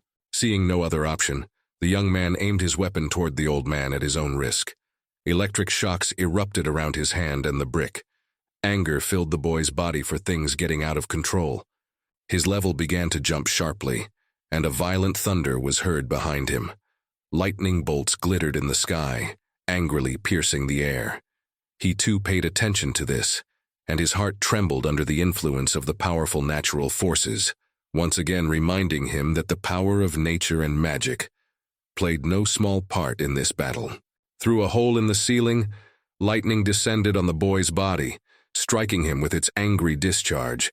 The young man arched his back at the pain that shot through him to his very soul. His mouth opened in a horrible scream of pain and despair. His entire body burned from the electrical charge. The clothes on his body began to disintegrate into small pieces and disappear. Qingming watched her brother's agony with horror, and wanted to rush over to him to help him in any way possible. Being conscious, the guy stretched out his arm, not giving the girl even a chance for her to come closer and help him. His pain was agony. His whole body was being destroyed from such agony. And yet he was in his right mind and could think straight. This whole situation really stirred up the elder's mood. He was satisfied to see the guy's torment. Due to the fact that he couldn't control his strength, a heavenly calamity had descended upon him. The old man was certain that he would not be able to defeat him in such a state. This knowledge surprised the boys very much. They stared at Feda, who knew too much from somewhere.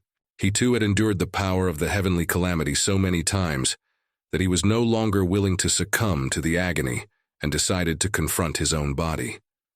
The guy gathered his strength and got to his feet, focusing on his enemy, forgetting about the pain he was feeling at the moment. His whole body was tense, but he stubbornly ignored it. He could really die if he succumbed to weakness in front of the elements.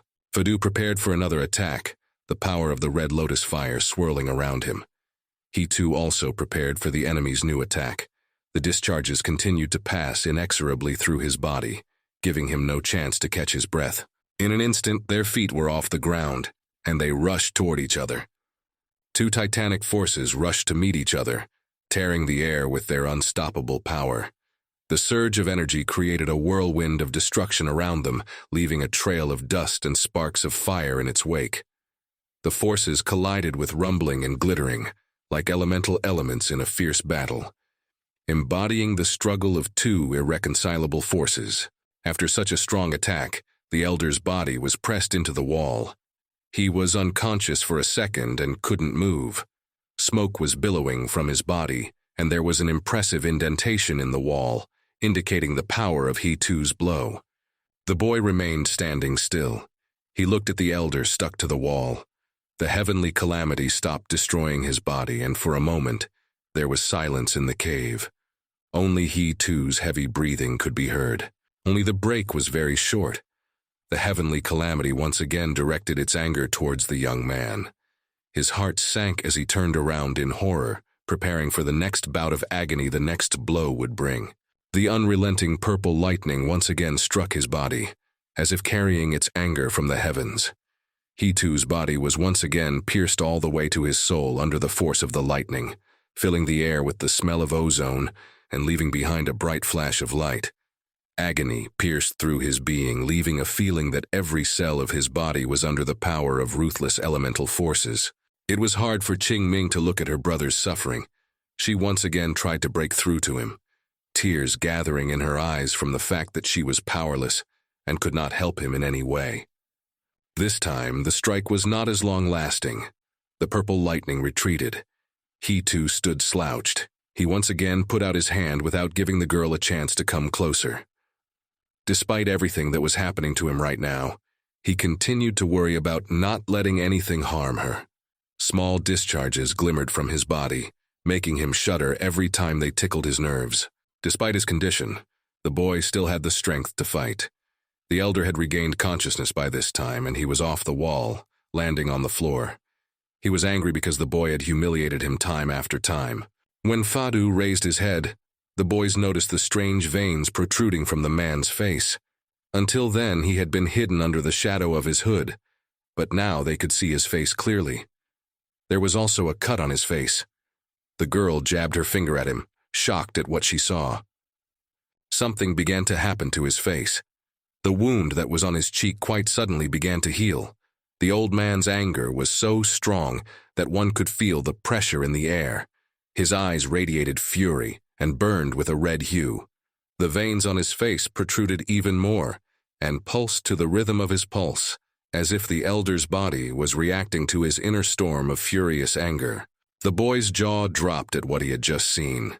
He had never seen anything like this before, and he was stunned by it. His eyes widened and his heart thudded. After all, now he didn't know exactly who, or maybe even what he was dealing with. It scared him a lot. Fadu immediately pounced on the guy with a fierce attack. The magic ball in his hand was burning, and he was going to destroy He-Two with it, the Temple of the Nine Saints, the peak of the frozen soul. Head Duxian was sitting in his room. The windows were open, and he could hear and see the lightning bolts destroying the sky. The sounds of the thunderstorm and the sparkling flashes of light created an unfamiliar atmosphere of tension. Dusan's eyes, as if reflecting the storm within him, stared into the vast darkness outside the window, perceiving the noise of the elements as an echo of his own turbulent thoughts. A heavy sigh escaped from his chest, realizing the imminent disaster. He too was all flaming from the elder's blow. He flew out of the cave and Qingming headed after him. The boy was trying to recover his breath. He was having a hard time doing so. The girl did not know how to help him, only hoping that her brother would be fine. Fadu was pleased with himself, the strength he possessed running through his body. A smile lit up the old man's face, for he was looking forward to the moment when the boy would break again, and the calamity of heaven would fall upon him with renewed vigor. Hitu's suspicions of Hitu's nasty realization swirled around in his mind. He looked at the old man who knew too much. It was very suspicious, since only Luojin knew about the guy's weakness. The elder stared at him in surprise, pretending not to understand what this conversation was about. Hitu jabbed his finger at him.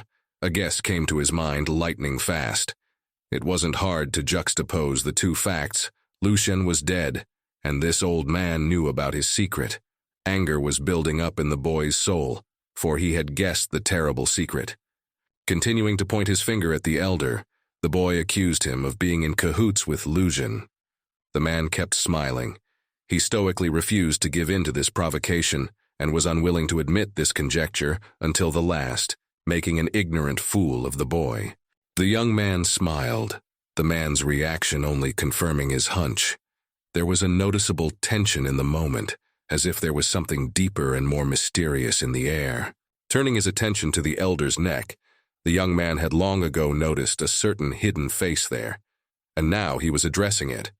After the revelation came, something began to come out of the elder's body. The man cried out in pain. Apparently, the process was causing strong feelings that he was unable to contain. It began to take shape.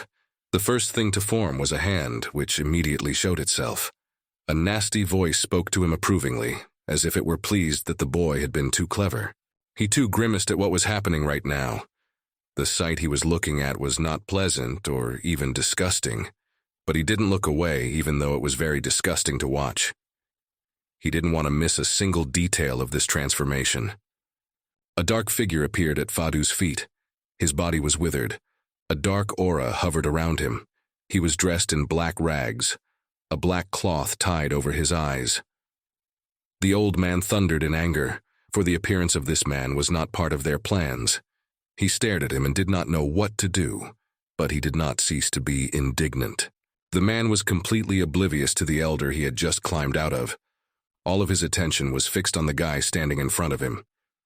Despite the fact that he had a black flap of cloth over his eyes, it seemed as if he saw the world perfectly and looked into the young man's soul. He too poked his finger at the creature, wanting to hear the answers to his questions. Qingming, standing behind him, assumed that this person was also in Lucian's body at that time. The man opened his mouth in a smile, his parched lips tightened, and his sparsely set teeth showing in his mouth. He saw nothing wrong in his actions, for he was simply helping these people accomplish their life's mission. He too was shocked that there were such villains in this world with nothing sacred. The girl took hold of his hand. She wished that her little brother wouldn't use all his strength, worrying about the heavenly calamity that could return at any moment. Qingming offered to attack him together. Around the boy's hand, sparks of magic had already started to form. The monster spoke up and explained exactly how he had helped the elder with the rebuilding of the formation, and wished to get some power from the saint's remains. He jerked his head towards Fadu, who was now carefully holding the saint's body in his hands. It had shrunk so much that it could fit in the palm of his hand. The man faltered a little and looked at the speaker with fear. His heart thundered in his chest at the onslaught. The old man looked at the remains of the saint and thought for a while. No one knows what lurked in his thoughts, but his gaze was filled with sorrow. He treasured what he held in his hands, and if it were his will, he would not allow anyone to even look at the remains. He glanced at the monster around which the dark energy continued to hover. He had confirmed his promise reluctantly, and he was ready to fulfill it. But now, because of the circumstances, he was going to leave this place. As he spoke, the elder bounced off the stone, and in an instant was in the air, leaving his enemies behind. Now there were 3 of them left, staring at each other in silence. The boy didn't even take his eyes off the man in front of him. Youngming resolutely set out to chase after Fadu. Her voice was full of confidence and courage. The girl was not going to give him the opportunity to escape and steal the saint's remains. He too couldn't let her go after him. The guy realized that the girl was much weaker, and she wouldn't be able to resist his strength, especially since their real problem was right in front of them right now. A deep shadow fell over the guy's eyes. He realized that the situation had turned too serious, and now they were dealing with bigger challenges and mysteries. The man smirked, pleased to hear that the guy thought he was a special problem that needed a quick solution. He took his words as if he'd been complimented. Fadu raced through the night sky, the cold wind blowing against his tired body. He held the saint's remains tightly to his chest with both hands. The man kept looking back, checking to see if he was being chased. He was annoyed. He was angry because Hai Tu had interfered with his plans and things had gone wrong. He continued to hurry, his thoughts whirling around in his head. For now, the truth about him was out in the open, and he would have to think hard about how to proceed. The only thing that warmed him was the remains of the saint in his hands. Suddenly, a painfully familiar bottle streaked across the sky, leaving behind a golden tail of magical road.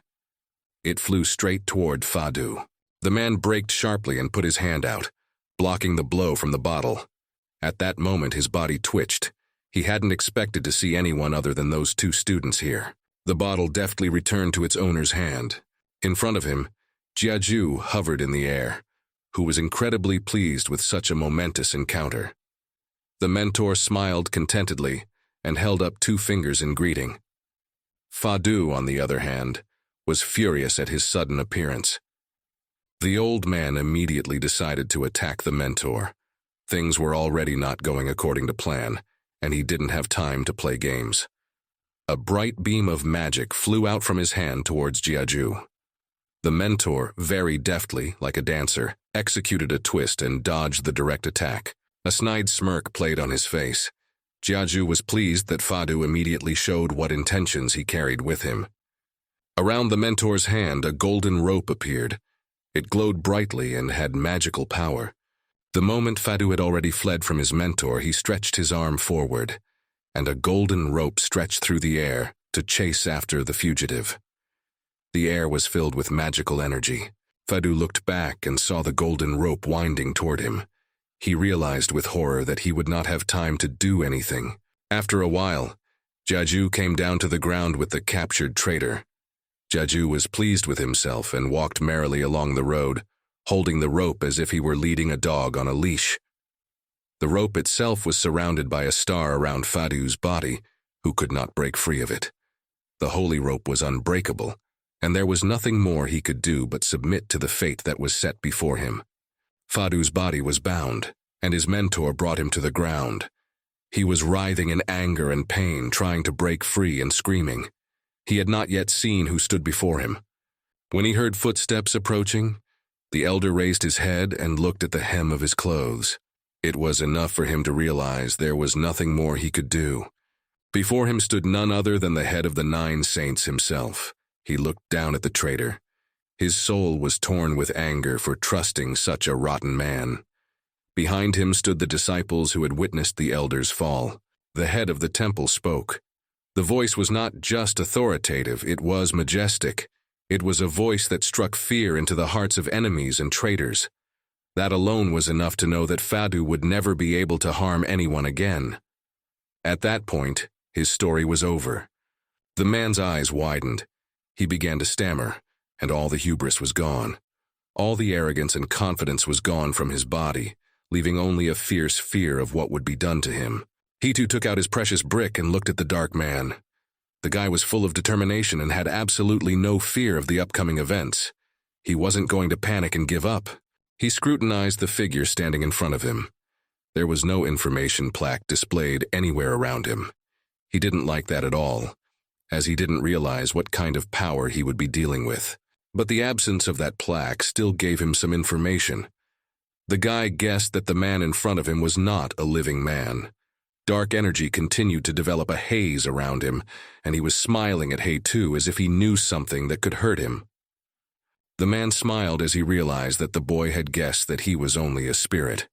He wasn't afraid of him, because his material body could be in a safe place, but he could easily harm the guy, and that was what pleased him even more. His dry lips were ready to crack from the stretched smile on his face. He-Tu's spirit was hard to break. He also smirked as he lightly grinned. His eyes were burning and had absolutely no fear. The dark man put his hand behind his back and kept glaring at the guy, who continued to hold the brick in his hand, ready to use it at any moment. He started chuckling strangely, bowing his head slightly. The dark man seemed to look at the boy through his black blindfold. He spoke of their master as if he knew him. These words had the effect he wanted. The girl and the boy stared at him wide-eyed. He had clearly taken them by surprise. The boy's heart skipped a beat at hearing his name. He too even thought he might have misheard, but the boy realized that he had definitely heard his mentor's name spoken. Jingming was just as shocked as he too himself.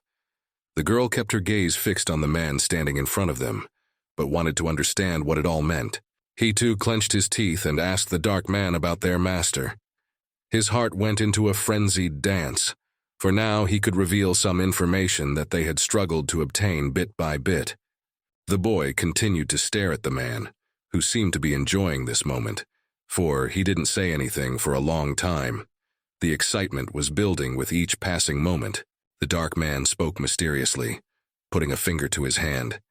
He wasn't going to tell them the truth, and he kept teasing these guys with his reticence. He-Tu's patience had come to an end. He couldn't hold back any longer. Making a wide leap, the guy flew sharply towards the dark man. He didn't have time to react to such a fast approach. A roar resounded in the air as He-Tu loomed over his opponent, channeling all his fury into a powerful punch.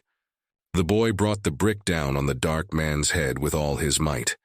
There was the sound of a thud, and rays of bright light erupted from different sides of the skull. At that moment, the whole world seemed to shrink around that moment of violent collision. Yingming covered herself with her hands to protect herself from the splinters that began to fly from the place where He-Tu had unleashed his anger on the enemy. A thick dust rose up, obscuring what was happening from the girl's view. Her anxiety increased the moment she didn't see her brother and what was happening there now. The dark man only laughed at the boy's response. He was well aware of the young man's youthful temperament and energy. He reminded He-Tu that he could kill him at any moment, but something was stopping him from doing so. The enemy was playing his mysterious game and enjoying the process. He-Tu was breathing heavily, dust billowing around him, and anger burning in his eyes. He had used enough force to crack the skull of this enemy, but he continued to talk to him, and he dared to mock him. Lying in the deep hole that had been formed by the force of the guy's blow, the dark man continued to smile. He was amused by the situation, and by the guy's confidence that he could do something to him without knowing who his enemy was. Qingming intervened in their conversation. A deep and dark shadow rested lightly on her eyes. The girl uttered 2 words, "Heavenly Palace." He-Tu didn't know what she meant, since this was the first time he heard it from her. But judging from the fact that she spoke it at this very moment, they had some significance. Hearing this, the smile on the dark man's face immediately fell off. He froze and no longer acted as if he was in control of the situation. Qingming stood in a stance and used the divination technique. Her eyes were closed, and a light energy hovered around her body. Although her predictions were too concise, she knew with certainty that this enemy was from the Heavenly Palace. From the way his face changed and his lips curved, the dark man didn't like it at all that the girl had learned something she shouldn't have. Lying in the pit, he sharply raised his arm, which began to stretch out at an incredible speed, as if it were without bones.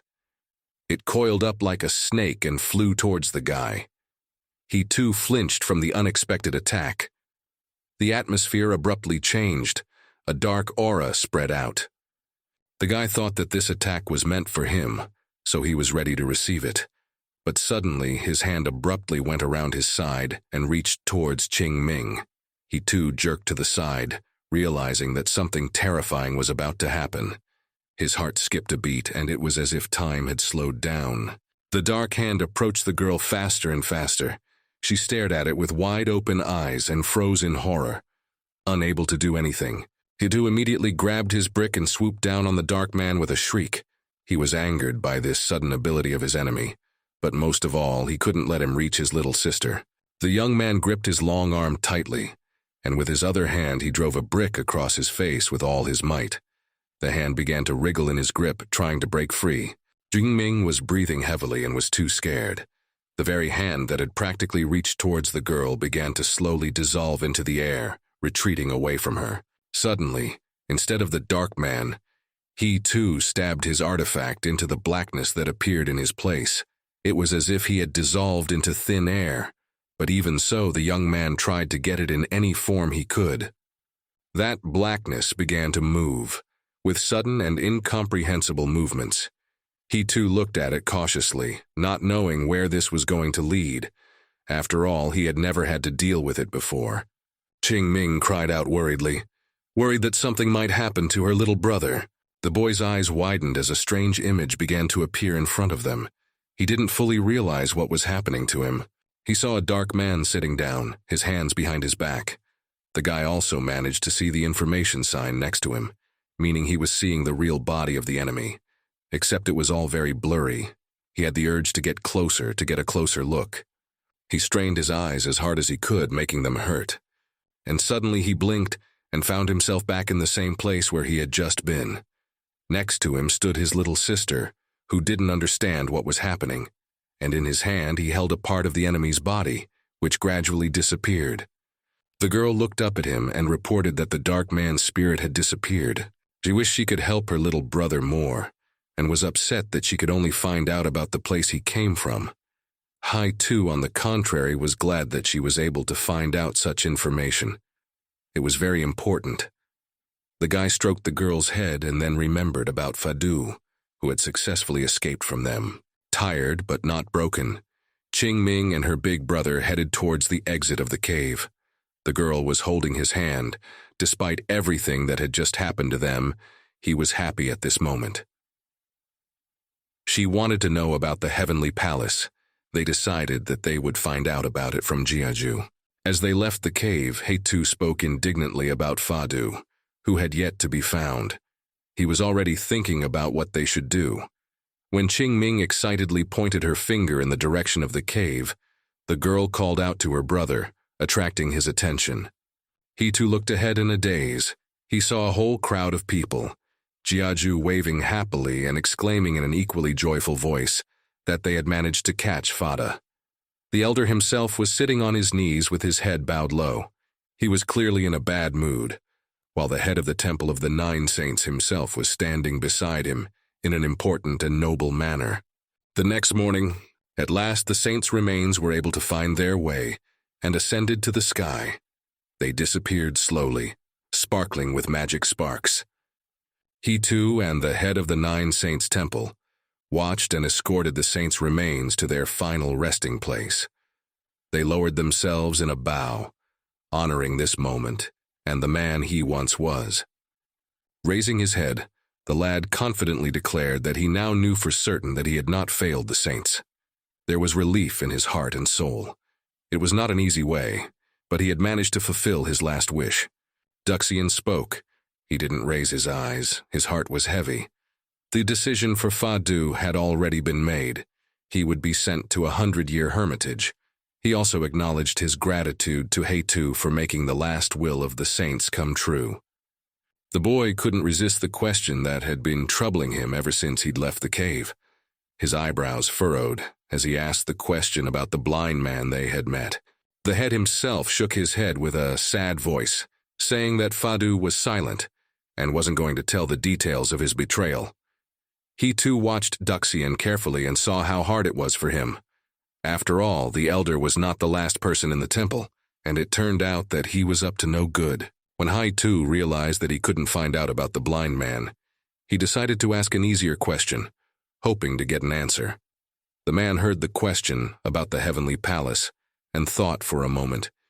It was hard for him to call it a holy place, and there were some reasons he wanted to know more about. Duxian began his story about the Heavenly Palace, which was located between China and the Celestial Realm. It was considered a link between the ordinary world and the immortals.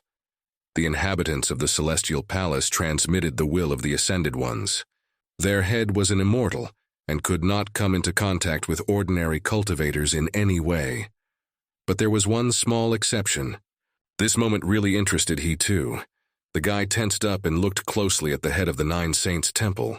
The head continued his story and truthfully, without concealing information, told everything to the boy, believing that he could only thank him for his deed. Hai Tu listened to him attentively, for it was really important to him. He wanted to know as much information about the Heavenly Palace as possible. Although the words of the head were too confusing, the guy was quickly able to grasp their essence and summarized it as he understood it. The Heavenly Palace was the voice of the Celestials and was different from ordinary sects of saints. They also didn't need to get the best disciples. The head, with his eyes closed, continued his story. He mentioned that the Heavenly Palace was selecting one of the most worthy disciples for the main purpose. The gifted person was given the source of the Heavenly Tao. When he too first heard about the Heavenly Tao, the guy interrogated the head. Duxian opened his eyes and explained to him in more detail what it was. Everyone who was granted the source of the Heavenly Tao was given a golden pill. In due time, the heads of other sects, and he included, had received the source of Heavenly Tao. The boy thought about all that he had heard. He had his own way of talking about it. The head felt uncomfortable because he didn't fully understand his reasoning. But even with this explanation, he managed to catch the important essence of what Dusan had said. For the young man, the conclusion of this whole story and situation was one. An idea sparkled in his soul, in which he had already decided that he would obtain the source of the Heavenly Tao. Right now, he too had absolutely no other options, and he also needed to continue his search for his master. This guy's idea really surprised the head. The latter stared at him dumbfoundedly. Duxian was astonished at such frivolous behavior from the guy. Then he too turned to him and smiled his radiant smile. He didn't see any other way out, so it didn't matter to the guy whether it was hard or easy. He too's next words made the head of the Nine Saints Temple speechless. He never ceased to marvel at this brazen and fearless young man. And to the last he could not realize whether he was a genius or just a stupid lucky guy. The young man had no more doubts. He repeated once more for the chapter that he was leaving the Temple of the Nine Saints. There was no reason for him to stay here anymore, despite the fact that even his master wanted the fellow to come here. Duxian took hold of his beard and began to rub it nervously with his fingers. He didn't understand how this young man had connected him and his master when Duxian had never once said that they were somehow friends. Folding his arms across his chest, he too listened to him with a smile, and had his own thoughts on the matter. It was obvious to the guy, the moment he saw his master's message in the heavenly abode. He knew that they would have to go to the Temple of the Nine Saints. Of course, at first he and his little sister were sure that no one was waiting for them in this temple, but it turned out that they started to treat Qing Ming very well. The little girl was standing in front of the head at this time and looking at him. He too continued his thought, his gaze stern, for too many things had changed since then.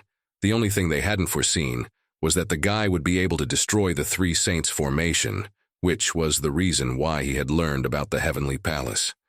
Now it was a good reason to leave the Temple of the Nine Saints and go in search of the Master.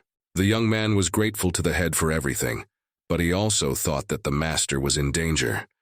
Because of that, he should hurry up and continue his search for him. The head of the temple slightly lowered his head. He understood the young man's feelings and could not forbid him to go against the call of his heart. His temple would always be open to him and his sister. Having gotten enough information, he too no longer saw any reason to linger in this place. His mindset was determined and focused. Right now, he had many tasks to accomplish. The guy said goodbye to the head and left the place. Duxian thought about all the things that had happened recently for a long time. The only thought in his mind was that Tianzhong had cultivated an excellent disciple. The morning sun shone brightly and warmly into the room, illuminating the girl's face with its light. Qingming woke up and sleepily began to wipe her sleepy eyes. They had been so tired over the past few days that such a peaceful sleep seemed like a blessing to her. She lifted her head and saw her older brother sitting nearby. The boy didn't immediately notice that the girl was awake. He leaned back against the wall and continued to sit with his eyes closed. Qingming stood up and was surprised to see Heitu up so early. This was unusual for her, as the guy always took the time to get a good night's sleep. But this time, something was clearly bothering him. He abruptly turned to his little sister and poured out his thoughts to her, as if he was just waiting for the moment when the girl would open her eyes to share the news with her. Heitu confidently decided to go to the heavenly palace. This idea of Big Brother liked Qingming very much. She looked at him with shining eyes of complete admiration. Her decision to go on this journey with him was no less firm. At this moment, someone entered their room, abruptly opening the doors. Juizhu grudgingly entered their room. The mentor had managed to hear about their plans, and it didn't make him happy. He didn't understand how these guys could leave him without saying goodbye. He kept his bottle to himself as always, and the man's cheeks were already flushed from the morning. After entering the room, the mentor sat down at the table and immediately sipped from the bottle as if he couldn't live without it for a moment. Qingming sat next to him, but Heitu was excited by Jiaju's words about the mountain not having descended from the heavens yet. The guy wanted to know all the details and understand what was going to await him. Jiaju began to share information with them on the matter. It turned out that the spiritual mountain descended once for 15 years, during the gathering from the world of saints to China. The young man sat down across from his mentor. Even though it was still a full 5 years to the descent of the mountain, he was not going to waste that time. His intention was firm and unwavering. The boy's statement caused strange emotions in the master. His cheeks swelled with annoyance. Jiaju realized that his attempts to change their minds would be futile, so he held out his hand with the book in it. The man forcefully slapped the book on the table. It was his parting gift. Heitu stared at the gift in surprise. The young man picked up the book, and the information window that told the summary of this book had already popped up in front of his eyes. The Five Swords sect's secret technique for the QE tempering level. It was just the right thing for Heitu. The young man was pleased with the gift, and immediately pulled the book into his pocket. As he didn't have anything to give in return, he too didn't hesitate and told an interesting poem as a thank you. The man was pleased, and such a poem was to his liking. He smiled contentedly, his cheeks flushed a little more, and his eyes were already clouded by the alcohol. Satisfied and in a good mood, the mentor rose from his seat. He was pleased with his poem, and recommended that the boy come up with a worthy title. Now their next meeting would take place, 5 years from now on the spiritual mountain. He would be looking forward to that moment to drink more wine with this guy.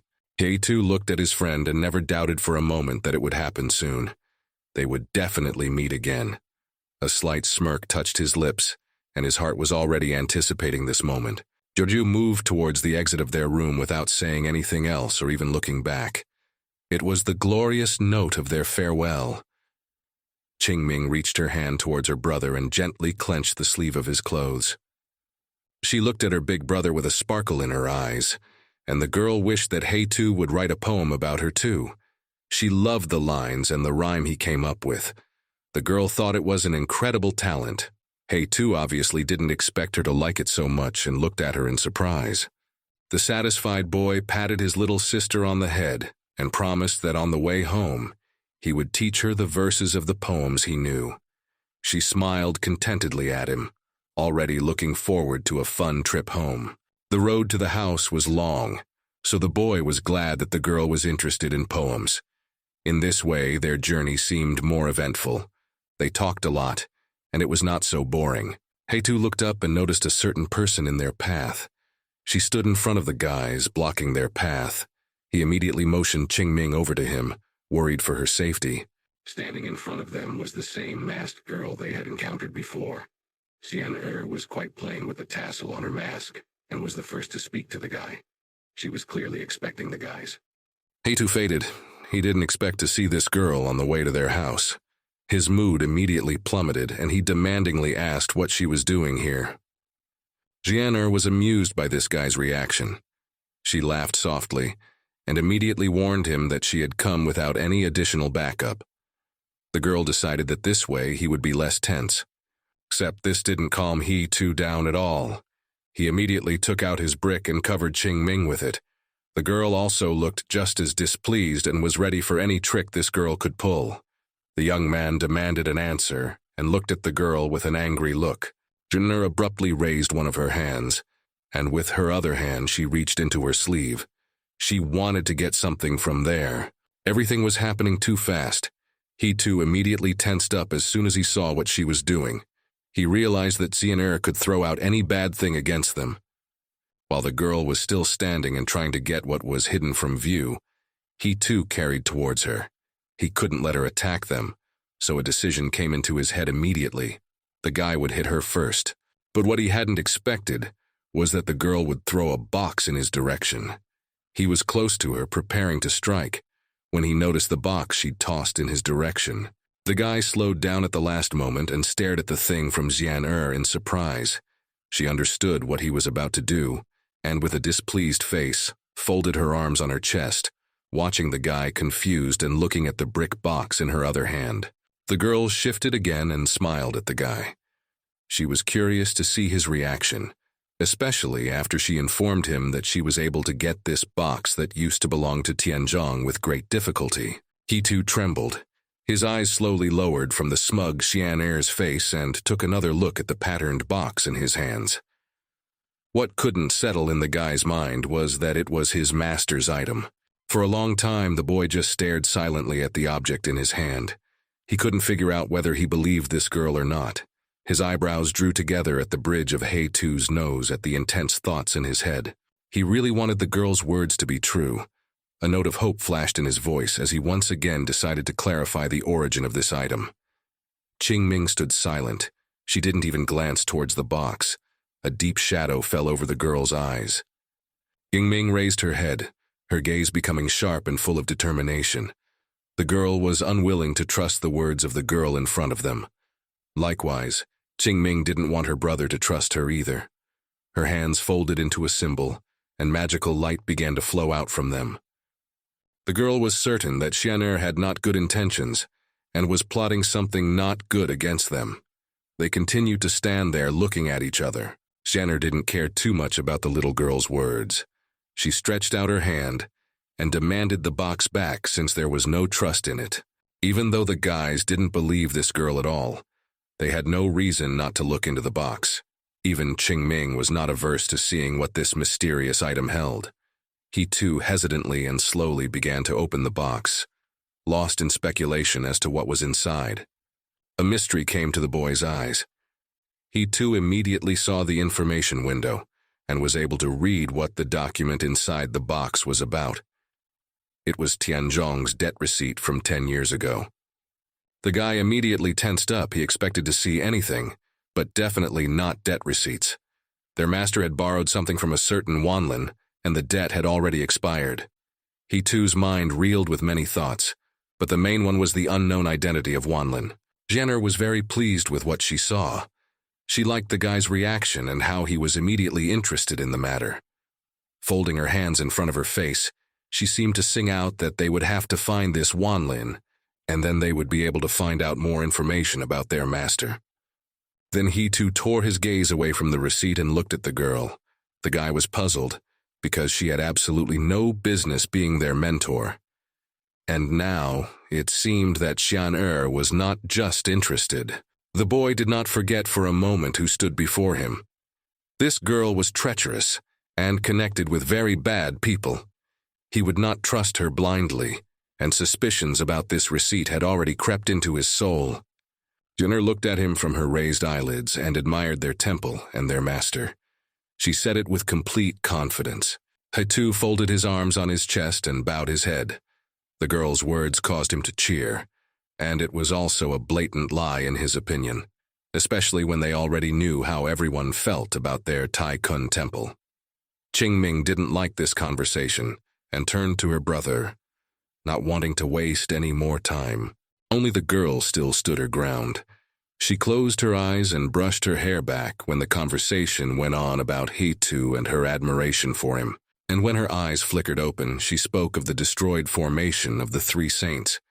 Rumors about it had already spread that even such special people knew about what had happened. Every word she said caused anger in the guy's soul.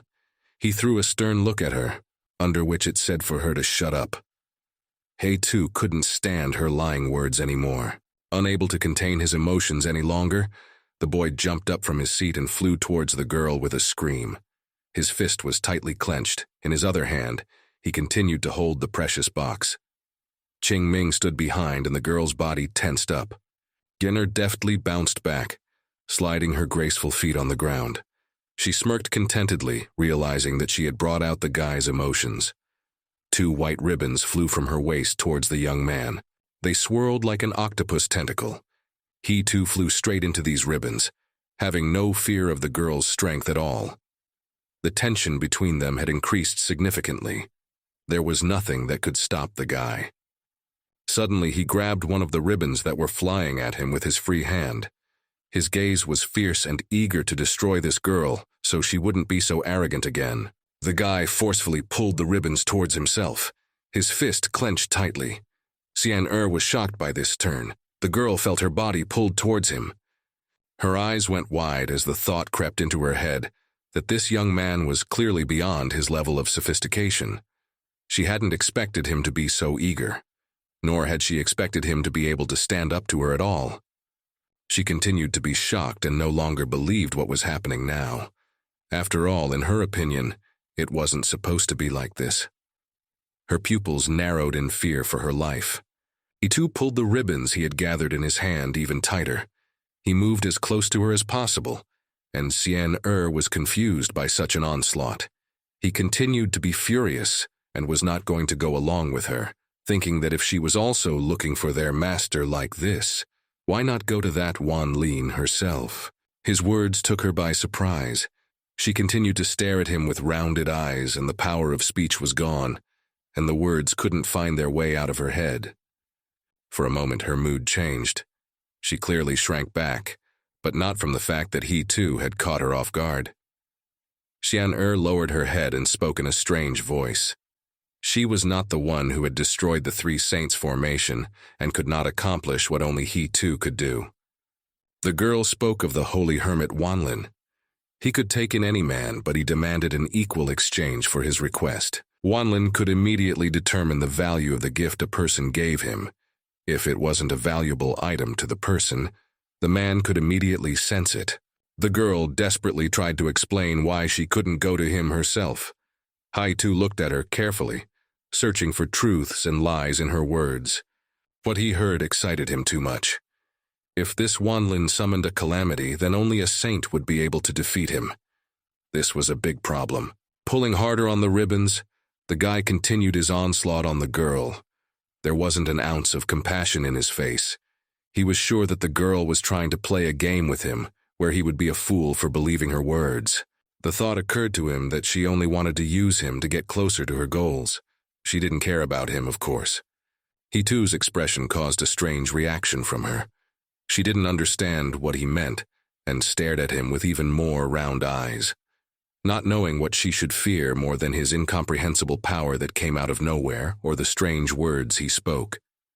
Realizing that he spoke in words that would only be understood in his world where he used to live, the boy rephrased the expression for her. He pulled the ribbons once more and assumed she was willing to trade it for a visit to Wanlin to get the answers she needed. When she had nothing to reply, he too continued with an even stronger onslaught. He was too close to the girl. Xian involuntarily began to shudder in fear as his vile, cold hands caressed her body. She couldn't stand him so close to her anymore. With strength and courage, she pushed his arm away from her, bouncing back just long enough to put some distance between them, one where she could breathe in peace. Unable to think of anything better to do, Xian let another wave of ribbons fly in his direction, hoping that this time they would be able to deal with this weakling. She cherished the hope that last time, luck was in his hand, and that was the reason why he was able to catch her so easily. But even this time, the ribbons that were flying towards him were caught with incredible ease. Now he too took hold of them with both hands and squeezed them tightly. The guy didn't want to feel sorry for the girl anymore, and he was fed up with these ribbons, so with a good pull of his hands, he was able to cut them off in just one swing. There was a rough crack of cloth. Jian'er stared at her artifact that she treasured so much and was confident in its power. She saw it shatter into small pieces before her eyes and couldn't do anything about it. Everything clenched in her chest. The girl continued to disbelieve what had just happened. He too came close to her again, folding his arms across his chest. The boy demanded answers to his questions. He was most concerned about the girl's purpose and why she wanted to find their master so badly. She was lying on the ground and could no longer resist him with anything. He too destroyed her only weapon and stood over the girl. Jian'er was ready to die since she would no longer be able to use her strength to at least protect herself from the young man's anger. He-Tu's hand reached for the girl's head. He pulled a hairpin with a shimmering pink pebble out of her hair. She was afraid to move and object to his actions. She only silently watched what he was doing. Next, he ripped another piece of jewelry off her skirt with an emerald inlay and a pink tassel. He did everything quickly, so that the girl would not have time to react. Now he lifted these things up and demonstrated them to her. They were still artifacts that she wouldn't talk about, pretending that she didn't have anything else. He too was pleased with himself and looked at her with a smile. Jian'er jumped up in fury and held out her hands in his direction, begging him to give her back what he had taken. The guy abruptly took the artifacts aside, not giving her a chance to take them back. The girl reached for her artifacts so hard that she collapsed to the ground, hitting herself with force. She was furious and couldn't even think that he would take away her jewelry so easily. The moment she fell, another item fell out of her clothes and skittered away from Jian'er. She screamed, for this was the most precious thing the girl had. Just at that moment, Qingming walked over to her and saw another artifact that had fallen out. The girl reached for it with her hand while Jian'er yelled not to touch it. Qingming lifted the item, the cold stone touching her fingers. Jian'er kept begging for it to be returned to her and assured her that the item was not an artifact. The girl glanced at her incredulously. Her brother came up to her and stared in surprise at the object in her hand. He recognized the jewelry because it was the same as hers. But then he remembered that the only difference was the color. She looked at him with the same surprise and told him with certainty that it was not her jewelry. She quickly pulled out her jewelry that she always had with her. In her two hands she held identical halves, which she began to bring toward each other. He-Tu looked at them with bated breath, unable to understand how such a thing was possible. Qingming put the two halves together and was amazed that they were so perfectly matched together. The girl's heart trembled at such a find.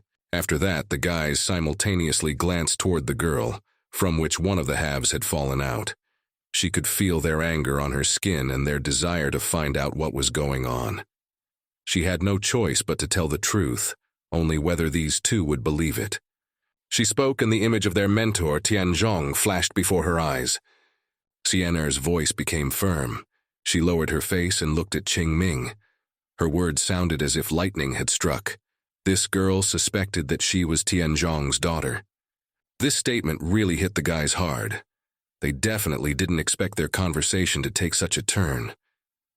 Qingming's eyes were wide open in surprise. She felt like she had forgotten how to breathe at this moment. He too was not in the best condition.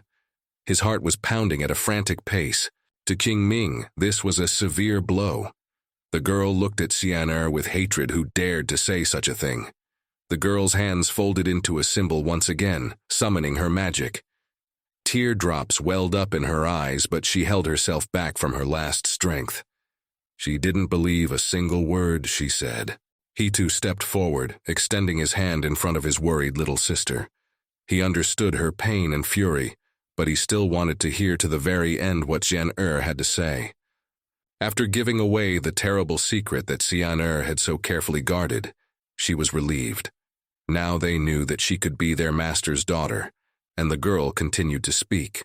She wouldn't come to them without protection, and she was also looking for Tianzhong for this reason. She was more confident again now that she had told them the truth. The girl held out her hand, demanding her jewelry back. He too still wasn't going to believe this prankster's words. He looked at her with apprehension that the girl might pull something else. Qingming held back from attacking her with her last strength. The young man decided that he would not give her this piece of jewelry until he finally figured out what was going on. This statement made the girl very angry. She started to scream, because she could not believe that they were going to take away the only thing that connected her with her father. She wanted the jewelry back. The guy chuckled softly and started hiding the half to himself in the folds of his clothes. He wasn't going to give it back to her, and he didn't feel guilty about it. The look and the smirk told him directly that she could only take it back by force.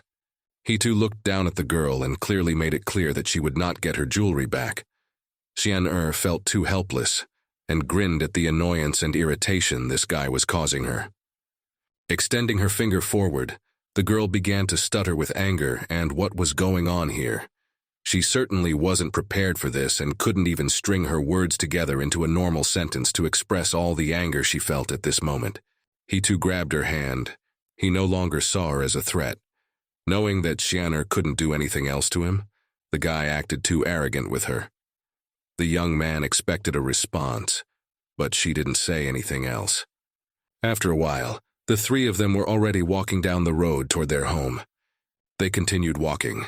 He too was holding the girl's hands, and she still didn't understand what was going on and what his intentions were for her. Qingming walked beside her. The girl was detached from everything that was going on, completely immersed in her not easy thoughts. The guy couldn't let her go, and he didn't care whose daughter she thought she was. He decided to take her to their Taijun sect. As he continued walking and restraining the girl, he too glanced at his little sister, who was still in a bad mood from what had just happened. The girl felt that she was quite capable of dealing with Xian on her own.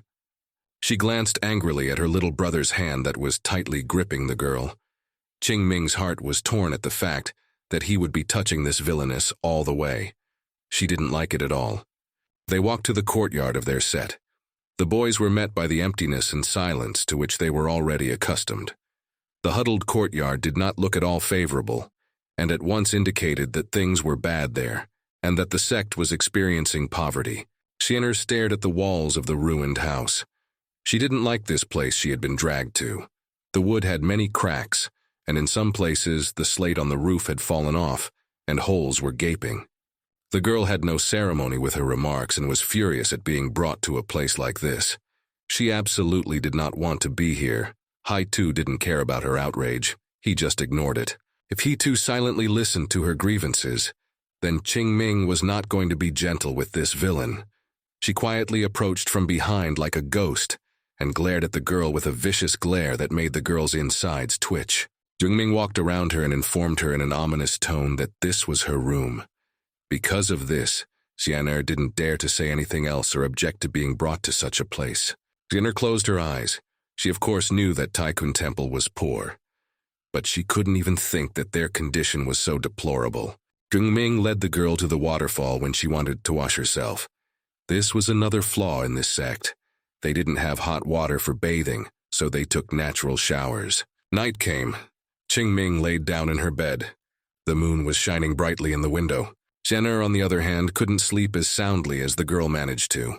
The girl was quietly crying, because she wasn't used to such conditions at all. She even had to sleep on the floor. She could barely contain herself, as she realized that she was not used to this place and the conditions that surrounded her. She clenched her teeth and tried to calm herself down. Since it was morning, he too and Qingming had been out in the temple courtyard. The guys turned around when they heard their guest leave the room. Xian stood leaning against the wall. She had survived the night, but she had already been in a complete discontent and moodless mood since morning.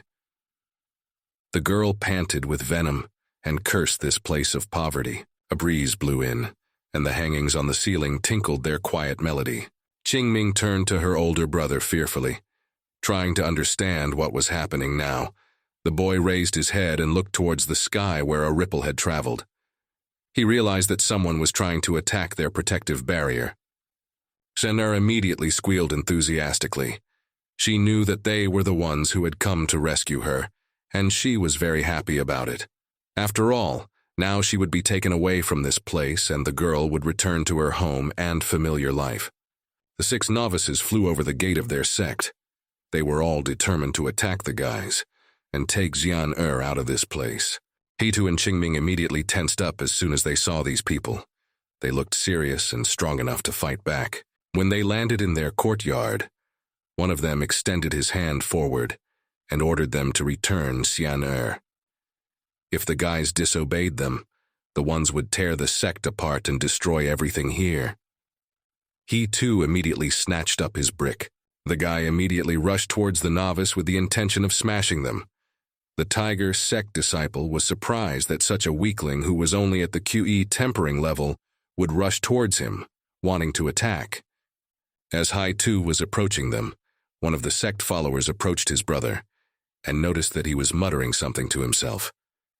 They scrutinized him carefully, trying to figure out what was going on. The only thing he too muttered to himself was to control his strength.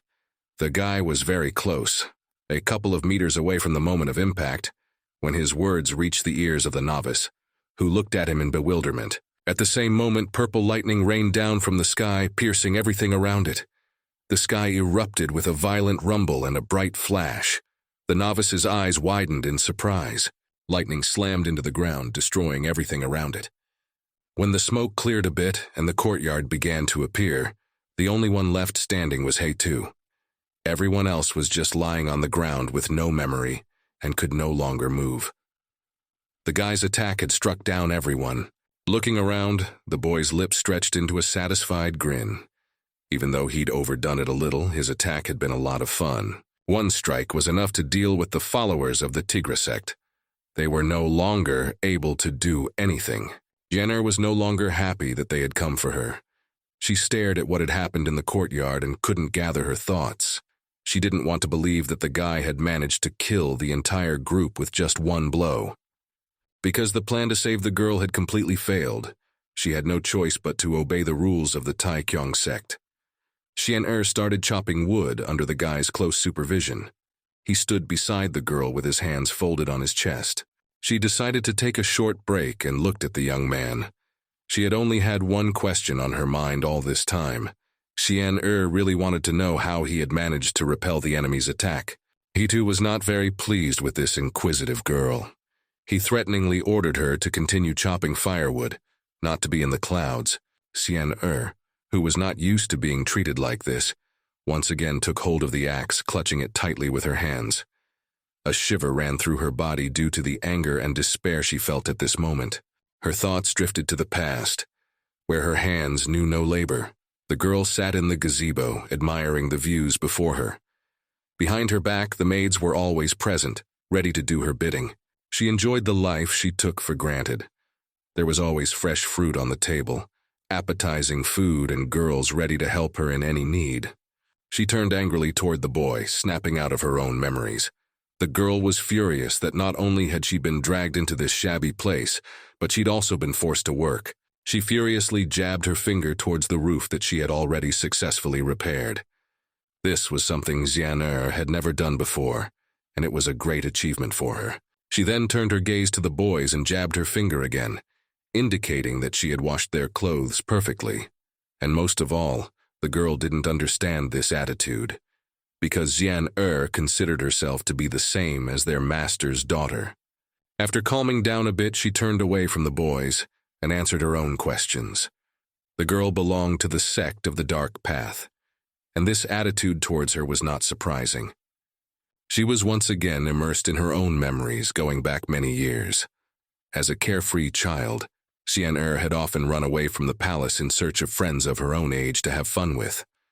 The girl found some friends her own age and spent a lot of time with them. They played together and invited her to their homes for lunch.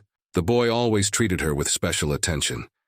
Every time he tried to make a little gift or surprise for her, he would approach the girl, embarrassed and with ruddy cheeks. He wanted to do something nice for her. The boy held out his hand to Xian, which was filled with beautiful flowers whose fragrance was intoxicating. The girl looked at the gift with delight and was very happy that he had given it to her. But not everything was as wonderful as she wanted it to be. The girl remembered well the day when the boy gave her flowers, but her joy quickly faded when a stern and commanding voice was heard behind her. A man stood in front of her, pointing his finger at the girl, furious that she had once again dared to leave the palace and escape from the mountain. The boys looked at him in horror, not knowing what to do at this moment. The girl had no choice but to obey her uncle's will. She lowered her head and headed in his direction, but the children, who recognized where she came from, looked at the girl fearfully. Everyone was afraid of those who dwelt in the palace of the dark path. The children trembled with fear. Xian'er understood it well and didn't want them to know the truth, since what happened was what happened. Because of the fear of this sect, the boy shrouded his girlfriend as if Xian'er was willing to harm them. The flowers he gathered for her lost their meaning and fell out of the boy's hand. He-Tu's sudden voice brought the girl out of her deep, painful memories. She opened her eyes wide, as if trying to realize where she was. He-Tu was about to launch fireworks and held a few in his hand. He smiled as he showed them to Xian'er. The girl looked at it and still couldn't understand what it was. Then the guy started to tell her, describing their properties and what to expect. Xian'er listened to him curiously, as this was the first time she had seen such a thing since Qingming's birthday was approaching. The young man wanted to please his little sister and launch them in her honor. As the sun set over the horizon, the boys climbed out onto the roof of the gate and watched with delight as the fireworks were set off. The dark sky lit up in a magnificent bright glow and loud pops. It was an unreal sight. Qingming spread her arms, looking up at the sky with delight. The girl felt an incredible burst of energy and positive emotions from the fact that her brother had tried so hard and made such a delightful gift.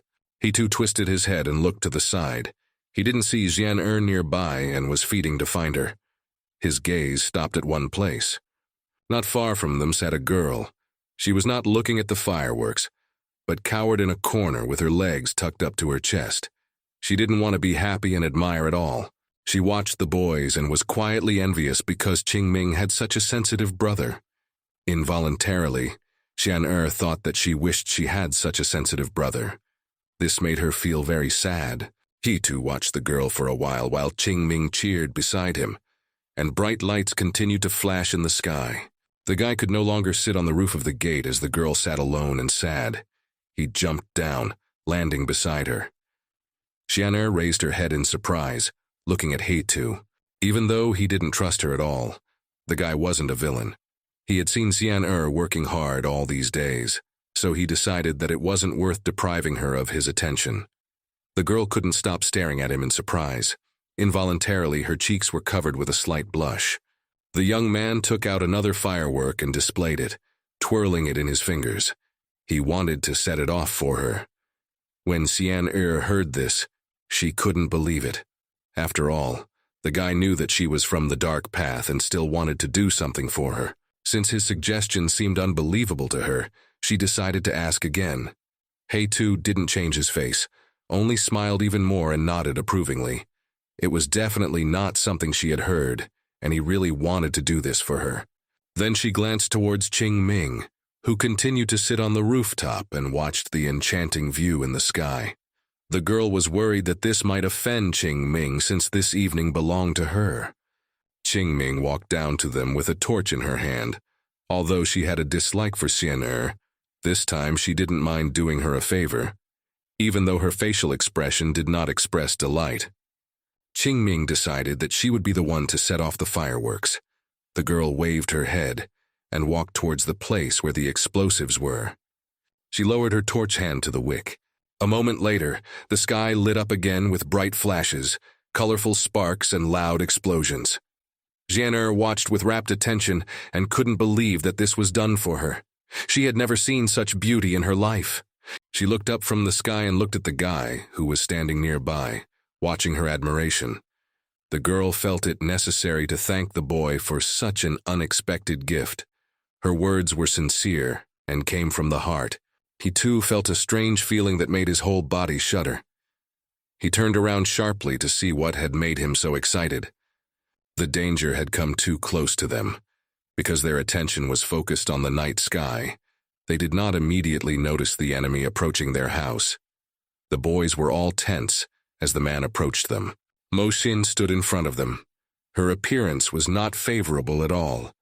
She stepped closer and looked down at the young man, her chin high. Her strength came down on the boy's shoulders, an invisible press. He too tensed up even more, trying not to break under her pressure. But what made him most angry was that this man who had come to their house had mercilessly trampled on the fireworks. The boy's anger flared violently in his soul. He too was enraged. He immediately took out his brick and flew towards Mo Xin without further ado. His anger could be felt physically. He flew toward his intruder and swung his weapon with force. A bright light erupted from the impact. The energy rushed in different directions, showing its power. When the punch didn't do the desired damage, he too bounced aside to a safe distance. Mo Xin stood there as if nothing had happened. The woman was completely unaware of the guy's attack, and even dared to mock his attempt. She was pleased that the guy was weak for someone like her. Extending her hands with long fingernails, Mo Xin tore towards him, happy that this fight would go without much tension and everything would be decided too quickly. Jenner was shocked at the sight of Mo Xin. The girl knew her behavior, so she easily anticipated the seriousness of her intentions. She was worried for Heitu's life. Qing Ming glanced at her unhappily, suspecting the girl of hypocrisy. The only thing she agreed with was that Heitu really wouldn't have an easy time fighting Mo Xin. Qing Ming folded her hands, and magical energy sparkled out of them. The girl intended to support her little brother. Mo Xin immediately sensed an outside magical energy that was directed against her. She immediately looked in the direction it was emitted from. Abruptly stopping and changing the course of her direction, Mo Xin headed towards the girl. The latter wanted to take her out immediately, so Qing Ming wouldn't dare to interfere in their duel anymore. The power from Mo Xin's hand shone out. The old woman threw out her force, which flew towards Qing Ming with a dark wave. She put her full fury into this strike. He too was too far away and watched in horror as this energy carried straight into the girl. Qing Ming continued to stand in the path of the energy. Her hands were folded in a symbol. Her eyes were wide open, and in her heart the girl realized that there was nothing more she could do. He too shouted in a low voice to get out while there was still time. Tension rose to the limit. The guy didn't expect that the old woman would decide to attack his little sister so quickly. Suddenly, Xian'er jumped out in front of the girl. She stood up, covering her with her body, ready to take all attacks on her just to protect her. The girl protected Qing Ming with her body, taking the entire attack on herself. There was silence in the courtyard. Everyone froze, unable to comprehend what had just happened.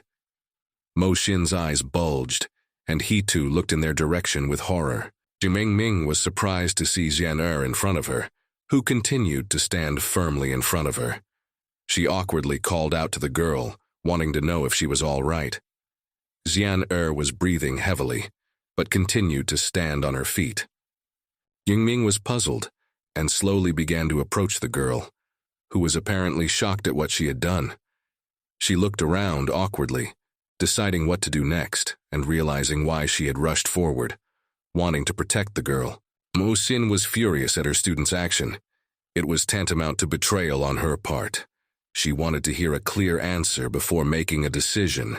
Xian'er shoved Qing Ming aside so that she would take cover somewhere, and wouldn't have to put her body up once more.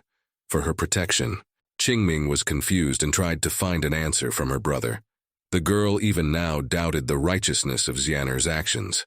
On one hand, she had saved her life, but wasn't it a devious plan? Such doubts tormented her little heart very much. Heidu didn't know what to say to such important questions. He didn't say anything, and just continued to stare at what was happening. Jenner approached Mo Xin.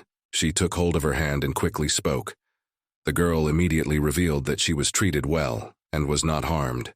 Because of this, she didn't want these guys to feel bad. Even so, Mo Xin wasn't going to listen to the girl. She still felt that these people should be punished for holding her student hostage. It was wild for the old woman to listen to the girl's words and that she was trying to protect these people. The intention to destroy these guys increased even more than before. She pushed the girl away from her and headed towards Hei-Tu and his little sister with an attack. The tension once again rose to the point of betrayal. Then the girl spoke to the old woman again. Her words made her stop and turn around to listen to the end.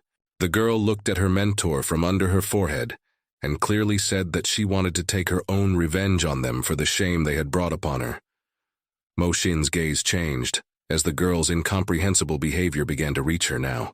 Jenner walked past the woman with the clear intention of avenging the humiliation. Now that the cards were open, the old woman did not resist the girl's bright zeal to get even with her enemies. She gave her an approving glance. The girl was now carrying at full speed towards Hei-Tu. She shouted at the top of her voice that it would be death for the boy. Hei-Tu himself tensed up and prepared to defend himself. His brick was always in his hand, ready to attack. Jingming looked at them with horror. The girl was furious that this viper had betrayed them after all. And after all, she only had the hope and faith that she could be good and not wish them harm. The boy and the girl rushed toward each other. They were ready to confront each other in any way they could, until their last breath. Then he too swung his brick, from which a golden stream of energy burst out. He was able to throw the girl away from him with a single blow, and she flew far away from them. Her mentor, who was standing there watching everything that was happening, watched in amazement as her mentee flew away. Like a shooting star, the girl flew across the sky. She screamed, but there was nothing she could do. Buyin rushed after her disciple, forgetting about the guys she had a fight with. He too silently watched as the enemies left his sect. Qingming happily approached her brother and praised him for his wise decision. She was pleased that he had managed to deal with the girl so quickly, and her mentor had also rushed after her. He too shook his head gently, folding his arms across his chest. He didn't even have to use force on the girl. Sienna was satisfied with what had happened. She played her role well, and flew in free flight from the Tycoon sect. At the very moment the girl flew up to him, she managed to say a few words to him before everything happened. When she was quite close, she would ask the guy not to hit her, and at the same time, she would make it look like he hit so hard that she was thrown far away from the place, because of which her mentor would immediately follow her. The guy really liked that idea. He finished telling Qingming about what had actually happened, and how they had cleverly acted out the skit. The girl looked at her little brother in surprise, shocked at how she had failed to notice their play. They stood there and continued to talk without knowing whether Xian was actually bad or not. However, there was still hope in their hearts that the girl was a good person. For some reason, Qingming's mood immediately changed. She sadly averted her gaze and lowered it to the floor. He too noticed this, but didn't say anything to her, guessing about her thoughts. For a while they just stood there in silence, each immersed in his own difficult thoughts. Too much had happened lately. He too decided to diffuse the situation a bit, and put his hand on the girl's shoulder. She flinched at his touch and looked up at him. The boy promised her that he would make a special gift for her. He raised his head, for the boy was sure that he would be able to find their master, and it would be the most important gift he would give for his little sister. He had a new lead, and with it, he would go to Wanlin to find out more. After the idea of finding the hermit, the boy and the girl finally decided to go on the road to find him and find out where their master had disappeared to. Qingming was happy to support the idea. The Mountain of the Reclining Buddha. Jingming excitedly told her brother about her knowledge of this mountain, also remembering Shener's words, that this was where the Wanlin Temple was. The boys flew on the brick that he too was able to refine. The boys reached the temple they were interested in fairly quickly. The only thing they didn't expect to see was a very long line. I too thought it was endless. The guy couldn't even see the beginning of it. Somewhere at the beginning of the line there were heartbreaking screams. A man was leaning over the general's body, unable to believe that he had died. The other men stood back a little but looked curiously in their direction. The man was lying on a stretcher and completely unresponsive to the world around him. He was young and had just recently received his title and had won a grand victory, and it seemed that he still had his whole life ahead of him. He watched thoughtfully. Word had reached him that most who met the hermit ended up the same way. A concerned murmur passed along the line. The boy was puzzled by what was happening around him. He knew that the hermit took the most valuable thing for his services, and for most people, that was their life. No wonder why they were dying at such a young age. The man standing nearby continued to shake his head depressingly. He did not understand how it was possible to give up his life. After all, then the value of everything in this world was lost. Eitu glanced at him and agreed with his thinking. He continued to think and came to the conclusion that the life these people were living must have been so horrible that despite such a high price, they still agreed to such a condition. The bad thoughts were gone from the lad's mind. He had a plan, and a thing he was willing to give Vanlin instead of his own life. All of a sudden, the same man looked at the guy and called out his name at the top of his voice. He-Tu jumped on the spot in surprise. People started shouting and making way for He-Tu. The guy was shocked that there was so much talk about him, and he was famous in different parts of their world. Everyone started to step aside and look at him with interest. They believed that he could handle Wanblin. In front of the guy, the whole line parted and was ready to let him go. Suddenly, these people believed in his strength. They knew about his achievements and the fact that he had managed to destroy the three saints. He too himself was shocked by such positive emotions from the crowd around him. The guys started walking forward, feeling very uncomfortable. People kept chanting his name and believed that he would make it through. Holding Qingming's hand, they walked forward. He felt the pressure, for he was not interested in the mystery of the hermit, but the people decided that the guy had come here for that, so they let him go ahead. The crowd behind them quieted down, and the boys walked to the building itself. They walked up the steps and were about to meet the man. There was a man sitting in the hall, a shadow falling on him, and it was hard for the guys to see his face. He was holding a book and raised his head as the boys began to enter. He too started introducing himself from the doorstep. They walked to the hall to see the hermit Wanlin. When the guys entered, they were able to get a good look at the man, and an information box immediately popped up in front of the guys' eyes that talked about the man in front of them. The hermit immediately remembered their Taijun temple, and also spoke of how years ago their master had been to him, and had borrowed something but never returned it. The boys moved closer to him. After all, this was the reason they had come to him. The man did not care what the reason for their coming was. He wished to make an exchange, for only then would he do business with them. He too immediately got to the point and spoke as if he was going to give his life for the favor of the Wanlin hermit. Qingming glanced at her big brother in surprise. The girl definitely didn't expect to hear such words from him. The guy reached into his pocket and began pulling out some sort of object. A bright, beautiful glow spilled from the shadows of his clothes. There was a beautiful pill in his palm. It was glittering and shining, shimmering with different colors. He-Tu said that it could bring back life after death, after use.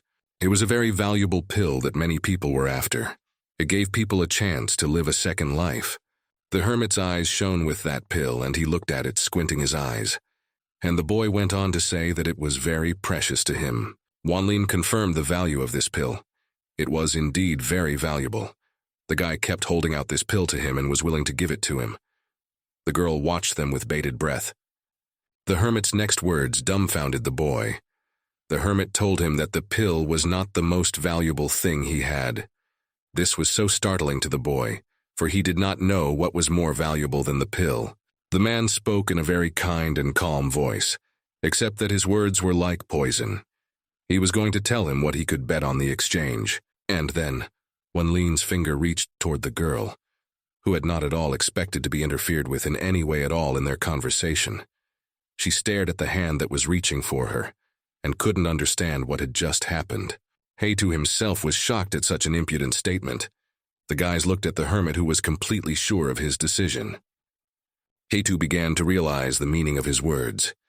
He began to realize that the hermit wanted his little sister in return. His hand immediately jerked towards Wanlin. His fist was firm and tightly clenched. He flew straight at the hermit and had no intention of stopping.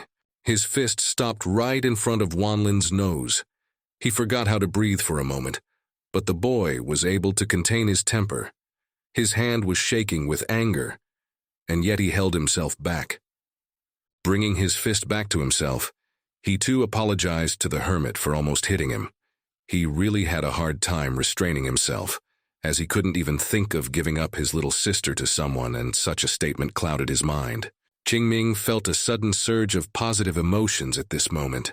She knew that her little brother loved her, but at the same time, he was willing to even hit the hermit Wanlin himself. She moved closer to He-Tu and made a promise that she wouldn't leave him. The guy looked at the girl, and similarly promised her that he wouldn't give her to anyone. They smiled at each other. The man cut into their conversation. He continued to hold the book in his hands and closed it. He wished to get only the most valuable thing for the person who came to him, and he himself pointed it out. Otherwise, the transaction would not take place. And only if Qingming stayed here with him would he be willing to share the information they came here for. Then the guy glanced glumly at the hermit and stated that he might not have been interested in information about their master. No one had said they had come for that very reason. They tensed up at such a harsh statement from He-Tu and looked at him carefully with anxiety in their hearts. He-Tu pointed his finger in the direction of the hermit Wanlin and demanded him in return. It was too presumptuous of the guy to demand such an exchange. He continued to stare at Wanlin without taking his eyes off of him. He-Tu's lips spread into a sarcastic smirk. He knew that there would be no such deal.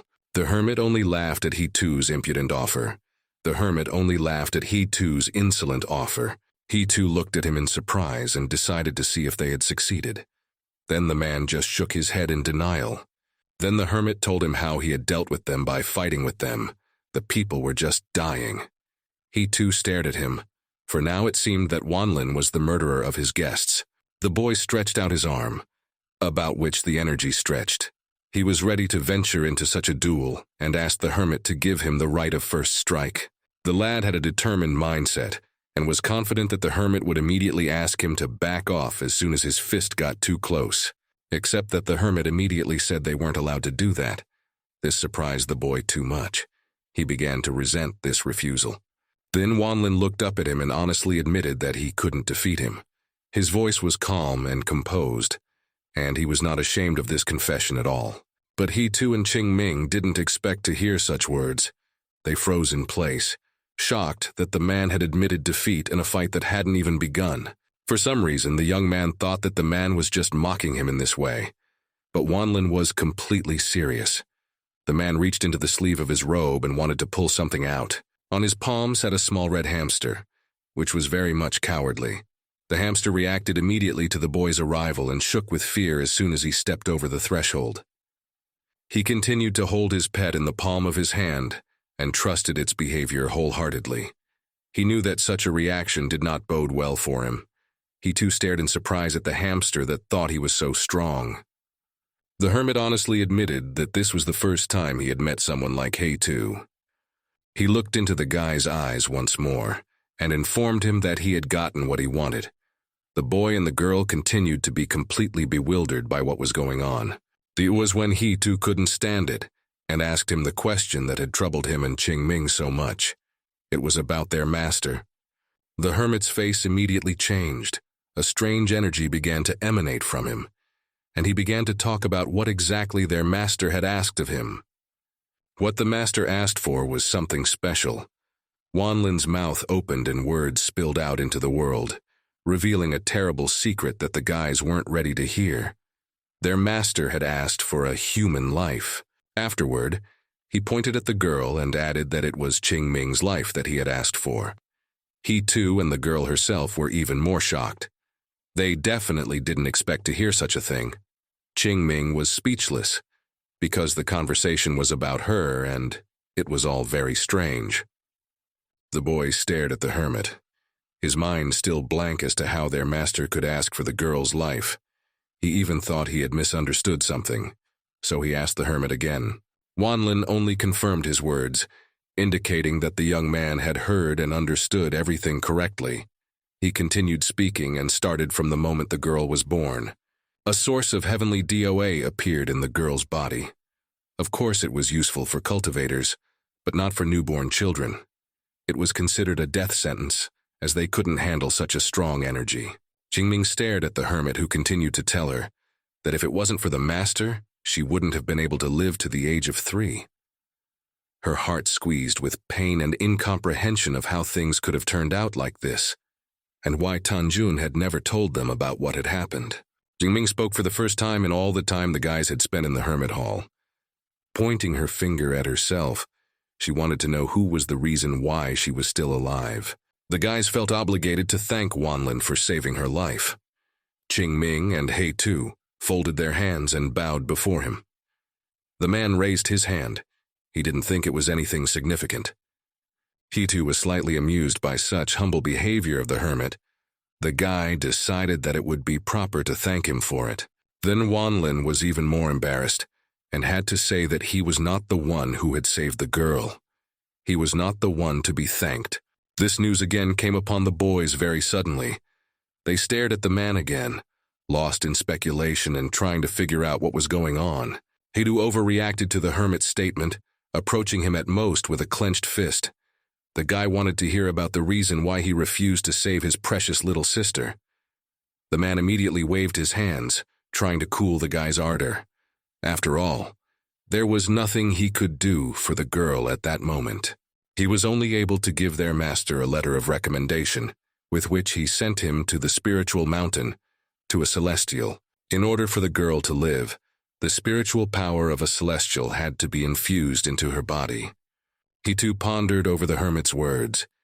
He tried to remember anything from their past life, and couldn't remember any celestials that could enter their temple. All the spiritual energy they received was brought to them by those 999 heavenly tribulations. Suddenly it came to him what had happened back then. Qingming's body was being infused with the energy that every heavenly calamity left behind in her heavenly doa. The realization of this was so overwhelming that they stared at each other. Having dealt with this point, the guy knew that the girl was alive. All that remained was to understand why their master had not returned to the Taikyong temple. His eyebrows drew together at the bridge of his nose in tense thought. Folding his hands on his chest, he too recalled that the mountain only descended to earth once every 15 years. This fact raised some doubts about the hermit's words, and the boy wanted to know if he was deceiving them. The man only smiled, even though the guy in front of him was not in a cordial mood at all. The hermit had a promissory note to prove it. He had nothing more to hide. He reiterated everything he had said earlier, about his recommendation and what he needed to do. Why their master hadn't come back, the man couldn't know. The boys looked among themselves, as if trying to decide whether they could trust these words or not. The young man continued to ponder on the matter. He remembered the message that had been left for them from the master. They were also told not to look for him, which meant he knew the girl was still alive. Then he remembered the man from the heavenly palace with whom they had a confrontation. The boy confidently decided that the heavenly palace would be hard to get along with. Then another thought popped into his head quite unexpectedly. For some reason he hadn't even thought about it before, but now the young man assumed that their masters might have been held in the heavenly palace. Now he too folded his hands in a polite gesture and lowered his head, asking the hermit Wanlin to give them a letter of recommendation that would allow them to enter the celestial mountain. They had to find their master. Wanlin shook his head. He couldn't give them the letter as he didn't have that option anymore. But then he reassured the boys that he knew another way that would help the boys reach the spiritual mountain. But there was one small condition they had to fulfill for him. He too looked at the man, realizing that he couldn't give up on this case, because he didn't know where else to look for help with this difficult task. The hermit waited for the young man's answer, looking at him. The boy was silent, pondering what to say, but he realized that there was only one answer for him now. Frowning his eyebrows, he grudgingly replied to the hermit about how they had no choice. He didn't like it at all, but he knew why he had come here, and that he had to give something in return. Those were the rules. The young man's voice sounded stern. He held out his hand towards his sister, and immediately decided to stipulate the details of their deal. He was willing to go on his terms and fulfill what the hermit wanted. The girl looked up at her brother with a look full of excitement. He too couldn't let his little sister get hurt. He put forward his condition quite clearly and precisely. The girl wanted to say something, but she stopped talking at the last moment. The man exhaled heavily. With his previous words, he had planted doubt and distrust in him. Reaching into the sleeve of his clothes, he promised that this case would not affect the girl in any way. The hermit pulled a brown envelope from his sleeve and held it out to the boy. He wanted him to deliver the letter. After a while, the guys were already flying through the air towards the direction where they were supposed to hand over this letter. He too took out the envelope and looked at it. He looked at the envelope carefully and realized that it didn't have the recipient's name on it. But this envelope was not as simple as it might seem at first glance. It had a compass with an arrow pointing in the direction where they could find the recipient. They didn't get any more information from Wanlin. He only told them that whoever received this envelope would be able to help them get to the spiritual mountain. After that, the hermit glared and rose from his seat. He had accomplished some mission and could now ascend to the sky. That was the last thing the boys saw. They continued their journey together, following the arrow of the compass that pointed their way. The girl clutched her brother's hand tightly. After everything they had learned, she felt depressed. Looking around, Qing Ming didn't see any signs of life in this place. He too shrugged his shoulders as he followed the path their compass had led them. It was only at this point that the compass stopped pointing the way. He took another look at the envelope in his hand and was convinced. They made the decision to walk forward to get a better look around, perhaps something they couldn't see. As soon as their feet touched the ground, it shone with a golden glow. The light was spreading around them. It was too bright, and the guys couldn't understand what was happening now. They started to cover their faces with their hands but continued to cling tenaciously to each other's hands. There was so much light that the young man could no longer resist it. His eyes ached from the brightness, and he squeezed his eyes shut, still trying to see through the thin slits what was happening around him. And after just one moment, the bright light disappeared. Hai too was able to open his eyes and looked around him. He didn't understand how it was that the landscape around him had changed dramatically, and they were in a completely different place. They were in some kind of room. The girl immediately assumed that it might be some kind of illusion.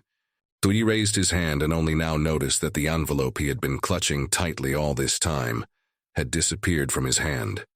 His heart trembled at the sudden disappearance. Then they heard the voice and raised their heads sharply, without even noticing the presence of a stranger. In front of them stood a strange man unknown to them until then. He had already opened the letter and read its contents. Being upset, the man told them about its contents. He too immediately saw the information sign that popped up in front of his eyes. The man's name was Bao Erne, and he was an overseer of the law. Bao was not very happy about the letter and the fact that he had visitors. He too decided to clarify if the man was the recipient just in case. The man immediately nodded, signaling that they had come to the right person. Qing Ming wanted to understand where they were, and Bao briefly informed that the guys had gotten to his abode through the portal, to which the compass had led them. The young man could waste no more time. He had done his duty to the hermit, and counted on this man to be able to help them with the spiritual island. The lad got straight to the point and bowed, asking for help. Bao was amused by the boy's request. He smiled, seeing something funny in his words, something the boys could not yet understand. But he already knew that the information he would give out would excite them very much. Then he decided to tell them what the hermit Wanlin had not told them. He too's heart began to pound frantically, and he began to worry that they would have to do something or go somewhere else and run some obscure errand again. But it turned out to be different. The place the boys found themselves in was Spirit Mountain. The hermit must have decided to play a joke on them. After all, they had no idea that they would get to this place so soon. The boys exclaimed with one voice in a daze. They could not believe that they were on a spiritual mountain. The boy's heart skipped a beat at such an unexpected turn of events. That was when he too couldn't stand it and started questioning Bao. He thought that the guys were in the heavenly palace. Qing Ming was in the same state of shock. The man in front of him shook his head negatively. Bao decided to tell them where they were right away so that they wouldn't have any more questions about it. This was a part of a spiritual mountain that was located in the human world. But since people rarely came here, and the mountain itself was constantly moving in the sky, no one could track it. He too immediately realized that the master had gotten to this particular spiritual mountain. After all, it explained that his journey here did not coincide with the mountain's descent once every 15 years. The fellow's eyes shone when it all came to him. He immediately started asking questions about his master, since Bao might know something about it. The man frowned at the boy and didn't speak right away. Bao confirmed that their master had come here and had a letter of recommendation from Wanlin. Then he guided him to the spiritual mountain. The man's voice trailed off as he struggled to say the next words. He reported that the boys should no longer look for their master. The man's eyes opened, and he was the one who told the boys the terrible news. The pressure in the hall became so heavy that it was hard to breathe. According to him, their master was dead. This hit Qingming and Heitu too hard. The girl stared at the man and questioned him once more. The boy just stood there with his mouth open, unable to believe that this was actually happening. Bao explained the reason why Tianzhong nailed them. The exchange for saving the girl's life should have been equal. Their master traded his own life to save the girl's life.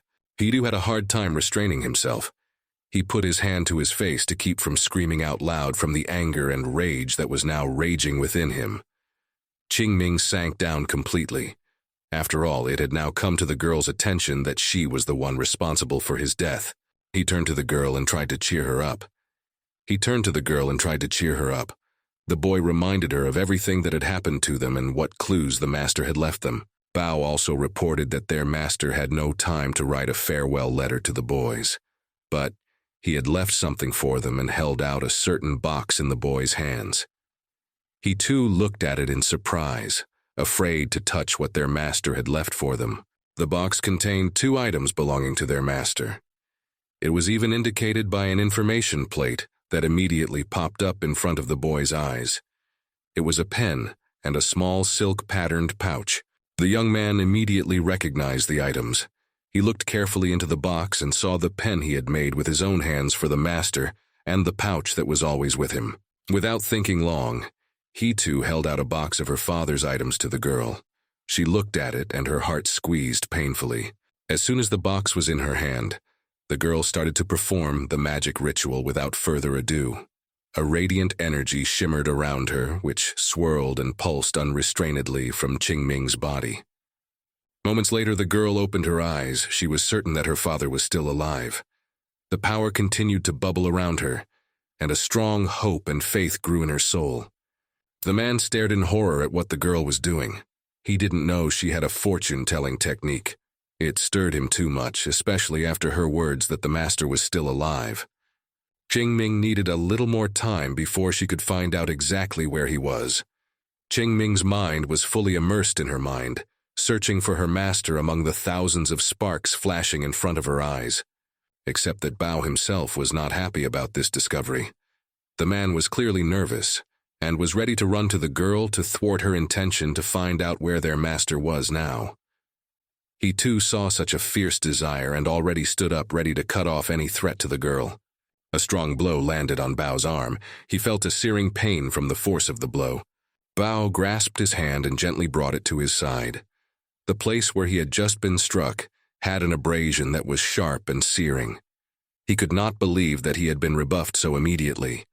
The man's eyes narrowed, for he knew that the boy was at the level of key tempering, except that the punch he gave him said the exact opposite. It was a power that was definitely not at the level of his ability. He too was prepared to show him even more of his strength if he saw him try to even glance in Qingming's direction, with the intention of harming her. The girl abruptly grabbed her big brother's sleeve, causing him to jerk and turn sharply toward her. The man stepped aside, holding his sore arm to his side. The girl's eyes shone with the joy that was now bubbling in her heart. She was able to find out where her father was. Her heart was filled with joy, for they now knew that he was alive and where he was.